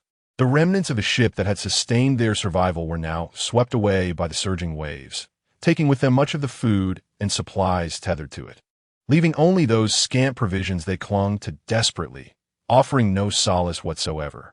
The surrounding sea churned violently, and the tumultuous sounds of a storm permeated the air. Renly, tethered tightly beside him, shouted something to Blairy, but he could scarcely comprehend her words. Leaning closer, She yelled into his ear, "Are we going to die?" "Perhaps not." Valeri responded to the beautiful woman with silver golden hair plastered against her face, but before he could finish, a colossal wave crashed upon them, engulfing the two completely in the water. The tempest did not relent. Instead, it intensified, causing the vast ocean to heave tumultuously. Below the surface, chaotic currents surged like fierce gusts of air, tossing everything within its grasp into disarray, leaving them disoriented and lost. Time flowed onward, and the turbulent waters continued unabated until the storm gradually subsided, the dark clouds in the sky quietly dissipating. A ray of sunlight pierced through the clouds, illuminating a portion of the sea and expanding its warmth. When the clouds finally cleared, the once dark ocean transformed into an exquisite azure. Dawn had already broken. Upon a beach of an island adorned with swaying palm trees, the waves washed ashore two unexpected guests, bound together by ropes. After lying motionless on the sand for what felt like an eternity, one slender figure trembled and managed to untie the ropes. Struggling to stand and staggering towards the edge of the beach, the other remained huddled, shivering with arms wrapped around himself, drenched and seemingly frozen, as if ice had latched onto his face and exposed skin. Despite the sun's brilliance above, it failed to dispel the chill that enveloped him. He did not move an inch for half the day. Before long, the first figure returned, plopping down beside the trembling one, his voice rasping with despair. "This must be a deserted island. I see no signs of life."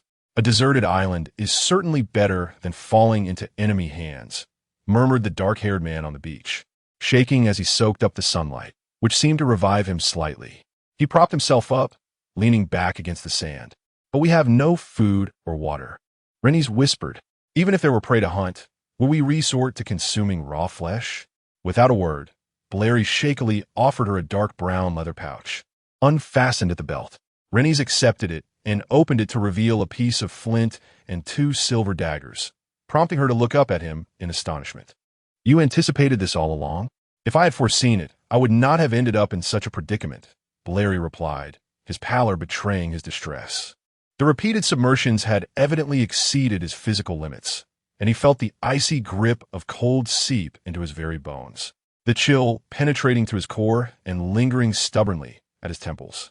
Valeri harbored grave concerns that if this were indeed his true body, such an ordeal would surely leave him with some insidious ailment.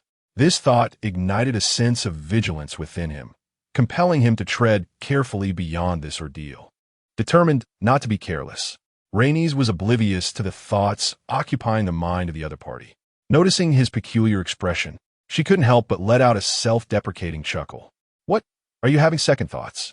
"Indeed." With great difficulty, Balon nodded. "We ought to walk along the coastline or consider alternative routes. Taking to the sea is undoubtedly a poor choice." This statement momentarily left Renly in a daze before she abruptly shifted the topic. "Was this how you initially intended to rescue me?" "What?" "You know precisely what I am referring to. I have no time for riddles." After rubbing his hands together, Balon unsteadily rose to his feet and began to stroll slowly along the sandy beach. By that point, his boots were nowhere to be seen, and his bare feet sank comfortably into the soft sand. However, the gentle breeze blowing in from the nearby sea caused him to shiver involuntarily, prompting him to wander deeper into the shore. Was it truly only for the dragon egg? Gazing at his retreating silhouette, the young queen wore a pensive expression. The dragon egg was indeed precious, yet that did not equate to possessing a dragon, unless one bore the bloodline of the Valyrian dragon lords.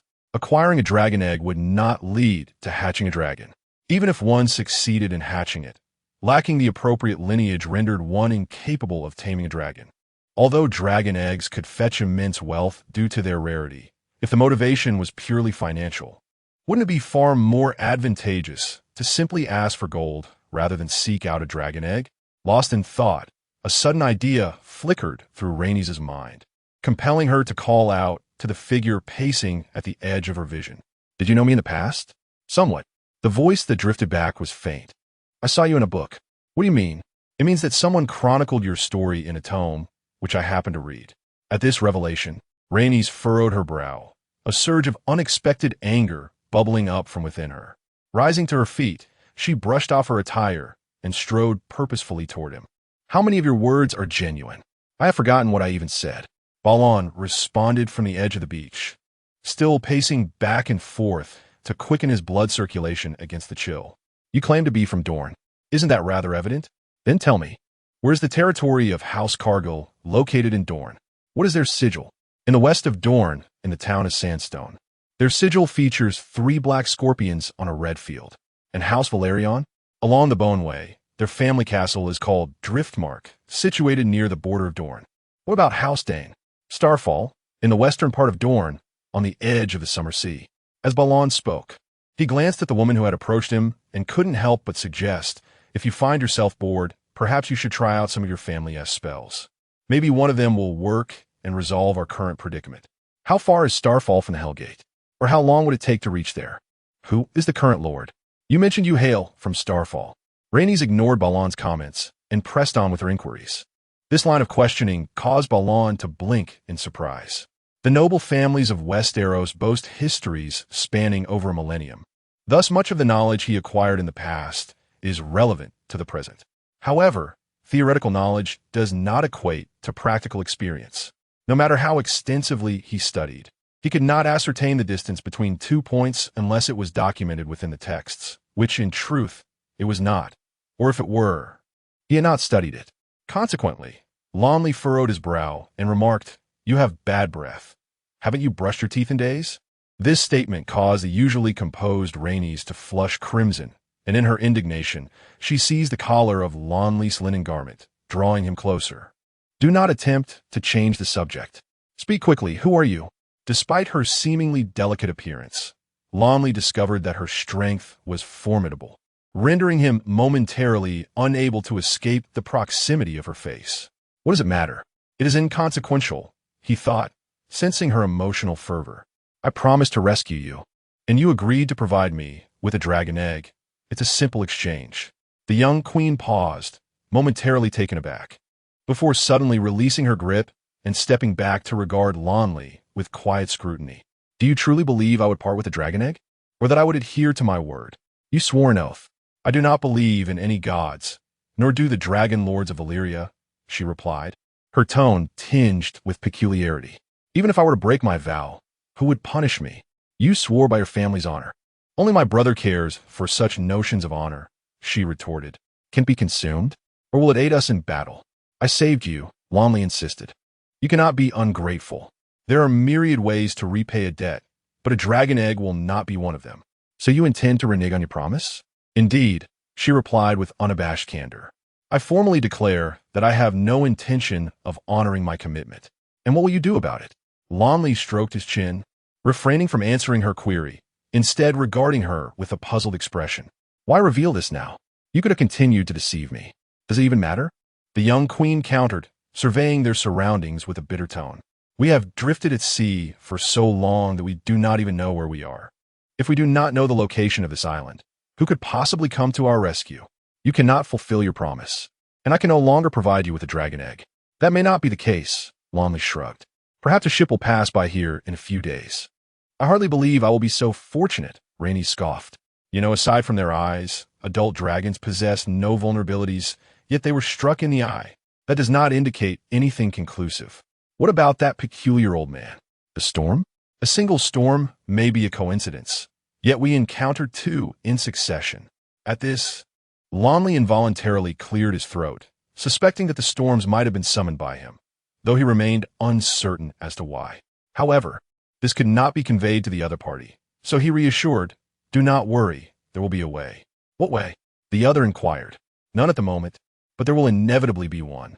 Remaining silent, Rhaenys gazed at Laenor until he unconsciously furrowed his brow, prompting her to suddenly speak. I told you I would not give you a dragon egg, yet you do not seem the least bit upset. You continually assert that you saved me solely for the dragon egg. Do you find that reasonable? If you truly do not intend to give it to me, what recourse do I have? Do I appear to be a fool? Her sharply pointed question caused Laenor to raise an eyebrow, yet after a deep breath, Rhaenys' voice calmed. I have just surveyed the area. From here to the other side of the island is no more than a league, and I have seen no game or water source. Surrounding us is nothing but the sea devoid of even a hint of land. How long do you believe we can survive in such circumstances? Are you afraid? Are you not? Laenor did not respond, but turned his gaze towards the depths of the island. It was no wonder the other was agitated. This island was indeed quite diminutive. From a sandy beach beyond a rocky outcrop, one could even faintly discern the coastline at the opposite end. A ring of sand encircled the island, within which grew dense, upright palm trees, yet through the gaps in the foliage there were no signs of wildlife. "I can attempt to catch fish," he said as he turned back to her. "We have flint, a dagger, and trees here. Food should not be a concern. And the water? I shall venture into the forest shortly to examine it closely," Laenor replied. "Perhaps we will discover some thirst-quenching plants." Rhaenys remained silent, watching him for a while before suddenly murmuring, "Why are you always so confident? Do you not feel even a hint of despair? Falling, being captured, shipwrecked, storms. This tiny island. We have been remarkably unfortunate, yet you have never uttered a complaint, even with food and water. Do you truly believe we will navigate through this ordeal successfully?" "There is always hope in survival," Laenor responded, noticing her continued silence. He gently patted her arm in a gesture of comfort, then turned his gaze to the surroundings. The island was encircled by the sea, the edges a vibrant green, the outer expanse a deep blue, with no sign of land or other islands in sight. Only the vast, deep blue sea stretched endlessly to the horizon, leaving one adrift in an unknown realm, as if this island had become the entirety of the world. Laenor frowned slightly. The reason he was not plagued by feelings of annoyance or despair due to their predicament was simple. He was not of this place. This thought inevitably brought to mind three matters. The first had long been resolved. The second posed no concern, although time felt somewhat disordered. He estimated that no more than a few days remained in the month. Only the final matter. Contemplating, Laenor looked up at the sky. Having come this far, how could one possibly give up? He murmured, lost in thought. At this moment, the sun hung high in the sky, illuminating the clear and radiant expanse that followed the recent tempest. The warm, pleasant rays cascaded down, while the refreshing sea breeze, imbued with a hint of saltiness, brushed against his face. Contrary to his initial apprehensions, the situation was not as dire as he had imagined.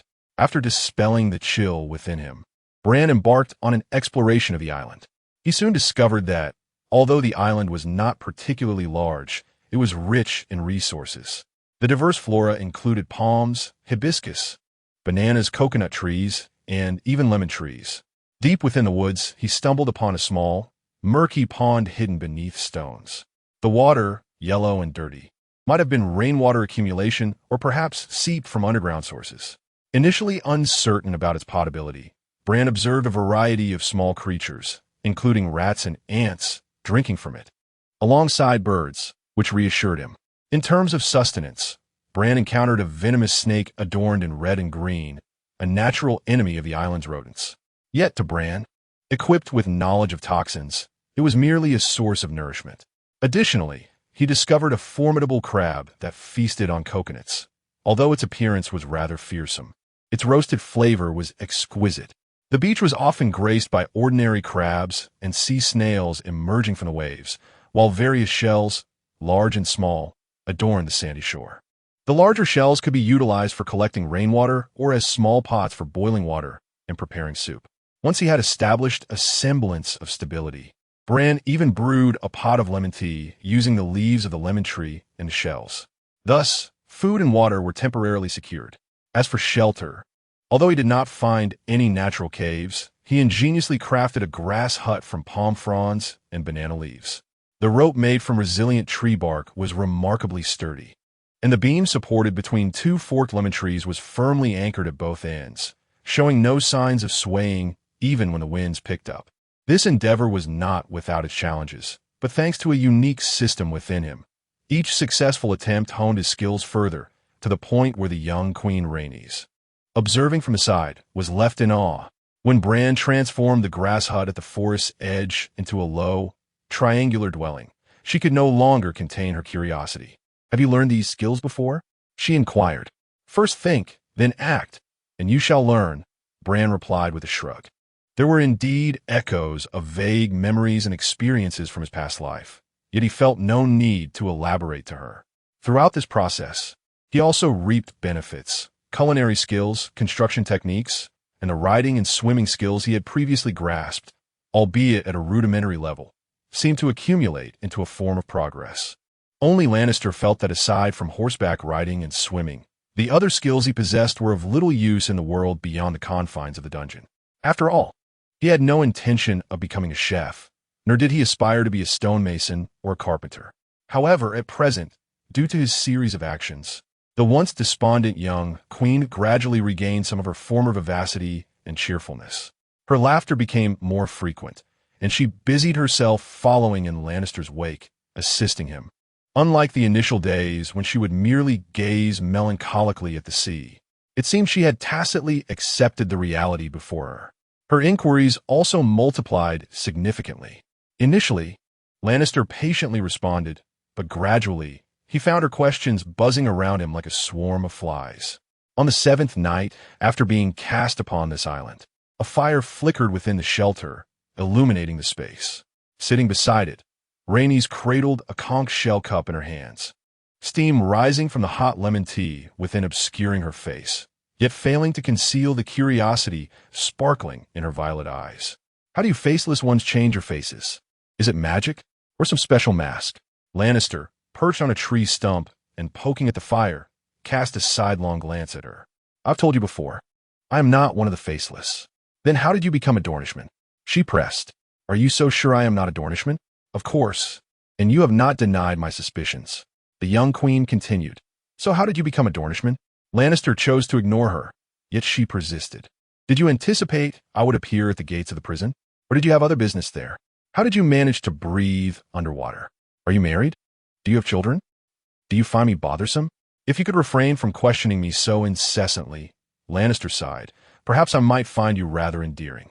As his words faded, silence lingered between them, prompting Lannister to finally glance up, only to discover that her cheeks were now stained with tears. What is the matter? He asked, taken aback. I have a foul mouth, he added hastily. I didn't mean it. I actually find you quite intriguing. She shook her head, staring at the flickering flames in a daze for a moment before murmuring, I'm the queen of Westeros, a Targaryen. I can have whatever I desire. I am also a mother. My son in King's Landing is only 3 years old. Can you comprehend that? He is merely 3. I should be there to witness him grow into a great king. Yet here I am, trapped on this wretched island, clad in the stinking garb of a Dornishman, reeking of decay, uncertain of how much longer I can endure. The only companion capable of conversation remains enigmatic, unwilling to speak a single truth. Lannister opened his mouth, poised to reply, but she suddenly covered her face and began to wail, as if she could no longer bear the weight of her despair. Her cries, piercingly sorrowful, disregarding her dignity and royal facade. Observing this, Lannister sighed and rose, bending low to exit the leafy shelter. The flickering radiance of flames danced behind him, casting a slender shadow that twirled gracefully before Bluely. In silence, he listened to the resounding cries emanating from behind, feeling for the first time a subtle weight of oppression growing within his heart. The source of her sorrow was not the predicament before them nor his fabrications. Rather, she merely yearned for home. Contemplating this, he lifted his gaze to the vast, profound expanse of the starry sky above, its cloudless visage causing him to question the validity of a particular thought. Yet, beyond this, his mind found no other musings. Was he truly destined to remain trapped here? Murmuring to himself, Bluely furrowed his brow. Apart from death and the completion of the task, he was uncertain of any means to escape this scenario. But he sensed that remaining here indefinitely was improbable. However, to abandon the endeavor midway. As he pondered, a peculiar coolness surged within his mind, and, simultaneously, a message materialized. Successfully enduring 30 days grants you a mysterious transformation. Your knowledge of fishing has given rise to the trait, homeward bait. Beneath the ocean, all sounds seemed remarkably faint, the waterlogged ears feeling a slight swelling sensation. Sunlight pierced through the undulating surface above, akin to a faint luminescence seeping from another realm. This glimmer illuminated the dark abyss while radiating countless minuscule, dust-like particles suspended in the water. Among the sand at his side, a brownish-black crab emerged, stirring a slight murky cloud of sediment before the little hermit crab scuttled around Bluely, ultimately crawling into the leg of his trousers. At that moment, Bluely sat cross-legged at the base of a marine rock, his eyes quietly fixed upon the deep and nebulous underwater world ahead. His face, illuminated by the soft glow, revealed no emotion, while his hair floated upward, resembling a cluster of dark seaweed. An unceasing flow of cold currents seeped into his body from all directions, the chill intensifying. Yet he felt no pain or suffocation from the lack of oxygen. A subtle coolness also invaded his eyes, diminishing the acidic sensation brought by the seawater. However, Bluely had long since grown accustomed to these sensations. Thus he paid little heed to the changes within him, instead fixating on the murky depths of the ocean. His face betraying no emotion, yet his heart anticipated something. Before long, a transformation occurred. A silver-black eel suddenly broke through the hazy water, surging aggressively from the darkness toward Bluely. Yet upon reaching him, it altered its demeanor, leisurely circling around him, occasionally brushing its cool mouth against his bare skin. Bluely paid no mind to this eel-like creature, remaining focused ahead, awaiting the emergence of a certain target. Shortly after, another eel with brownish-black stripes darted forth, mimicking the behavior of its predecessor as it began to swirl around him. Soon, more fish followed. The plump, brown-spotted cod, the flat-bodied silver pomfret, the unappealing pike, and the densely packed small herring. The fish of the underwater realm initially approached in a scattered manner, yet as time passed, they surged in increasing numbers, ultimately shrouding the area around Bluely in darkness.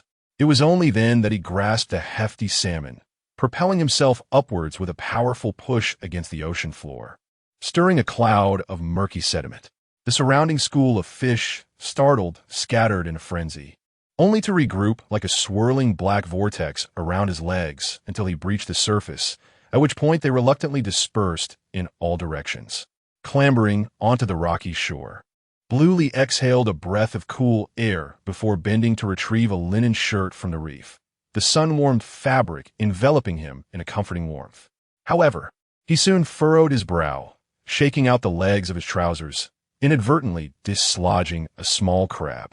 In his grasp, the silver salmon writhed uncomfortably, though its movements were not vigorous, seemingly devoid of any desire to resist Bluely's hold. "At this rate, I almost feel guilty for consuming you," he murmured, casting a glance at the expansive sea beside him, and then thoughtfully observing the gathering clouds above. With the obedient fish in hand, he made his way towards the forest at the end of the beach. The recently awarded characteristic of the return bait was intriguingly effective, attracting schools of fish around him, as if he had transformed into a potent lure himself. This rendered his underwater fishing endeavors remarkably effortless, allowing him to be selective, akin to strolling through a bustling fish market. At present, Bluely donned a brownish-yellow linen short-sleeved shirt and matching trousers, his bare feet sinking into the pebbles of the beach, leaving behind a trail of moist footprints. The waterlogged fabric of his trousers appeared dark and heavy, yet it soon became lighter due to the sweltering heat of the surrounding environment. As he stepped into the palm grove carpeted with fallen leaves, a symphony of rustling sounds accompanied him. Furtive mice, silently lurking serpents, buzzing beetles, and the stout, seemingly indolent coconut crabs stretching their claws atop the trees.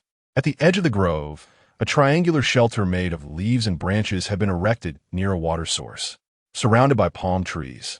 A low rocky outcrop nearby basked in the sun, displaying a freshly washed red skirt and 2 brown and black leather jackets. A silver gull with a dark back perched atop one of the jackets, pecking at the soft lining with its beak.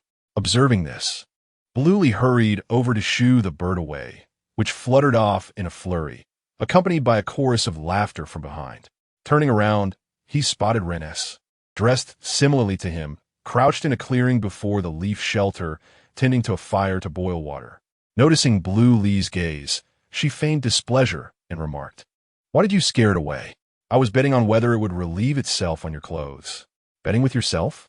"You must be exceedingly bored," Bluely retorted with a roll of his eyes, stepping closer to offer her the fish he held. "Strange. How is it that you manage to catch salmon every single day? Are there schools of salmon nearby?" After receiving the fish, she pondered aloud. But as soon as she withdrew her hand from Bran's grip, the once docile fish began to thrash vigorously. Caught off guard, Rhaenys lost her grip, and the fish fell to the ground, prompting a startled gasp from her as she quickly crouched down to remedy the situation, her hand firmly grasping the fish's body.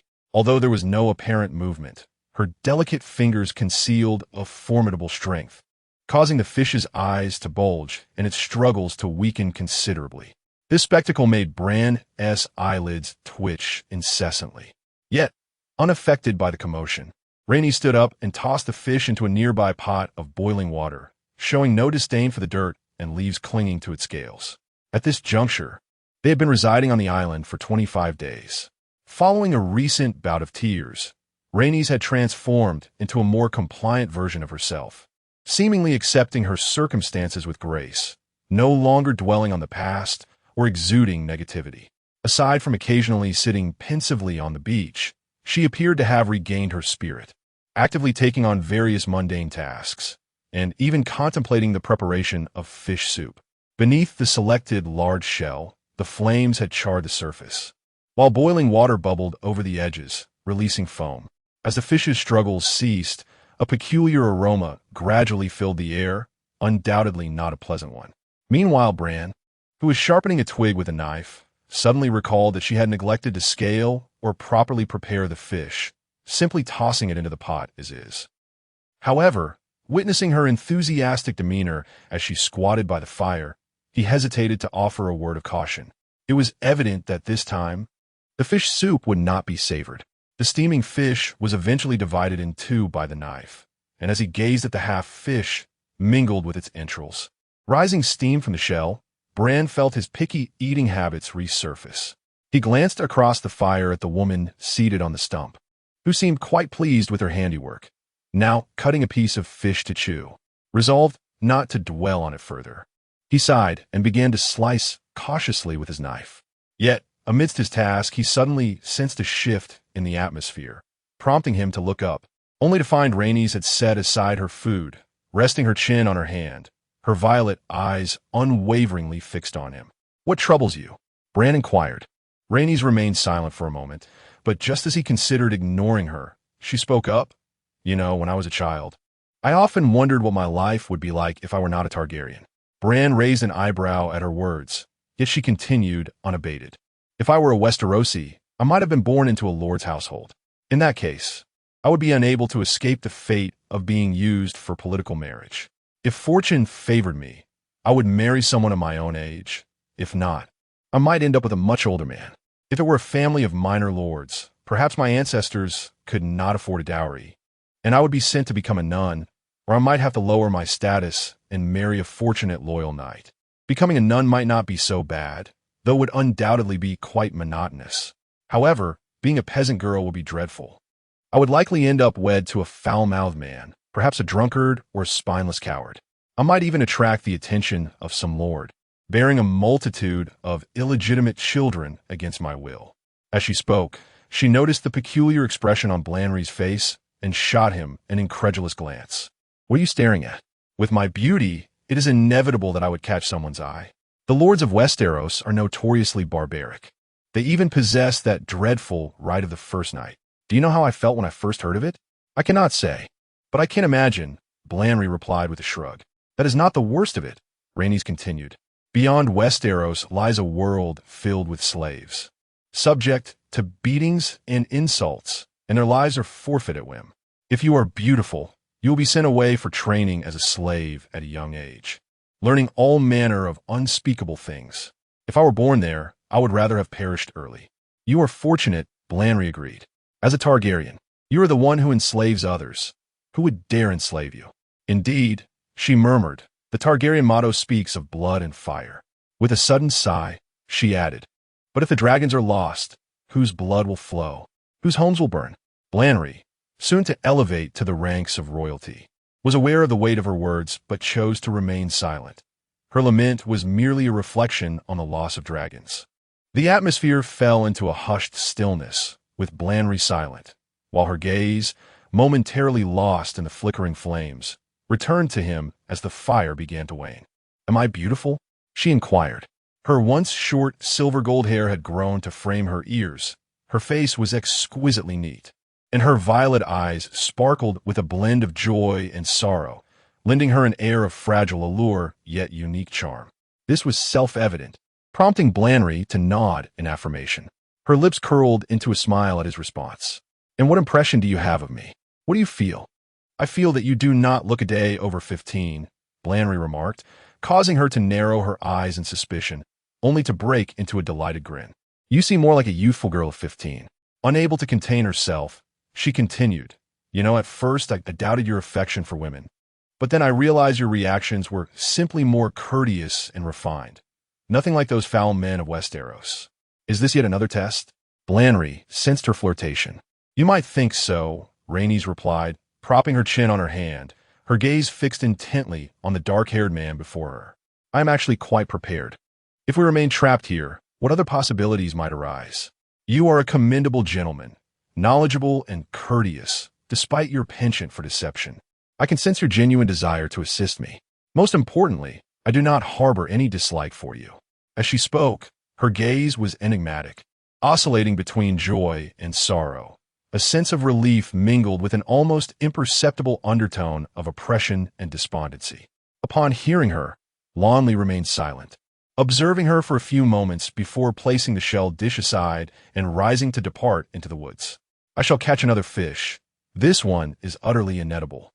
Rhaenys, taken aback by his sudden resolve, quickly urged, "Do return promptly. The weather does not appear favorable." Without turning back, Lonley waved his hand dismissively, glancing upwards as he walked.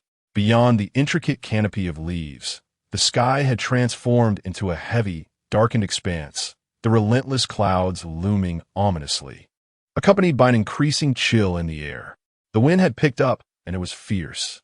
The eve of the storm was anything but tranquil.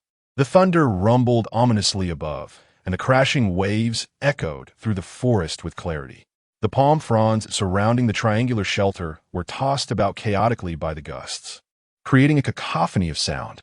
The two individuals, who had previously engaged in leisurely conversation, were now fervently reinforcing their modest shelter, while simultaneously arranging a multitude of shells on the flat stone nearby. Although they had a water source, it was murky and the levels visibly diminished with each draw, barely recovering by the following day. Thus, when the opportunity to procure a fresh water source arose, they were keen not to let it slip away. However, once the storm truly descended, they realized their preparations were of little consequence. The dark clouds obscured the previously clear sky. The tempestuous winds accompanied by countless raindrops fell aslant, their impact against the leaves mingling with the sounds of the forest being violently stirred, creating a scene of chaos and fury. It was not long before a torrential downpour ensued. The fierce impact of the rain combined with the wind sent their meticulously arranged shells scattering in every direction. Even those secured with intention were not spared, most vanishing into the shadowy depths of the forest shortly thereafter. Rhaenys, however, was not particularly concerned about the tempest, for she was no longer at sea. She boasted of never falling ill, and when the rain first began to fall, she dashed outside, eager to drink in the deluge, only to return moments later, resembling a drenched chicken, her expression one of dismay. Can you imagine the sensation of water relentlessly slapping your face? Meanwhile, Lonley kept a vigilant watch over the makeshift shelters on either side, apprehensive about their ability to withstand the impending onslaught. He cast a glance at her, but quickly averted his gaze as her incessant chatter continued. There had long been tales that the land of the setting sun would harbor calamities capable of obliterating the world, which is why the ancient dragon kings established a mere outpost on Dragonstone at the periphery of Westeros, never intending to venture here. I have been skeptical until now, but I find myself beginning to believe. As she spoke, she suddenly discovered something, momentarily taken aback. Then a mischievous smile crept across her face. She pranced around in front of Lonley, only to inadvertently step into a slick puddle that had formed at the edge resulting in a rather undignified fall. Her already disheveled appearance was further exacerbated, eliciting a chorus of screams and laughter within the triangular shelter. Unfortunately, their playful spirits soon dwindled. Just as Lonley had feared, the small shelter was unable to withstand the storm for long. When a fierce gust of wind swept through, the wooden frame, firmly anchored to the ground and flanked by tree branches, could no longer hold its ground and collapsed with a creaking sound, causing the entire structure to deflate instantaneously. Consequently, the two had to hastily grab large banana leaves to shield themselves and escape to the side of a nearby boulder amidst the torrential downpour. Regrettably, the stone offered little protection from the elements, leaving the two huddled together in an increasingly disheveled state. The surrounding chaos continued unabated, the dark sky above rumbling ominously, while the woods surrounding them were shrouded in a deep, impenetrable darkness, occasionally illuminated by flashes of lightning that revealed fleeting glimpses of the rain-soaked forest. A sound emerged from beside him, though it was drowned out by the cacophony of the storm. Before long, Lonley felt the woman beside him nestle into his embrace, burying her face in the fabric of his shirt. The warmth of her breath against his cool skin stirred an unusual sensation within him. But this feeling quickly dissipated under the relentless onslaught of cold. The rain poured down in torrents, its relentless patter muffled by the surrounding darkness, while the fierce wind, partially shielded by the boulder behind them, still found ways to intrude. The stone beneath them, slightly elevated compared to the surrounding ground, remained largely free of standing water, though the continuous drenching from above was still unbearable. Enveloped in the woods, he could faintly hear the waves crashing against the rocks outside, when a thoroughly soaked brown squirrel appeared, cautiously eyeing Lonley, its little nose twitching. Upon noticing it, he scooped it up into his hands. Moisture permeated the air, and the cold seeped deep into his bones, inducing a sense of drowsiness that eventually led him into slumber, isolating him from the surrounding turmoil. When he awoke, a serene calm had enveloped the area. The sun hung high in the sky, its warm rays dispelling the lingering chill within him. The ground he rested upon remained damp, yet the stone behind him had dried considerably. The gentle rustling of leaves in the sea breeze and the distant sound of waves crashing against the rocks were distinctly audible. The person he had held close had vanished, and the little squirrel was nowhere to be found. Rising to his feet, he stretched, his joints cracking in the stillness, and surveyed his surroundings, faintly hearing a rustling nearby. He made his way toward the trees to his left and soon spotted Renny's, who was gazing upward, plucking banana leaves. "Come, we must begin anew." The other party, evidently having heard the commotion, called out without turning back, "I won't fall ill, but you might. You should be grateful for that. Otherwise, we would be facing two troubles." Blue silently hoped that the other truly would not succumb to illness. Yet he did not reject the idea and stepped forward to gather the necessary materials for recovering the shelter. However, he held little hope for success. "I have a premonition that this endeavor is merely a futile effort." After plucking a banana leaf, Blue turned to run beside him. "Why?" she asked, glancing at him in confusion. "It is the storm," Blue replied. "I believe we are currently in the season of heavy rains. Just consider how many times we have encountered them." This remark prompted Run to nod in agreement, but she quickly added, "That does not mean we should do nothing. You might be content to sleep on the stones, but I certainly am not." At her words, Blue chuckled softly and then shifted the topic. "I shall go to the beach and see if anything has washed ashore." Return promptly, Renny nodded, suddenly leaning in to plant a kiss on Blue's left cheek, then smiling at him before turning back to her work. Blue was momentarily taken aback, then could not help but say, "We will not be trapped here indefinitely. You need not be so despairing." "Really?" she inquired without looking back, seemingly dismissing his words as mere chatter. "Even if this plan fails, I can devise another. Should all plans falter, it will be you who is trapped, while I—" Blue hesitated, glancing at her busy figure, and sighed before turning towards the beach. As he walked, his mind wandered, yet upon reaching his destination, he steeled himself to survey the surrounding area. Unfortunately, after making a considerable circuit of the island, he found no trace of the hoped-for items. On the sunlit shores, aside from a few coconuts and a dilapidated round barrel, there were no other foreign objects. Blue felt a pang of disappointment, but soon dismissed it from his mind, shedding his upper garments and leaping off the edge of the rocks. With a splash, his dark-haired form vanished beneath the shallows, and after a while, he emerged, triumphantly holding a modest salmon, before making his way back to their dwelling. The situation seemed to revert to its previous state. However, not long after, another storm descended abruptly. Despite just having weathered one tempest, the two found themselves in disarray once more, and when the calm returned, Blue discovered that he had caught a cold. This revelation left him rather disheartened.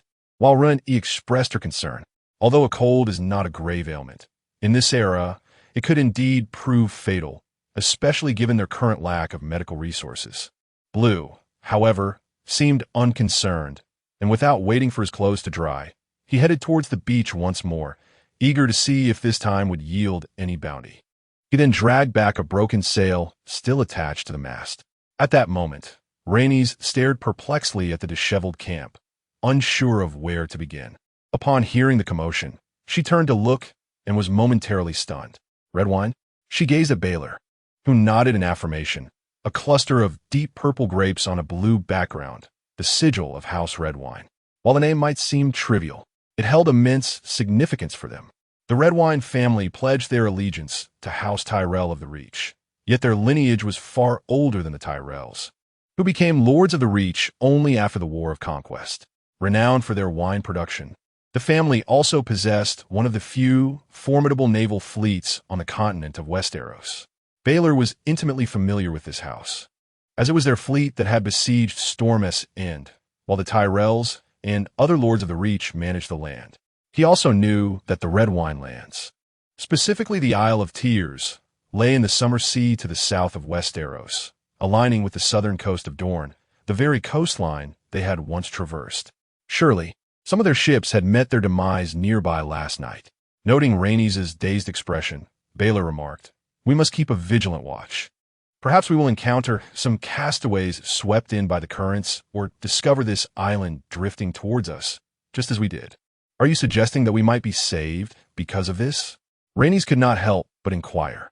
While mere castaways would not suffice to rescue them, the prospect of a subsequent search party arriving in the waters could change everything. Baylor nodded, affirming her thought. Precisely. Renly felt her lips twitch, striving to maintain composure, yet unable to suppress her smile. Eventually, she relinquished her restraint and embraced the man before her, overwhelmed with joy and tears. Baylor gently patted her back, feeling her genuine elation, while his own heart felt as though a great weight had been lifted. Though there was some promise, he knew that ultimately, their fate rested in the hands of fortune. As it turned out, fortune seemed to favor him. However, he had originally anticipated not the arrival of House Redwine, but rather ships from Dorne. He believed that the recent sailing from Dorne could not remain concealed from the Dornish lords for long, and once they caught wind of it, they would undoubtedly strive to set out in search of them.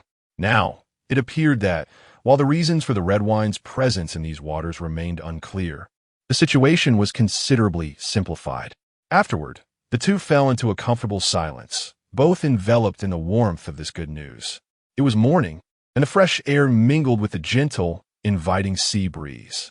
The sun hung high in the sky, radiating warmth, while the surrounding trees rustled softly, and the sound of waves crashing against the rocks echoed. Yet there was a distinct sweetness in the air that stirred their hearts. Not long after, Renly's excited emotions suddenly cooled, and she detached herself from his embrace, her violet eyes gazing at Baylor's face, her expression growing somewhat complex. "What is the matter?" Baylor inquired with a smile, casting a sidelong glance at her. She opened her mouth, then managed a forced smile. "It's nothing. I just think we should repair the house first. Otherwise, we'll be bitten by mosquitoes at night.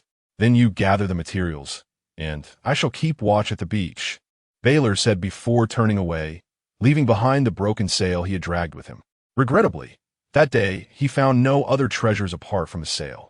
Upon returning to the camp, the significantly muted atmosphere filled him with a sense of melancholy.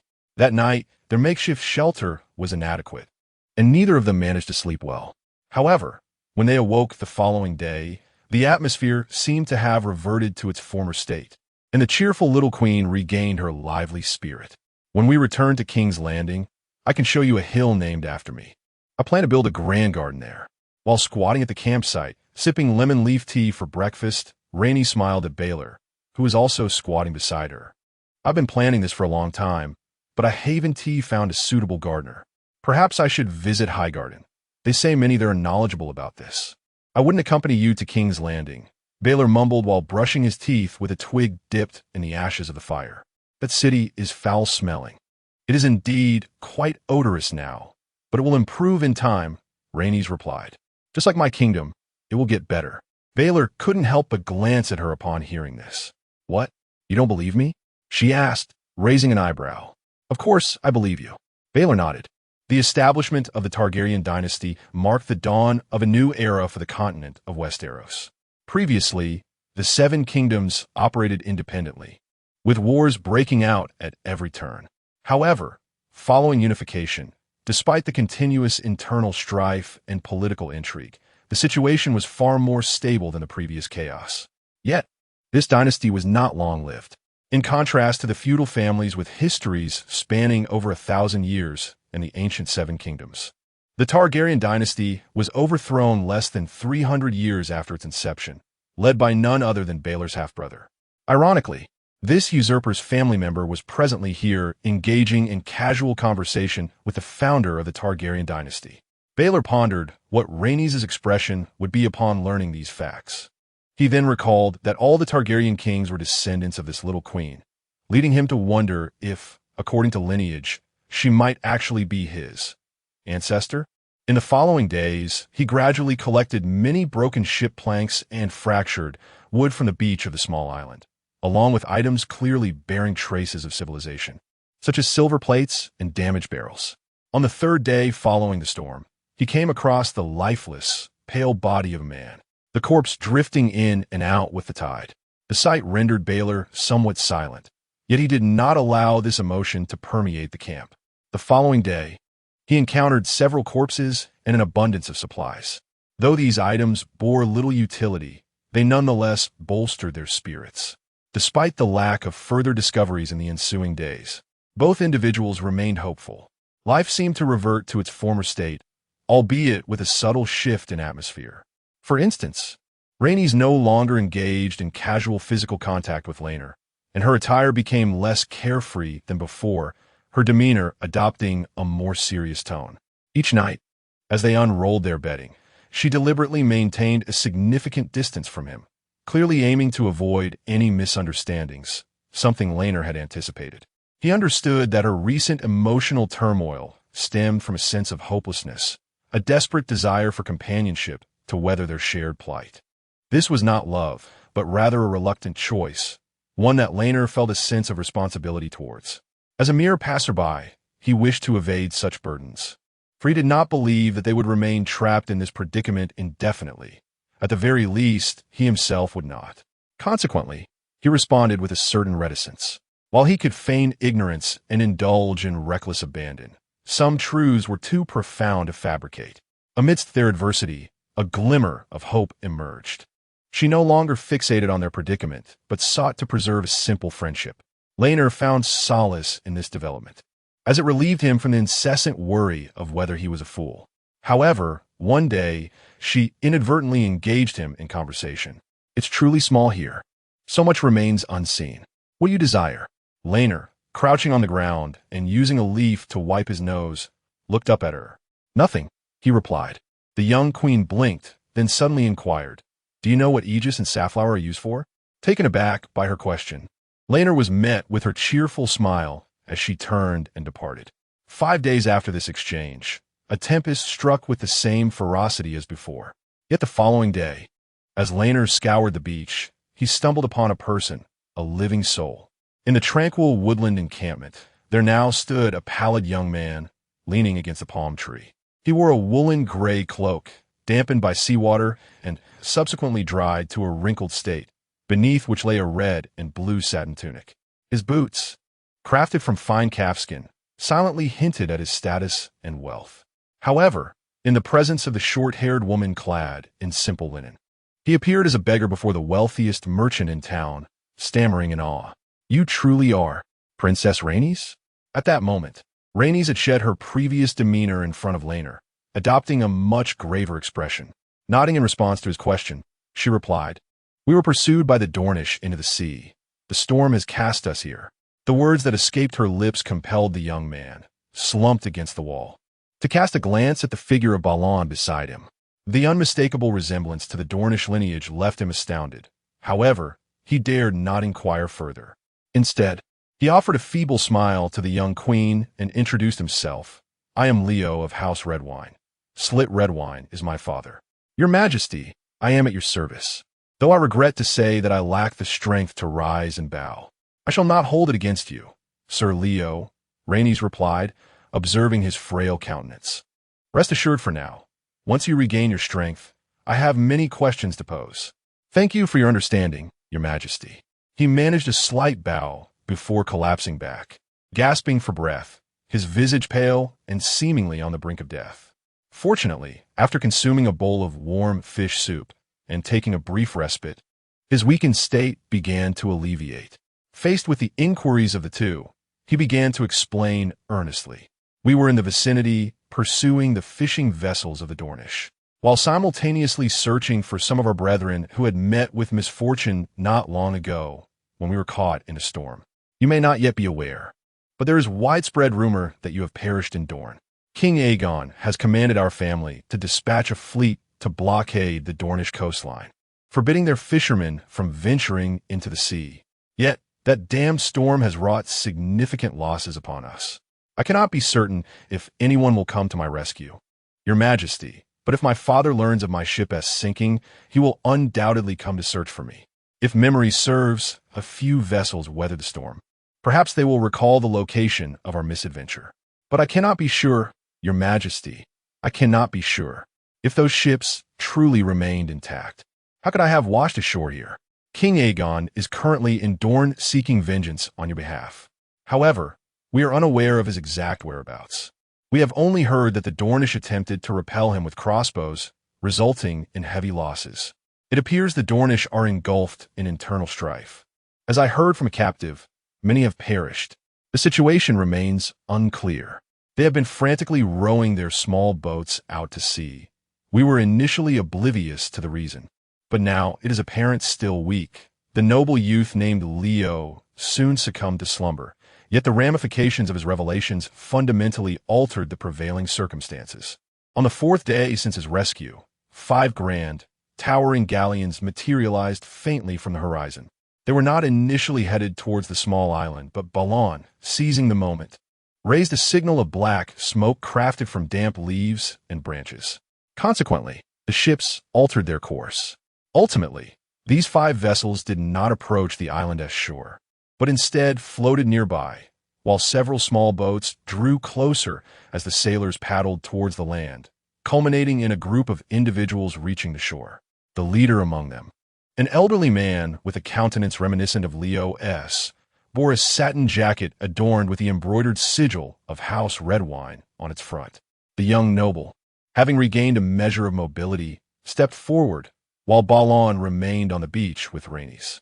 Soon after, an elder approached briskly, kneeling on one knee to respectfully kiss the outstretched finger of the young queen. "It is an honor to see you alive, Your Grace. Slit Redwine is at your service."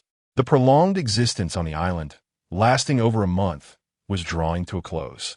Before the resurrected young queen, all present were filled with reverence, while Rhaenys, who appeared to Balon as a mere child, now emanated the poise and dignity of a true queen, her expression regal as she regarded those around her, akin to a saint perched high above the world. However, when she managed to distance herself from the throng and found Balon sitting against the roots of a tree at the edge of the beach, her demeanor reverted to its former cheerful self. "We are leaving this place. Are you happy?" Balon shook his head. "I intend to remain on the island and shall not accompany you. Have you not awakened?" she asked, amused. "Or are you throwing a tantrum?" "I am quite serious," Balon replied. "I plan to stay here for a while longer. How will you depart?" "You know well my capabilities," Balon stated earnestly. "The sea cannot hinder me." "I do not believe you can leave on foot," Rhaenys remarked, her brow furrowing slightly. "Moreover, there is no necessity. What could you possibly accomplish by staying here? Something of great importance, which I cannot disclose, he answered, causing the young queen to pause in surprise before narrowing her eyes. Are you afraid? Why should I be afraid? Balon queried, bewildered. I have sailed before. What is there to fear? Rhaenys bit her lip, her expression tinged with irritation. You should be pleased. Balon disregarded her expression and waved his hand dismissively. Although we may consider ourselves friends, many issues remain unresolved. However, I shall refrain from discussing them now. I do not seek your riches, nor your dragon eggs, and I can be of no further assistance to you. As for you, having returned home safely and rid yourself of my burden, what a splendid outcome. I am angry. Cease your jesting, she retorted. I assure you, I am not jesting. Observing her expression, Balon clenched his teeth. Very well, I shall speak plainly. Although I know not the reason, I have drawn those storms upon us during this time. Thus, I cannot accompany you. Should we encounter a storm again, more lives would be lost, rendering all our efforts in vain. Unfortunately, she did not believe his words and merely narrowed her eyes in response. Did you truly think I should be happy? Indeed, Balon affirmed with a nod. Upon hearing this, she turned and walked away. Sighing, Balon felt as though he were playing a game of the boy who cried wolf. This farewell, if all went as expected, would be eternal, and he found himself grappling with a profound sense of loss. Yet, despite his reluctance, there was no escape. They belonged to different worlds, and farewells were inevitable. It was better to be forthright, allowing for a graceful parting. However, not long after, footsteps suddenly approached from short distance. Raising her eyes, she saw the previously departed queen, Rhaenys, approaching with a wooden cup in hand. I brewed you a cup of tea as a token of my gratitude, she said, expressionless as she extended the cup. Are you serious? Looking at the cup of tea presented before him, Baelor involuntarily raised an eyebrow. What? Afraid I might poison you? Rhaenys replied disdainfully. You saved my life. I cannot possibly neglect to show my appreciation. Unfortunately, there was nothing on the ship, but I remembered you were fond of lemon tea, so I took the liberty of brewing you a cup. You should know that not just anyone gets to drink tea made by me. Baelor chuckled softly, accepting the wooden cup and placing it aside, saying, Rest assured, I shall visit you in King's Landing when the opportunity arises. After all, we are friends now. I hope you will still recognize me then. Before he could finish his sentence, a sudden and tremendous force struck the back of his head as he merely turned slightly, causing him to stagger. Baelor immediately rose to his feet, yet he could not conceal the dizziness overwhelming him, his steps faltering as he stared with a mixture of astonishment and anger at the beautiful figure before him, which seemed to shimmer. You foolish girl. His words trailed off as a fist came hurtling toward him, plunging him into darkness, and with a thud, he collapsed to the ground. You know nothing. You are the foolish one. Rhaenys glanced at the bruise forming on his forehead with a twinge of pity, yet immediately followed it up with a harsh kick to Baelor. Now I am pleased. With a huff, she turned and shouted orders to the nearby crew. Someone, bring him aboard the ship. A sudden storm descended upon them, causing 2 of the 5 ships to sink directly, leaving dozens of crew members missing, their fate akin to death. The remaining 3 ships endured significant damage and leaks from the tempest, one of which was even tilting perilously, declaring it unseaworthy. Fortunately, the crew consisted of seasoned sailors who, through their valiant efforts, managed to prevent further losses. After the storm subsided, the dark clouds in the sky began to disperse, revealing the soft glow of dawn illuminating the damp deck. The vast ocean stretched endlessly before them, the waters undulating violently, while the surviving sailors busied themselves with repairs both inside and outside the vessel. They had been at sea for some time, leaving the desolate island far behind. Yet certain events from the island lingered vividly in their minds. Thus, when the storm ceased, the noble Queen Rhaenys promptly exited her quarters and made her way towards a particular room deep within the ship's hold. At this moment, she had donned a silver gown adorned with intricate lace, the long sleeves revealing a golden silk lining underneath. Her once disheveled short hair was now neatly arranged, its silver golden waves giving her an appearance as though she had shed a decade from her age. Her footsteps echoed on the wooden floor as she walked, flanked closely by the guards of House Velaryon, who remained steadfast in their protection of the queen. However, upon reaching her destination, they were commanded to stand guard outside the door. After tidying her somewhat disheveled bangs, the young queen promptly pushed open the black wooden door. The creaking sound drew the attention of a young scholar clad in a gray woolen academic robe, who hurriedly stepped forward and bowed, "Greeting, Your Majesty." The young queen nodded in acknowledgement, her gaze shifting towards the corner of the sealed room where a dark-haired figure lay, slumbering upon the bed. "How is he?" she inquired.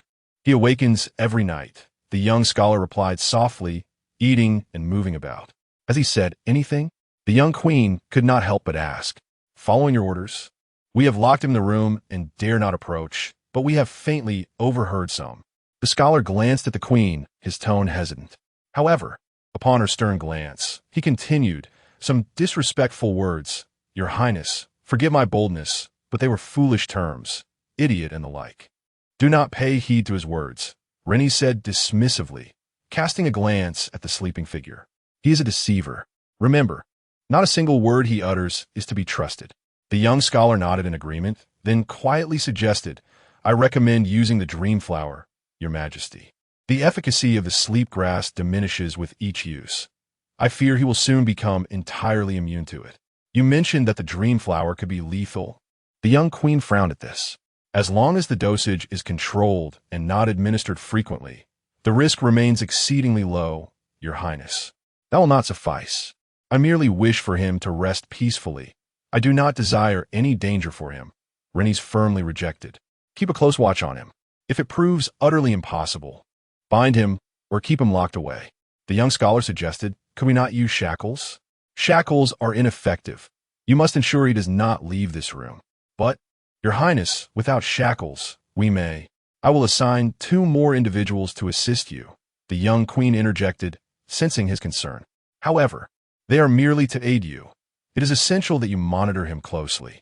Should any physical issues arise, you must report to me immediately. Furthermore, if he truly regains his faculties, it would be wise to limit your conversations with him, remaining vigilant against any potential special maneuvers he may employ." "May I inquire as to why, Your Highness?" The scholar could not help but ask. "If I am to attend to his condition, it will be difficult not to converse with him." "Then you must remember what I have just said. He is a deceiver." The young queen said this with a hint of a smile, although her expression quickly turned serious as she cautioned, "If you truly must speak with him, exercise utmost caution." The scholar nodded, though inwardly skeptical. However, Renly paid no heed to his thoughts, her violet eyes casting a complex gaze towards the figure in the corner as she commanded, "Now leave me. I wish to be alone for a while."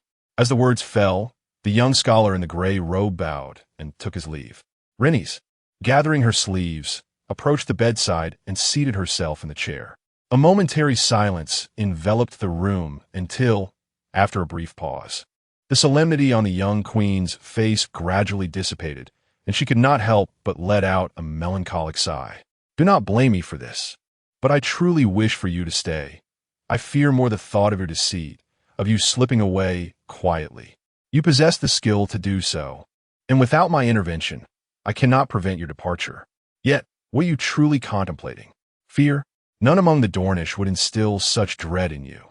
What is there to fear here?" The other party, lost in slumber, provided no answers to her queries, yet Renly's did not require a response. Sitting at the head of the bed, she gazed at the face before her, murmuring softly, "I have already penned a letter. I have resolved to uphold my promise. Our family possesses a golden dragon egg, and I have summoned it to me. Once it arrives, I shall consider gifting it to you.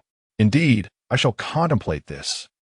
Thus you shall have no reason to depart, correct?" As she spoke, she could not resist extending her slender fingers to gently caress the man's cheek, the familiar warmth prompting her to furrow her brow involuntarily. "Who are you, truly?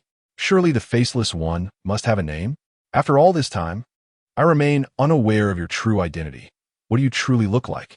Are you hideous? Why did you save me? How many of your words are sincere?" Countless questions intensified the furrow of her brow.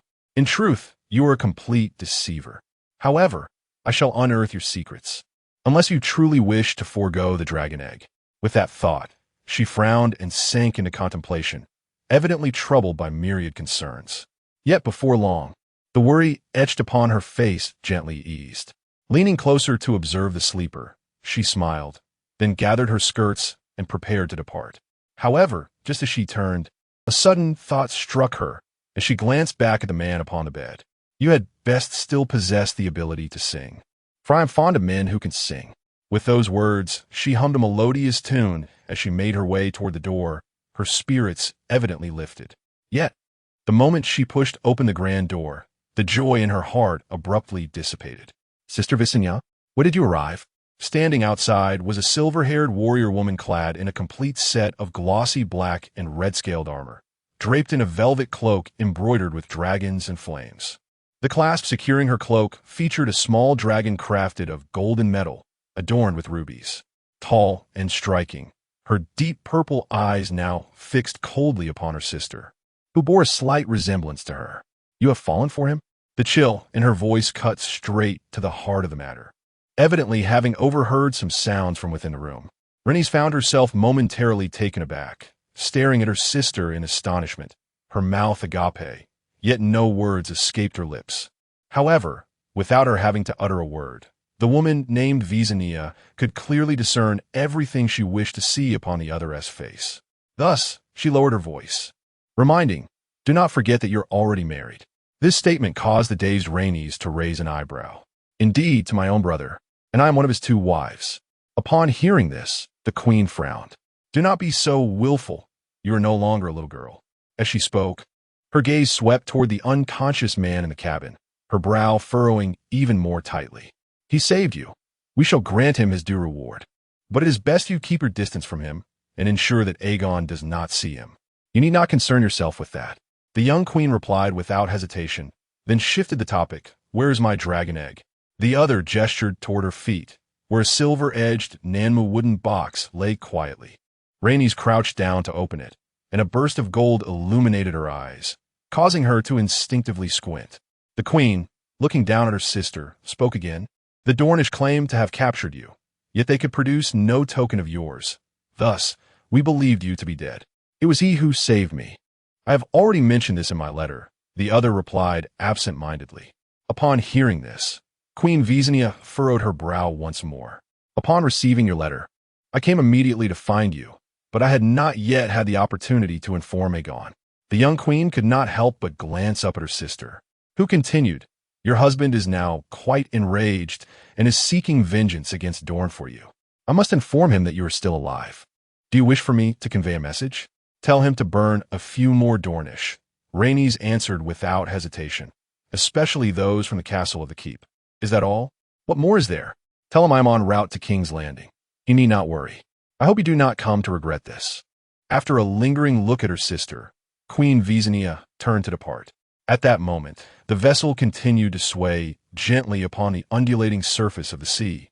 3 enormous embroidered grape sails taut against the breeze, yet the deck was devoid of sailors, who had evidently taken their leave in advance. Above the ship, a dark yellow dragon with immense wings circled through the sky, its piercing shriek erupting from the lips of Queen Visenya as she exited the cabin. The dragon's thunderous roar instantly resonated through the air, causing sailors on a nearby ship to panic. The dragon then descended, the stable ship suddenly creaking under the weight. And after signaling, Queen Visenya gracefully mounted the dragon's back. The freshly landed dragon leapt powerfully, and in an instant, it soared upward, transforming into a mere speck before vanishing from sight. Though no farewell was exchanged, the external commotion was unmistakable. Once her sister had departed, Rhaenys finally exhaled in relief, then turned her attention to the individual in the room, feeling a twinge of exasperation. What am I to do with you? Cradling a box, she entered the room and gently nudged the black wooden door shut with her foot. After taking a seat on the chair before the bed, she hesitated for a moment before carefully placing the dragon egg she held under the armpit of the unconscious man. After a brief examination, she couldn't help but sigh, murmuring to herself, Sister told me to hide you, but where can I conceal you on this vast ocean? Pausing in thought, a sudden spark of realization crossed her mind, and she arched an eyebrow. Why should I hide you? They know nothing. You saved me, and I owe you my gratitude. It is I who should repay you. This notion provided her with a semblance of calm, Yet her heart remained heavy with concern, and she fell silent in contemplation once more. However, it was not long before her temporarily settled mind was jolted back into alarm.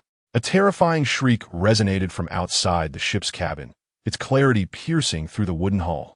The sound made Renly shudder, prompting her to rush onto the deck. There, she beheld two dragon riders swiftly approaching from the sky. The one in the rear was the recently departed Visenya, while the massive dark silhouette ahead was unmistakable. A sense of dread washed over her. Aegon Targaryen, her brother and husband. The young queen felt a surge of panic, yet there was little time to react as the enormous black dragon descended, its vast form blotting out the sun, while the gusts of wind sent sailors staggering as they emerged from below deck. The dragon, named Balerion, did not land on the deck due to its size, but as it flew low, a tall figure leapt down from above, striding purposefully towards the woman at the end of the deck. "Rhaenys," he called, grasping the young queen's hands with an expression of uncontainable excitement and joy. "Aegon, how did you arrive so quickly?" she stammered, her expression a mix of astonishment and something peculiar. The newcomer, sensing the tension, recalled tales he had heard previously, and a flicker of concern crossed his eyes as he inquired, "Where is the noble man who saved you? He is a warrior, a hero. I must repay him, and if possible, reward him further."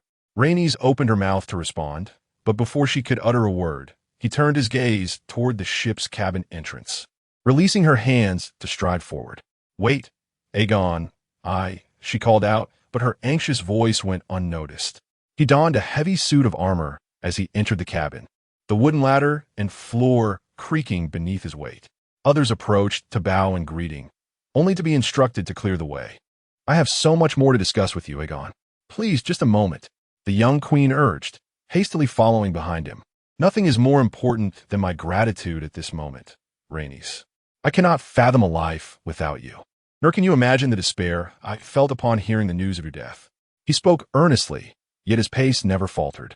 Upon hearing those words, Rhaenys' anxiety deepened, yet a resolute expression soon graced her face, as if she had suddenly made a firm decision. "I must discuss this matter with you." This declaration caused the figure in front to shudder, and their steps quickened. However, all thoughts and impulses came to an abrupt halt as they reached the door of the room. At that moment, both Rhaenys, who was fixated with intent gaze, and King Yorn, who raised his hand to push the door open with a serious countenance, found themselves momentarily frozen in place. The air was thick with a cloying sweetness, a peculiar scent lingering from long-stored potions, yet the room was devoid of any presence. As they gazed within, the enclosed chamber lay in eerie silence, with several vials of blue elixirs scattered atop a table alongside a maritime map. In the corner, a wooden bed was bereft of its expected occupant, revealing only a heap of decayed, pallid dust, mingled with withered linen garments and brown trousers, resembling a dust-filled humanoid silhouette, or perhaps a mound of sand fashioned into a grotesque figure. Beneath this outline, on the floor, rested a seemingly diminished golden dragon egg, its metallic surface gleaming with a dazzling luster as the light from outside streamed in. Day after day, he awoke and slept, adrift in a constantly swaying cabin room, unaware of his precise location. Prolonged slumber had rendered Lee's mind muddled, and upon awakening, he lacked the inclination to contemplate his escape. The voyage had commenced, and the course was inescapable.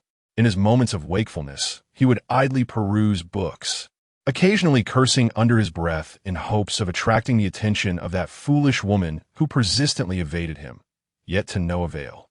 Eventually, he grew weary of such chaotic thoughts, consuming the daily meals imbued with a peculiar hypnotic substance, seemingly oblivious to their effects. Yesterday, he had been roused by the onset of a storm, but the situation had not escalated to its direst potential, so he feigned ignorance, remaining obediently in his chamber, awaiting the arrival of a certain moment. He was uncertain when this moment would transpire, yet he believed it would come in due time, and thus he slept soundly. Time passed, and he was faintly stirred by a peculiar roar that rekindled his dormant thoughts, accompanied by a familiar yet indistinct voice echoing in his ears. Shortly thereafter, another resounding roar jolted blue leave fully awake, as he heard footsteps hastily retreating. Turning his head, he caught a fleeting glimpse of a silver gown's hem vanishing down the corridor, only to discover that he was clutching a golden dragon egg. This revelation momentarily left him bewildered as he examined the egg closely, but before he could ponder further, darkness enveloped him, and all sounds abruptly ceased. A profound silence descended, enveloped in darkness, as countless memories surged forth within his mind. Alongside these recollections, two messages emerged. Successfully escorted Rhaenys Targaryen to the hands of Aegon the Conqueror. Your swimming skill level has risen to LV6, and you have completed all events. You have received a special item, Rhaenys Queen's Expectation. The flood of memories swiftly settled, yet a particular name intertwined within the information stirred a sense of resignation and irritation within Baelor. However, upon opening his eyes and discerning his surroundings, a wave of melancholy washed over him. Everything before him appeared shrouded in darkness, and in the hazy gloom, numerous colossal black skeletons stood silently by his side. Sitting beside a massive dragon skull, Baelor discovered his diminutive frame covered in a thick layer of black dust. The surface beneath him felt cold and unyielding. As he looked up, the dragon skull that should have been visible had vanished without a trace, revealing a dimly discernible ceiling above.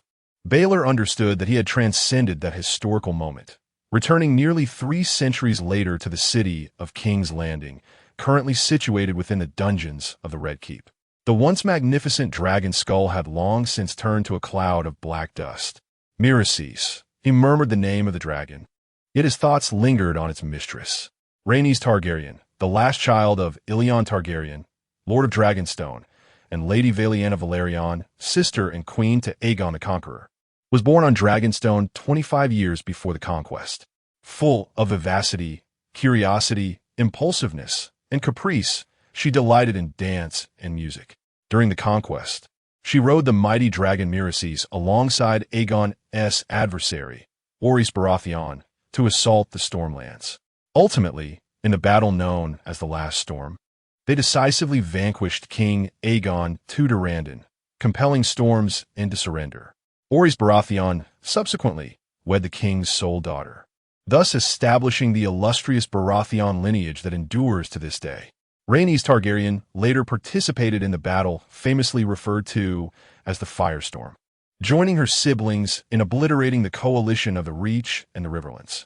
This conflict decimated the royal family of the Riverlands, extinguishing their lineage that had persisted for millennia, thereby paving the way for House Tully, once the stewards of the Riverlands, to ascend and become the new lords.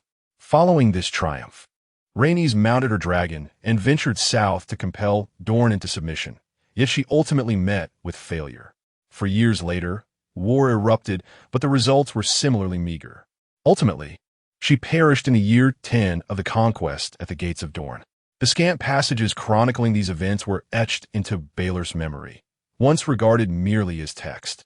However, now, those words carried an entirely different significance for him. His mind was a tumult of thoughts, and with an expression of complexity, Baelor sighed deeply, choosing to turn his gaze downward toward his hands.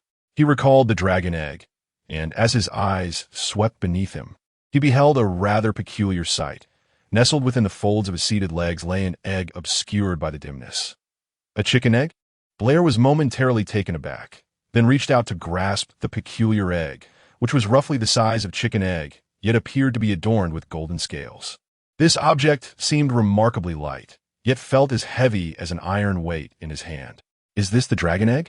he murmured, holding the egg upright before his eyes, his expression steeped in uncertainty. If he recalled correctly, the egg he had previously seen was no larger than a baby's head. How could it have transformed into this state? He couldn't help but think of the Nager rib he had encountered after the last quest, which had similarly diminished in size. So small, can it truly hatch a dragon? Blair furrowed his brow, suddenly realizing that even if this were indeed a dragon egg, it might not guarantee the hatching of a dragon, and even if it did, he might not possess the ability to tame one. Although he bore the Targaryen bloodline, there were numerous families throughout the dynasty's extensive history that had acquired the blood of dragon lords through marriage alliances, not just the Velaryons. Furthermore, Historical records indicated that even Targaryens sometimes struggled to hatch or control dragons. Thus, he casually tucked the egg into the pocket of his inner garment, resolving to investigate its potential further upon his return. His cerulean gaze then settled upon the final remaining item beside him, a bundle of silver-golden hair entwined in red silk. As he picked it up, the texture felt smooth and supple, as if freshly cut from the head of a beautiful woman.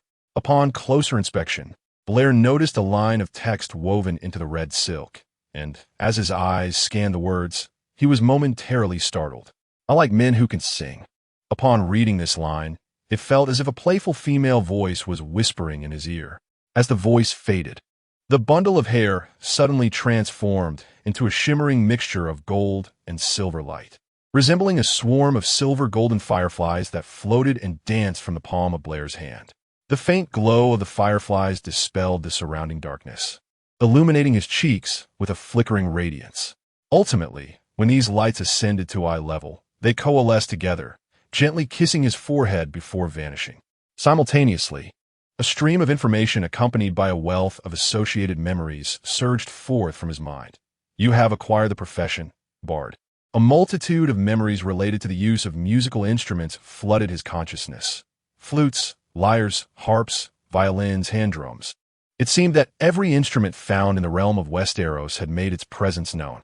Additionally, images of singing in bustling taverns and streets intertwined with melodies that felt oddly familiar, some of which he had inadvertently heard in his past life, began to materialize. This influx of memories was overwhelming. Sitting in the darkness beside the dragon's skull, Blair felt as though his mind was swelling. However, the memories came swiftly and departed just as quickly, ultimately merging with his existing recollections, as if they were experiences he had lived through himself. Bowing his head, Blue stretched his fingers, feeling an unmistakable transformation within himself. Yet, before he could fully grasp this sensation, his previously steady heartbeat abruptly quickened, the rhythmic thumping echoing in his ears like a drum, resounding in the silence of the cellar. You have acquired the professional trait, auditory sensitivity. As his heart raced, a faint prickling and numbness enveloped his ears, while his mind remained unusually clear, leaving him in a state of bewilderment. The changes around him did not cease due to his distraction. Gradually, indistinct sounds began to materialize, mice scurrying and scratching within the walls, the buzzing of insects flapping their wings in the dark, a slight chill creeping from the corners of the cellar, and the hurried footsteps emanating from an unknown source.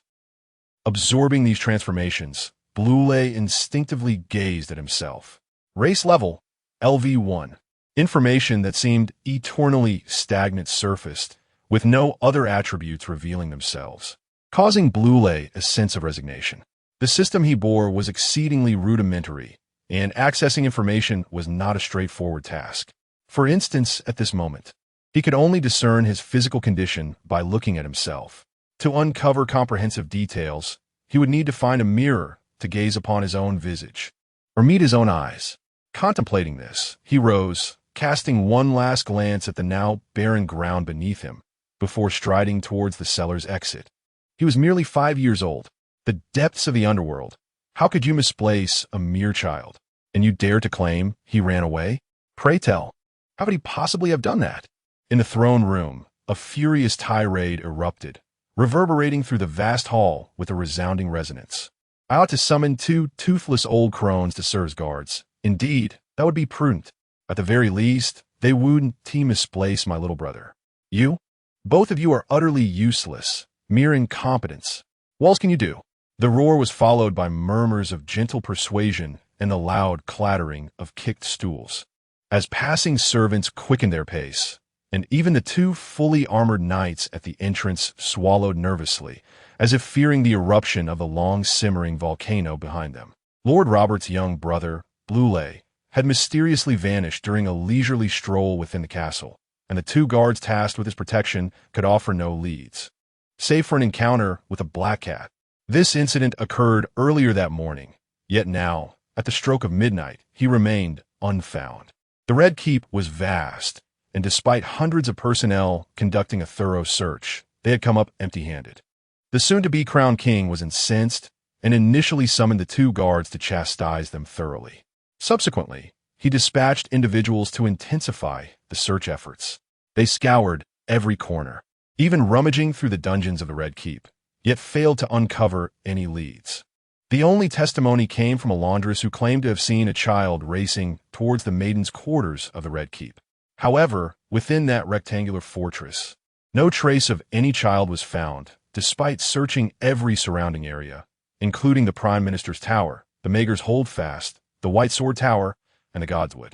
Sir Barristan Selmy of the King's Guard even mentioned the keep's cellar, asserting that the boy had shown a keen interest in the dragon bones stored there. Yet, after leading a search of that area, he too returned empty-handed.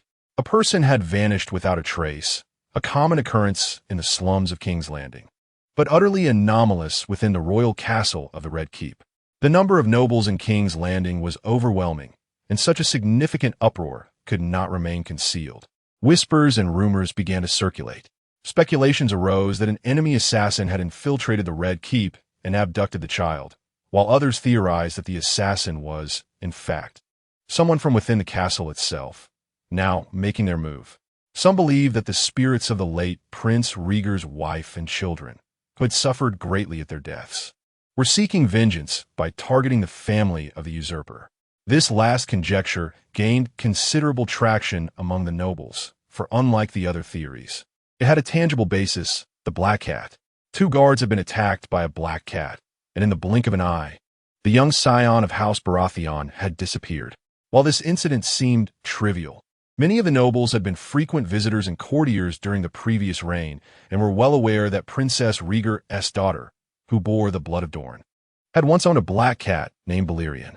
Furthermore, folklore intricately linked black cats with witches and ghosts, stirring a sense of dread among many young nobles. Some maidens fervently assured their companions that they would never wander the halls of the Red Keep for fear of encountering a spirit. Yet, when news broke that a lad named Tommen had been found, or rather, had emerged of his own volition, from none other than the very Red Keep that had been searched multiple times, disappointment rippled through the crowd. Many found it inconceivable that a location they had combed so thoroughly could still harbor secrets. The irate Robert Baratheon and his courtiers even speculated that this was merely a ruse concocted by a 5-year-old, having learned from correspondence with the Maester of Storms and that Tommen had a penchant for fabricating stories, suspecting there might be deeper truths at play.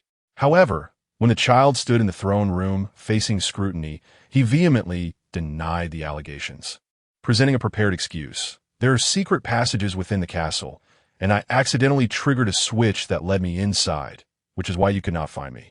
As soon as the words were uttered, the individuals gathered in the throne room exchanged bewildered glances. The kingdom's spymaster, a eunuch clad in a powdery robe named Varys, squinted his eyes and softly inquired, curiosity gleaming within. "Then where is this secret passage, child? I seem half forgotten where I fell into it." Lisa turned to him with an innocent expression. "But there is indeed a hidden passage within the Red Keep. It has long been rumored that secrets lie concealed, yet no one knows the precise nature of these mysteries. The castle's construction commenced during the reign of the conqueror Aegon, culminating in its completion under the 3rd king of House Targaryen, Maegor Targaryen. King Maegor, often referred to as Maegor the Cruel, is infamous for his numerous acts of brutality, one of which is linked to the Red Keep. Upon its completion, he ordered the execution of all the craftsmen who had participated in its construction. The rationale behind this remains unknown, yet astute minds can surmise that it was an attempt to obscure something. Hence, if a hidden passage indeed exists within the castle, it is not entirely unfathomable. However, given that this assertion came from a mere child without any tangible evidence, skepticism inevitably arose. Nevertheless, doubts aside, the fact that this 5-year-old boy had inexplicably vanished within the castle for an entire day without being discovered spoke volumes. Thus, when the rescued Lisa made this proclamation, the previously furious Robert was instantly diverted, while his companion, Lord Jon Arryn, the Warden of the East, inquired about Lisa's general whereabouts before engaging in discussions with other lords regarding the matter. The rotund figure in the powdery robe, particularly attentive to Lisa, also participated eagerly, seemingly without any hint of abnormality. "Quite the actor," Lisa mused silently. His knowledge of the hidden passage stemmed from a poorly concluded television series he had watched in his previous life. Yet he remembered it primarily due to the presence of Varys, the spy master, known as the Spider. If memory served him correctly, it seemed only Varys was aware of this passage, through which he could eavesdrop on numerous clandestine affairs. However, at present, this individual appeared to be an uninvolved bystander, presenting an impeccable facade, and one might even mistake him for genuinely innocent upon a casual glance. While this instigated various thoughts in Lysa's mind, he was more preoccupied with another question: why had not been found? Once the inquiries in the throne room concluded, he was escorted back to his quarters within the castle by Ser Balistan, a knight clad in white. Along the way, Lysa casually inquired, "Ser Balistan, I heard you searched the cellar for me?" "Indeed, child," the white-robed knight replied. "I recalled your keen interest in dragons, and I thought you might have ventured there on your own." He could not help but ask, "Is there truly a hidden passage?" "Certainly," Lysa confirmed with a nod. "It is dark and filthy, as you can see." Upon hearing the words, the other party cast a glance at him, noting the deep green velvet tunic and trousers that were unfortunately still covered in black dust, an indication that they were not merely remnants of a typical construction site. Regrettably, the specifics eluded his memory. The knight in white sighed, feeling an inner conviction regarding the matter. The youth before him appeared astute, and he did not strike one as a liar. Indeed, the events of the day could scarcely be explained without the mention of secret passages. Yet, if such a passage truly existed, as a guardian of the king, Balistan was acutely sensitive to such matters. He deemed it a dereliction of duty if he remained unaware of a hidden passage. Having served 2 previous kings before Robert, he pondered whether the monarchs he had once protected had ever faced threats from such clandestine routes. Consequently, the knight's spirits grew somewhat somber, while Loras refrained from further conversation, mulling over the words he had just heard. He had searched the cellar, yet found no trace of himself. Loras furrowed his brow in contemplation. Although hiding amidst a pile of bones was indeed discreet, one would think that a deliberate search would yield results. Moreover, the significant collapse of the bones seemed to have gone unnoticed by him. Did it occur after his return? The two, one tall and one short, each preoccupied with their own thoughts, traversed the path in silence. As they continued along the cobbled road toward the central courtyard of the castle, the structure known as the Maegor's Hold soon came into view. Named after the merciless Maegor, the builder was all too apparent. It served as the residence for the royal families throughout the ages, a veritable fortress within a fortress. It was a massive square stronghold, boasting towering, thick walls and a dry moat lined with metallic spikes for protection. At that moment, the drawbridge spanning the moat had been lowered, and 2 guards stationed at the entrance bowed respectfully to the knight in white, who returned the gesture before leading Loras inside. Upon entering the ground floor hall and ascending through the building, he was ultimately directed to a room adorned with a light green carpet laid over a stone floor, his residence for an extended period. The knight in white then took his leave, and as he shut the heavy oak door with a creak, Loras momentarily set aside his other thoughts, instinctively reaching into his pocket to feel the egg-shaped object within. Upon his return, he had immediately found himself preoccupied with the affairs of those outside, leaving little time to contemplate his previous discoveries. Uncertain of the egg's potential use, he nevertheless recognized it as one of his few unique possessions. In addition to the egg, he wore a bronze ring capable of 3 uses around his neck, and beneath his bed, a wooden chest concealed half of a peculiar bone, though it seemed of little relevance at present. With such thoughts in mind, he stepped toward a silvered round mirror hung beneath a golden tapestry, his gaze fixed upon its surface. Race level, LV1, class. Bard, class level. Novice, class trait. Sensitive to melody. Knowledge acquired. Heraldry LV7, swimming LV6. Archery LV5. Knowledge acquired. Poison crafting LV5. Dagger mastery LV5. Fishing LV2. Horsemanship LV2. LV1 omitted. Derived traits. Spirit conjuring heraldry. Mermaid's breath. Homing bait. As he gazed intently, a series of messages materialized like mist upon the surface of the mirror. This phenomenon was quite peculiar. It appeared to be revealed upon the mirror's surface, yet if one attempted to touch it, No tangible substance could be felt, and the nebulous words would dissipate into nothingness. Bluely believed that these inscriptions did not truly exist, but rather represented a manifestation of his thoughts, for even without a mirror, he could still perceive such information, albeit in varying degrees. This awareness resembled a self-consolidation of his own thoughts within his mind, rather than the visual display before him. He was already exceedingly familiar with this state, so he paid it little heed, turning his attention to the traits that appeared beneath the class. He pondered thoughtfully. The emergence of an unfamiliar class section could not be overlooked by Bluely, and although he held little interest in the bard profession, which relied on song for sustenance, the derived traits compelled his attention. At present, this class was merely at the novice level, and if he actively sought to elevate its rank, would new traits manifest? Compared to the increasingly arduous ascent of skill knowledge with higher levels, this profession seemed relatively easier to advance, especially as it was still at its most rudimentary stage. Simultaneously, he felt compelled to delve deeper into the implications behind this. If the bard was a profession, then what of the knight, the scholar, the sailor, or even the wizard? His latent abilities seemed to conceal many undiscovered facets. As Bluely contemplated, a frown suddenly crossed his brow, and he directed his gaze toward the fireplace not far away. His significantly heightened hearing allowed him to discern some unusual sounds, seemingly emanating from behind the hearth. The sound of soles scraping against the floor? 53 Noble young master, be obedient. Young Master Bluely, you are quite dirty. Come, first remove your clothes. Look, the water is warm, not cold at all. Within a chamber of the Red Castle's Mage Tower, a typical exchange transpires between a maid and her young master. Removing my clothes is acceptable, but I do not require your assistance with bathing. The boy's voice, filled with youthful innocence, carries the playful tone of a child trying to act like an adult. I can wash myself. You will not wash properly, young master. Be obedient. There is nothing to be shy about. The young maid's voice follows, warm and gentle, as though she is quite adept at caring for children. However, the lad before her seems unyielding to her persuasion. Who is shy? Do you take me for a 3-year-old? The voice expressed dissatisfaction, but soon seemed to change its mind. However, could you assist me in unfastening this button? It is fastened too tightly and is covered in dust. The maid responded to the request with a flurry of rustling sounds. Yet, before long, the child's displeased voice echoed once more. I asked you to unbutton it. Why are you unfastening my trousers?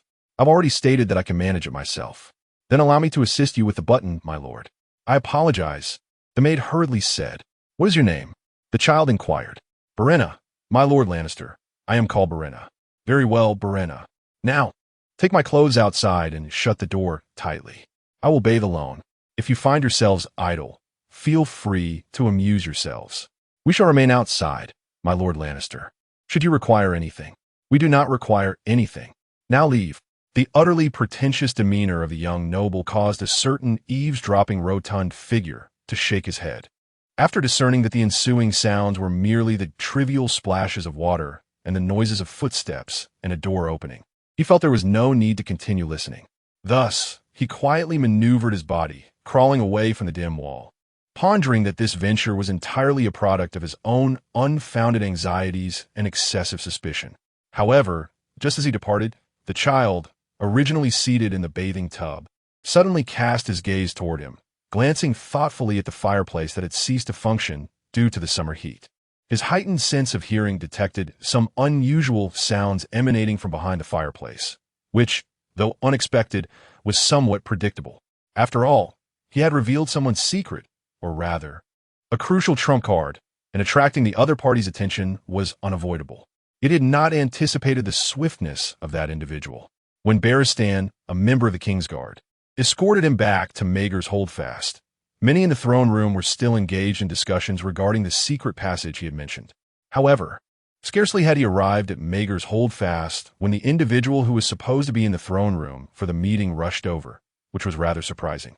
Initially, Lannister remained vigilant, suspecting that this could be a plot against him, perhaps even an attempt on his life. Thus, he carefully retreated to a corner obscured from the fireplace's view, silently observing, prepared to strike first should the situation turn dire, regardless of who it might be. Yet, as half the day passed, no mechanisms were activated nor any similar sounds were heard. Only silence prevailed until the maids subsequently brought bathing water without any unusual occurrences. Thus, Lannister gleaned an understanding of the intentions of the person lurking in the shadows, followed by an instinctive aversion. Once the individual departed, he unconsciously shook his head. There indeed was a reason why spiders were not well regarded. Murmuring to himself, he reminisced about the kingdom's intelligence chief, but found his recollection to be rather hazy. It seemed that the all-knowing octopus had once harbored intentions towards a certain dragon mother, who may not yet have been born, only to later conspire against her due to her tyrannical reign, ultimately leading to his decapitation. Previously, the duration of the drama was exceptionally lengthy, and the characters' subsequent appearances were regrettably scant. Lannister found himself struggling to recall what had transpired prior to this moment. Did he rescue a certain dwarf through a secret passage? Did he act for the sake of the nation and its people?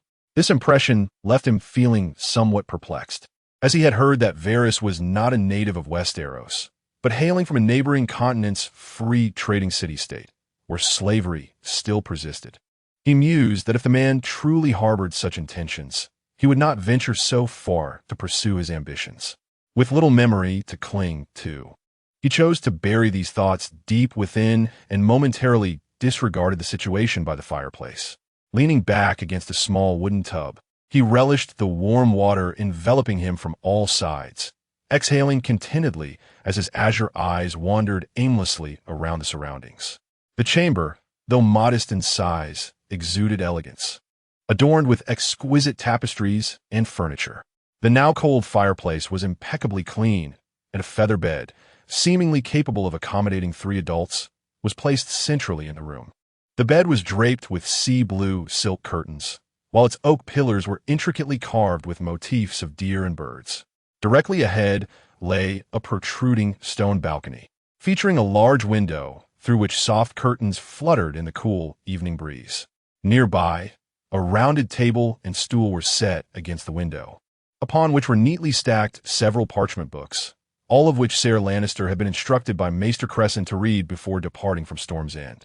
What pleased Lannister most was the presence of a tidy, dry marble lavatory, its entrance situated in the corner by the main door, adorned with whimsical floral carvings on the brown wooden door. Overall, this space was far more exquisite than his quarters at Storm's End. Had it not been for the recent discovery, the environment would have been wholly comforting. Thus, Lannister closed his eyes. Although less than a day had passed on the surface, the reality he faced was a stark contrast, his spirit weary from prolonged exertion. Coupled with the intrigue and machinations he had engaged in, he yearned to empty his mind, to think of nothing, and to luxuriate in a soothing bath. Regrettably, despite the enveloping warmth of the water, his mind could not find solace. The stark realities or illusions within the quest, the bizarre storm, his own transformations, the whims of a certain woman, the anomalies of the cellar and the egg. As these thoughts crossed his mind, he abruptly opened his eyes and turned his gaze toward the bed, where beneath the silk pillow, a glimmer of gold flickered in and out of view, capturing the attention of the dark-haired boy in the tub. How to utilize it? How to hatch it? Given its size, hope seemed slim. Contemplating this, he resolved to inquire tomorrow about the location of the castle's library and to search for any records pertaining to the existence or hatching of such a dragon egg. If one has a criminal record, then one might attempt to incubate, but if not, reflecting upon this, his chaotic thoughts gradually dispersed, and the sensations surrounding him induced a slight drowsiness. Finally, he let his eyelids flutter shut, quietly succumbing to slumber within the wooden tub. Balon had a dream, as if he were transported back to a bygone era, finding himself in a restaurant where a silver-haired waitress approached to inquire about his desired meal. He ordered a plate of scrambled eggs with tomatoes. Despite his resolution to finalize matters concerning the dragon egg the following day, upon awakening, Balon felt no desire to rise. His diminutive frame was ensconced within a soft feather bed, his azure eyes unfocused as they gazed at the cerulean drapery lazily drifting above. A sensation of being completely unclothed enveloped him. Upon touching his skin, he confirmed this was indeed the case. Balon could not fathom how he had come to rest in bed, His last recollection was of indulging in a bath before drifting off. And then he had fallen into such a deep sleep by the fireplace. Chiding himself for his negligence, Balon soon experienced a throbbing headache, not merely a headache, but a genuine affliction. Simultaneously, his throat felt parched, his nose slightly congested, and an overwhelming fatigue enveloped him. Had he caught a chill? The boy, lying in bed, couldn't suppress a frown, lifting his arm to inspect his small hand, gesturing slightly before letting out a sigh. As a time traveler, it would be quite the jest to perish from fever. With this thought, he surveyed his surroundings and then, with great effort, reached for the gilded bell on the bedside table. The clear chime resonated, and soon after, a dark-haired maid hurried into the room. Upon noticing the boy's condition, she quickly dashed out to summon a scholar for treatment. In this era, even a common cold could prove fatal, especially for fragile children. The medical conditions were limited. Even the offspring of kings struggled to survive to adulthood, let alone ordinary peasants or farmers. Fortunately, Balon's luck at Rebirth was relatively favorable, and he could expect timely medical attention when unwell. Before long, an elderly man with a balding head and a neatly groomed white beard, known as Picer, entered carrying a medicine box. To Balon's astonishment, the old man extracted a writhing black leech with silver tongs. "What do you intend to do?" Balon questioned, bewildered.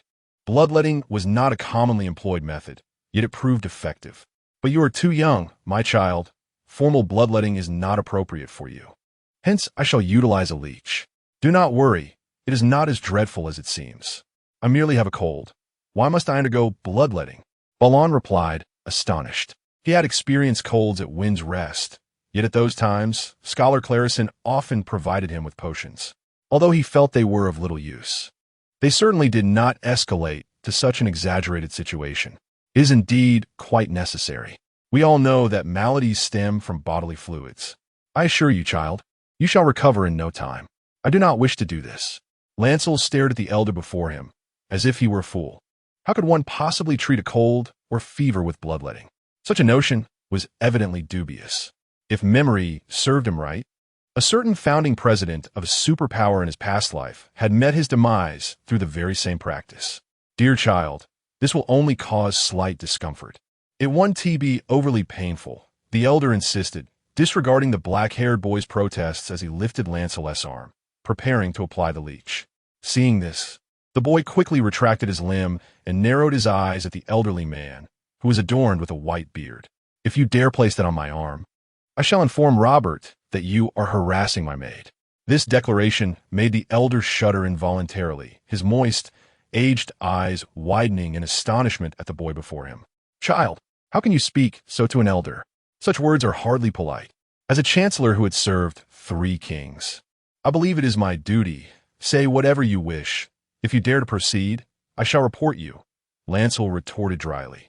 The academic city of Old Town had cultivated a class of scholars scattered throughout the continent of Westeros, assisting nobles in governing their lands. Scholars who served the king were known as chancellors, with only one such figure in the entire realm. The chancellor was responsible for the health of the king and his family, managing correspondences from various ravens, and attending the royal council meetings to deliberate on state affairs, thus holding a position of significant authority. This was a role only a person of high esteem could fulfill. However, if memory served him correctly, this chancellor, appearing to be in his 60s or 70s, seemed to indulge in vices unbecoming of his station, which suggested he was not a man of good character. Thus, his words bore no weight of concern. The child's display of temper appeared rather unreasonable, prompting the old scholar to concede. After prescribing several potions, he ordered a servant to bring a brazier for warmth and hastily concluded the treatment with a few reminders. Following this commotion, Lancel found it difficult to place his trust in the concoctions provided. Once the chancellor departed, he poured the potions into a chamber pot and resolved to curl up beneath his blankets and sweat it out. Lacking strength, he consumed his lunch in bed, where a servant set a small table at his bedside.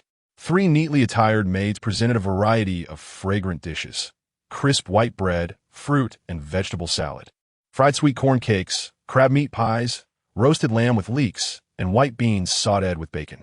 Such an abundance of food overwhelmed Lancel, who had been subsisting on fish soup for quite some time. Yet, he found himself lacking in appetite. After being fed 2 strawberries by a brown-haired maid, he could eat no more, but, recalling that one ought to eat well when ill, he reluctantly consumed a small piece of soft bread and half a corn cake.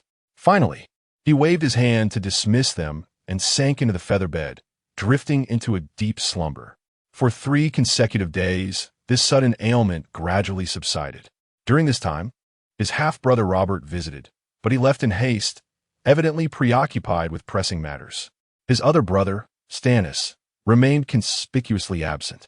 It is said that Stannis has been spending this period primarily in Dragonstone, diligently preparing his fleet to assault the island of Dragonstone, situated in the eastern seas of King's Landing, which now serves as the refuge for the remnants of the Targaryen dynasty.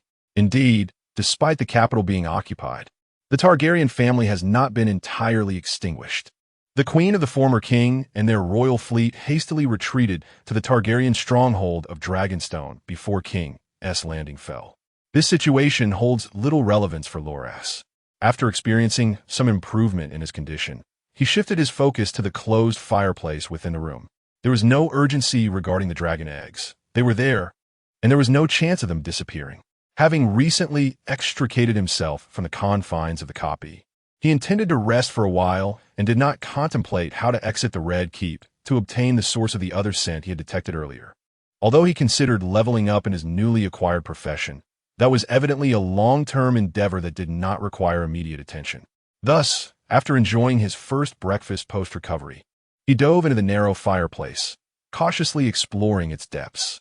His diminutive frame allowed him to navigate the empty fireplace with relative ease. However, initially, he found nothing. After several attempts at probing, guided by his keen sense of hearing, he finally detected a hint of something. He then pressed a particular stone brick at an angle above the fireplace, causing the side wall to creak and shift, revealing a dark, profound opening. A chill emanated from within the opening, prompting Loras to dash out and light a candle before squeezing through the aperture. Yet, it was not long before he re-emerged, his expression clouded with frustration. "If you're going to construct a secret passage, why make it a labyrinth?" he muttered, extinguishing the candle with a puff and groping for the switch he had just discovered, causing the entrance to the passage to close once more. Subsequently, Loras crouched before the fireplace, deep in thought. Despite the intense search currently taking place within the Red Keep, due to his remarks from a few days prior, it seemed from his servants' conversations that no one had yet uncovered the true entrance to such a passage. Initially, his claims of a secret passage were merely a ploy to evade his brother Robert's inquiries and to provide himself with a plausible explanation for his whereabouts.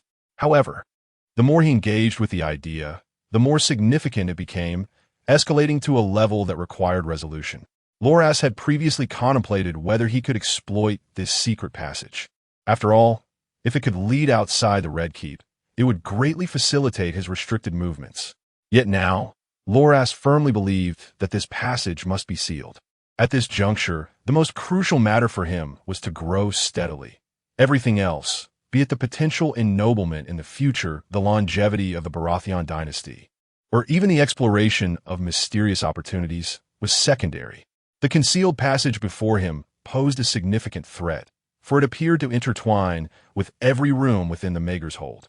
Even if Lannister were to vacate this chamber, he could not evade its reach. Maegor's Hold was already deemed the safest location within the Red Keep. If such a peril existed here, what are the other structures beyond? Lannister did not believe he could swiftly escape the Red Keep, let alone King's Landing, which implied he might be compelled to reside here for an extended period. He contemplated the possibility of eliminating the individual privy to the passage, thereby monopolizing this secret entirely. However, he cannot guarantee that Varys was the sole guardian of this knowledge. Thus, the most effective and expedient solution to mitigate the risk was to unveil this newfound information to the public, ensuring that all were aware.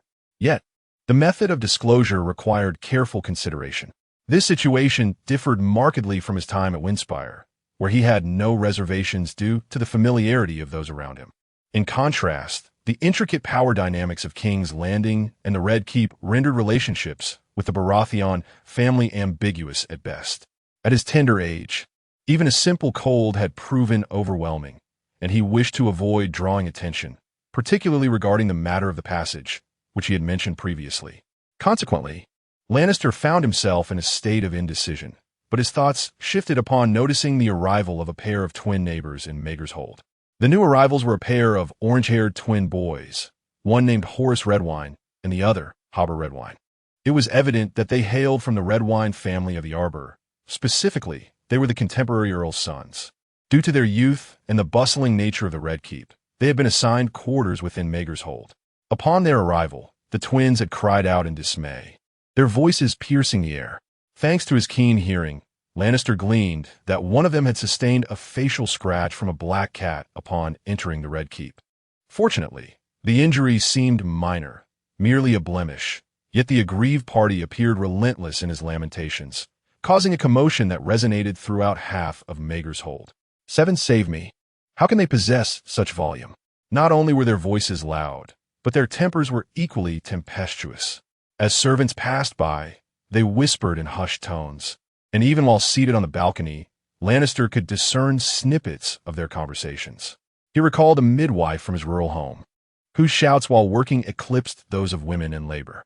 He remembered an incident where she had frightened a woman from a neighboring village. If only all noble scions were as composed as young Lannister, though he too was prone to occasional fits of anger. Indeed, the lad was commendable, albeit a trifle shy. As the whispers gradually faded, Lannister chose to overlook the remarks directed at him, instead focusing on the valuable information he could extract from the situation. Ultimately, he directed his gaze toward the nearby hearth, thoughtfully stroking his chin. That night, the twin brothers, who had just moved into their new room in the Mage Tower, were sound asleep when they were suddenly startled awake by a series of eerie, intermittent sounds. They faintly discerned the cries of a child, accompanied by a sinister chuckle reminiscent of a gargoyle. The unsettling noises were both low and distinct, yet their origin remained elusive. Consequently, one of the twins, a short boy with orange hair, was so frightened that he wept and wet the bed, while the slightly taller twin screamed and fled the room, exclaiming that there was a ghost. The commotion echoed throughout the Mage Tower that night, and by the time someone managed to soothe the two boys, it was well past midnight, approaching dawn. Despite the number of disturbed individuals, no one paid any heed to the twins' ghostly claims, dismissing them as the byproducts of a nightmare or mere adjustment to a new environment. However, when midnight struck the following day, the twins erupted in terror once again, crying out for a return home and insisting they could no longer stay there. The servant responsible for their care consulted with the court steward, but the castle's rooms were largely occupied. The only option to relocate the twins was to send someone to tidy up an abandoned tower, or else they would remain in this royal residence. Thus, the elderly man could only continue to comfort the young masters of the family, barely managing to fulfill his duties. On the third day, after breakfast, Lannister feigned a leisurely stroll and discovered the two twin boys looking somewhat wilted in the fountain courtyard outside the Mage Tower. Approaching them, he curiously inquired, "Did you truly see a ghost?" The court steward had arranged for the twins to meet him the morning after their arrival, so they were somewhat acquainted. Indeed, the sound was terrifying. The taller, orange-haired boy replied in a faint voice, while the shorter one shrank back, only to raise his chubby little fist in anger. His freckled face contorted with indignation. "Even if it were a ghost, so what? Just don't let me see it, or I shall make it feel my father's wrath." Upon hearing this, Lannister exclaimed softly and glanced at a few guards nearby. "I suspect it was not a ghost," he murmured. The twins stared at him in surprise. "If it's not a ghost, then what is it?" "Surely it must be a person," Lannister replied. "You see, there are many secrets within this castle that you are unaware of, such as hidden passages within the walls." "Hidden passages?" The surly short boy wrinkled his nose. "My father says only rats dig tunnels. Does even the king's residence have hidden passages?" "Of course," Lannister nodded. "Just the other day, I fell into one. It was dark, but quite spacious. I suspect someone is using these passages to frighten you." "Why would anyone want to frighten us?" the short boy asked, bewildered. "How would I know?" Lannister shrugged. "I don't believe it." The taller boy shook his head. "Then it must be a ghost. How could it possibly be a person? Your home is not far from the old town. Haven't you heard the scholars there speak of the peculiarities of this world?" Upon hearing this, Lannister snorted disdainfully. "Whether you choose to believe me or not, I am determined to uncover this secret passage. They may not trust my words, but once I find it, I shall surely earn their respect and be rewarded with a plethora of fine goods. You understand? Of course, discovering something unknown to others would be a significant achievement. His words prompted the twin brothers to exchange glances, a mixture of disbelief and curiosity evident in their expressions. Is it truly possible? Does such a passage exist? They asked in unison. Absolutely, there are indeed people within the passage, Lannister affirmed, before suddenly inquiring with enthusiasm. So what do you say? Would you care to join me in the search? Why should we join? One of them questioned. What benefit is there in this? Benefits? Lannister feigned contemplation. The advantage lies in my earning recognition for my efforts, while you have the opportunity to capture that individual who has frightened you. Do you genuinely believe that as a person? The shorter boy reiterated, his skepticism apparent. Of course, I refuse to believe in the existence of ghosts, Lannister asserted. I'll join. Before Lannister could finish, the freckled boy clenched his small fist and nodded, his face contorted in determination. The taller boy with orange hair, however, cocked his head curiously and asked, You mentioned recognition. Is there truly such a thing? Indeed, this is the Red Keep, the residence of the king. If I were to uncover a secret unknown even to the king, it would be monumental, Lannister replied, adopting a mock-serious demeanor to reveal another of his ulterior motives. However, if we wish to catch the one who has been frightening you, we cannot disclose our discovery of the passage immediately. Why not? Have you ever heard the saying, stirring the grass may startle the snakes within? If we divulge our findings too soon, that person will undoubtedly vanish. Thus, we should first discreetly inform my elder brother, Robb, so he may handle the matter. He is quite capable, and this way, we may achieve recognition while apprehending that false specter. Naturally, the accolades will belong to me. You cannot claim them. The dark-haired boy's words conveyed a sense of admiration for Robb, yet deep down, he harbored substantial distrust. If that coarse, boorish elder brother were truly reliable, there would be no need for such convoluted schemes. He could simply report the matter himself. Perhaps he was merely contemplating how to craft a report that would present him as more childlike. In contrast, their second brother, Stannis, though somewhat surly, at least did not indulge in drunken ramblings.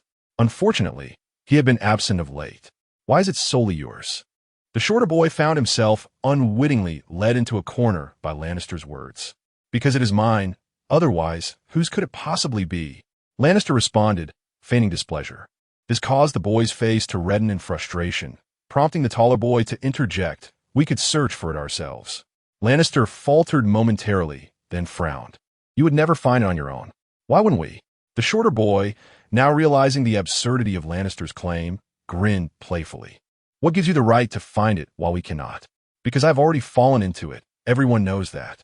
We are unaware, yet we are determined to seek. Indeed, we are resolute in our quest. And upon discovery, both the accolades and that phantom shall belong to us. They exclaimed, as they playfully made a face at Bran and then scampered away with laughter. They dashed off with great haste, seemingly unable to contain their excitement. Bran, left behind, scratched his head, feeling somewhat troubled. Although he had intentionally provoked them, it had merely served as a prelude to his true intentions. He had not anticipated their eagerness. His original plan had been to partake in the adventure himself, making his previous remarks sound reasonable. He envisioned a casual exploration with the two, before inadvertently stumbling upon some clues. After discovering the clues, he would then provoke them further, encouraging them to abandon him for their own endeavors, thereby extricating himself from the situation. Regardless of whether he managed to detach himself or not, having two scapegoats would significantly alleviate his burden. Yet unexpectedly, they had turned against him as the winds of change began to stir. Bran, though noting the impatience of the two youngsters, resolved to adhere to his initial strategy, believing it to be inconsequential. However, this sentiment vanished entirely when events unfolded, allowing him to truly comprehend the nature of mischievous children. Shortly after their conversation, during a playful indoor romp, the two children stumbled upon a hidden passage behind the headboard wall. Yet, it was curious that this seemingly intrepid pair of twins were reduced to frightened tears by the darkness within. Clearly, in such a state, They could hardly recall Bran's previous warnings, and their panicked screams summoned the guards, revealing the entrance to the secret passage within Maegor's holdfast hall. Maegor had ordered the execution of all the craftsmen who constructed the Red Keep. We should have anticipated this. The Duke of the West, Tywin, remarked to his 3 brothers upon learning of this matter. How did those children uncover the passage? In their play, they inadvertently triggered a switch. The youngest brother, Jaime Lannister, found it rather amusing. I've heard they even demanded credit from Robert upon his arrival, claiming it was a significant achievement. I am truly curious how our Lord Redwyne has managed to raise such amusing sons. It is indeed a noteworthy accomplishment. The other brother, Tygett Lannister, snorted. I am more intrigued by how our Lord Robert intends to reward these little rascals from the Reach. Old Redwyne is hardly inclined to send his sons as hostages. This matter is of little concern to us for now. The Duke's second brother, Kevin, remarked, glancing at his quietly attentive elder brother. I have heard that Stark has taken his men to Dorne. For his sister? Beyond that, I can think of no other reason. Kevin added, with a hint of implication, it seems that much has transpired since Rhaegar abducted that wolf girl. This may present an opportunity. Our dear niece is no less remarkable than any other maiden, provided that Robert, though this seems unlikely, his brother, Gillian, furrowed his brow. I have heard that our Lord Robert is utterly infatuated with the Stark wolf girl. Infatuated to the point of frequenting brothels every other day? The radiant-haired Tygett, upon hearing this, scoffed derisively. I have also heard that he has a bastard daughter in the Vale. This merely suggests that he possesses vigor in certain aspects. Yet this does not necessarily impede matters of the heart. Which lord does not have a bastard child lurking about? As Gillian spoke, a sudden thought struck him, prompting him to add, except for our elder brother. The individual in question merely cast a silent glance at his younger sibling before calmly stating, I have formulated some thoughts regarding Cersei, but for now, our focus should be on Jaime. Given that Robert intends to ascend the Iron Throne, the former Kingsguard may no longer be of consequence. The Kingsguard is a noble position, entrusted with the protection of the king, sworn to lifelong celibacy, thus relinquishing prior status and rights in exchange for the enduring honor of the White Cloak. However, not all are eager to chase after such honor. At the very least, Duke Tywin has long been dissatisfied with his heir being appointed as Kingsguard by the late Mad King. This single viable son's elevation to the Kingsguard signifies the forfeiture of his claim to the Lannister legacy in the Westerlands, which is evidently malicious in intent. Within the walls of King's Landing, countless nobles abound, each harboring their own aspirations and demands. The victors prepare to share in the spoils, while the vanquished seek to mitigate their losses.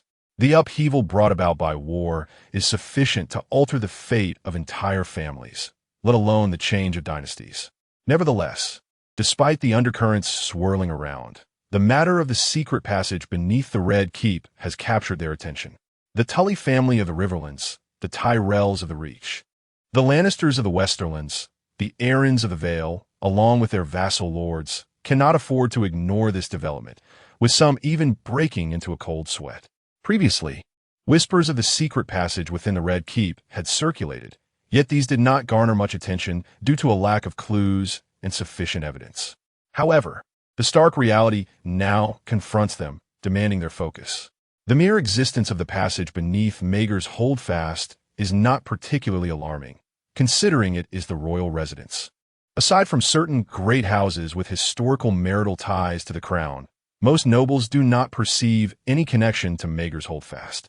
Yet, if even the most significant area within the Red Keep harbors a secret passage, what of other locations?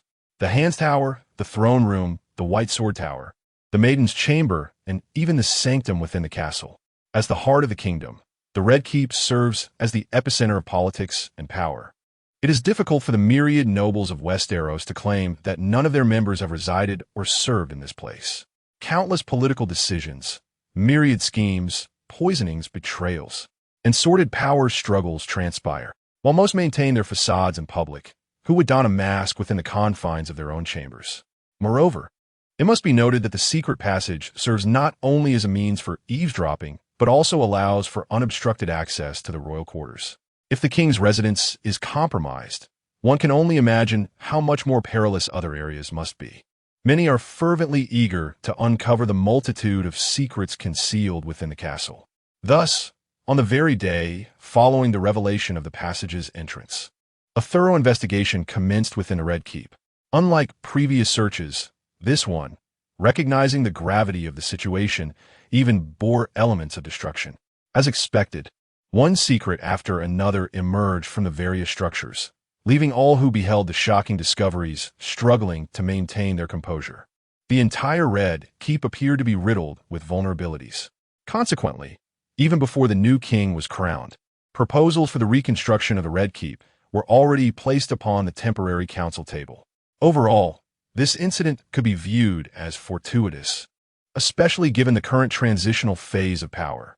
The transgressions of the past, irrespective of their nature, are effectively rendered moot. Even if many unsavory truths come to light, they pertain to a previous regime, and can the new king truly hold anyone accountable?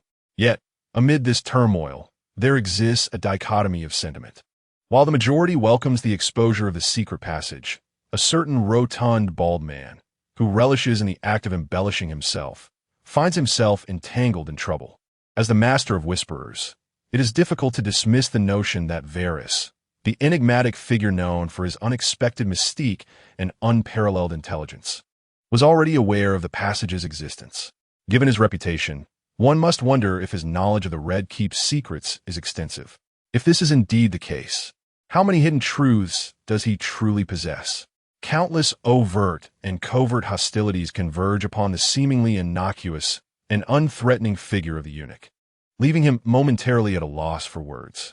Previously, during the reign of the Mad King, he held a position of significant influence as the Minister of Intelligence, and despite the change of ownership at the Red Keep, he retained his status, a testament to the value he demonstrated before his new sovereign. However, at this moment, he senses an unsettling peculiarity. How is it that the first boy fell into the passage, only for another pair to be subsequently intimidated and then discovered? Has an adversary uncovered his secrets and sought to use children as instruments against him? A multitude of faces flickered through Varys's mind, yet he could not ascertain their identities. Unbeknownst to him, due to the unreliability of the twins, he had narrowly avoided stepping into a trap laid by another. Otherwise, the situation could have spiraled into far greater chaos. Nevertheless, as it stands, he is already beset by turmoil. How to dispel the doubts of others, how to conceal one's past actions, and how to regain the trust of the new king. However, an event has momentarily overshadowed these concerns and alleviated some of Varys's pressure. The North-Est Duke, Eddard Stark, has returned from Dorne and is currently en route to King's Landing. Meanwhile, a raven has delivered news that Duke Stark's sister, Lyanna Stark, the betrothed of Robert Baratheon and the wolf maiden who sparked war, has succumbed to illness in Dorne. This brings forth the question regarding the future queen. The interrupted breakfast. Being too young, and unlike the previous circumstances at Windspire, no one approached Renly to inform him of this matter. Thus, by the time he learned of it, 3 days had already elapsed since the news broke. By that point, Renly had been back for nearly a week. His prolonged tenure in the realm of shadows left him somewhat mentally fatigued, so aside from the matter concerning the secret passage, he had largely succumbed to a routine of eating and sleeping, including his bardic profession, which he had grown indifferent towards.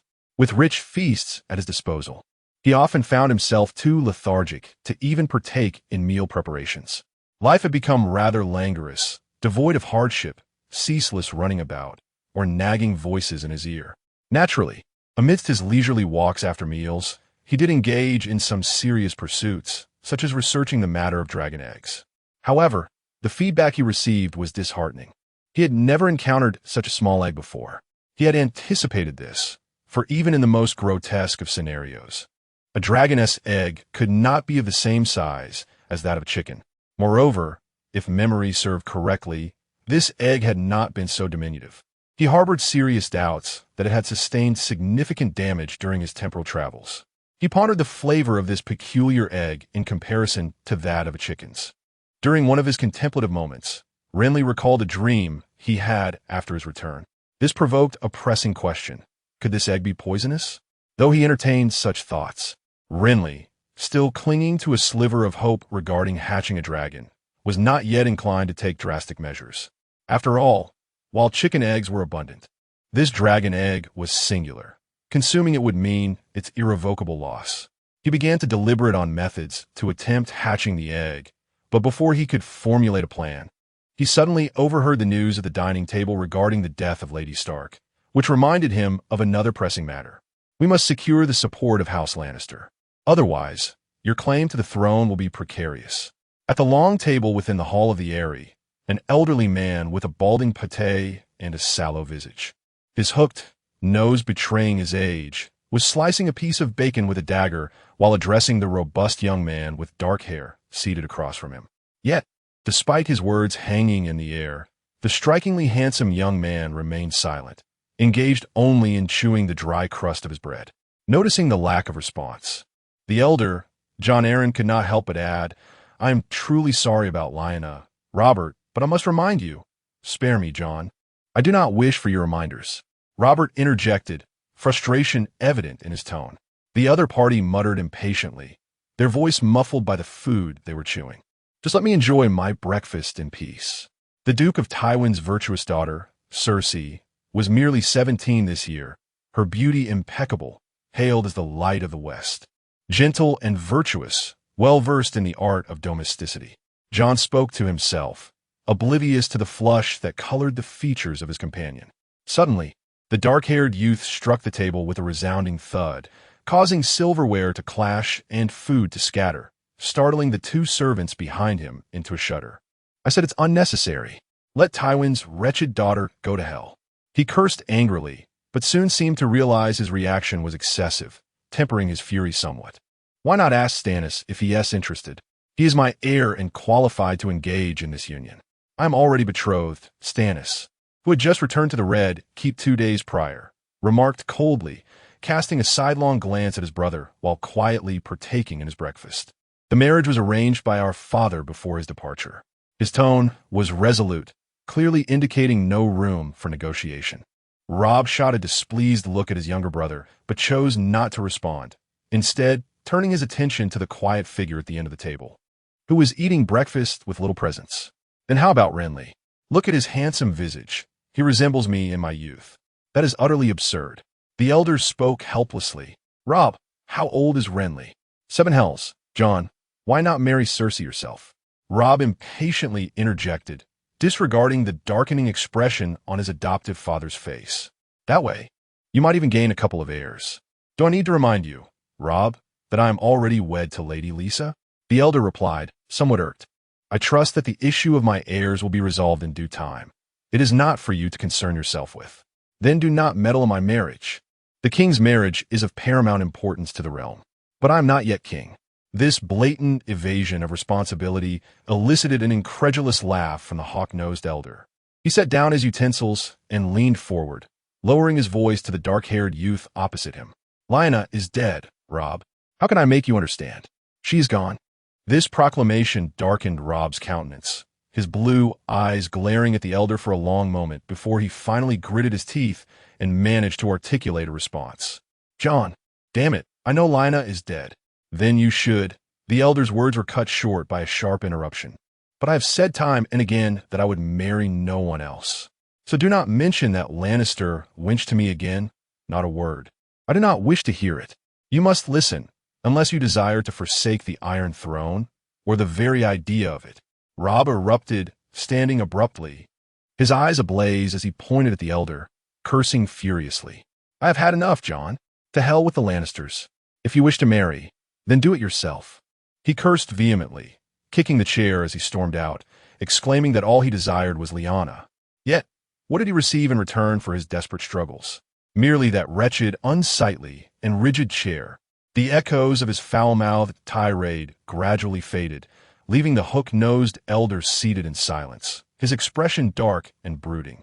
After a prolonged moment, he let out a resigned sigh.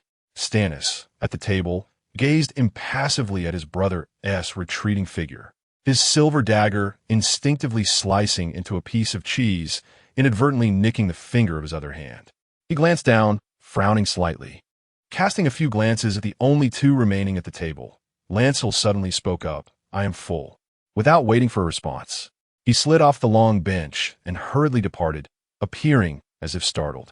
In truth, however, Lancel was contemplating addressing a particular matter. Armed with that peculiar golden touch and a background of comfort, he was soon to ascend to a status far surpassing that of most. Lancel had numerous plans for his future, yet it was equally prudent to prepare for contingencies. For instance, he needed to devise a way to resolve the issue of the metaphorical green cap. His thoughts on this matter were limited but not absent. Observing Robert's demeanor today, it was clear he harbored significant reluctance towards his future bride. Thus, Lancel needed to ponder how to present her with a plausible excuse for rejection. Whether that excuse would ultimately prove effective remained to be seen, but it was essential to construct it first. As a member of Stannis' entourage, the former smuggler Davos, though not positioned within the heart of the Red Keep, was not entirely excluded either. He resided in a military encampment on the outskirts of the castle, close to the walls, alongside other knights and guards of House Baratheon. Now a knight, his standing had vastly improved, and due to his extensive knowledge of ships, he had gained Stannis' favor, who was in the process of assembling a fleet to assault Dragonstone. Notably, after becoming a knight, he had chosen a coat of arms depicting a small black ship on a gray background, its sails adorned with an onion motif and two fingers seemingly poised to either pluck the onion from above or just having placed it on the vessel. When found, he was conversing with a stable boy in the stables. Lancel stood a short distance away and waved him over. "Good morning, Lord Lancel," he greeted, bowing slightly, his demeanor markedly more deferential than that of others. "Did you seek me for something?" The dark-haired boy nodded, his gaze shifting to the two Baratheon soldiers behind him. "Will, Edith, keep your distance. I wish to discuss a secret with our onion knight." He spoke with the characteristic seriousness of a child, eliciting stifled laughter from the soldiers, who were curious about Lord Lancel's secret. "Can we listen?" "No." The boy shook his head. After exchanging glances, the two soldiers feigned a sigh and retreated a bit further. Further still, Lancel instructed.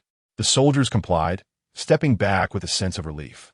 Although not long ago 2 of his colleagues had recently lost this young master and faced punishment as a result, they now fully believed the words of Lord Baelish and lacked any sense of caution.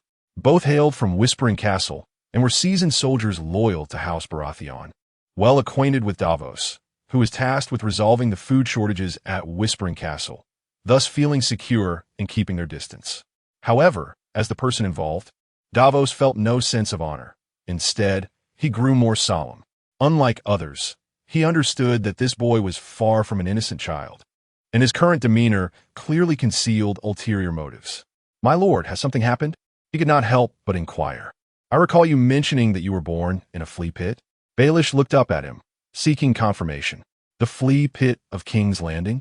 Davos nodded. "Then you must know some locals here, yes? Prostitutes, barbers, tavern keepers, mess hall managers, even scoundrels? I am acquainted with them all, my lord." "Then I require your assistance with a matter," Davos, Baelish stated gravely, his expression markedly different from before. The middle-aged man in a black robe knelt partially, leaning in to listen intently, while Baelish began to whisper lowly. The more he listened, the wider his eyes grew, ultimately causing Davos to interrupt the boy. "Do you have evidence, my lord?" "I possess evidence, but I cannot provide it to you. This, forgive my impertinence, my lord, but defaming a noble is a grave sin, especially when it concerns a great house like the Lannisters, not to mention the siblings you mentioned. Would not the accusations of slaughter and pillaging against King's Landing be even more severe? The Lannisters act in the name of your brother. That is precisely why I suggest keeping House Baratheon at a safe distance from them. Why would we willingly take a bite of fetid, rotten refuse?" Baelish remarked, his expression one of distaste, likening it to long-fermented filth. "Yet such defamation is not the conduct of an honorable man, my lord. I apologize, but this is the truth." Baelish assured him earnestly, "I swear by the 7 gods, this is not slander. If there's an ounce of falsehood, may I suffer a wretched fate." Davos was evidently unaware that Baelish did not believe in the gods and had already faced his own wretched fates multiple times. He opened his mouth hesitantly. "Perhaps we should inform Lord Stannis or Lord Robert of this matter." "They would not believe it." Baelish shook his head. "They would ask, What is the source of your information? How did you come to know? I cannot possibly say it was revealed to me through magic, can I? Davos frowned at this. After several encounters, he sensed that Baelish had no ill intentions. Thus he did not entirely reject him. Yet he was skeptical of the boy's claims of magic, or rather, he felt a strong aversion to such unfamiliar sorcery. However, considering that he had been knighted and granted lands due to such magic, the former smuggler found himself hesitating, uncertain whether to acquiesce. I will not force you. Balerion sighed at this. I implore you, Davos, in the name of House Baratheon, to assist us rather than merely myself. The sincerity of his words was difficult to gauge, yet they proved more effective than any coercion. Upon uttering this plea, the former smuggler, knighted by Stannis himself, unconsciously fiddled with the small pouch he wore at his chest. After a moment of hesitation, contemplating the cruel scars of plunder he had witnessed in King's Landing, he gritted his teeth and resolved to act. I can enlist a few trustworthy friends to disseminate this, my lord, but I cannot assure you of its efficacy. It may very well amount to naught. He added, I shall do my best. If that fails, I will consider alternative methods. Balerion shrugged. Moreover, there's a saying in Westeros, words are like the wind, and I believe that what is wind will eventually spread. As he spoke, memories of the hostile gazes he encountered upon entering the city flashed through his mind. The war had recently concluded. If the common folk of King's Landing harbored animosity towards House Baratheon, what of the Lannisters, who had directly engaged in the slaughter and pillaging? He did not articulate this thought, yet he assumed Davos would consider it. Their discourse on the matter concluded abruptly with the approach of an individual. The newcomer was broad-shouldered and robust, clad in a fitted gray woolen tunic and a black leather coat that accentuated his taut physique, resembling a finely honed weapon. His gaunt cheeks and disheveled black hair were akin to the sharp tip of that weapon. My lord Stannis, Davos exclaimed upon seeing him, rising swiftly and stepping forward to pay his respects. You ought to be working, Davos, Stannis replied impassively. Tending to children is a task for wet nurses. Of course, my lord, Davos nodded in acknowledgement, casting a discreet glance at Balerion before turning briskly to depart. Meanwhile, Stannis lowered his stony visage to address the young boy before him. I had anticipated finding you in the Mega's tower, yet here you are, loitering in the stables with my onion knight, wasting time. His tone bore an edge of reproach. But Balerion had grown accustomed to overlooking the nuances of Stannis' words, focusing instead on the underlying message. You sought me out? The dark-haired boy responded, astonishment evident in his voice. For what purpose? This was a rare occurrence. During their time at Windspire, Stannis had never felt the need to converse with him, much less summon him for a matter. Yet, it was understandable. What was there truly to discuss? Though they were brothers, Balerion had always regarded Stannis as a stern elder, despite the fact that the latter had yet to reach the age of 20. Ignoring the boy's expression of confusion, Stannis continued, before leaving Windspire.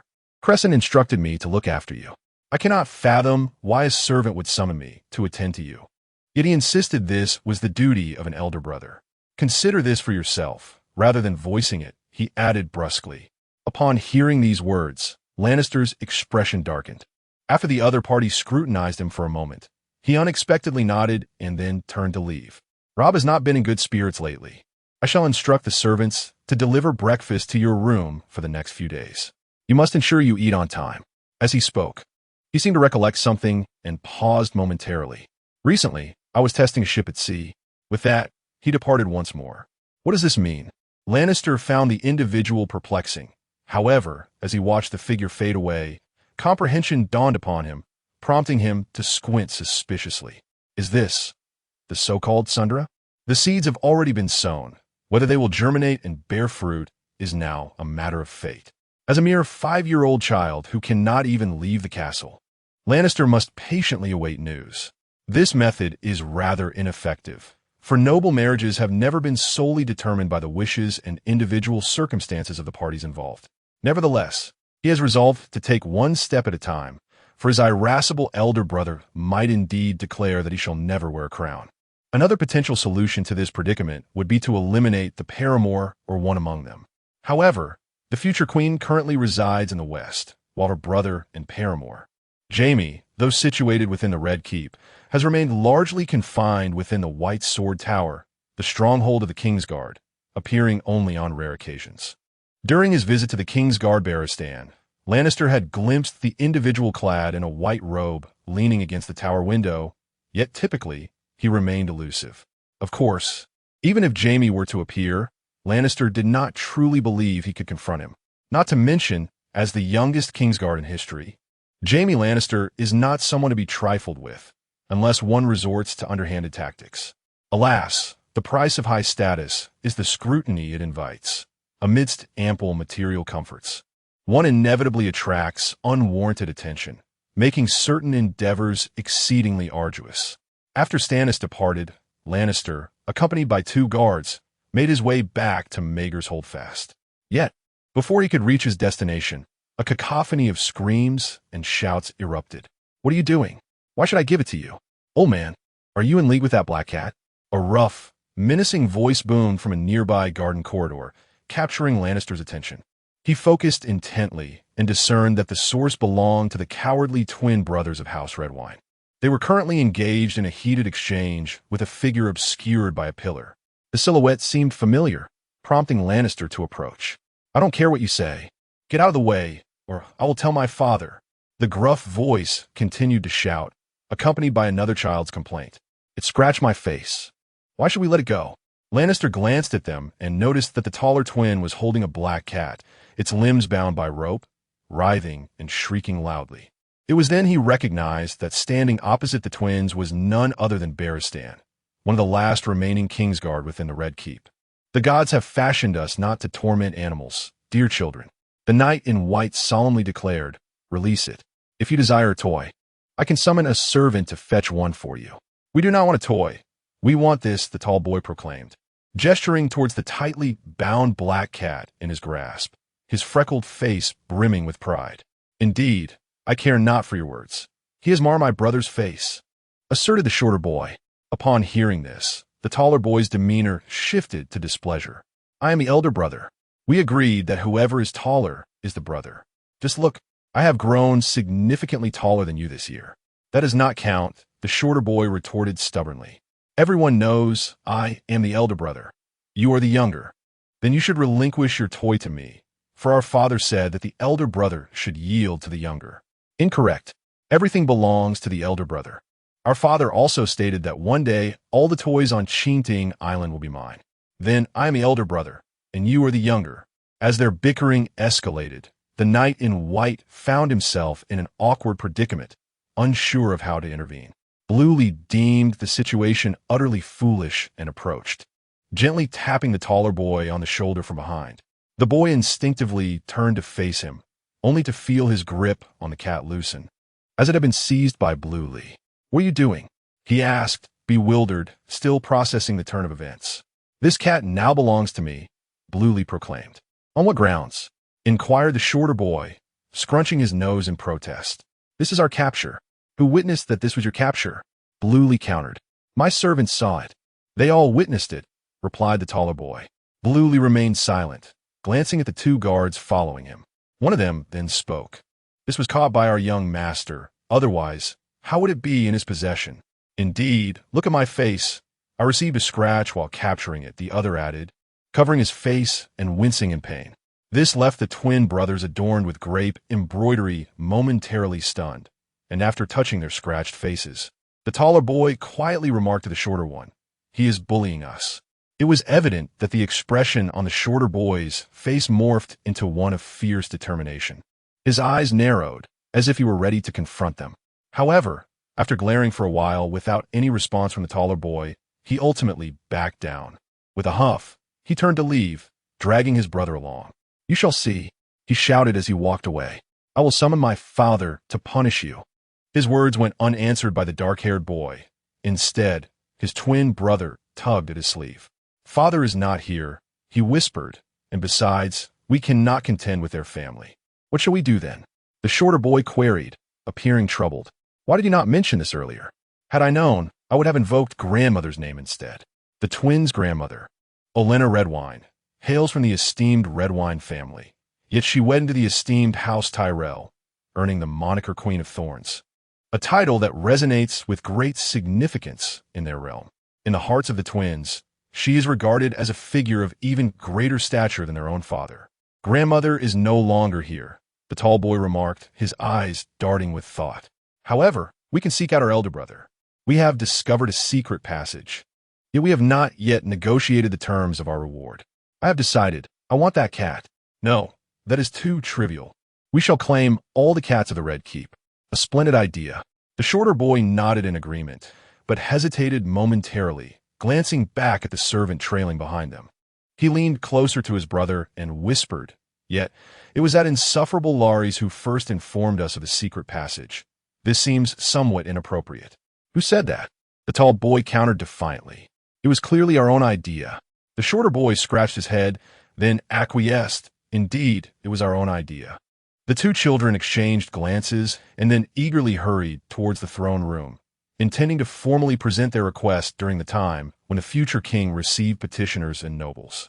Meanwhile, Lares was oblivious to the mischievous schemes of these two timid boys.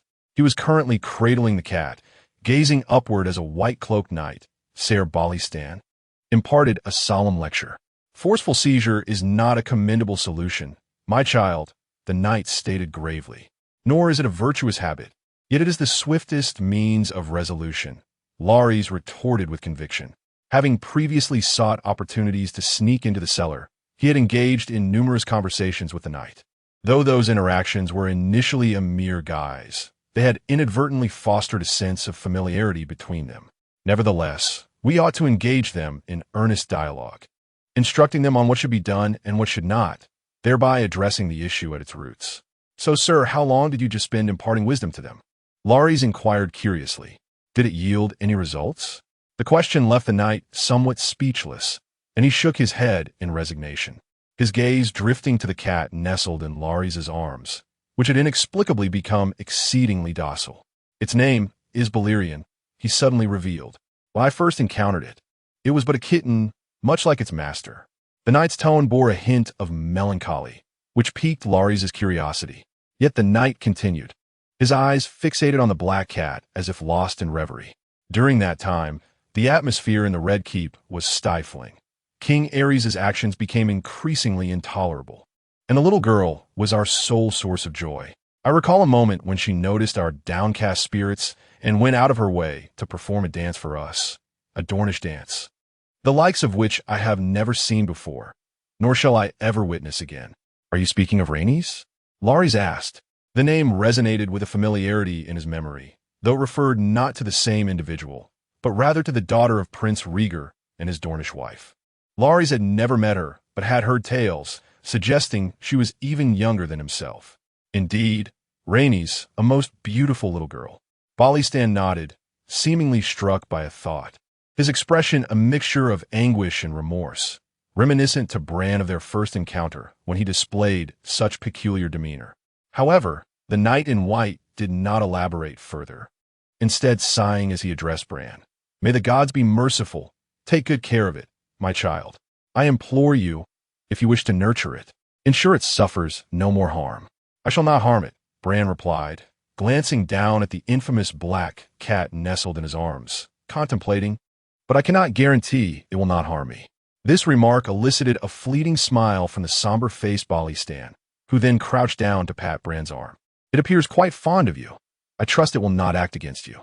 "Let us hope so," Bran responded, gently touching the cat's nose, prompting a soft meow from the creature, its pale blue eyes regarding the dark-haired boy with the bashfulness of a shy little girl. A little girl? Bran felt he might be overthinking this. In an unexpectedly dim tavern, flickering oil candles cast a hazy glow upon each table, while wooden pillars held blazing torches that illuminated the faces, some disheveled, others intoxicated. A handful of scantily clad courtesans entertained various men, while the tavern maids deftly navigated the tight spaces between tables.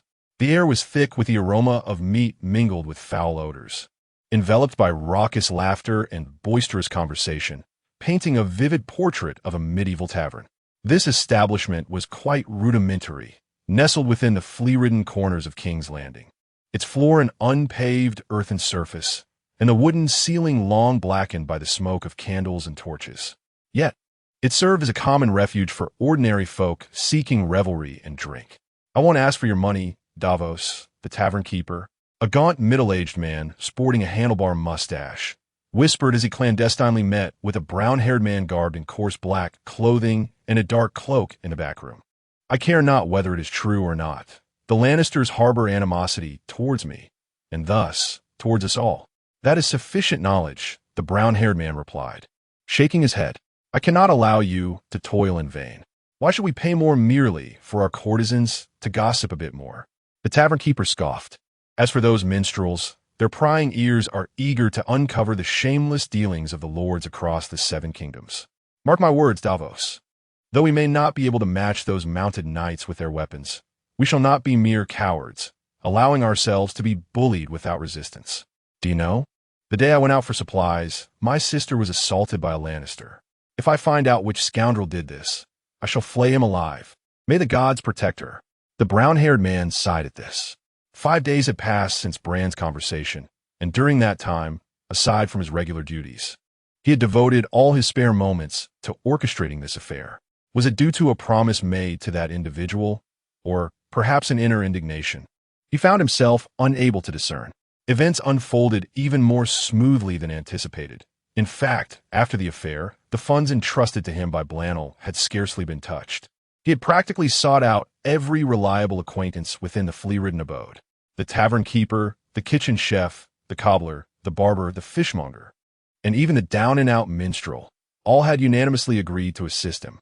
Each bore a grudge against the Lannisters, whether substantial or trivial, but a grudge nonetheless. Of course, Davos also had some old friends who had remained unscathed by the ravages of war, yet he deemed it prudent to exercise caution regarding this matter. A lifetime of smuggling had acquainted him with a myriad of characters, as well as numerous unexpected betrayals. Even with those he had contacted, he had proceeded discreetly, avoiding any public encounters. After savoring a mug of brown-hued barley wine in the tavern, Davos bid farewell to his old companion and stepped outside. However, scarcely had he left the clamor of the tavern behind when he felt an unsettling sensation, as if someone were watching him. Turning around, he found no one in sight. A recent light rain had rendered the narrow path muddy, and the windows of the 3-story wooden houses on either side were tightly shut. The makeshift stalls along the roadside were devoid of life due to the night's shroud. With a gloved hand, he grasped the hilt of the long sword concealed beneath his black cloak and proceeded down the street. The gaze that had seemed to rest upon him soon vanished. Yet Davos did not lower his guard. Instead, he quickened his pace. Just as he was about to exit the narrow lane, a slender figure suddenly leapt from the shadows of the wall. The Onion Knight? Davos hesitated, instinctively tightening his grip on the sword's hilt. "Who are you?" he demanded.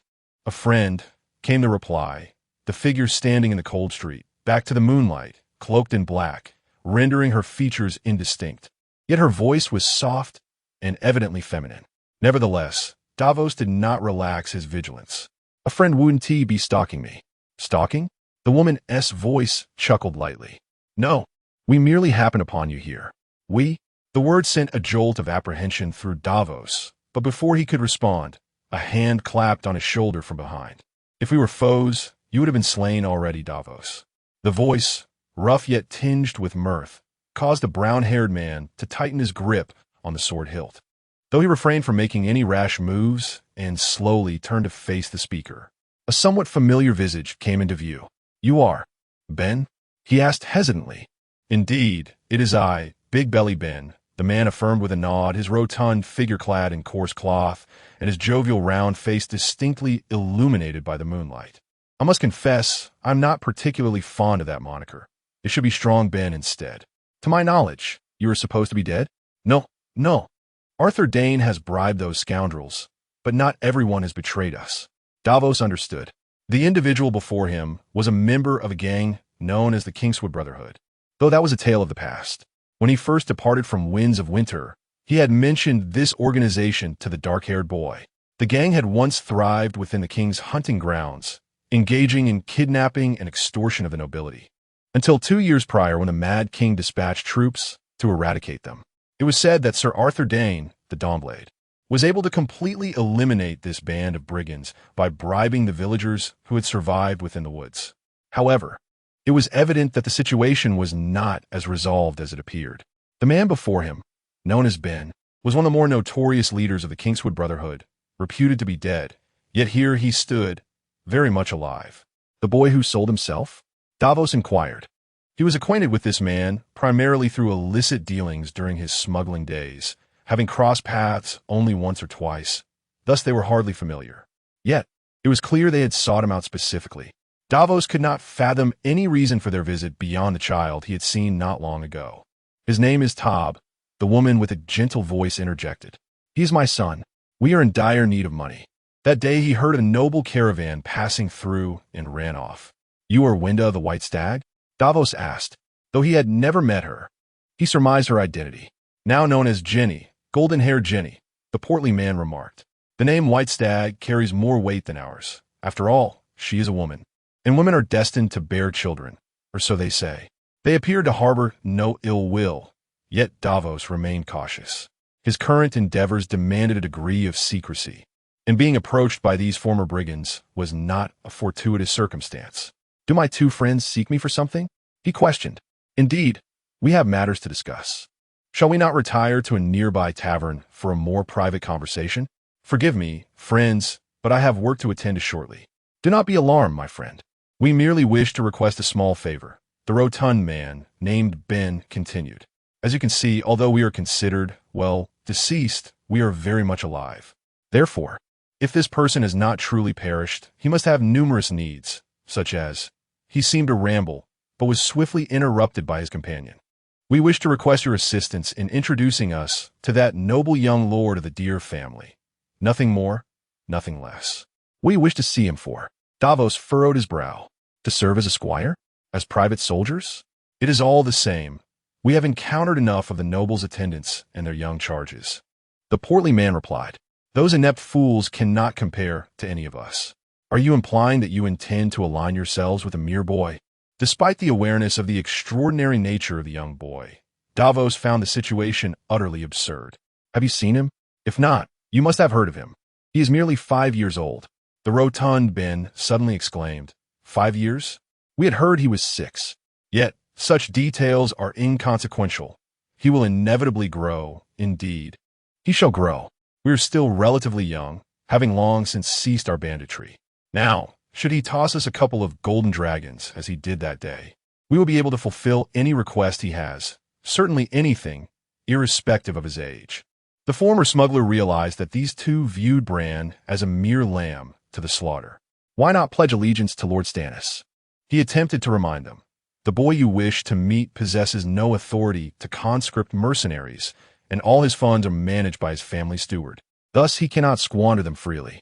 This is not an attempt to undermine, but rather a statement of impossibility. It appeared that the young lord of House Baratheon was unrestrained. Yet the selection of those around him was indeed stringent. Be they servants or guards, they underwent rigorous scrutiny, considering lineage back 3 generations, making it impossible for just anyone to infiltrate. Moreover, Davos held little trust in them, but the two seemed disinclined to relent easily, contemplating a shift in their focus. Or perhaps wishing for them to encounter a painful lesson that would lead to the abandonment of such thoughts. However, upon hearing this, they merely shook their heads. In truth, we initially sought to ally with Stannis, as he embraced you, a former smuggler. However, the woman, who had renamed herself as Jenny, gazed gently at the middle-aged man with brown hair. Does her fingers still ache, Davos? This prompted him to instinctively touch the small pouch hanging from his chest. While the rotund Ben interjected, we cannot fathom why you would compel him to sever his finger, nor can we understand why he insisted on harming yours. Good deeds cannot atone for malevolent actions, nor can evil deeds obscure the light of virtue. Having engaged in smuggling for over a decade, I must bear the consequences. Davos replied earnestly, Lord Stannis' punishment was just. There is perhaps no one more equitable than he in this world. That sounds quite agreeable. Justice is certainly preferable to being treated as less than human, but we do not possess your noble sentiments. I would refuse to sever my finger. The rotund Ben chuckled. Moreover, For those of our ilk, should we truly pledge our allegiance, it may not be fingers that are severed, but rather our heads. How can a headless man serve the lords? The woman laughed lightly, clearly undeterred by the challenges presented. Davos furrowed his brow at their words. But should not rest on a mere boy. Do you not find that notion laughable? To this, Ben replied, well, there's a semblance of truth to that. We've encountered Robert of House Baratheon. He is quite generous. It is rumored he is to be crowned king soon, and perhaps he would not hesitate to be generous to his only two brothers. Who knows, in time, the boy you mentioned could become a lord himself. A boy becoming a lord is a common occurrence, and we seldom err in our judgment. Certainly, it is a gamble. However, even aside from that, witnessing the child's extravagant demeanor. Ahem, to be frank, we shall not deceive you. We have encountered numerous nobles, yet this is the first time we have seen one so lavishly generous. Truth be told, we were quite taken aback. Not to mention, a mere handful of gold dragons could suffice for several years, which is far more lucrative than our meager earnings from raising pigs in the woods. Wouldn't you agree, my friend? You have now made quite a name for yourself. Would it be too much to ask for you to extend a hand to us poor souls? Do you genuinely believe that child is easily swayed? That one could whimsically coax gold coins from him? Upon hearing this, Daphis subtly shook his head. Yet he could comprehend some of their sentiments. Across the 7 kingdoms, there are countless knights who struggle to find a lord to take them in, many impoverished to the point of sleeping in desolate wilderness, not to mention these former bandits. They are neither knights nor individuals of repute, and it is not a simple task for them to seek a patron. It is indeed remarkable that they have focused their attention on a mere boy. I can convey this matter to him, he mused, but I cannot ascertain whether he would be inclined to accept you, nor shall I conceal your identities on your behalf. The two exchanged glances, then nodded in agreement. Of course, if he takes issue with our identities, so be it. However, we would appreciate it if you could speak well of us. We have long since reformed our ways and resolved to become virtuous individuals. Then, the rotund one spoke earnestly, and upon receiving a nod from Daphis, continued, however, prior to that, I believe we could be of assistance to you. Speaking ill of alliance, now that is within my wheelhouse, and consider it our payment to you. This statement momentarily stunned Daphis, who then cautiously inquired, you are all aware? You are quite astute. The other replied with a chuckle. Yet we have been observing you for quite some time. As the sun ascended, its rays illuminated the castle perched upon the high mountain. Where the songs of a singer resonated from a brothel along Silk Street, the melody refined and the tone melodious. Though it was still early morning and patrons were sparse, a few early rising courtesans and servants gathered around the performer, quietly savoring the rare beauty of the music that graced their ears at dawn. The singer, a lean young man with unkempt facial hair, donned a brown sleeveless tunic and trousers. He sat at a table in the hall, nonchalantly crossing his legs, his gaze lowered, seemingly indifferent to the audience that sat or stood around him. His focus remained tender and intent upon the wooden harp cradled in his arms, his slender fingers plucking crisp notes that mingled with his voice, weaving a somewhat enigmatic melody that resonated with those who listened. In this place, morning was a time of idleness, aside from a few servants mumbling as they turned to leave. The courtesans watched with growing interest at the destitute minstrel who had come to serenade them for free, gradually beginning to grasp the meaning of his song. Insects shield themselves from danger, unaware of the enmity that exists between themselves and the world. I can both see and not see the bodies entwined beneath the opulent robes, a manifestation of pure love that is innate. As the singer reached this poignant moment, he paused, casting a brief glance at the surrounding audience before resuming with a delicate note. What relevance does it bear to reputation?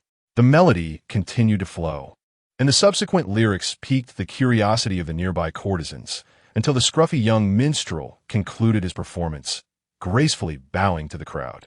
A slightly youthful, red-haired maiden, brimming with enthusiasm, eagerly inquired, "Good sir, did you compose this song yourself?" "Indeed, dear girl," he replied with a bow. "It is an honor that you appreciate it." "What is it about?" Another courtesan asked with intrigue.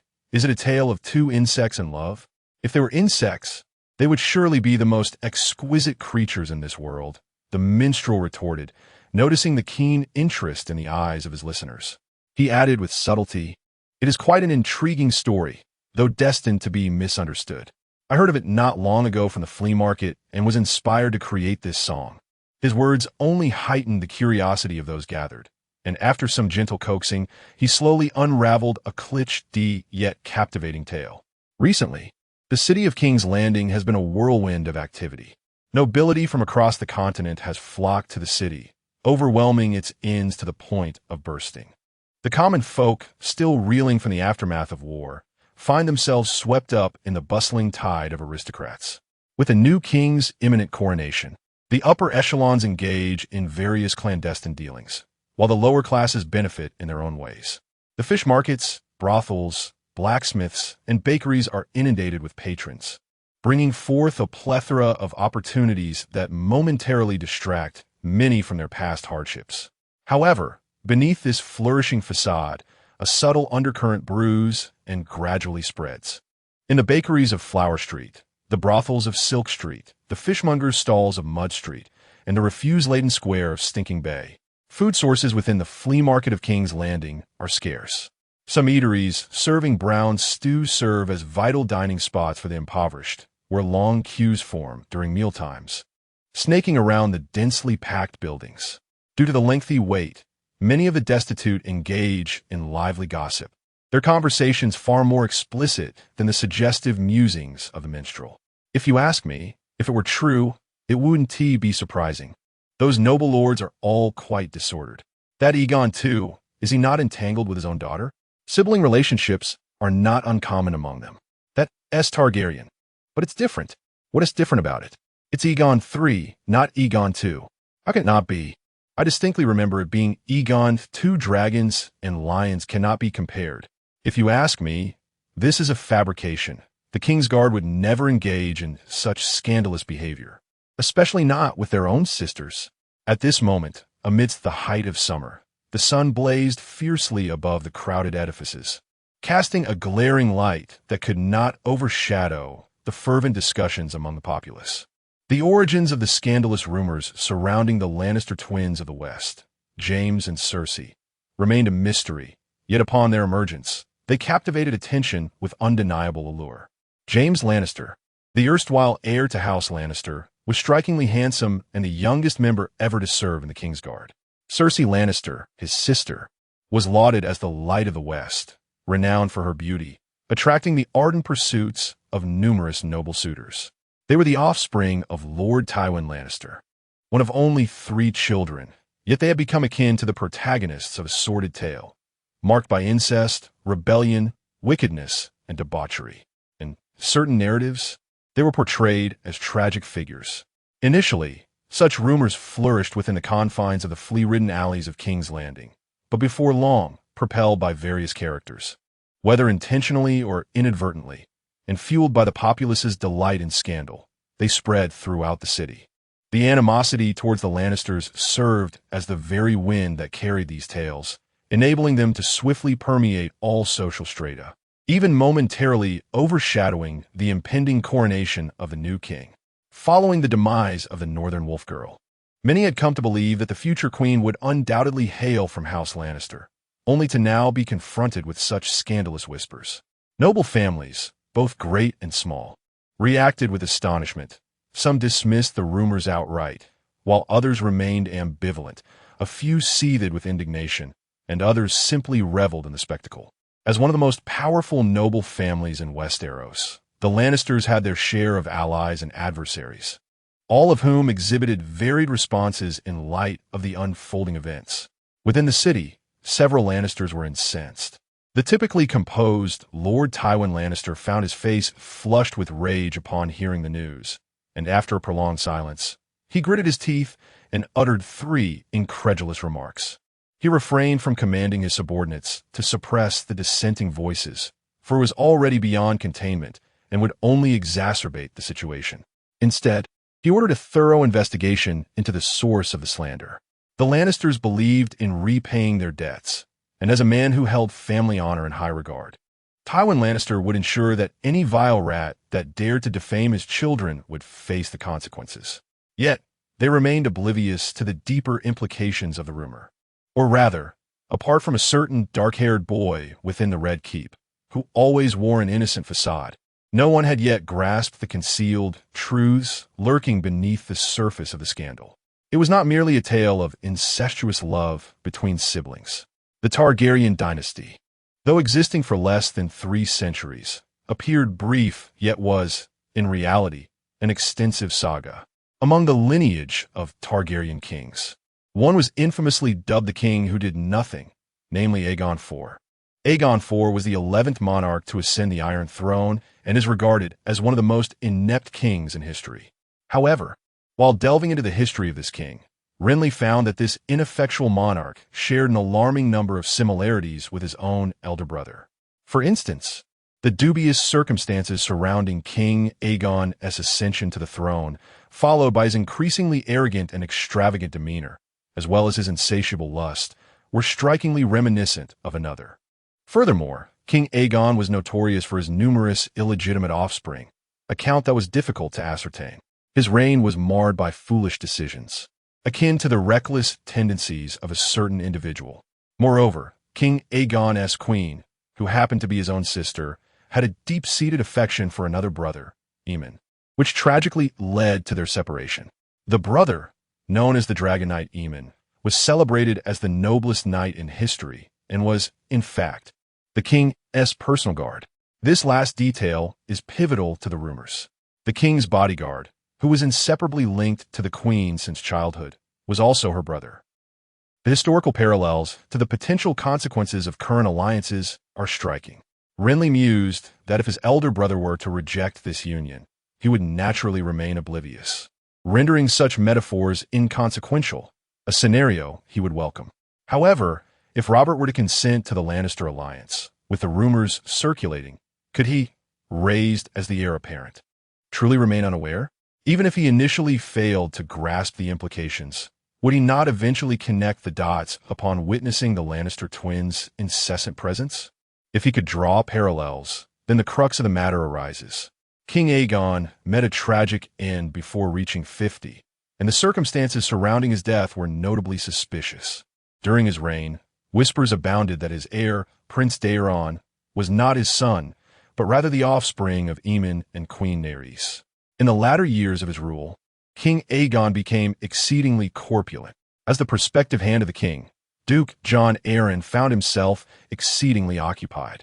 With the new king's coronation imminent, numerous considerations regarding the various noble classes loomed large.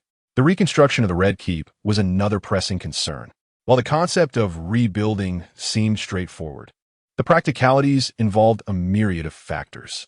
Essential supplies, such as stonemasons and building materials, had to be procured in advance. Decisions regarding the extent of the reconstruction, whether to demolish all existing structures and whether to redesign them altogether, were paramount. The various administrative roles necessary for the functioning of the realm required reallocation of personnel. The Kingsguard, which should be at full strength of 7, currently consisted of only 2. The council convening to deliberate on the kingdom's affairs had yet to be fully seated. With the war recently concluded and the new king soon to be crowned, everything lay in disarray. Additionally, Jon Arryn had to be mindful of the prospective king's emotional state. The death of Robert's betrothed had profoundly impacted him. Although persistent counsel had alleviated his previous resolve to remain a bachelor, leading him to gradually embrace the notion of a union with the West, his honesty was still questionable. Recently, he had taken to excessive drinking and frequenting brothels. This alone was enough to trouble old Jon, but inexplicably, rumors of incestuous relations among the Lannister siblings began to circulate within the city. Such matters, when occurring in the households of others, might elicit mere reflections. However, the situation with the Lannisters is markedly different. After considerable effort to persuade the would-be king to accept a marriage alliance, the current predicament incites within him a fierce urge to curse the heavens. Thus, when confronted by the exuberant, dark-haired youth who rushed over upon hearing the news, he restrained his anger and replied, "I shall arrange for a nun to ascertain whether the daughter of Duke Tywin retains her virtue before the engagement.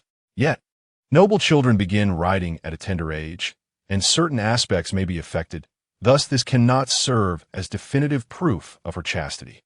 Sunlight streamed in through the circular window behind him, casting a somber light upon the elderly man seated alone in the council chamber, who was preparing to sign a document with a quill in hand, remaining seated as he spoke. Logically, he should not have been so dismissive toward the king. Yet, given that this individual was his adopted son and had not yet been formally crowned, he felt little obligation to adhere to the customary formalities. Robert, indifferent to this lapse, nevertheless expressed his dissatisfaction with the implications of the elder's words. As he pulled out a chair and sat down with a look of disdain, he remarked, "Then there is no need for an inspection. Am I truly to marry that Cersei? For heaven's sake, there are countless women throughout the Seven Kingdoms eager to wed the king, stretching from the wall to the flea bottom of King's Landing."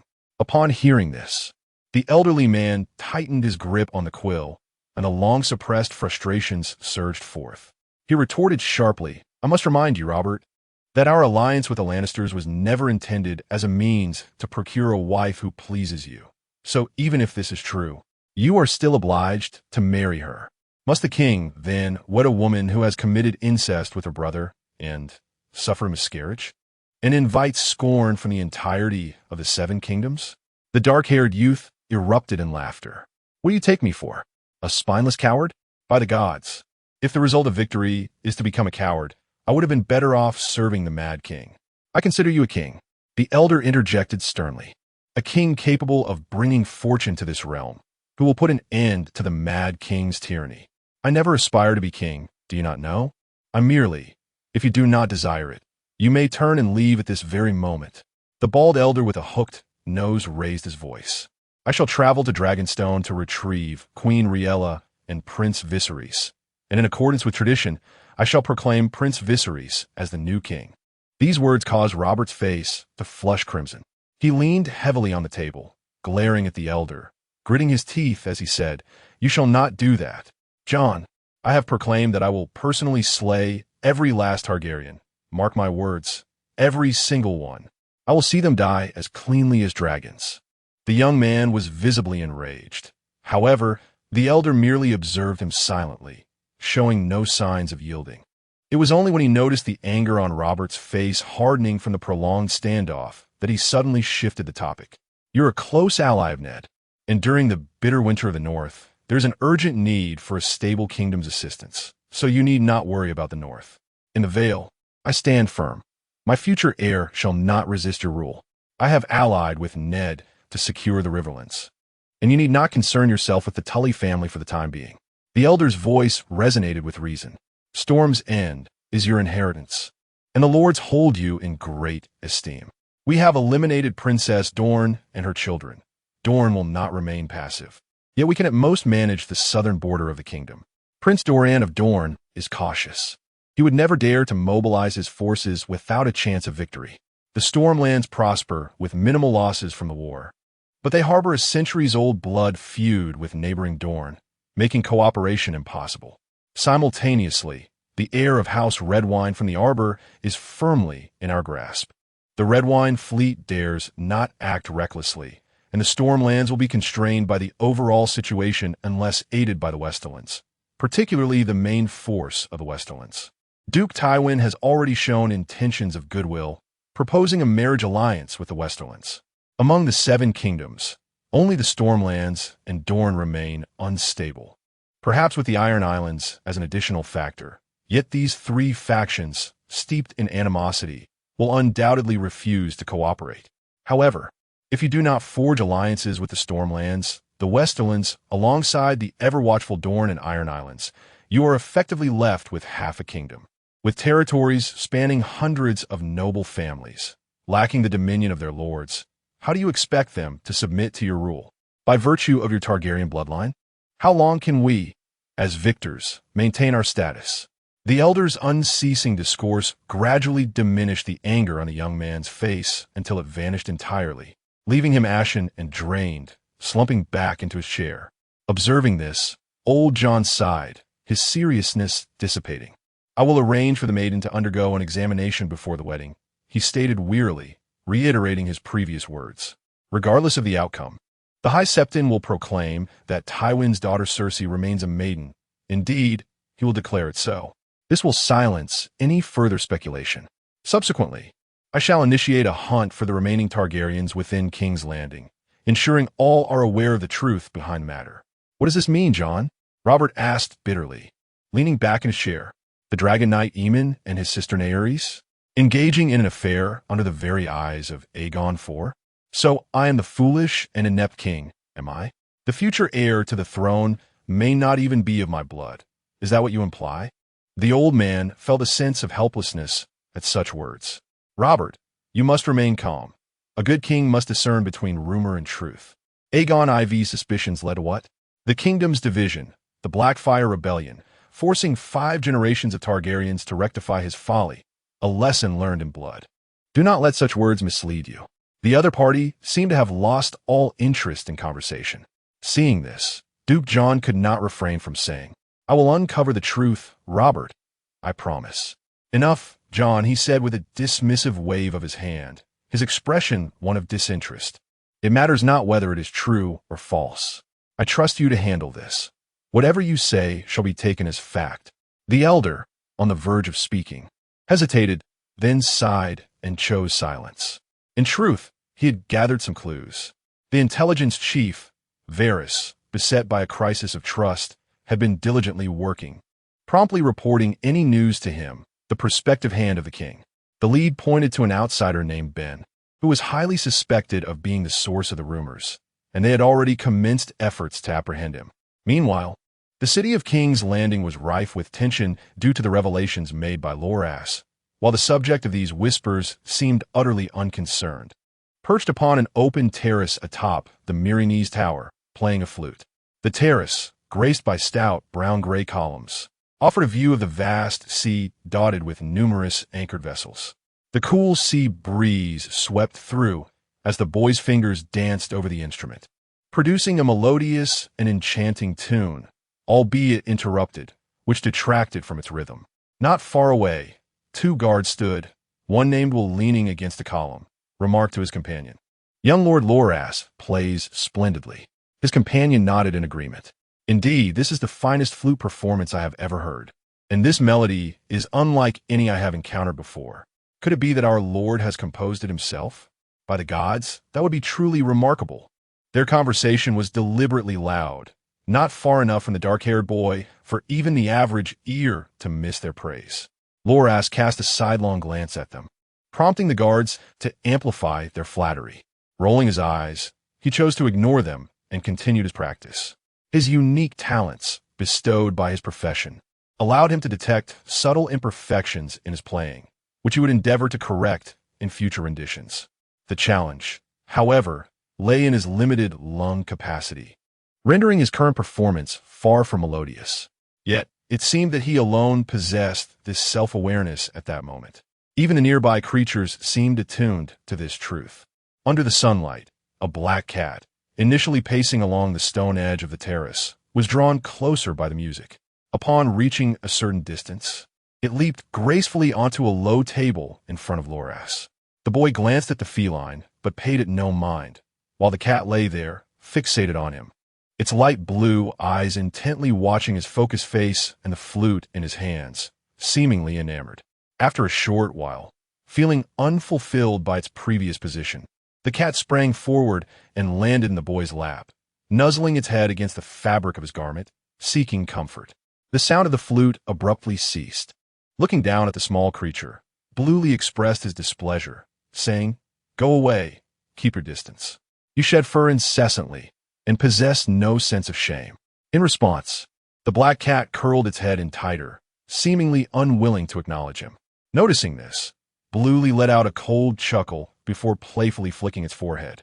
The black cat let out a pitiful meow, casting a lingering glance at his belly before leaping down and perching on the back of the boy's boot. Its little head tilted upward, fixated on Bluely, while its fluffy tail swayed continuously, as if attempting to curry favor with its new master. The look in its eyes sent a shiver down Bluely's spine. While the notion of having such an affectionate cat might ordinarily be amusing, he now harbored serious doubts whether this feline was possessed by some shapeshifter. although some astute cats and dogs can comprehend their owner's words through prolonged interaction. Understanding every utterance clearly indicated something extraordinary at play. If memory served, this world indeed contained shapeshifters capable of inhabiting animals, akin to a future king of effortless victory who would roll his eyes and take a nap. Thus, Bluely deemed his suspicions quite reasonable. Yet, he could not fathom why it was so clingy. This cat had exhibited a tempestuous demeanor during its bath with the maids, scratching and clawing without any semblance of intelligence, yet transformed into a remarkably obedient and clever creature in Bluely's presence.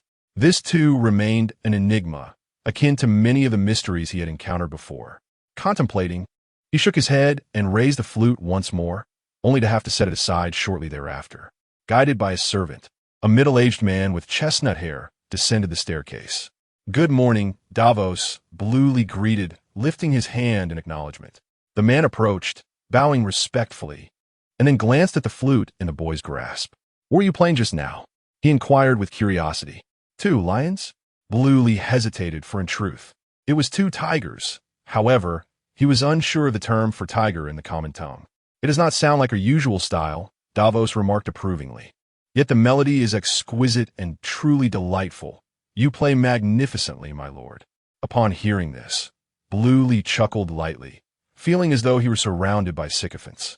He swiftly shifted the subject, asking, "Did you come to see me for a reason?" "Lord Stannis asked me to deliver this," Davos replied, placing a box he had been carrying onto the table before Bluely. A wooden toy carved in bravos, acquired from a smuggler. It was evident that this fellow was well versed in smuggling affairs, clearly contributing to the maintenance of order in King's Landing. Upon opening the box, Bluely discovered a movable, lifelike wooden sculpture of a brown Titan warrior. Finding little interest in it, he merely glanced before closing the box, intending to discard it later into the chest where he kept the Naga ribs, his makeshift trash bin. "Nothing unusual occurred, I hope?" he inquired in a hushed tone. The presence of the toy was merely a pretext, as the desire for easier access drove Renly to propose the acquisition of a toy to Stannis not long ago. Relying upon an inexplicable maternal instinct, it was not particularly difficult to transform the former smuggler before him into a messenger of toys. An unforeseen event occurred when several former members of the Kingsguard sought to pledge their allegiance to him. Davos spoke softly, divulging the entirety of his previous encounters.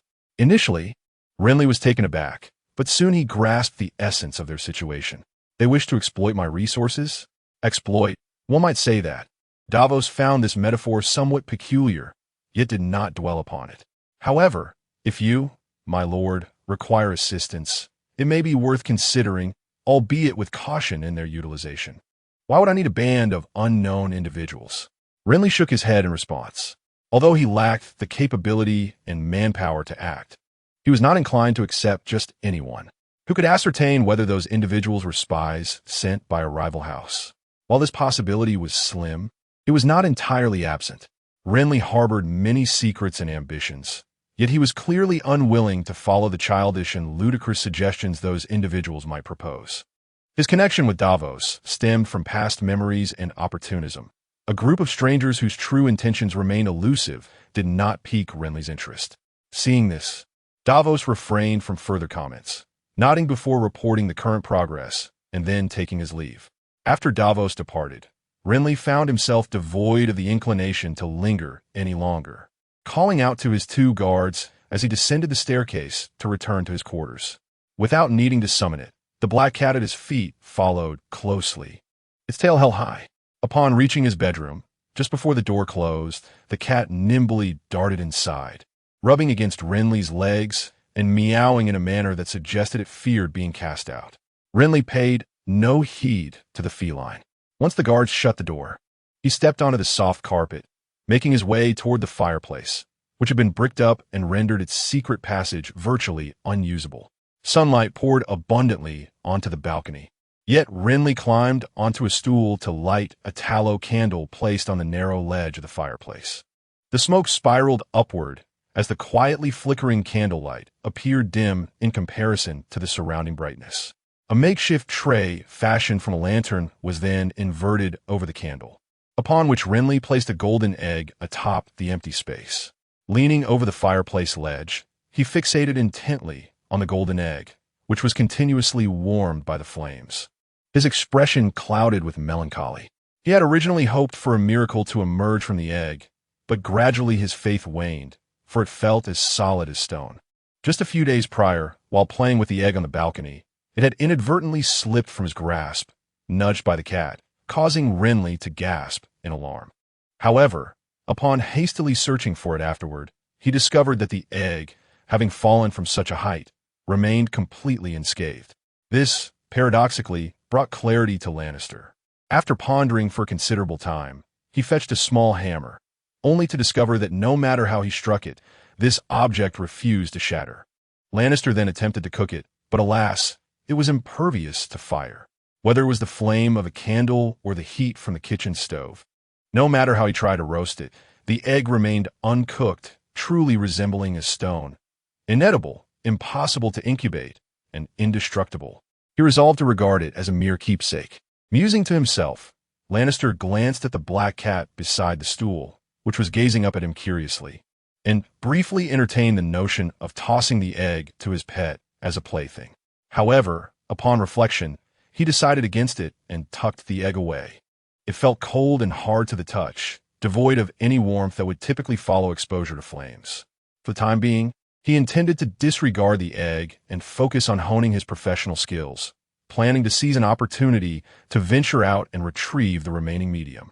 Just as he was about to cast the object into a corner box to gather dust, it suddenly underwent a curious transformation. As a 5-year-old boy, despite the absence of parental affection and the indifference of his 2 elder brothers, Lannister was not subjected to harsh treatment in terms of material conditions. Throughout his life, he had always enjoyed the finest food and clothing, and his education was not lacking. Although he perceived his living quarters as somewhat humble, that was merely his perspective. In terms of entertainment, he lacked for nothing. During his early years at Windwhisper Keep, a great-uncle took a particular liking to him and would always buy him intriguing toys whenever merchant caravans passed through. Wooden knights, plush dolls, building blocks, exquisite garlands, and handcrafted items, even a variety of puppets typically reserved for skilled hands, were among the treasures he received. After his great-uncle's demise, it fell to the learned bachelor, Sir Clisson, to care for him, and this venerable man also occasionally procured toys for him, along with crafting simple armor and knightly swords from tin and wood. These accumulated over time, serving little purpose for Lannister, yet he never discarded them, giving away a piece or two only when peers sought his company for play. Now, these toys had amassed into 2 large chests, which the steward had brought along when they departed from Windwhisper Keep. The servants of Magoth Tower visited his chamber daily to tidy up, changing the bed curtains, linens, and carpets. However, they typically paid no heed to Lannister's toy chests. Moreover, these chests were securely locked by Lannister, with the key now dangling from his neck alongside a bronze ring. Thus, for Lannister, there was no safer place to conceal his belongings than within the toy chests. Previously, he had cherished the Naga rib he had salvaged from the Iron Islands, which possessed a remarkable ability to attract schools of fish, and had hidden it within one of the boxes. Upon discovering that the diminutive dragon egg in his possession was a mere trinket, he similarly intended to consign it to the same chest. Yet, it was precisely after he resolved to do so that the transformation occurred. Inside the wooden box, when the golden, diminutive dragon egg made contact with a fragment of white bone, roughly the length of a palm, concealed within the crevice of a toy. It trembled as if infused with life. Initially, Bale thought he might have been mistaken, but as he could not resist the urge to extract both objects and collide them, he discovered that the egg began to vibrate once more in his grasp. What on earth? He pondered, studying the 2 items in his hands, conducting repeated experiments. When held apart, there was no response. Yet the moment they touched, both the egg and the bone would quake unexpectedly. Indeed, it was not merely the egg. Even the bone began to tremble, albeit faintly, yet distinctly perceptible. However, this quivering only occurred upon their initial contact. Thereafter, even in close proximity, no further changes were observable. After a prolonged period of observation, Bale was left in a state of bewilderment. He conducted numerous trials, Yet no other occurrences manifested. After some contemplation, he decided to wrap the two items in a white handkerchief adorned with silver trim and carefully place them at the bottom of the wooden box. That day, he appeared somewhat distracted, and after dinner, he eagerly crawled beneath the bed to open the box, only to find no new developments. However, upon awakening the next morning and inspecting the box again, he was startled to discover that the egg, which seemed to be enveloped in golden scales, was now speckled with scattered, bone-white granules. The adjacent bone appeared to have taken on a smoother, more rounded form. This led him to form a vague hypothesis. Over the subsequent days, he frequently observed the state of the toy box and noted that the bone-white granules on the egg were gradually increasing, while the fractured rib bone continued to shrink and round out. Aside from this, no further changes were apparent. Nevertheless, Bale's anticipation grew. He speculated that once the rib bone vanished, the egg's transformation would likely become evident. Alas, as the tree yearns for stillness, the wind does not relent. Before he could witness any transformation, an unexpected piece of news arrived. The former bandits mentioned by the smugglers were suddenly besieged by the Golden Cloaks, and an individual named Oswin was captured. Upon hearing this news, Bale was seated on the balcony of his chamber, gazing out at the sea where numerous ships were anchored, contemplating whether a certain curse he bore might manifest in this situation. As he drifted aimlessly in thought, a servant ushered in a middle-aged man with brown hair. Following a lead from a singer, they had traced the whereabouts of the royal brotherhood. After dismissing the servant, Davos's first words left Bale momentarily stunned. He fixed his gaze on the former smuggler, who now bore a notably grave expression. There had been no whispers of danger, yet the Golden Cloaks had suddenly surrounded the inn where the bandits were lodging. The corpulent Ben was slain on the spot, and a bandit named Oswin was severely injured and captured. Only White Doe and her son had taken refuge in a different room. Sensing the peril and escaping through the window. "Did they come looking for you?" Bale inquired. "Indeed." Davos furrowed his brow and nodded, stating that he had concealed them in a secure location within a fleeing nest, where the Gold Cloaks would likely fail to find them. Nevertheless, both the smuggler and Loras found little solace in his words. After a moment of silent contemplation, Loras inquired whether he would betray them. This was the crux of the matter. Lady Melisandre had asserted that Oswin would never turn against them. Davos replied, "But I have never encountered him, and cannot ascertain his character." With that, he sighed bitterly, lamenting his own lack of caution, for otherwise the brigands would not have set their sights on him. "It is not your fault," Loras said seriously. "All of this was my request." In truth, he had wished to undertake the task himself. Davos shook his head.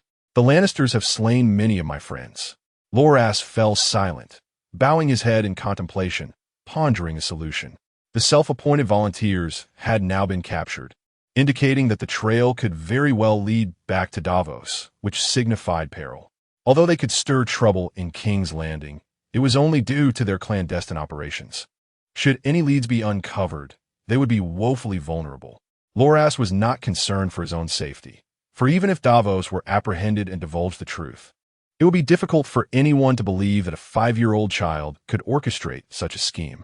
Yet, it seemed unjust that while others busied themselves on his behalf, they faced the threat of death. He felt a moral obligation to assist them rather than distance himself. His mind churned with thoughts regarding the current situation in King's Landing, and a notion gradually emerged, leading the boy to ponder aloud. "Do you consider the Duke of House Tyrell, Mesa Fool, Davos?"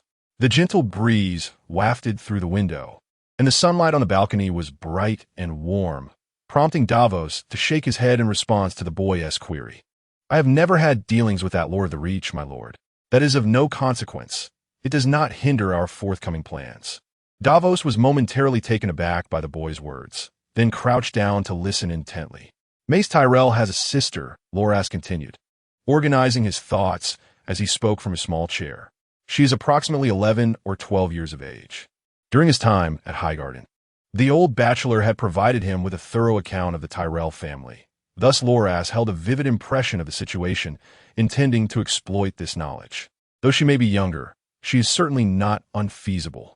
I cannot ascertain her appearance, but she must surpass Cersei of House Lannister in beauty. The specifics you may ponder. Are you suggesting Davos ventured, sensing the boy's intent, but still harboring uncertainty. Loras fixed his gaze unwaveringly upon him, stating, "We shall extol her virtues, proclaim how she is perfectly suited for Robert, laud her abundant fertility from a young age, and most importantly, emphasize her admiration for my brother. When it comes to the Duke of Mace's opposition to us, we shall articulate how he fell out with his family."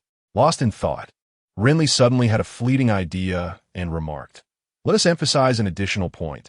She possesses a wild spirit, akin to that of a she-wolf." He then began to elaborate on how to navigate the situation at hand. Westeros is home to hundreds of noble families, yet only a select few can be deemed equal to the Baratheons and worthy of the new king, capable of competing with the Westlands. The Duke of the North is a close ally of Robert, while the Duke of the Vale is his foster father. However, neither possesses suitable female relatives. The Duke of the Riverlands is an ally, albeit of lesser standing. Though there are individuals in King's Landing, their influence is insufficient, and their daughters are all wed. Dorne and the Iron Islands are unrepresented, and the Baratheon family's domain is Storm's End. Upon reflection, the newly surrendered Riverlands might offer an opportunity, albeit with little likelihood of a successful union with Robert. Renly did not harbor such aspirations. His focus on the Riverlands was primarily to draw attention, to divert calamity elsewhere. He speculated that, perhaps fortuitously, the Duke of the Riverlands, whether wise or foolish, might already be orchestrating this affair, especially given that Cersei's reputation was waning due to rumors. A detriment to House Lannister, yet a rare opportunity for others.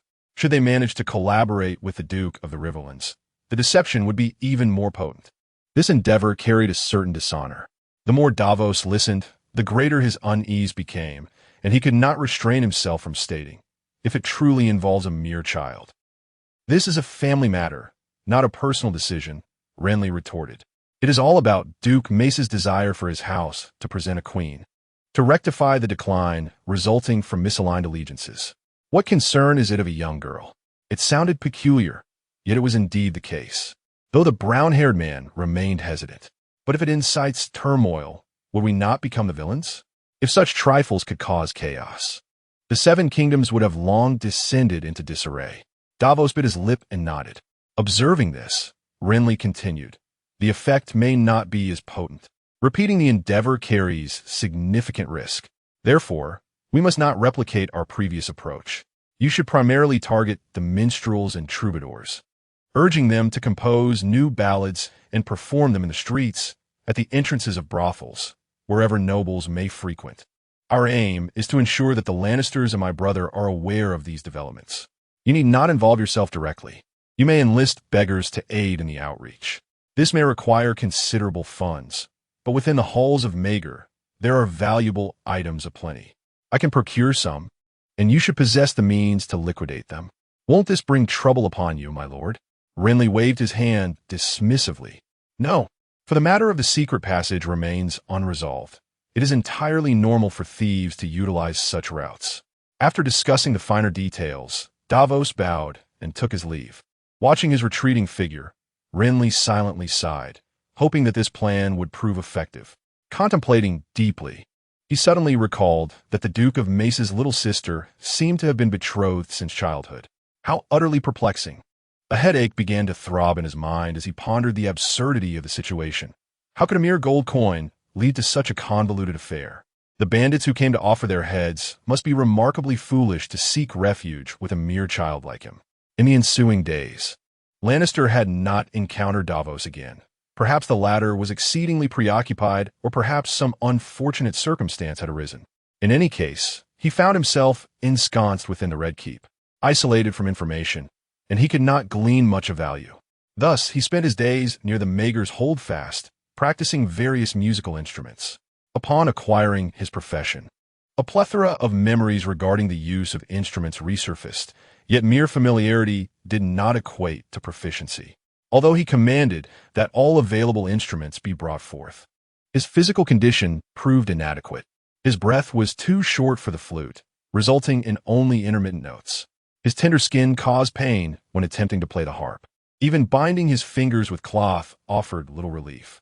The violin, however, was manageable enough for him to practice, albeit the sounds emanating from Maegor's holdfast were often shrill and jarring. It was difficult to ascertain whether this was due to Lannister's lack of skill or his distracted state of mind. Recently, the thefts at Maegor's holdfast had attracted attention.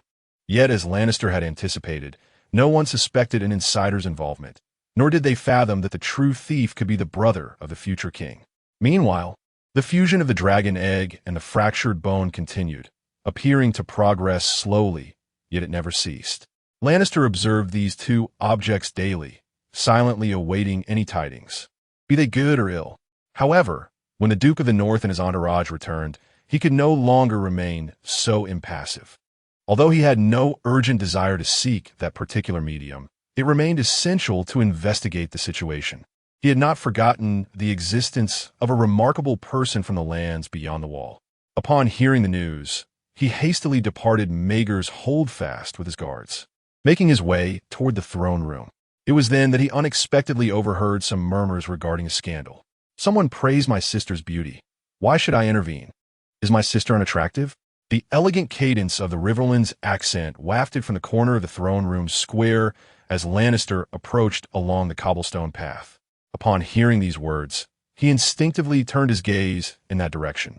A familiar tall figure with brown hair came into view, impeccably dressed and handsome, though his expression seemed somewhat discontented. It is indeed a good thing for a singer to offer compliments, but why should I be compelled to intervene? He remarked.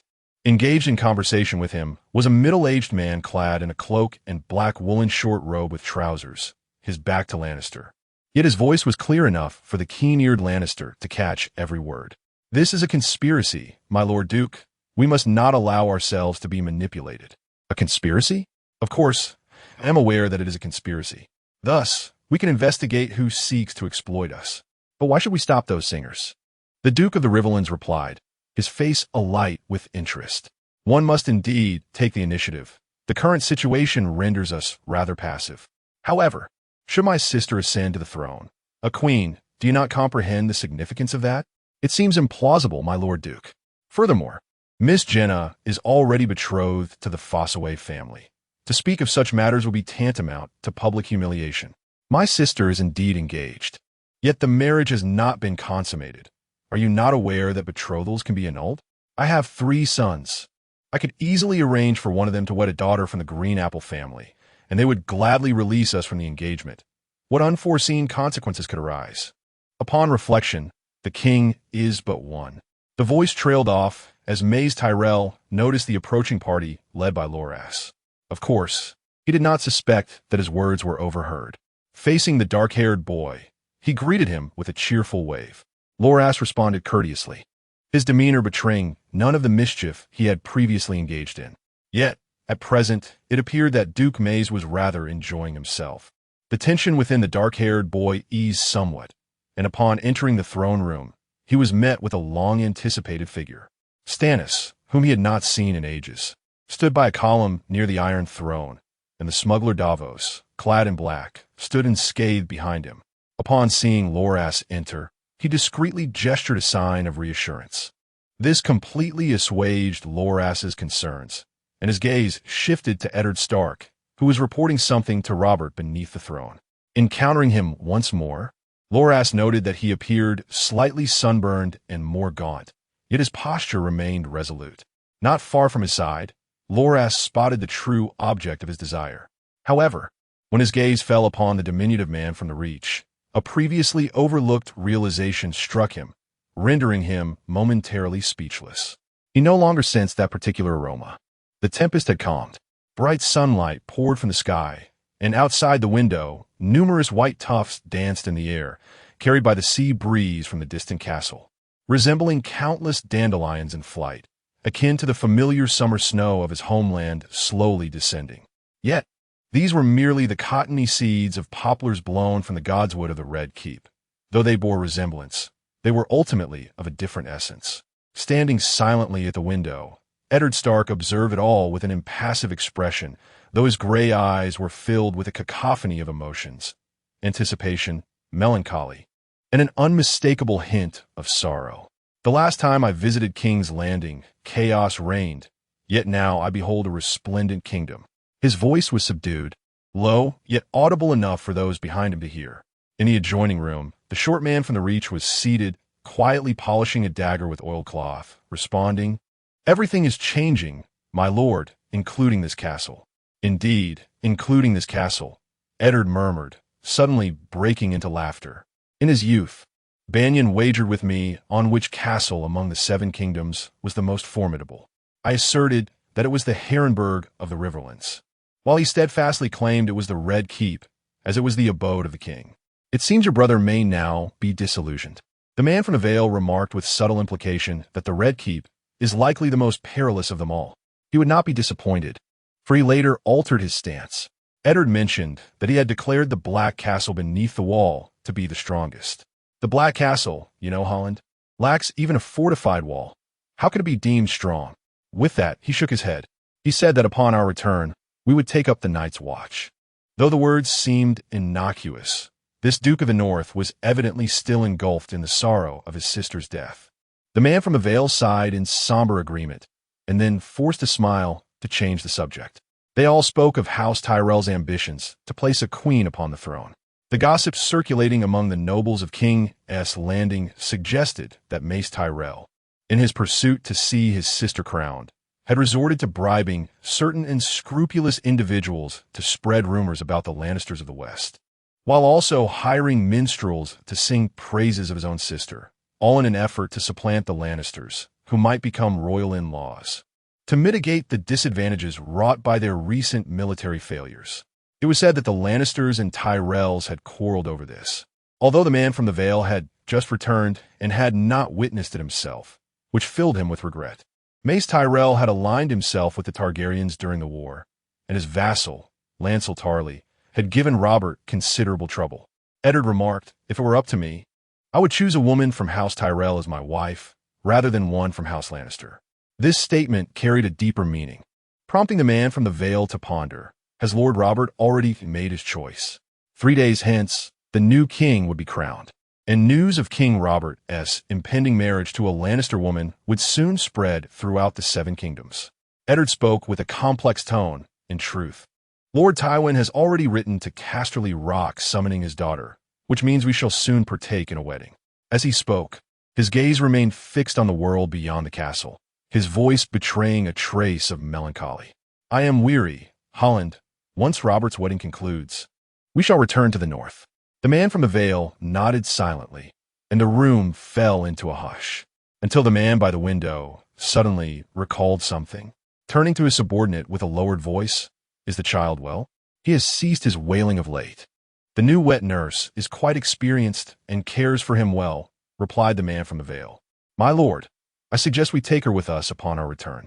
"We must ensure she has ample milk," Eddard said, his concern evident as he contemplated the woman's stature. "This matter requires careful consideration. It will be difficult to find another wet nurse on our journey. So, it seems there is nothing left for us to do." A crisp voice emanated from the balcony of the Mage Tower, where a boy clad in an exquisite black leather jacket sat upon an ornately carved chair, inquiring of the middle-aged man with chestnut hair seated opposite him. The sunlight streamed through the window, illuminating the golden crown adorned with a stag emblem on the boy's chest, causing it to shimmer brilliantly. The silver-inlaid eyes of the stag sparkled with the boy's slight movements, while below, he wore loose brown trousers and remained barefoot, embodying a casual home attire. A fluffy black cat lounged beneath the round table before him, rolling over and over, playfully tormented by the boy's feet, resembling a toy. Yet, it showed no signs of annoyance, rather narrowing its eyes and emitting a series of contented purrs. Across from him, Davos sipped his barley tea, appearing to have just concluded a conversation, and nodded in response to the boy's words. The Lannisters had ceased their pursuit, whereas the Tyrells were still investigating. However, their forces in King's Landing were insufficient to pose any real threat to them. As he heard this, Lancel nodded, a sense of amusement bubbling within him. He had previously erred regarding a certain matter, the engagement of the Duke of Tyrell's sister. Initially apprehensive, he now found it either foolish or audacious that the Duke of Highgarden intended to contest for the Queen's position, disregarding his former betrothal and the ramifications it could ignite. This endeavor had effectively dispelled all suspicions, leading to the firm belief that the recent rumors had indeed originated from House Tyrell. Consequently, the Lannister wrath was redirected towards the Reach, and it appeared, as some had asserted, that the captured brigand had not betrayed them, nor had anyone troubled Davos. In summary, under the prevailing circumstances, on the fourth day of the Northerners' return, this matter had essentially drawn to a close. Lancel felt a tinge of regret, as the Duke's bid for power had faltered, and all the slander he had meticulously cast was swallowed whole by his dear elder brother. Thus, the memory of the ever-smiling Cersei would still herald her future as queen. Nevertheless, Lancel was not particularly disheartened. He could not fathom the existence of rumors. He doubted Cersei would dare to betray Robert while engaging in an affair with his brother. Nor did he believe that his sister-in-law could bear a golden-haired child whom Robert would naively accept as his own. With this thought, Lancel suddenly inquired, "What a white doe, Wenda? What does she say?" He referred to the remnants of the foolish brigands who had been secretly hidden away by Davos. She had initially sought to rescue her companions, but the captured brigands had met their demise. With nowhere to turn, she intended to return to the Kingsguard with her son. As Davos spoke, he could not help but add, "She is quite the talent, my lord. Perhaps you could find a use for her." "For what purpose?" Lancel questioned, intrigued by Davos' apparent faith in the female brigand. "Errands, tasks, serving as a maid, anything would suffice. It would be a waste to send her back to raise pigs." The former smuggler replied with admiration. "Moreover, she is literate." "Literate?" Loras shifted his feet thoughtfully and inquired, "Is she reliable?" "I believe she is dependable.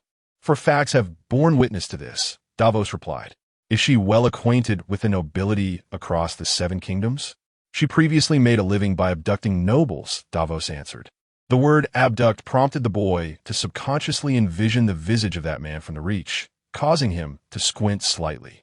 "I shall write a note shortly, and you will deliver it to her.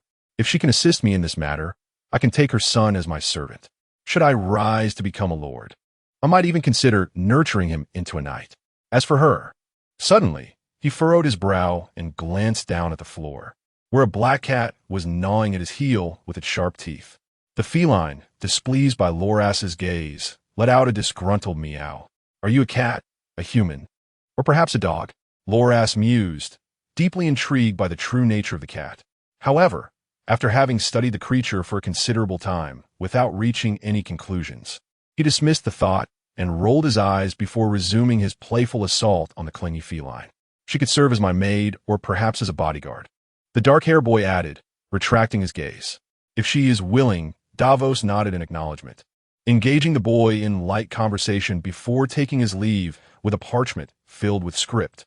Yet, no sooner had he exited the Mager's hold than he encountered Stannis, who was silently observing him from corridor. "How many times have you sought out Loras?" he inquired. 67, Davos replied, his heart tightening despite the seemingly mundane question. "My lord, I..." The former smuggler hesitated, then lowered his gaze.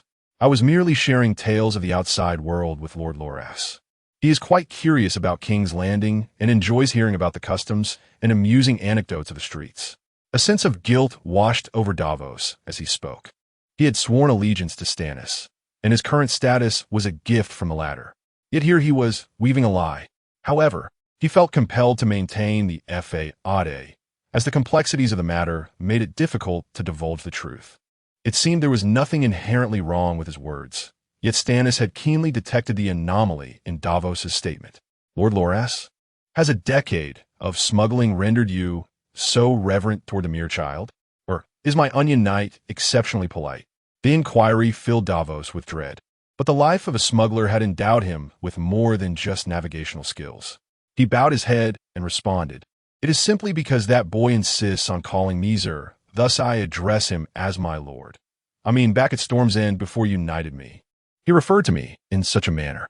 Having spoken, the middle-aged man with chestnut hair noticed his companion still gazing at him intently, and cautiously added, "When I initially stated that I was not a knight and could not be addressed as Sir, the child replied that he was not an adult either, and so we have grown accustomed to calling each other in such a manner privately." "I see," the other replied, nodding slowly. After observing him for a moment, he suddenly remarked, He was quite peculiar from a young age. The chestnut-haired man was taken aback by this statement, yet his companion paid no heed to his expression, squinting as if lost in memories of the past. On the day of the shipwreck that claimed his parents, I assumed he would be utterly oblivious to the calamity, given he was merely an infant of less than a year old. Yet, contrary to my expectations, the reality was quite different. Following that tempest, many of the servants wept alongside us, and my great-uncle hid away in his chamber, wiping his tears. But who among them truly mourned? In just a few days, those servants resumed their duties amidst the new duke's succession ceremony, having entirely forgotten the late duke. My great-uncle incessantly pulled Robert aside to discuss this and that. Clithers continued to write letters, announcing the birth of the young duke throughout the Seven Kingdoms, as if it were a joyous occasion. As he spoke, his deep azure gaze fixated once more on the chestnut-haired man before him. I observed everyone within the castle, and it seemed that only that infant, scarcely a year old, continued to grieve for his parents' demise. In retrospect, I have often believed that was merely a figment of my imagination, for he was far too young to comprehend such sorrow. These musings left Davos momentarily hesitant to respond, yet his companion seemed disinterested in any reply. After a brief moment of silent contemplation, he suddenly smiled. He enjoys listening, so do share more with him. With that, he shook his head and turned to depart. Watching the retreating figure, Davos instinctively touched the small pouch at his chest, a flicker of peculiarity crossing his eyes. Had this gentleman truly failed to discern anything, or was he merely feigning ignorance? Blue, it seemed, could not fathom that he had been observed since his infancy, particularly by the brother he regarded as insufferably foul and unyielding as he pondered other matters. The rumors surrounding the secret passage and the queen had largely reached their conclusion, yet new dilemmas emerged, namely, the people of the wetlands and his dagger. The wetlands dweller possessed a dagger that served as a conduit for him to enter historical narratives. Initially, upon discovering he could not perceive the distinctive scent, he presumed the wetlands dweller had neglected to carry it. However, upon closer inspection, Blue uncovered the truth. The dagger remained intact, nestled within the leather sheath at the man's side. He recognized it by the distinct mark of a fish leaf on the wooden handle. Yet, a pressing question arose. Why had the dagger's scent vanished? This revelation compelled him to take heed. Was it merely a counterfeit dagger, a replica bearing the same insignia? Was the genuine dagger located elsewhere? Or had some essence within it dissipated? Or could the issue lie within himself? Various doubts lingered in his mind, yet indulging in futile speculation proved unproductive. Thus, Lannister resolved to accomplish what he had left unfinished at Wind's Rest, securing the dagger. Unfortunately, the people of the Reach did not reside within the Red Keep. After their initial encounter, he had not seen them again. The multitude within the Red Keep made it impossible for Lannister to surveil them personally for a covert operation. Consequently, he was left with no choice but to enlist the aid of others. Uncertain of the outcome, he could only proceed as best as he could. At that moment, he even needed to fabricate an excuse to venture out of the Maegor's holdfast, let alone stroll boldly into the city beyond the castle walls. Thus, Lannister found himself in a state of quiet anticipation. 3 days later, Robert would be crowned, but this held little significance for him. Merely observing and playing the role of a decorative figure sufficed. The forthcoming wedding might require him to serve as a page, an obligation he regarded as trivial. However, he was not inclined to remain idle any longer. The situation with the Reach had altered his perspective, prompting Lannister to seek an opportunity to leave the Red Keep and procure another medium from the hills. If that too had lost its essence. Aside from that, only the egg remained. Contemplating this, Lannister absent-mindedly caressed the feet of a cat on the balcony, then slid off his chair and crawled into a nearby feather bed. The black cat followed, but Lannister gently pushed it aside. He then used the key hanging from his neck to unlock the heavy wooden chest before him and opened it. Inside, wrapped in a handkerchief, lay an object concealed among a jumble of wooden and fabric toys. Upon retrieving it, he discovered a thumb-sized broken bone alongside a peculiar egg. The bone had diminished considerably in size, and the egg had transformed from its previous form. Now, it resembled a delicate piece of art, Its oval surface was smooth and natural, adorned with brilliant gold and pale gray, as if speckled with fragments of two exquisite colors. Its value was immediately apparent. However, aside from its outward metamorphosis, Lannister observed no other changes. Surely, nothing else could have transpired? He pondered, shaking his head. Regardless, any change was preferable to stagnation. Had there been no transformation, the egg would have merely gathered dust in a corner. Now, at least it appeared more valuable. As he contemplated, he weighed the egg in his hand, considering that if he were ever destitute, selling it could yield a substantial fortune. Yet, just as he entertained these thoughts, an unexpected event unfolded. With a slight exertion, a typically harmless action suddenly caused the egg to emit a cracking sound. Before Lannister could comprehend the situation, a message materialized before him. You have discovered a source of abundant life. Upon consumption, your body will undergo a profound and mysterious transformation. 68. The Coronation and Slumber. How does the taste of a dragon egg differ from that of a chicken egg? Blair perceived no peculiar discrepancies. Everything was as viscous as ever, still emanating a fishy odor, yet accompanied by a distinctive spiciness that lingered in his mouth long after swallowing. Even the slightest touch of the liquid upon his fingers evoked a similar sensation, reminiscent of the stinging pain he experienced in a past life when slicing chili peppers. Of course, considering the coloration of the dragon egg's albumin and yolk, a clear distinction from chicken eggs emerged. It was not a typical viscous, translucent fluid. Rather, it presented a vivid crimson hue, interspersed with glimmers of gold. After much contemplation, Blair found himself at a loss for an apt descriptor. To call it rose gold felt inadequate, while dark gold seemed utterly implausible. This line of thought revealed his current state of leisure. He was not experiencing the immediate enhancement typically associated with consuming rare treasures. Evidently, after that announcement, he had indeed consumed the egg, despite a protracted internal struggle and hesitation. The information hinted at discovering a source of life, yet remained ambiguous about the transformations that might ensue, whether they would be overt or subtle, beneficial or detrimental. Would scales sprout upon his skin? Ultimately, he swallowed the egg raw, yet his heart remained troubled by uncertainty. Following consumption, he discerned no sensations beyond the spiciness, which, although it traveled swiftly to his stomach, was not severe. It felt akin to myriad tiny insects gently nibbling within him. After a considerable wait, no extraordinary events transpired, nor did the previous notifications reappear. Standing by the bedside, Blair smacked his lips and glanced at the now empty, resplendent eggshell in his hand, wondering if his failure to consume the shell alongside the egg was the reason for the absence of any effects. He then broke off a piece of the seemingly crystalline dragon shell and slowly chewed it. The shell was satisfyingly crunchy, yet the flavor bore an unpleasant combination reminiscent of durian mixed with stinky tofu. Not in its scent, but in its taste, tinged with a hint of decay and an unbearable sourness. After reluctantly swallowing a mouthful, his face contorted in distaste, and he ultimately spat out the second bite in sheer revulsion. Deciding it was futile, he pondered whether he might suffer from an upset stomach as a result of his consumption. Yet, he felt it would be wasteful to disregard this morsel, recalling that eggshells were nutritious and that some oviparous creatures tended to consume their shells shortly after hatching. Contemplating this, he carefully wrapped the shell in his handkerchief and returned it to his waste bin. That day passed without incident, save for an awkward moment during dinner when he choked, prompting a flurry of concerned servants to rush in. Everything else continued as normal. Alone in his room, he lit a candle and kept vigil throughout the night. Yet he felt no extraordinary sensations, not even a hint of an upset stomach. Thus, with a sense of regret, he succumbed to slumber.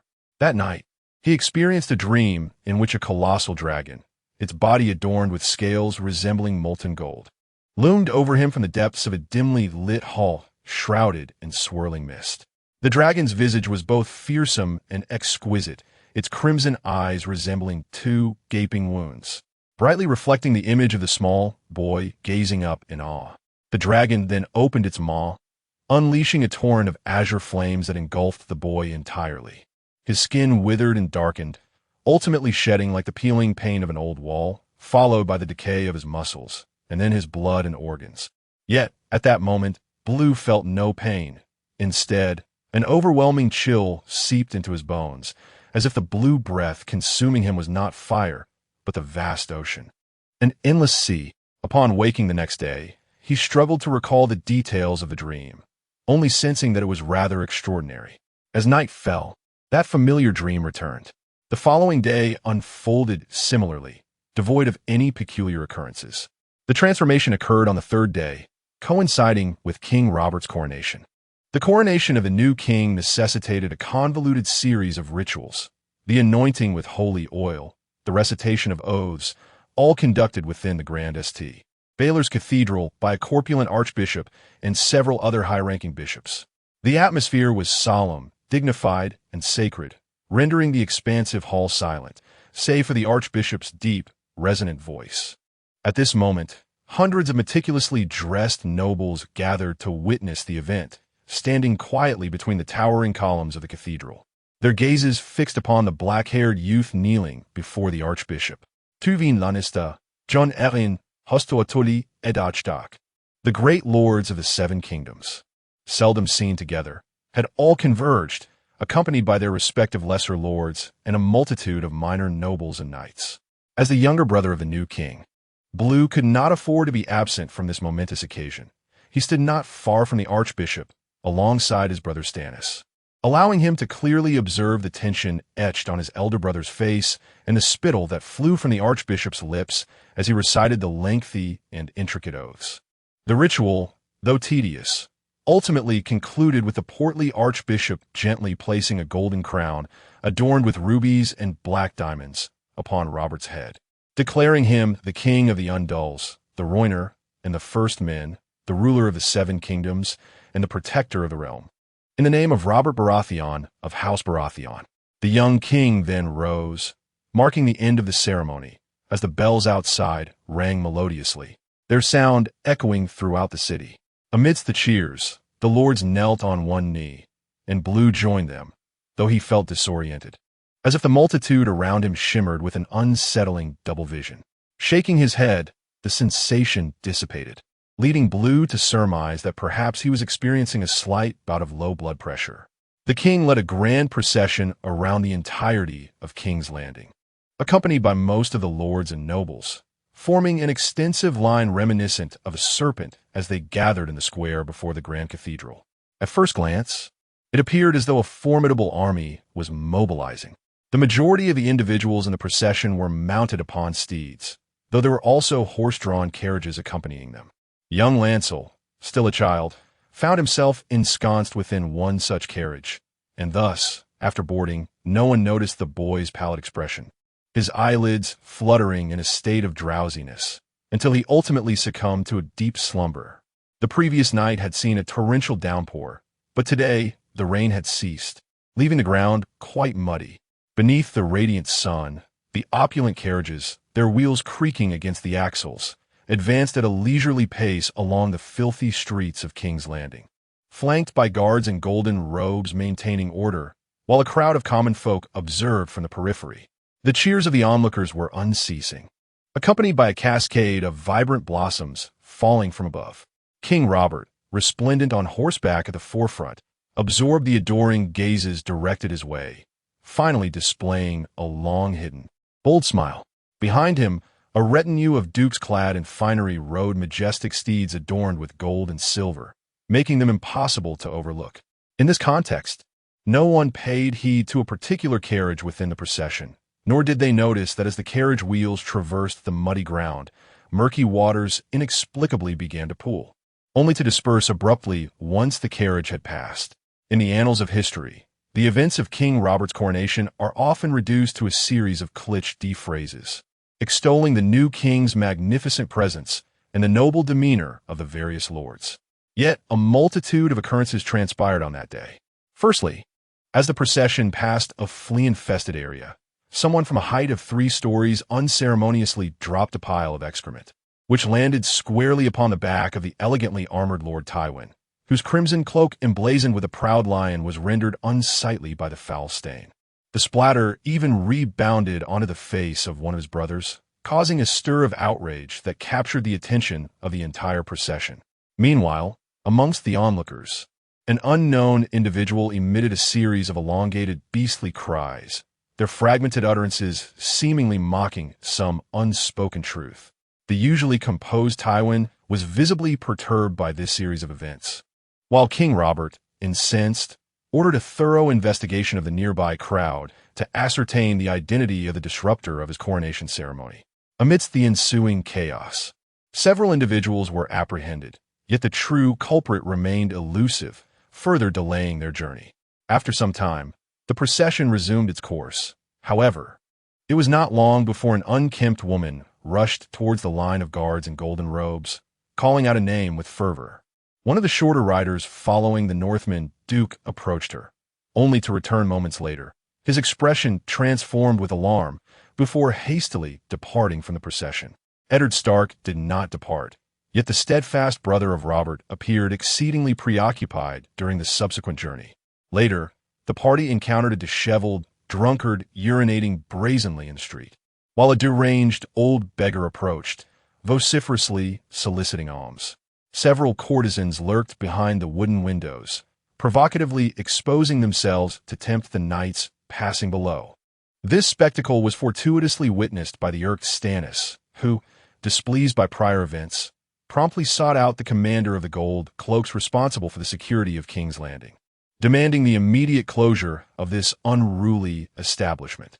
Nevertheless, these incidents scarcely disrupted the overall progression of the entourage. After an entire afternoon spent completing a circuitous patrol, the group began their return to the Red Keep, marking the definitive conclusion of the coronation ceremony. What followed was a grand banquet. The Master of Whispers had been orchestrating preparations for this feast for several days. In the ensuing 2 days, King's Landing was set to host a tournament celebrating the new king's ascension, prompting knights to eagerly discuss their intentions to partake in both the banquet and the justs. It was then discovered that the young brother of the king, Renly, had been unconscious in the carriage for an unknown duration, his body icy and pallid. After a flurry of commotion, the ailing boy was transported back to Maegor's Holdfast, with Grand Maester Pycelle hastily following in tow. The banquet within the Red Keep continued unabated, yet a tempestuous wind that night significantly dampened the fervor of the festivities. Outside, the howling winds echoed ominously, while the revelry inside, though boisterous, was adversely affected by the atmospheric turmoil. Soon, a torrential downpour plunged the celebration into disarray. The noble lords at the heart of the hall remained unaffected, indulging in their feasts and laughter. Yet the outdoor seating and some lesser nobles near the hall's entrance were thoroughly drenched by the relentless rain. By the time the banquet concluded, the earlier ambitions of certain guests to indulge had been cast aside, replaced by concerns over the possibility of succumbing to a chill. Indeed, it was later noted that several attendees had contracted severe colds. The rain persisted into the following day, the gloomy sky reverberating with thunderclaps, as the downpour cascaded over the stone-paved surfaces, creating a cacophony of sound, while the muddy roads crackled underfoot. This deluge severely impacted the forthcoming tournament, further diminishing the celebratory atmosphere that should have accompanied the new king's coronation. The sole silver lining was that the air in King's Landing had become markedly clearer due to the rain, alleviating some of the previous foulness. This seemed to silently foreshadow the stormy trials that the new dynasty might face, as if the gods themselves, in response to the establishment of House Baratheon, had chosen to bless the realm with cleansing rains, washing away the sordid remnants of the capital's past. In conclusion, the gossip among the populace varied widely, dependent upon the biases of the listeners. At this moment, the conquest of 283 years has descended into the annals of history, and it has been 284 years since the new king's coronation. A tempest seems to have arisen in the eastern seas of King's Landing, accompanied by relentless rain that persisted for several days. Subsequently, Grand Maester Pycelle asserted that this storm was possibly the most formidable ever witnessed in the narrow seas of Westeros. As a result, another rumor began to circulate, that the Storm King had usurped the throne, inevitably bringing ceaseless tempests to the Seven Kingdoms. However, in the days following the storm, the skies cleared, and such whispers gradually faded away. With King Robert now on the throne, the realm is bustling with a need to address myriad pressing matters. As previous promises and decisions must be faithfully executed, the redistribution of lands, the reorganization of courtiers, and the reassignment of tax collectors across various regions are now paramount. The nobles who had gathered in the capital began to disperse after the rain ceased, each returning to their respective domains. Though some remained in King's Landing in anticipation of the grand wedding between King Robert and Cersei, the daughter of Lord Tywin of the West, which promised to be a splendid affair. Amidst the flurry within the Red Keep, the spymaster Varys presented a piece of intelligence. During the storm, the royal fleet of the former Targaryen dynasty, gathered at Dragonstone, had suffered significant damage and was now deemed no longer a threat. The garrison at Dragonstone was preparing to pledge allegiance to the newly established Baratheon dynasty, fervently hoping for the king's forces to arrive and accept them. Thus, the still-forming fleet, under the command of Stannis Baratheon, set sail towards Dragonstone. Unfortunately, upon their arrival, they found the island deserted of Targaryens. This turn of events incensed King Robert, who harbored a deep-seated animosity towards the remnants of the dragon lineage, leading him to reprimand his younger brother Stannis for his failure. Observing this exchange was the newly appointed hand of the king, Jon Arryn, who bore his own suspicions.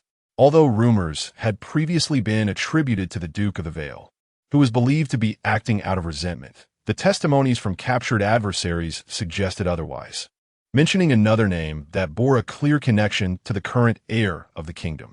The prisoner who revealed this name met a grim fate that very night, succumbing to the tortures of imprisonment. With scant evidence, and given that the Tyrell family had stepped forward, Jon Arryn found it more plausible to believe that the Tyrells were the architects of this intrigue, rather than implicating Stannis, the heir. Nevertheless, a shadow of doubt lingered in Arryn's mind, surfacing intermittently and provoking deep contemplation. The transition of dynasties seems inescapably tainted by the corruption of power, where beneath the veneer of vitality, dark currents swirl, leaving one to ponder the fate of the troubled continent of Westeros. Yet, an event transpired that lightened the atmosphere within the castle. After a prolonged slumber of over 2 weeks, King Robert's younger brother, Renly, finally awoke.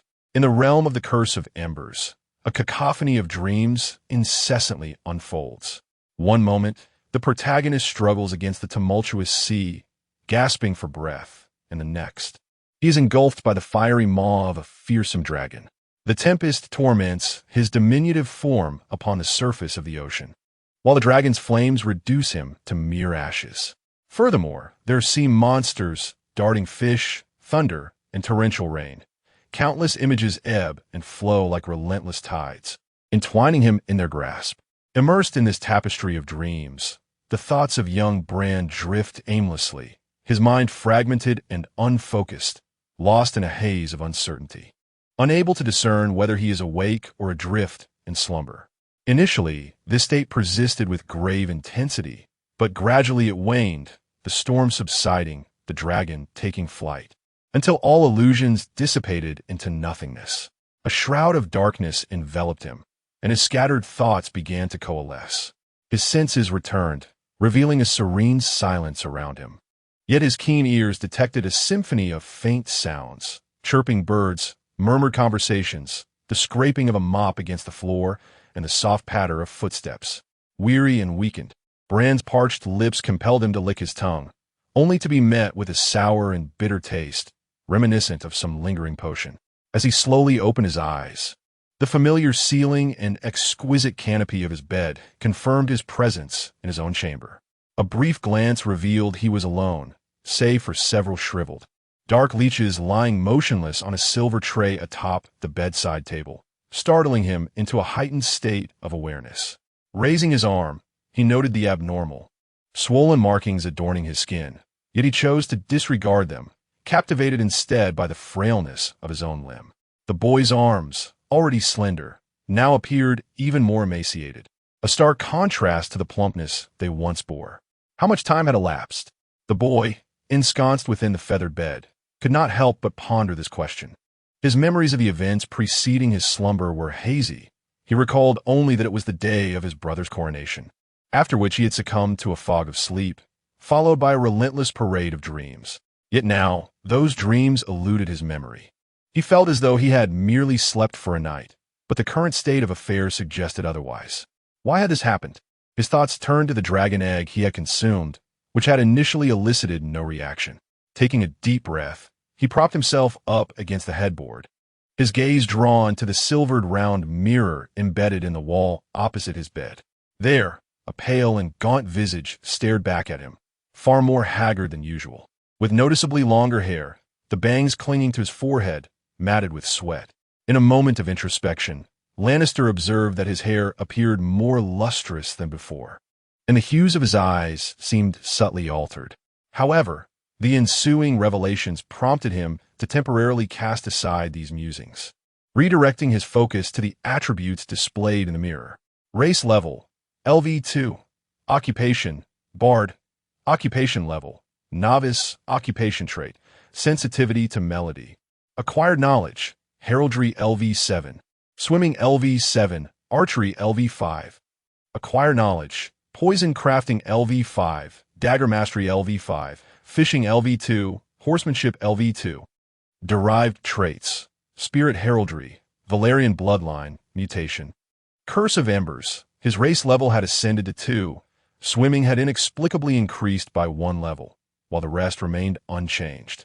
Yet, the final traits elicited a frown from him. 2 new traits had emerged, yet 2 were absent. This did not align. If swimming had indeed risen to LV7, it should have given rise to an additional trait, suggesting a total reduction of 3. Contemplating this, his gaze fixed upon the trait that had replaced the others. What started as an instinctive action unexpectedly triggered a new transformation. As his attention sharpened, the original misty information on the round mirror began to dissipate, revealing a fresh line of text. Valyrian bloodline, mutation within you. The faint Valyrian bloodline intertwines with the powers of curses and derived traits, enhancing your physique. You possess certain mysterious attributes inherent to your lineage, enabling survival in the underwater realm and the ability to adopt a guise through illusion, though it may attract unwarranted troubles. The sudden appearance of this explanatory text left Lannister momentarily stunned, prompting him to involuntarily glance at another line. Cursed embers, residual remnants of a cursed power lie hidden within you, granting immunity to most curse effects. However, when immersed in the sea, you possess a slight chance of invoking a tempest. The awakening, fusion, and mutation of bloodlines, while peculiar, were concepts Lannister could grasp. Yet, the emergence of the curse compelled him to frown. During his time in the dungeon, the enigmatic storm had long raised his suspicions, yet he had found no clues. It was now evident that the storm was no mere coincidence or inadvertent trigger. It was, in fact, a curse. But the pressing question remained. Who had cast this curse upon him? Or rather, what was its origin? A sense of wariness crept into his thoughts. Yet before he could delve deeper, a sudden clatter caught his attention. Lowering his gaze to follow the sound, he beheld a small black cat emerging from beneath the bed, taking dainty steps. Initially oblivious to the presence observing it from the bed, the cat stretched languidly on the pale green carpet, yawning before settling down to groom its plump front paws. However, as it continued its grooming, its actions abruptly paused, and its head slowly turned to regard the bed's headboard. The piercing and melodious cries of a cat, seemingly startled, yet simultaneously expressing delight, were accompanied by a cacophony of commotion outside. The guard stationed at the door rushed in, their voices erupting in excitement. "Quick! Come quickly! Young Master Renly has awakened." The news of the king's younger brother regaining consciousness stirred a wave of activity within the bustling Red Keep. As the patient returned to lucidity, the Grand Maester, Pycelle, hurried to assess his condition, while servants scurried about, preparing sustenance and nourishment. A sense of joy and relief began to permeate a small circle of individuals, and shortly thereafter, Renly's 2 elder brothers arrived in succession, remaining in his company for a considerable time. The newly crowned king wore a broad smile, his genuine laughter and gleeful eyes eliciting a surge of goodwill. Yet, Renly could still discern a flicker of irritation lurking within his brother-esque gaze. Meanwhile, Stannis, the middle brother, maintained his usual stoic demeanor, although a shadow of despondency and fatigue was evident upon his countenance. Initially perplexed by the demeanor of his brothers, Renly soon gleaned the situation from the whispers of his servants. The remnants of House Targaryen from Dragonstone had evaded the pursuit of House Baratheon and had vanished without a trace, their whereabouts unknown. Among the missing were the former Mad King's queen, Rhaella Targaryen, her young son, Viserys Targaryen, and reportedly a newborn daughter whose name remained undisclosed. Their disappearance posed a ticking time bomb for the nascent and ill-gotten kingdom, which undoubtedly troubled Robert. Yet for Renly, it bore a different significance. He pondered the appearance of the so-called Mother of Dragons. What does she possibly look like? The black-haired boy mused, wondering if she might be an oddity in appearance. This seemed unlikely, as those he had encountered bore no resemblance to the characters from the tales he had heard. It would indeed be peculiar if they did. At present, however, Renly found little inclination to dwell on the future Mother of Dragons, for he was not in a favorable state. His body felt as though it had been reduced to mere skin and bones, frail like an elderly man, devoid of the vigor expected of a child. Upon waking, he struggled even to rise from his bed. Days later, his health gradually improved, allowing him to tentatively walk and take short strolls. This realization filled him with a complex array of feelings. Typically, awakening from such a condition would be a cause for celebration. Yet the sensation of being utterly drained rendered it less than comforting. However, as his body continued to heal, he began to sense the changes occurring within him. His strength had significantly increased, his mind felt sharper, and his memory had notably improved. Even his skin, though still fair and tender, exhibited a newfound resilience. A comprehensive enhancement, he mused, coming to an understanding of his own transformation. The emerging Valyrian lineage bore little resemblance to what he had previously comprehended. It appeared to amalgamate two of his past maritime traits, alongside a so-called illusionary mimicry ability. Regrettably, Lannister had not the opportunity to plunge into the sea for experimentation, leaving him uncertain of the particulars.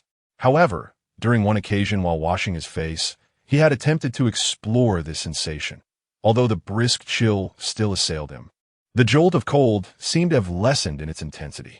Having spent a period in recuperation within the confines of Maegor's Holdfast, everything in the outer world had temporarily lost significance to him. Yet, during a stroll in the courtyard, a middle-aged man with brown hair named Davos approached him to discuss a matter. He conveyed that White Doe Winda had completed the task you entrusted to her and was eager to know when you might be available to meet her. Winda? Upon hearing this name, Lannister found it somewhat unfamiliar, but soon recalled the female brigand who had sought refuge with him. He then remembered the instructions he had given prior to his unconsciousness regarding the people of the wetlands and that dagger. Thus, he replied to Davos, "I shall be able to meet her tomorrow." White Doe Winda had long been intrigued by the child who had so casually bestowed a golden dragon upon her son without seeking any recompense in return. Was he merely a mischievous, noble child? Or perhaps a boisterous little chub? Or even a kind-hearted frail boy? Each time she grasped the golden dragon, this query would surface in her mind, and as her companions deliberated abandoning their mundane lives within the imperial forest to seek the company of this boy, her thoughts grew ever more contemplative. Now, having finally encountered the person in question, she felt an odd sensation. Clad in a slightly loose black velvet coat adorned with silver trim, paired with similarly ill-fitting trousers, the boy appeared exceedingly slender. The golden threaded stag emblem woven into his attire shimmered brilliantly in the sunlight, while his pallid visage lent him an air of fragility, as though he had recently recovered from severe illness, which indeed he had. At first glance, he seemed to be a sickly boy, unremarkable save for his lustrous black hair that beckoned to be touched. Yet, when his striking blue eyes met hers, her perception underwent a dramatic transformation. Those were eyes imbued with a calm, yet scrutinizing gaze, evoking a sense of maturity that belied his years. Yet at that moment, she was more captivated by the hue of his eyes. They possessed a breathtaking, icy blue brilliance, exquisite, profound, yet devoid of coldness, radiating an unusual allure that bestowed upon her a sensation akin to a refreshing sea breeze on a sweltering day. How did you manage that? The slightly hoarse voice of the child interrupted her reverie. She collected her thoughts and replied, I observed him for several days and discovered that he had brought no soldiers with him, only a small infant and a nurse residing in an inn within the city. She paused, noting the boy's attentive listening, before continuing, on the day King Robert was patrolling the city, he was not present, so I seized the opportunity to climb through the window and discreetly take the child away. Initially, Wenda feared that the child before her might not comprehend her words, so she spoke slowly. However, upon noticing the child's composed demeanor, she unconsciously quickened her pace. I left him a note, instructing him to bring the ransom to redeem the child, while mandating that he must disarm and remove his armor before arriving at a designated location, where I would reveal myself. Yet, as he departed, I stealthily re-entered the inn and collected all his belongings. To my fortune, I had anticipated needing to repeat this process several times. The woman, adorned in a pale green cloak with flowing golden hair, remarked as she crouched down to pat the rough wooden chest at her feet. Everything is here, my lord. Unbeknownst to her, she had inadvertently employed a respectful form of address. At that moment, they found themselves within a soldier's duty room at the edge of the Red Keep. To secure an audience with this female bandit, Bran had previously forged a letter purportedly from Storm's End, which he presented to Davos, thus granting the woman passage through the gates of the Red Keep. Before the guards could alert the busy King Robert, Bran conveniently appeared on the scene, intercepting her arrival. Presently, the throne room was abuzz with matters of state, alleviating Bran's concerns about Robert overhearing the letter's contents. Moreover, Stannis was absent from the Red Keep, allowing him to receive the woman without apprehension. As she spoke, she had already opened the chest, and Bran's gaze swept over its contents, landing on a coveted item nestled among a jumble of leather belts. He exhaled softly, yet refrained from retrieving it immediately, instead inquiring of the striking woman, "What is the status of the infant now?" "I returned him," she replied. "He was rather troublesome, crying incessantly and soiling me in the process." Bran understood her character with this revelation. She was indeed a typical bandit, well-versed in the art of kidnapping and extortion. She displayed little sorrow for her fallen comrades and was utterly indifferent to the law, employing any means necessary to achieve her objectives. However, she was not merely a common brigand. Intriguingly, unlike most outlaws who were illiterate, this one possessed the ability to read and write. Such a trait was uncommon. Even many from noble families struggle with basic literacy. The lordly class typically only required rudimentary reading and writing skills, leaving the rest to scholars, rendering further education unnecessary. Furthermore, the populace generally exhibited a disinterest in learning, preferring instead the thrill of swordplay. "Where did you acquire your literacy?" Bran inquired with curiosity. The woman, appearing to be in her 30s, was tall and slender, with her golden hair cascading loosely around her shoulders, giving her a somewhat casual appearance. Yet her beauty was undeniable. "My father was a hired knight," she replied. "From a young age, he taught me to read and write." Bran nodded in acknowledgement, choosing not to pry further, and instead removed a small gray pouch from his waist, offering it to her. "If you truly wish to become my vassal, a fixed salary shall indeed be provided. However, until that time, you are not yet one. Hence this serves as your remuneration." His golden dragon had been entirely spent, so the contents of the bag naturally could not be gold coins, yet originating from the Maegor's hold, it bore significant value.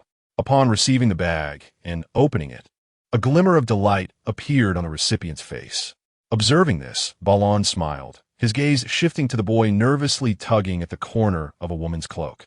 The boy, clad in a brown, waist-cinched coarse linen shirt and fitted trousers, possessed a delicate appearance, his sparkling green eyes shining brightly. He appeared to be around 7 or 8 years old, his face tidy and devoid of the dirtiness he had displayed previously, clearly having been freshly groomed. Yet, under Balon's scrutiny, his clean visage flushed crimson, his head instinctively lowering, revealing his unease. "Is she a girl?" Balon inquired with a hint of curiosity. "No, he is a boy," replied the woman, who had secured the coin pouch, rising to her feet while affectionately patting her son's head crowned with brown hair. "Tob, greet the lord." "Didido." The stammering words betrayed a bashful nature, unmistakably indicating a well-meaning child. Balon found himself quite pleased by this, for he held a fondness for earnest individuals. He then addressed the woman, "You may remain in King's Landing. After I depart from the Red Keep, you may follow with your son. Should any matters arise, seek out Davos." Davos, whom he mentioned, was not present in the room, but was outside conversing with the guards. Drawing attention away, the woman nodded in acknowledgement and discreetly took her leave with her son. She knew little of Balon, only that Davos could connect her to him, and when tasked with this errand, she had been quite surprised. Initially, she had contemplated asking why her son sought to procure the weaponry from the northern lands. Yet when the moment arrived, the words remained unspoken. For reasons unknown, she felt an overwhelming sense of constraint before this child, who was younger than her own, as if a commoner stood before a lord of higher standing. However, she was not merely a peasant, but a bandit, once thriving on the exploitation of noble lords, making her current demeanor somewhat peculiar. Perhaps she was simply overly concerned about this opportunity, she mused. After the Brotherhood of the King's Guard was dismantled, they, once formidable bandits, could only scurry to survive, for their former profession had led them to know many nobles, compelling them to tread cautiously outside the woods, fearful of being recognized and subsequently executed. Yet, the notion of furtively hiding in the forest and raising pigs was not a fate any of them desired, a distaste that peaked when an old companion fell ill, unable to afford treatment. Thus, when the Golden Dragon appeared, they resolutely embarked on their journey to King's Landing. Initially, they had intended to seek refuge with Stannis, given the precedents set by smugglers. However, once they inquired about the specifics, they extinguished this notion, and after a period of contemplation, turned their gaze towards the owner of the Golden Dragon, the young master of the Bylasian family. They sought to extract some money from the child. Although such an idea was rather implausible, having a plan was certainly better than having none. Unfortunately, fate dealt them a cruel hand. Rather than acquiring wealth, they lost 2 lives instead. With her companions deceased, Wenda felt disheartened and resolved to return to the woods to continue her humble life of pig farming. Just then, the noble young master, who had previously remained aloof, suddenly handed her a note, offering a generous sum for the potential training of her son as a knight. For some, a knight is merely a highly paid soldier at their beck and call, but for the majority of common folk, becoming a knight is akin to ascending to the heavens, a status that one might strive for a lifetime and still not attain. Though not an ordinary peasant, Wenda understood the profound implications of this promise. Thus, despite the uncertainty in his words and the fact that he was merely a 5-year-old child, she endeavored with all her might to fulfill this task. While the process may seem trivial when recounted, the hardships and dangers were known only to her. For the sake of her child, everything else paled in comparison. 2 large chests were carried into the room of Blanley, located within the Mage Tower. The boy claimed that these were toys and garments sent to him from Wind Whisper Castle, and none of the guards questioned this assertion. After a flurry of activity, silence enveloped the room, save for a curious black cat that circled around. Blanley paid it no mind and promptly opened the chest to examine their contents. Having previously expressed curiosity about daggers in front of the Zadie people, he prudently refrained from revealing his true desires to the female bandit, resulting in a plethora of items within the chests. Most items were clothing, accompanied by leather armor and chainmail. Yet Blanley's attention was solely captured by a wooden-handled dagger hidden amongst the garments. Without hesitation, he grasped the dagger and inspected it closely. It appeared rather ordinary, with a Namu wood handle and an iron blade that glimmered with a sharp sheen under the sunlight filtering through the balcony, evidently well maintained. However, unlike before, upon closer inspection, Blanley suddenly realized that the dagger had not truly lost its scent. It still lingered, albeit faintly. Was it diminished through use? Pondering this, he chose not to test whether gripping it would allow him entry into the realm of adventure. Instead, he placed it into his waste bin. His physical frailty mirrored his mental lethargy. He felt devoid of strength, still not fully recovered, and lacked the inclination to embark on an adventure. Thus, although the dagger appeared somewhat unusual, he dared not conduct any experiments, for a sudden plunge into the unknown would be rather overwhelming.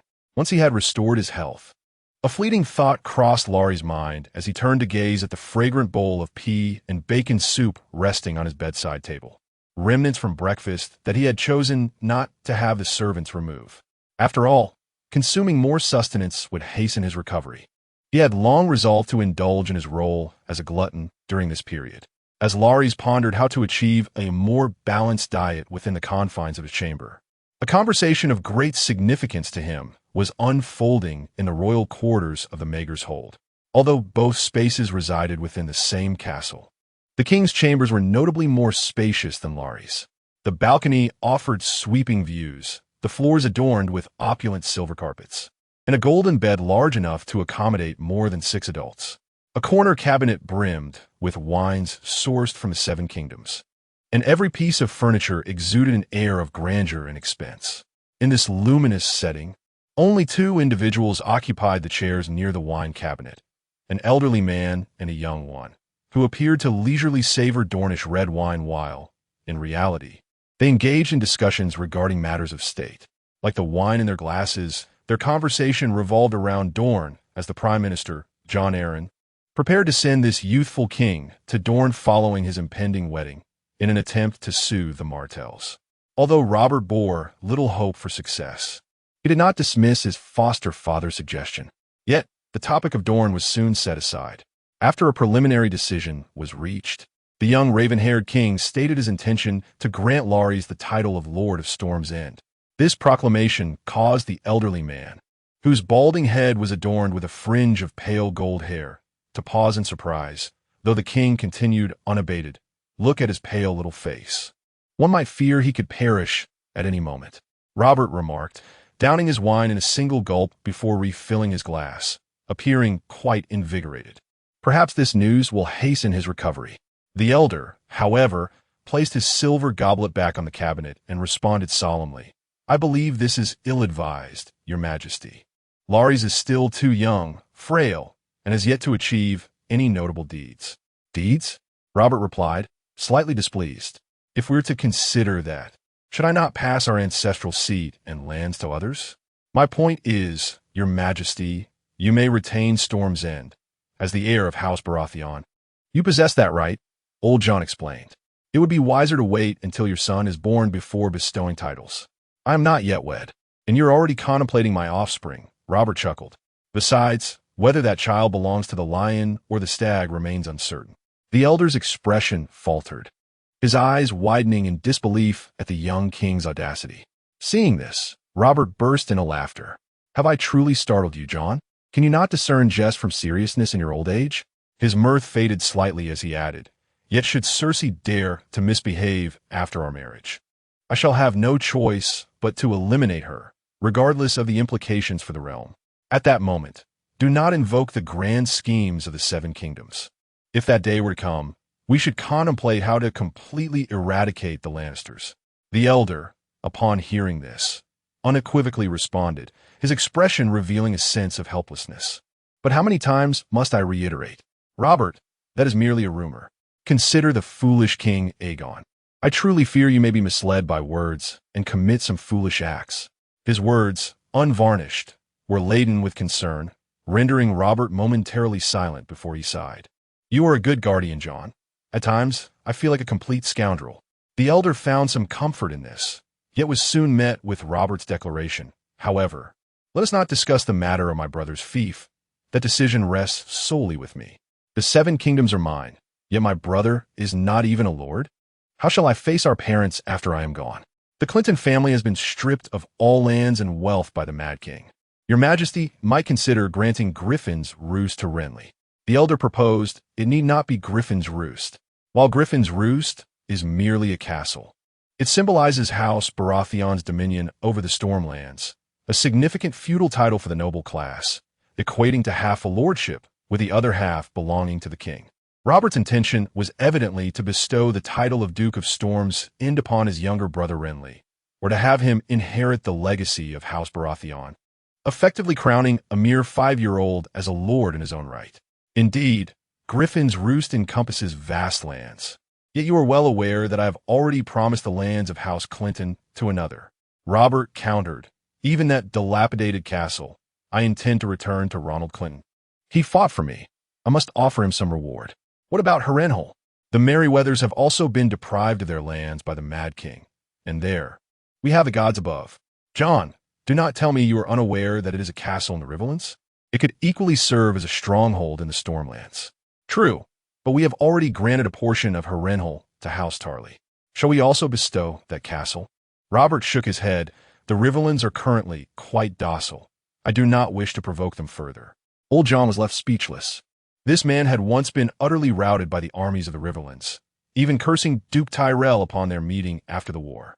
Yet now, it seemed he had forgotten the bitterness he felt over that defeat. The cause of such a transformation lay elsewhere. Recently, Duke Mace Tyrell had made numerous attempts to curry favor in delivering his sister, and somehow struck the right chord, bringing levity to Robert. He was not a fool. He knew when to impose penalties for defeat, having taken a significant portion from the Riverlands. Yet, at present, it appeared he bore little animosity towards them. This, however, was not necessarily a negative trait for a king, as he must eventually look toward the realm as a whole. Although the face of the realm has shifted with the tides of war, the overall situation among the Seven Kingdoms remains largely unchanged. The pie is limited. Aside from the Targaryen family's dominion, the other two rival factions, the Riverlands and Dorne, pose either an unreachable distance or a formidable strength that cannot be excessively contested. Storm's End is merely Storm's End. With Robert present, the lords of Stormlands are unlikely to stir up any trouble. The elder pondered, suddenly struck by another thought. Does His Majesty intend to bestow Dragonstone upon Stannis? "He is my heir," Robert replied, as if it were obvious. The king's heir must indeed be granted Dragonstone. Nestled in the sea to the east of King's Landing and separated by the narrow Blackwater Bay, Dragonstone, while modest in size, holds a unique significance. The Targaryen dynasty has, since its inception, conferred the title of Prince of Dragonstone upon the heir to the Iron Throne, a tradition upheld for nearly 3 centuries, universally accepted by the lords. It could be said that being named Prince of Dragonstone is tantamount to declaring one's status as heir. However, Duke John found it increasingly difficult to regard his younger brother, the foster son, with his usual demeanor. The mere mention of him conjured memories of recent rumors he had encountered. Though everyone attributed the mischief to the Tyrells of the Reach, was that truly the case? What if it were not the Tyrells at all? Or perhaps they were merely pawns in a larger game? What if the rumors were orchestrated by the king's younger brother, Stannis? If that were so, what could his motives be? John's thoughts drifted to the era when the Targaryen dragons still soared. Recalling his similarly ambitious younger brother of a king who once coveted the title of Prince of Dragonstone, an audacious and reckless prince. This notion instilled a sense of caution in the newly appointed prime minister, prompting him to address the young king. "Stannis is your heir now, but that does not guarantee he will remain so in perpetuity." Robert's expression momentarily shifted in contemplation. "You cannot indefinitely lack a son to serve as your heir." Observing this, the elder continued, "Therefore, I believe your majesty should retain Dragonstone until the day an heir is born to distribute it." "That contradicts tradition," Robert retorted. "Tradition dictates that the king's heir is the Prince of Dragonstone." The elder replied slowly, "Yet, Stannis is destined not to be your heir unless you fail to produce a son." This remark led Robert to ponder for a moment before he nodded, as if grasping a profound truth. "It makes sense, but if that is the case, based on the line of succession and martial achievements, Stannis ought to be granted Storm's End instead." The king's words caused the elder to furrow his brow, but before he could articulate his thoughts, Robert abruptly exclaimed in frustration, "Damn it, why should we adhere to the Targaryen traditions? Those are the rules set by a bunch of silver-haired bastards. Why should I be beholden to them? Your Majesty, you claim the Iron Throne by the bloodline of Princess Rhaella Targaryen, and thus you must honor the traditions of old. That was before my coronation." Robert stated, "Now that I am king, who could possibly oppose me over such trivial matters?" The old man, upon hearing this, felt a twitch in his eyelids, sensing an ominous premonition. "Your Majesty, what do you mean?" "Of course, it means to overturn it," Robert replied with an air of certainty. "As for Lancel, he remained blissfully unaware that his recent illness had prompted Robert to consider his early elevation to nobility. Nor could he fathom that some of his actions had inadvertently instigated a series of wondrous changes in the future.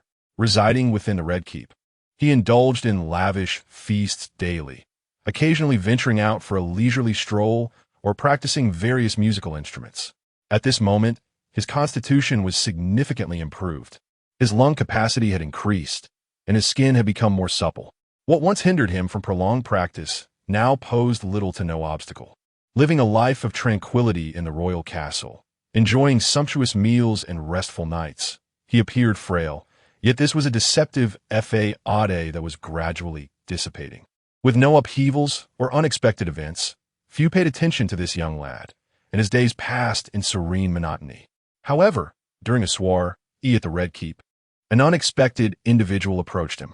As the harp and flute melodies filled the air, elegantly attired nobles danced gracefully in the hall. A tall young man with soft, curly brown hair approached Lancel while he was hiding in a corner, indulging in strawberry cake. "Greetings, child," he cheerfully greeted, holding a silver goblet adorned with rubies, from which a faint aroma of wine wafted. Lancel, swallowing his mouthful, leisurely retrieved a handkerchief from his inner lining to wipe his hands and mouth before standing to respond with politeness. "Good evening, Lord Tyrell." The boy's demeanor was courteous, yet the gentleman took it upon himself to pull out a chair from beneath the long table and sit opposite Lancel, his expression filled with concern.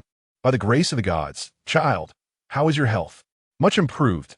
Thank you for your concern, my lord," Lancel replied with a gentle smile, his eyes seemingly narrowing with warmth. The gentleman was momentarily taken aback and then could not help but exclaim, "Your eyes are truly beautiful, child. They inspire envy in those who behold them." "I envy your towering stature, my lord," the boy sincerely remarked. "I hope to be as tall as you when I grow up." At a loss for further flattery, he resorted to this comment, yet the gentleman, devoid of any mind-reading abilities, erupted in hearty laughter. "Your father is quite tall, and your brother is no shorter than I. It seems unlikely that you will be anything but tall when you mature." "Then I hope every word you utter will come to fruition," the boy responded earnestly, prompting another round of laughter from the gentleman, while a middle-aged attendant behind him could not suppress a chuckle. "You must come visit Highgarden someday, Lancel." After suppressing his smile, Duke Tyrell remarked, perhaps intentionally, "I have 3 sons and a daughter, along with a host of nephews and nieces. Once you arrive there, you shall find no shortage of companions." The boy replied, "That depends on what my elder brother has to say. However, I eagerly anticipate your invitation, my lord. I have heard that the apples of Highgarden are exceptionally sweet." "Oh, it is not just the apples that are sweet," the duke replied with a grin. After a few more idle exchanges, Loras feigned the need to use the restroom and extricated himself from the seemingly foolish Duke of the Riverlands. In stark contrast to Loras's opinion, gazed admiringly at the boy's retreating figure, his smile lingering long after he had left. Subsequently, the Duke turned to his accompanying steward and remarked, "Look at him, what a delightful little fellow. I am inclined to take him on as a page." The steward, a middle-aged man from a knightly lineage, furrowed his brow at this. "Pardon my impertinence, my lord, but I believe His Majesty Robert would not acquiesce to such a proposal. He might suspect us of seeking a hostage. What right do the vanquished have to demand hostages?" The Duke scoffed. "I merely wish to foster a closer bond. Though I come to kneel and submit, we cannot simply scurry away in disgrace, can we? I doubt His Majesty would entertain such notions." "I do not believe he would be overly suspicious," the Duke continued. "Loras is merely his younger brother, not his son, even if he holds some value as a hostage. It is negligible. Surely His Majesty can appreciate this distinction. He may have little regard for my sister, but he must value Highgarden's nurturing of children. Old Town is my domain. In this regard, who among the 7 kingdoms can rival the Tyrells?" Having interacted several times, he had grown more familiar with Robert, his speech reflecting a growing camaraderie mingled with a hint of unspoken resentment. Yet the steward did not share his master's optimism. "It may not be of paramount importance, but one cannot so easily offer a former adversary a servant." "Former adversary?" Such a sentiment displeased Duke Tyrell, yet he refrained from voicing any retort. After a moment's contemplation, he said, "If His Majesty truly disapproves, I shall simply send one of my sons to keep Loras company. I think of it, though Loras has just turned 2, he would be quite suitable in terms of age. We would merely need to wait a few years until Loras departs from the Red Keep, which is of no concern. Your confidence in sending a son to the Baratheons is notable. Why not propose sending one to serve King Robert instead?" The steward inwardly mused, though he responded outwardly, "Provided that Loras is granted lordship in the future." "He shall undoubtedly be granted lordship," the Duke asserted with certainty. "His Majesty Robert is renowned for his generosity." As he said this, he regarded his steward with keen interest, inquiring, "What do you suppose his future lordship will be? Is there a significant chance it might be Storm's End?" "I hope not, my lord," the steward replied with rationality. "I believe there is a considerable possibility that Stannis will be granted Storm's End." Stannis? The name unsettled the Duke somewhat. Their family had besieged Storm's End for a year. While it had not led to casualties, it had driven the inhabitants to the brink of desperation. Moreover, Stannis possesses a nature that is both surly and obstinate, making him a person who harbors grudges.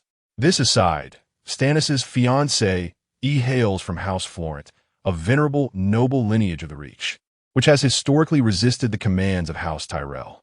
They have long proclaimed that their bloodline is more closely related to the ancient royal family of the Reach, which was annihilated by dragon fire, and thus more legitimate than that of the Tyrells, who emerged from a humble steward's background.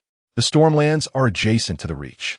If Stannis were indeed to be granted lands there, I surmise he shall be bestowed with Dragonstone.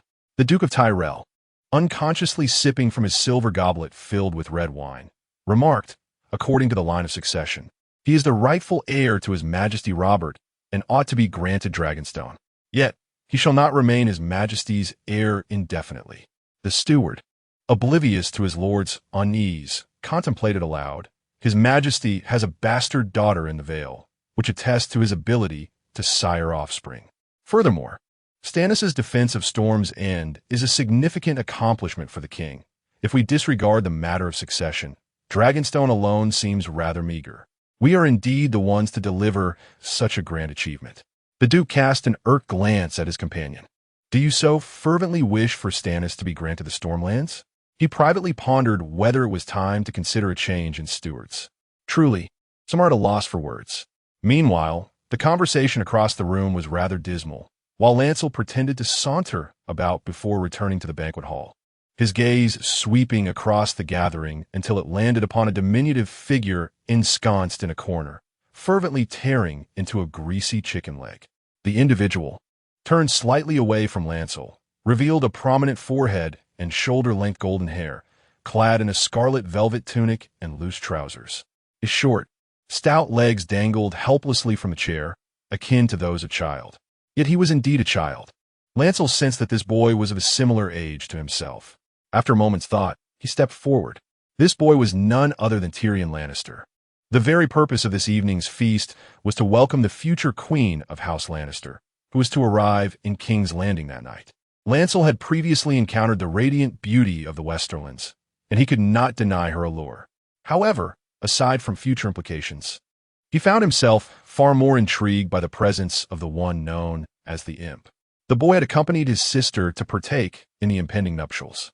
Perhaps due to his acute sensitivity to his surroundings, the child in the corner, before Lancel could approach, turned his head towards him and unveiled an unsightly yet youthful visage. "Have you come to mock me as well?" he inquired, his dark and green eyes glinting with disdain.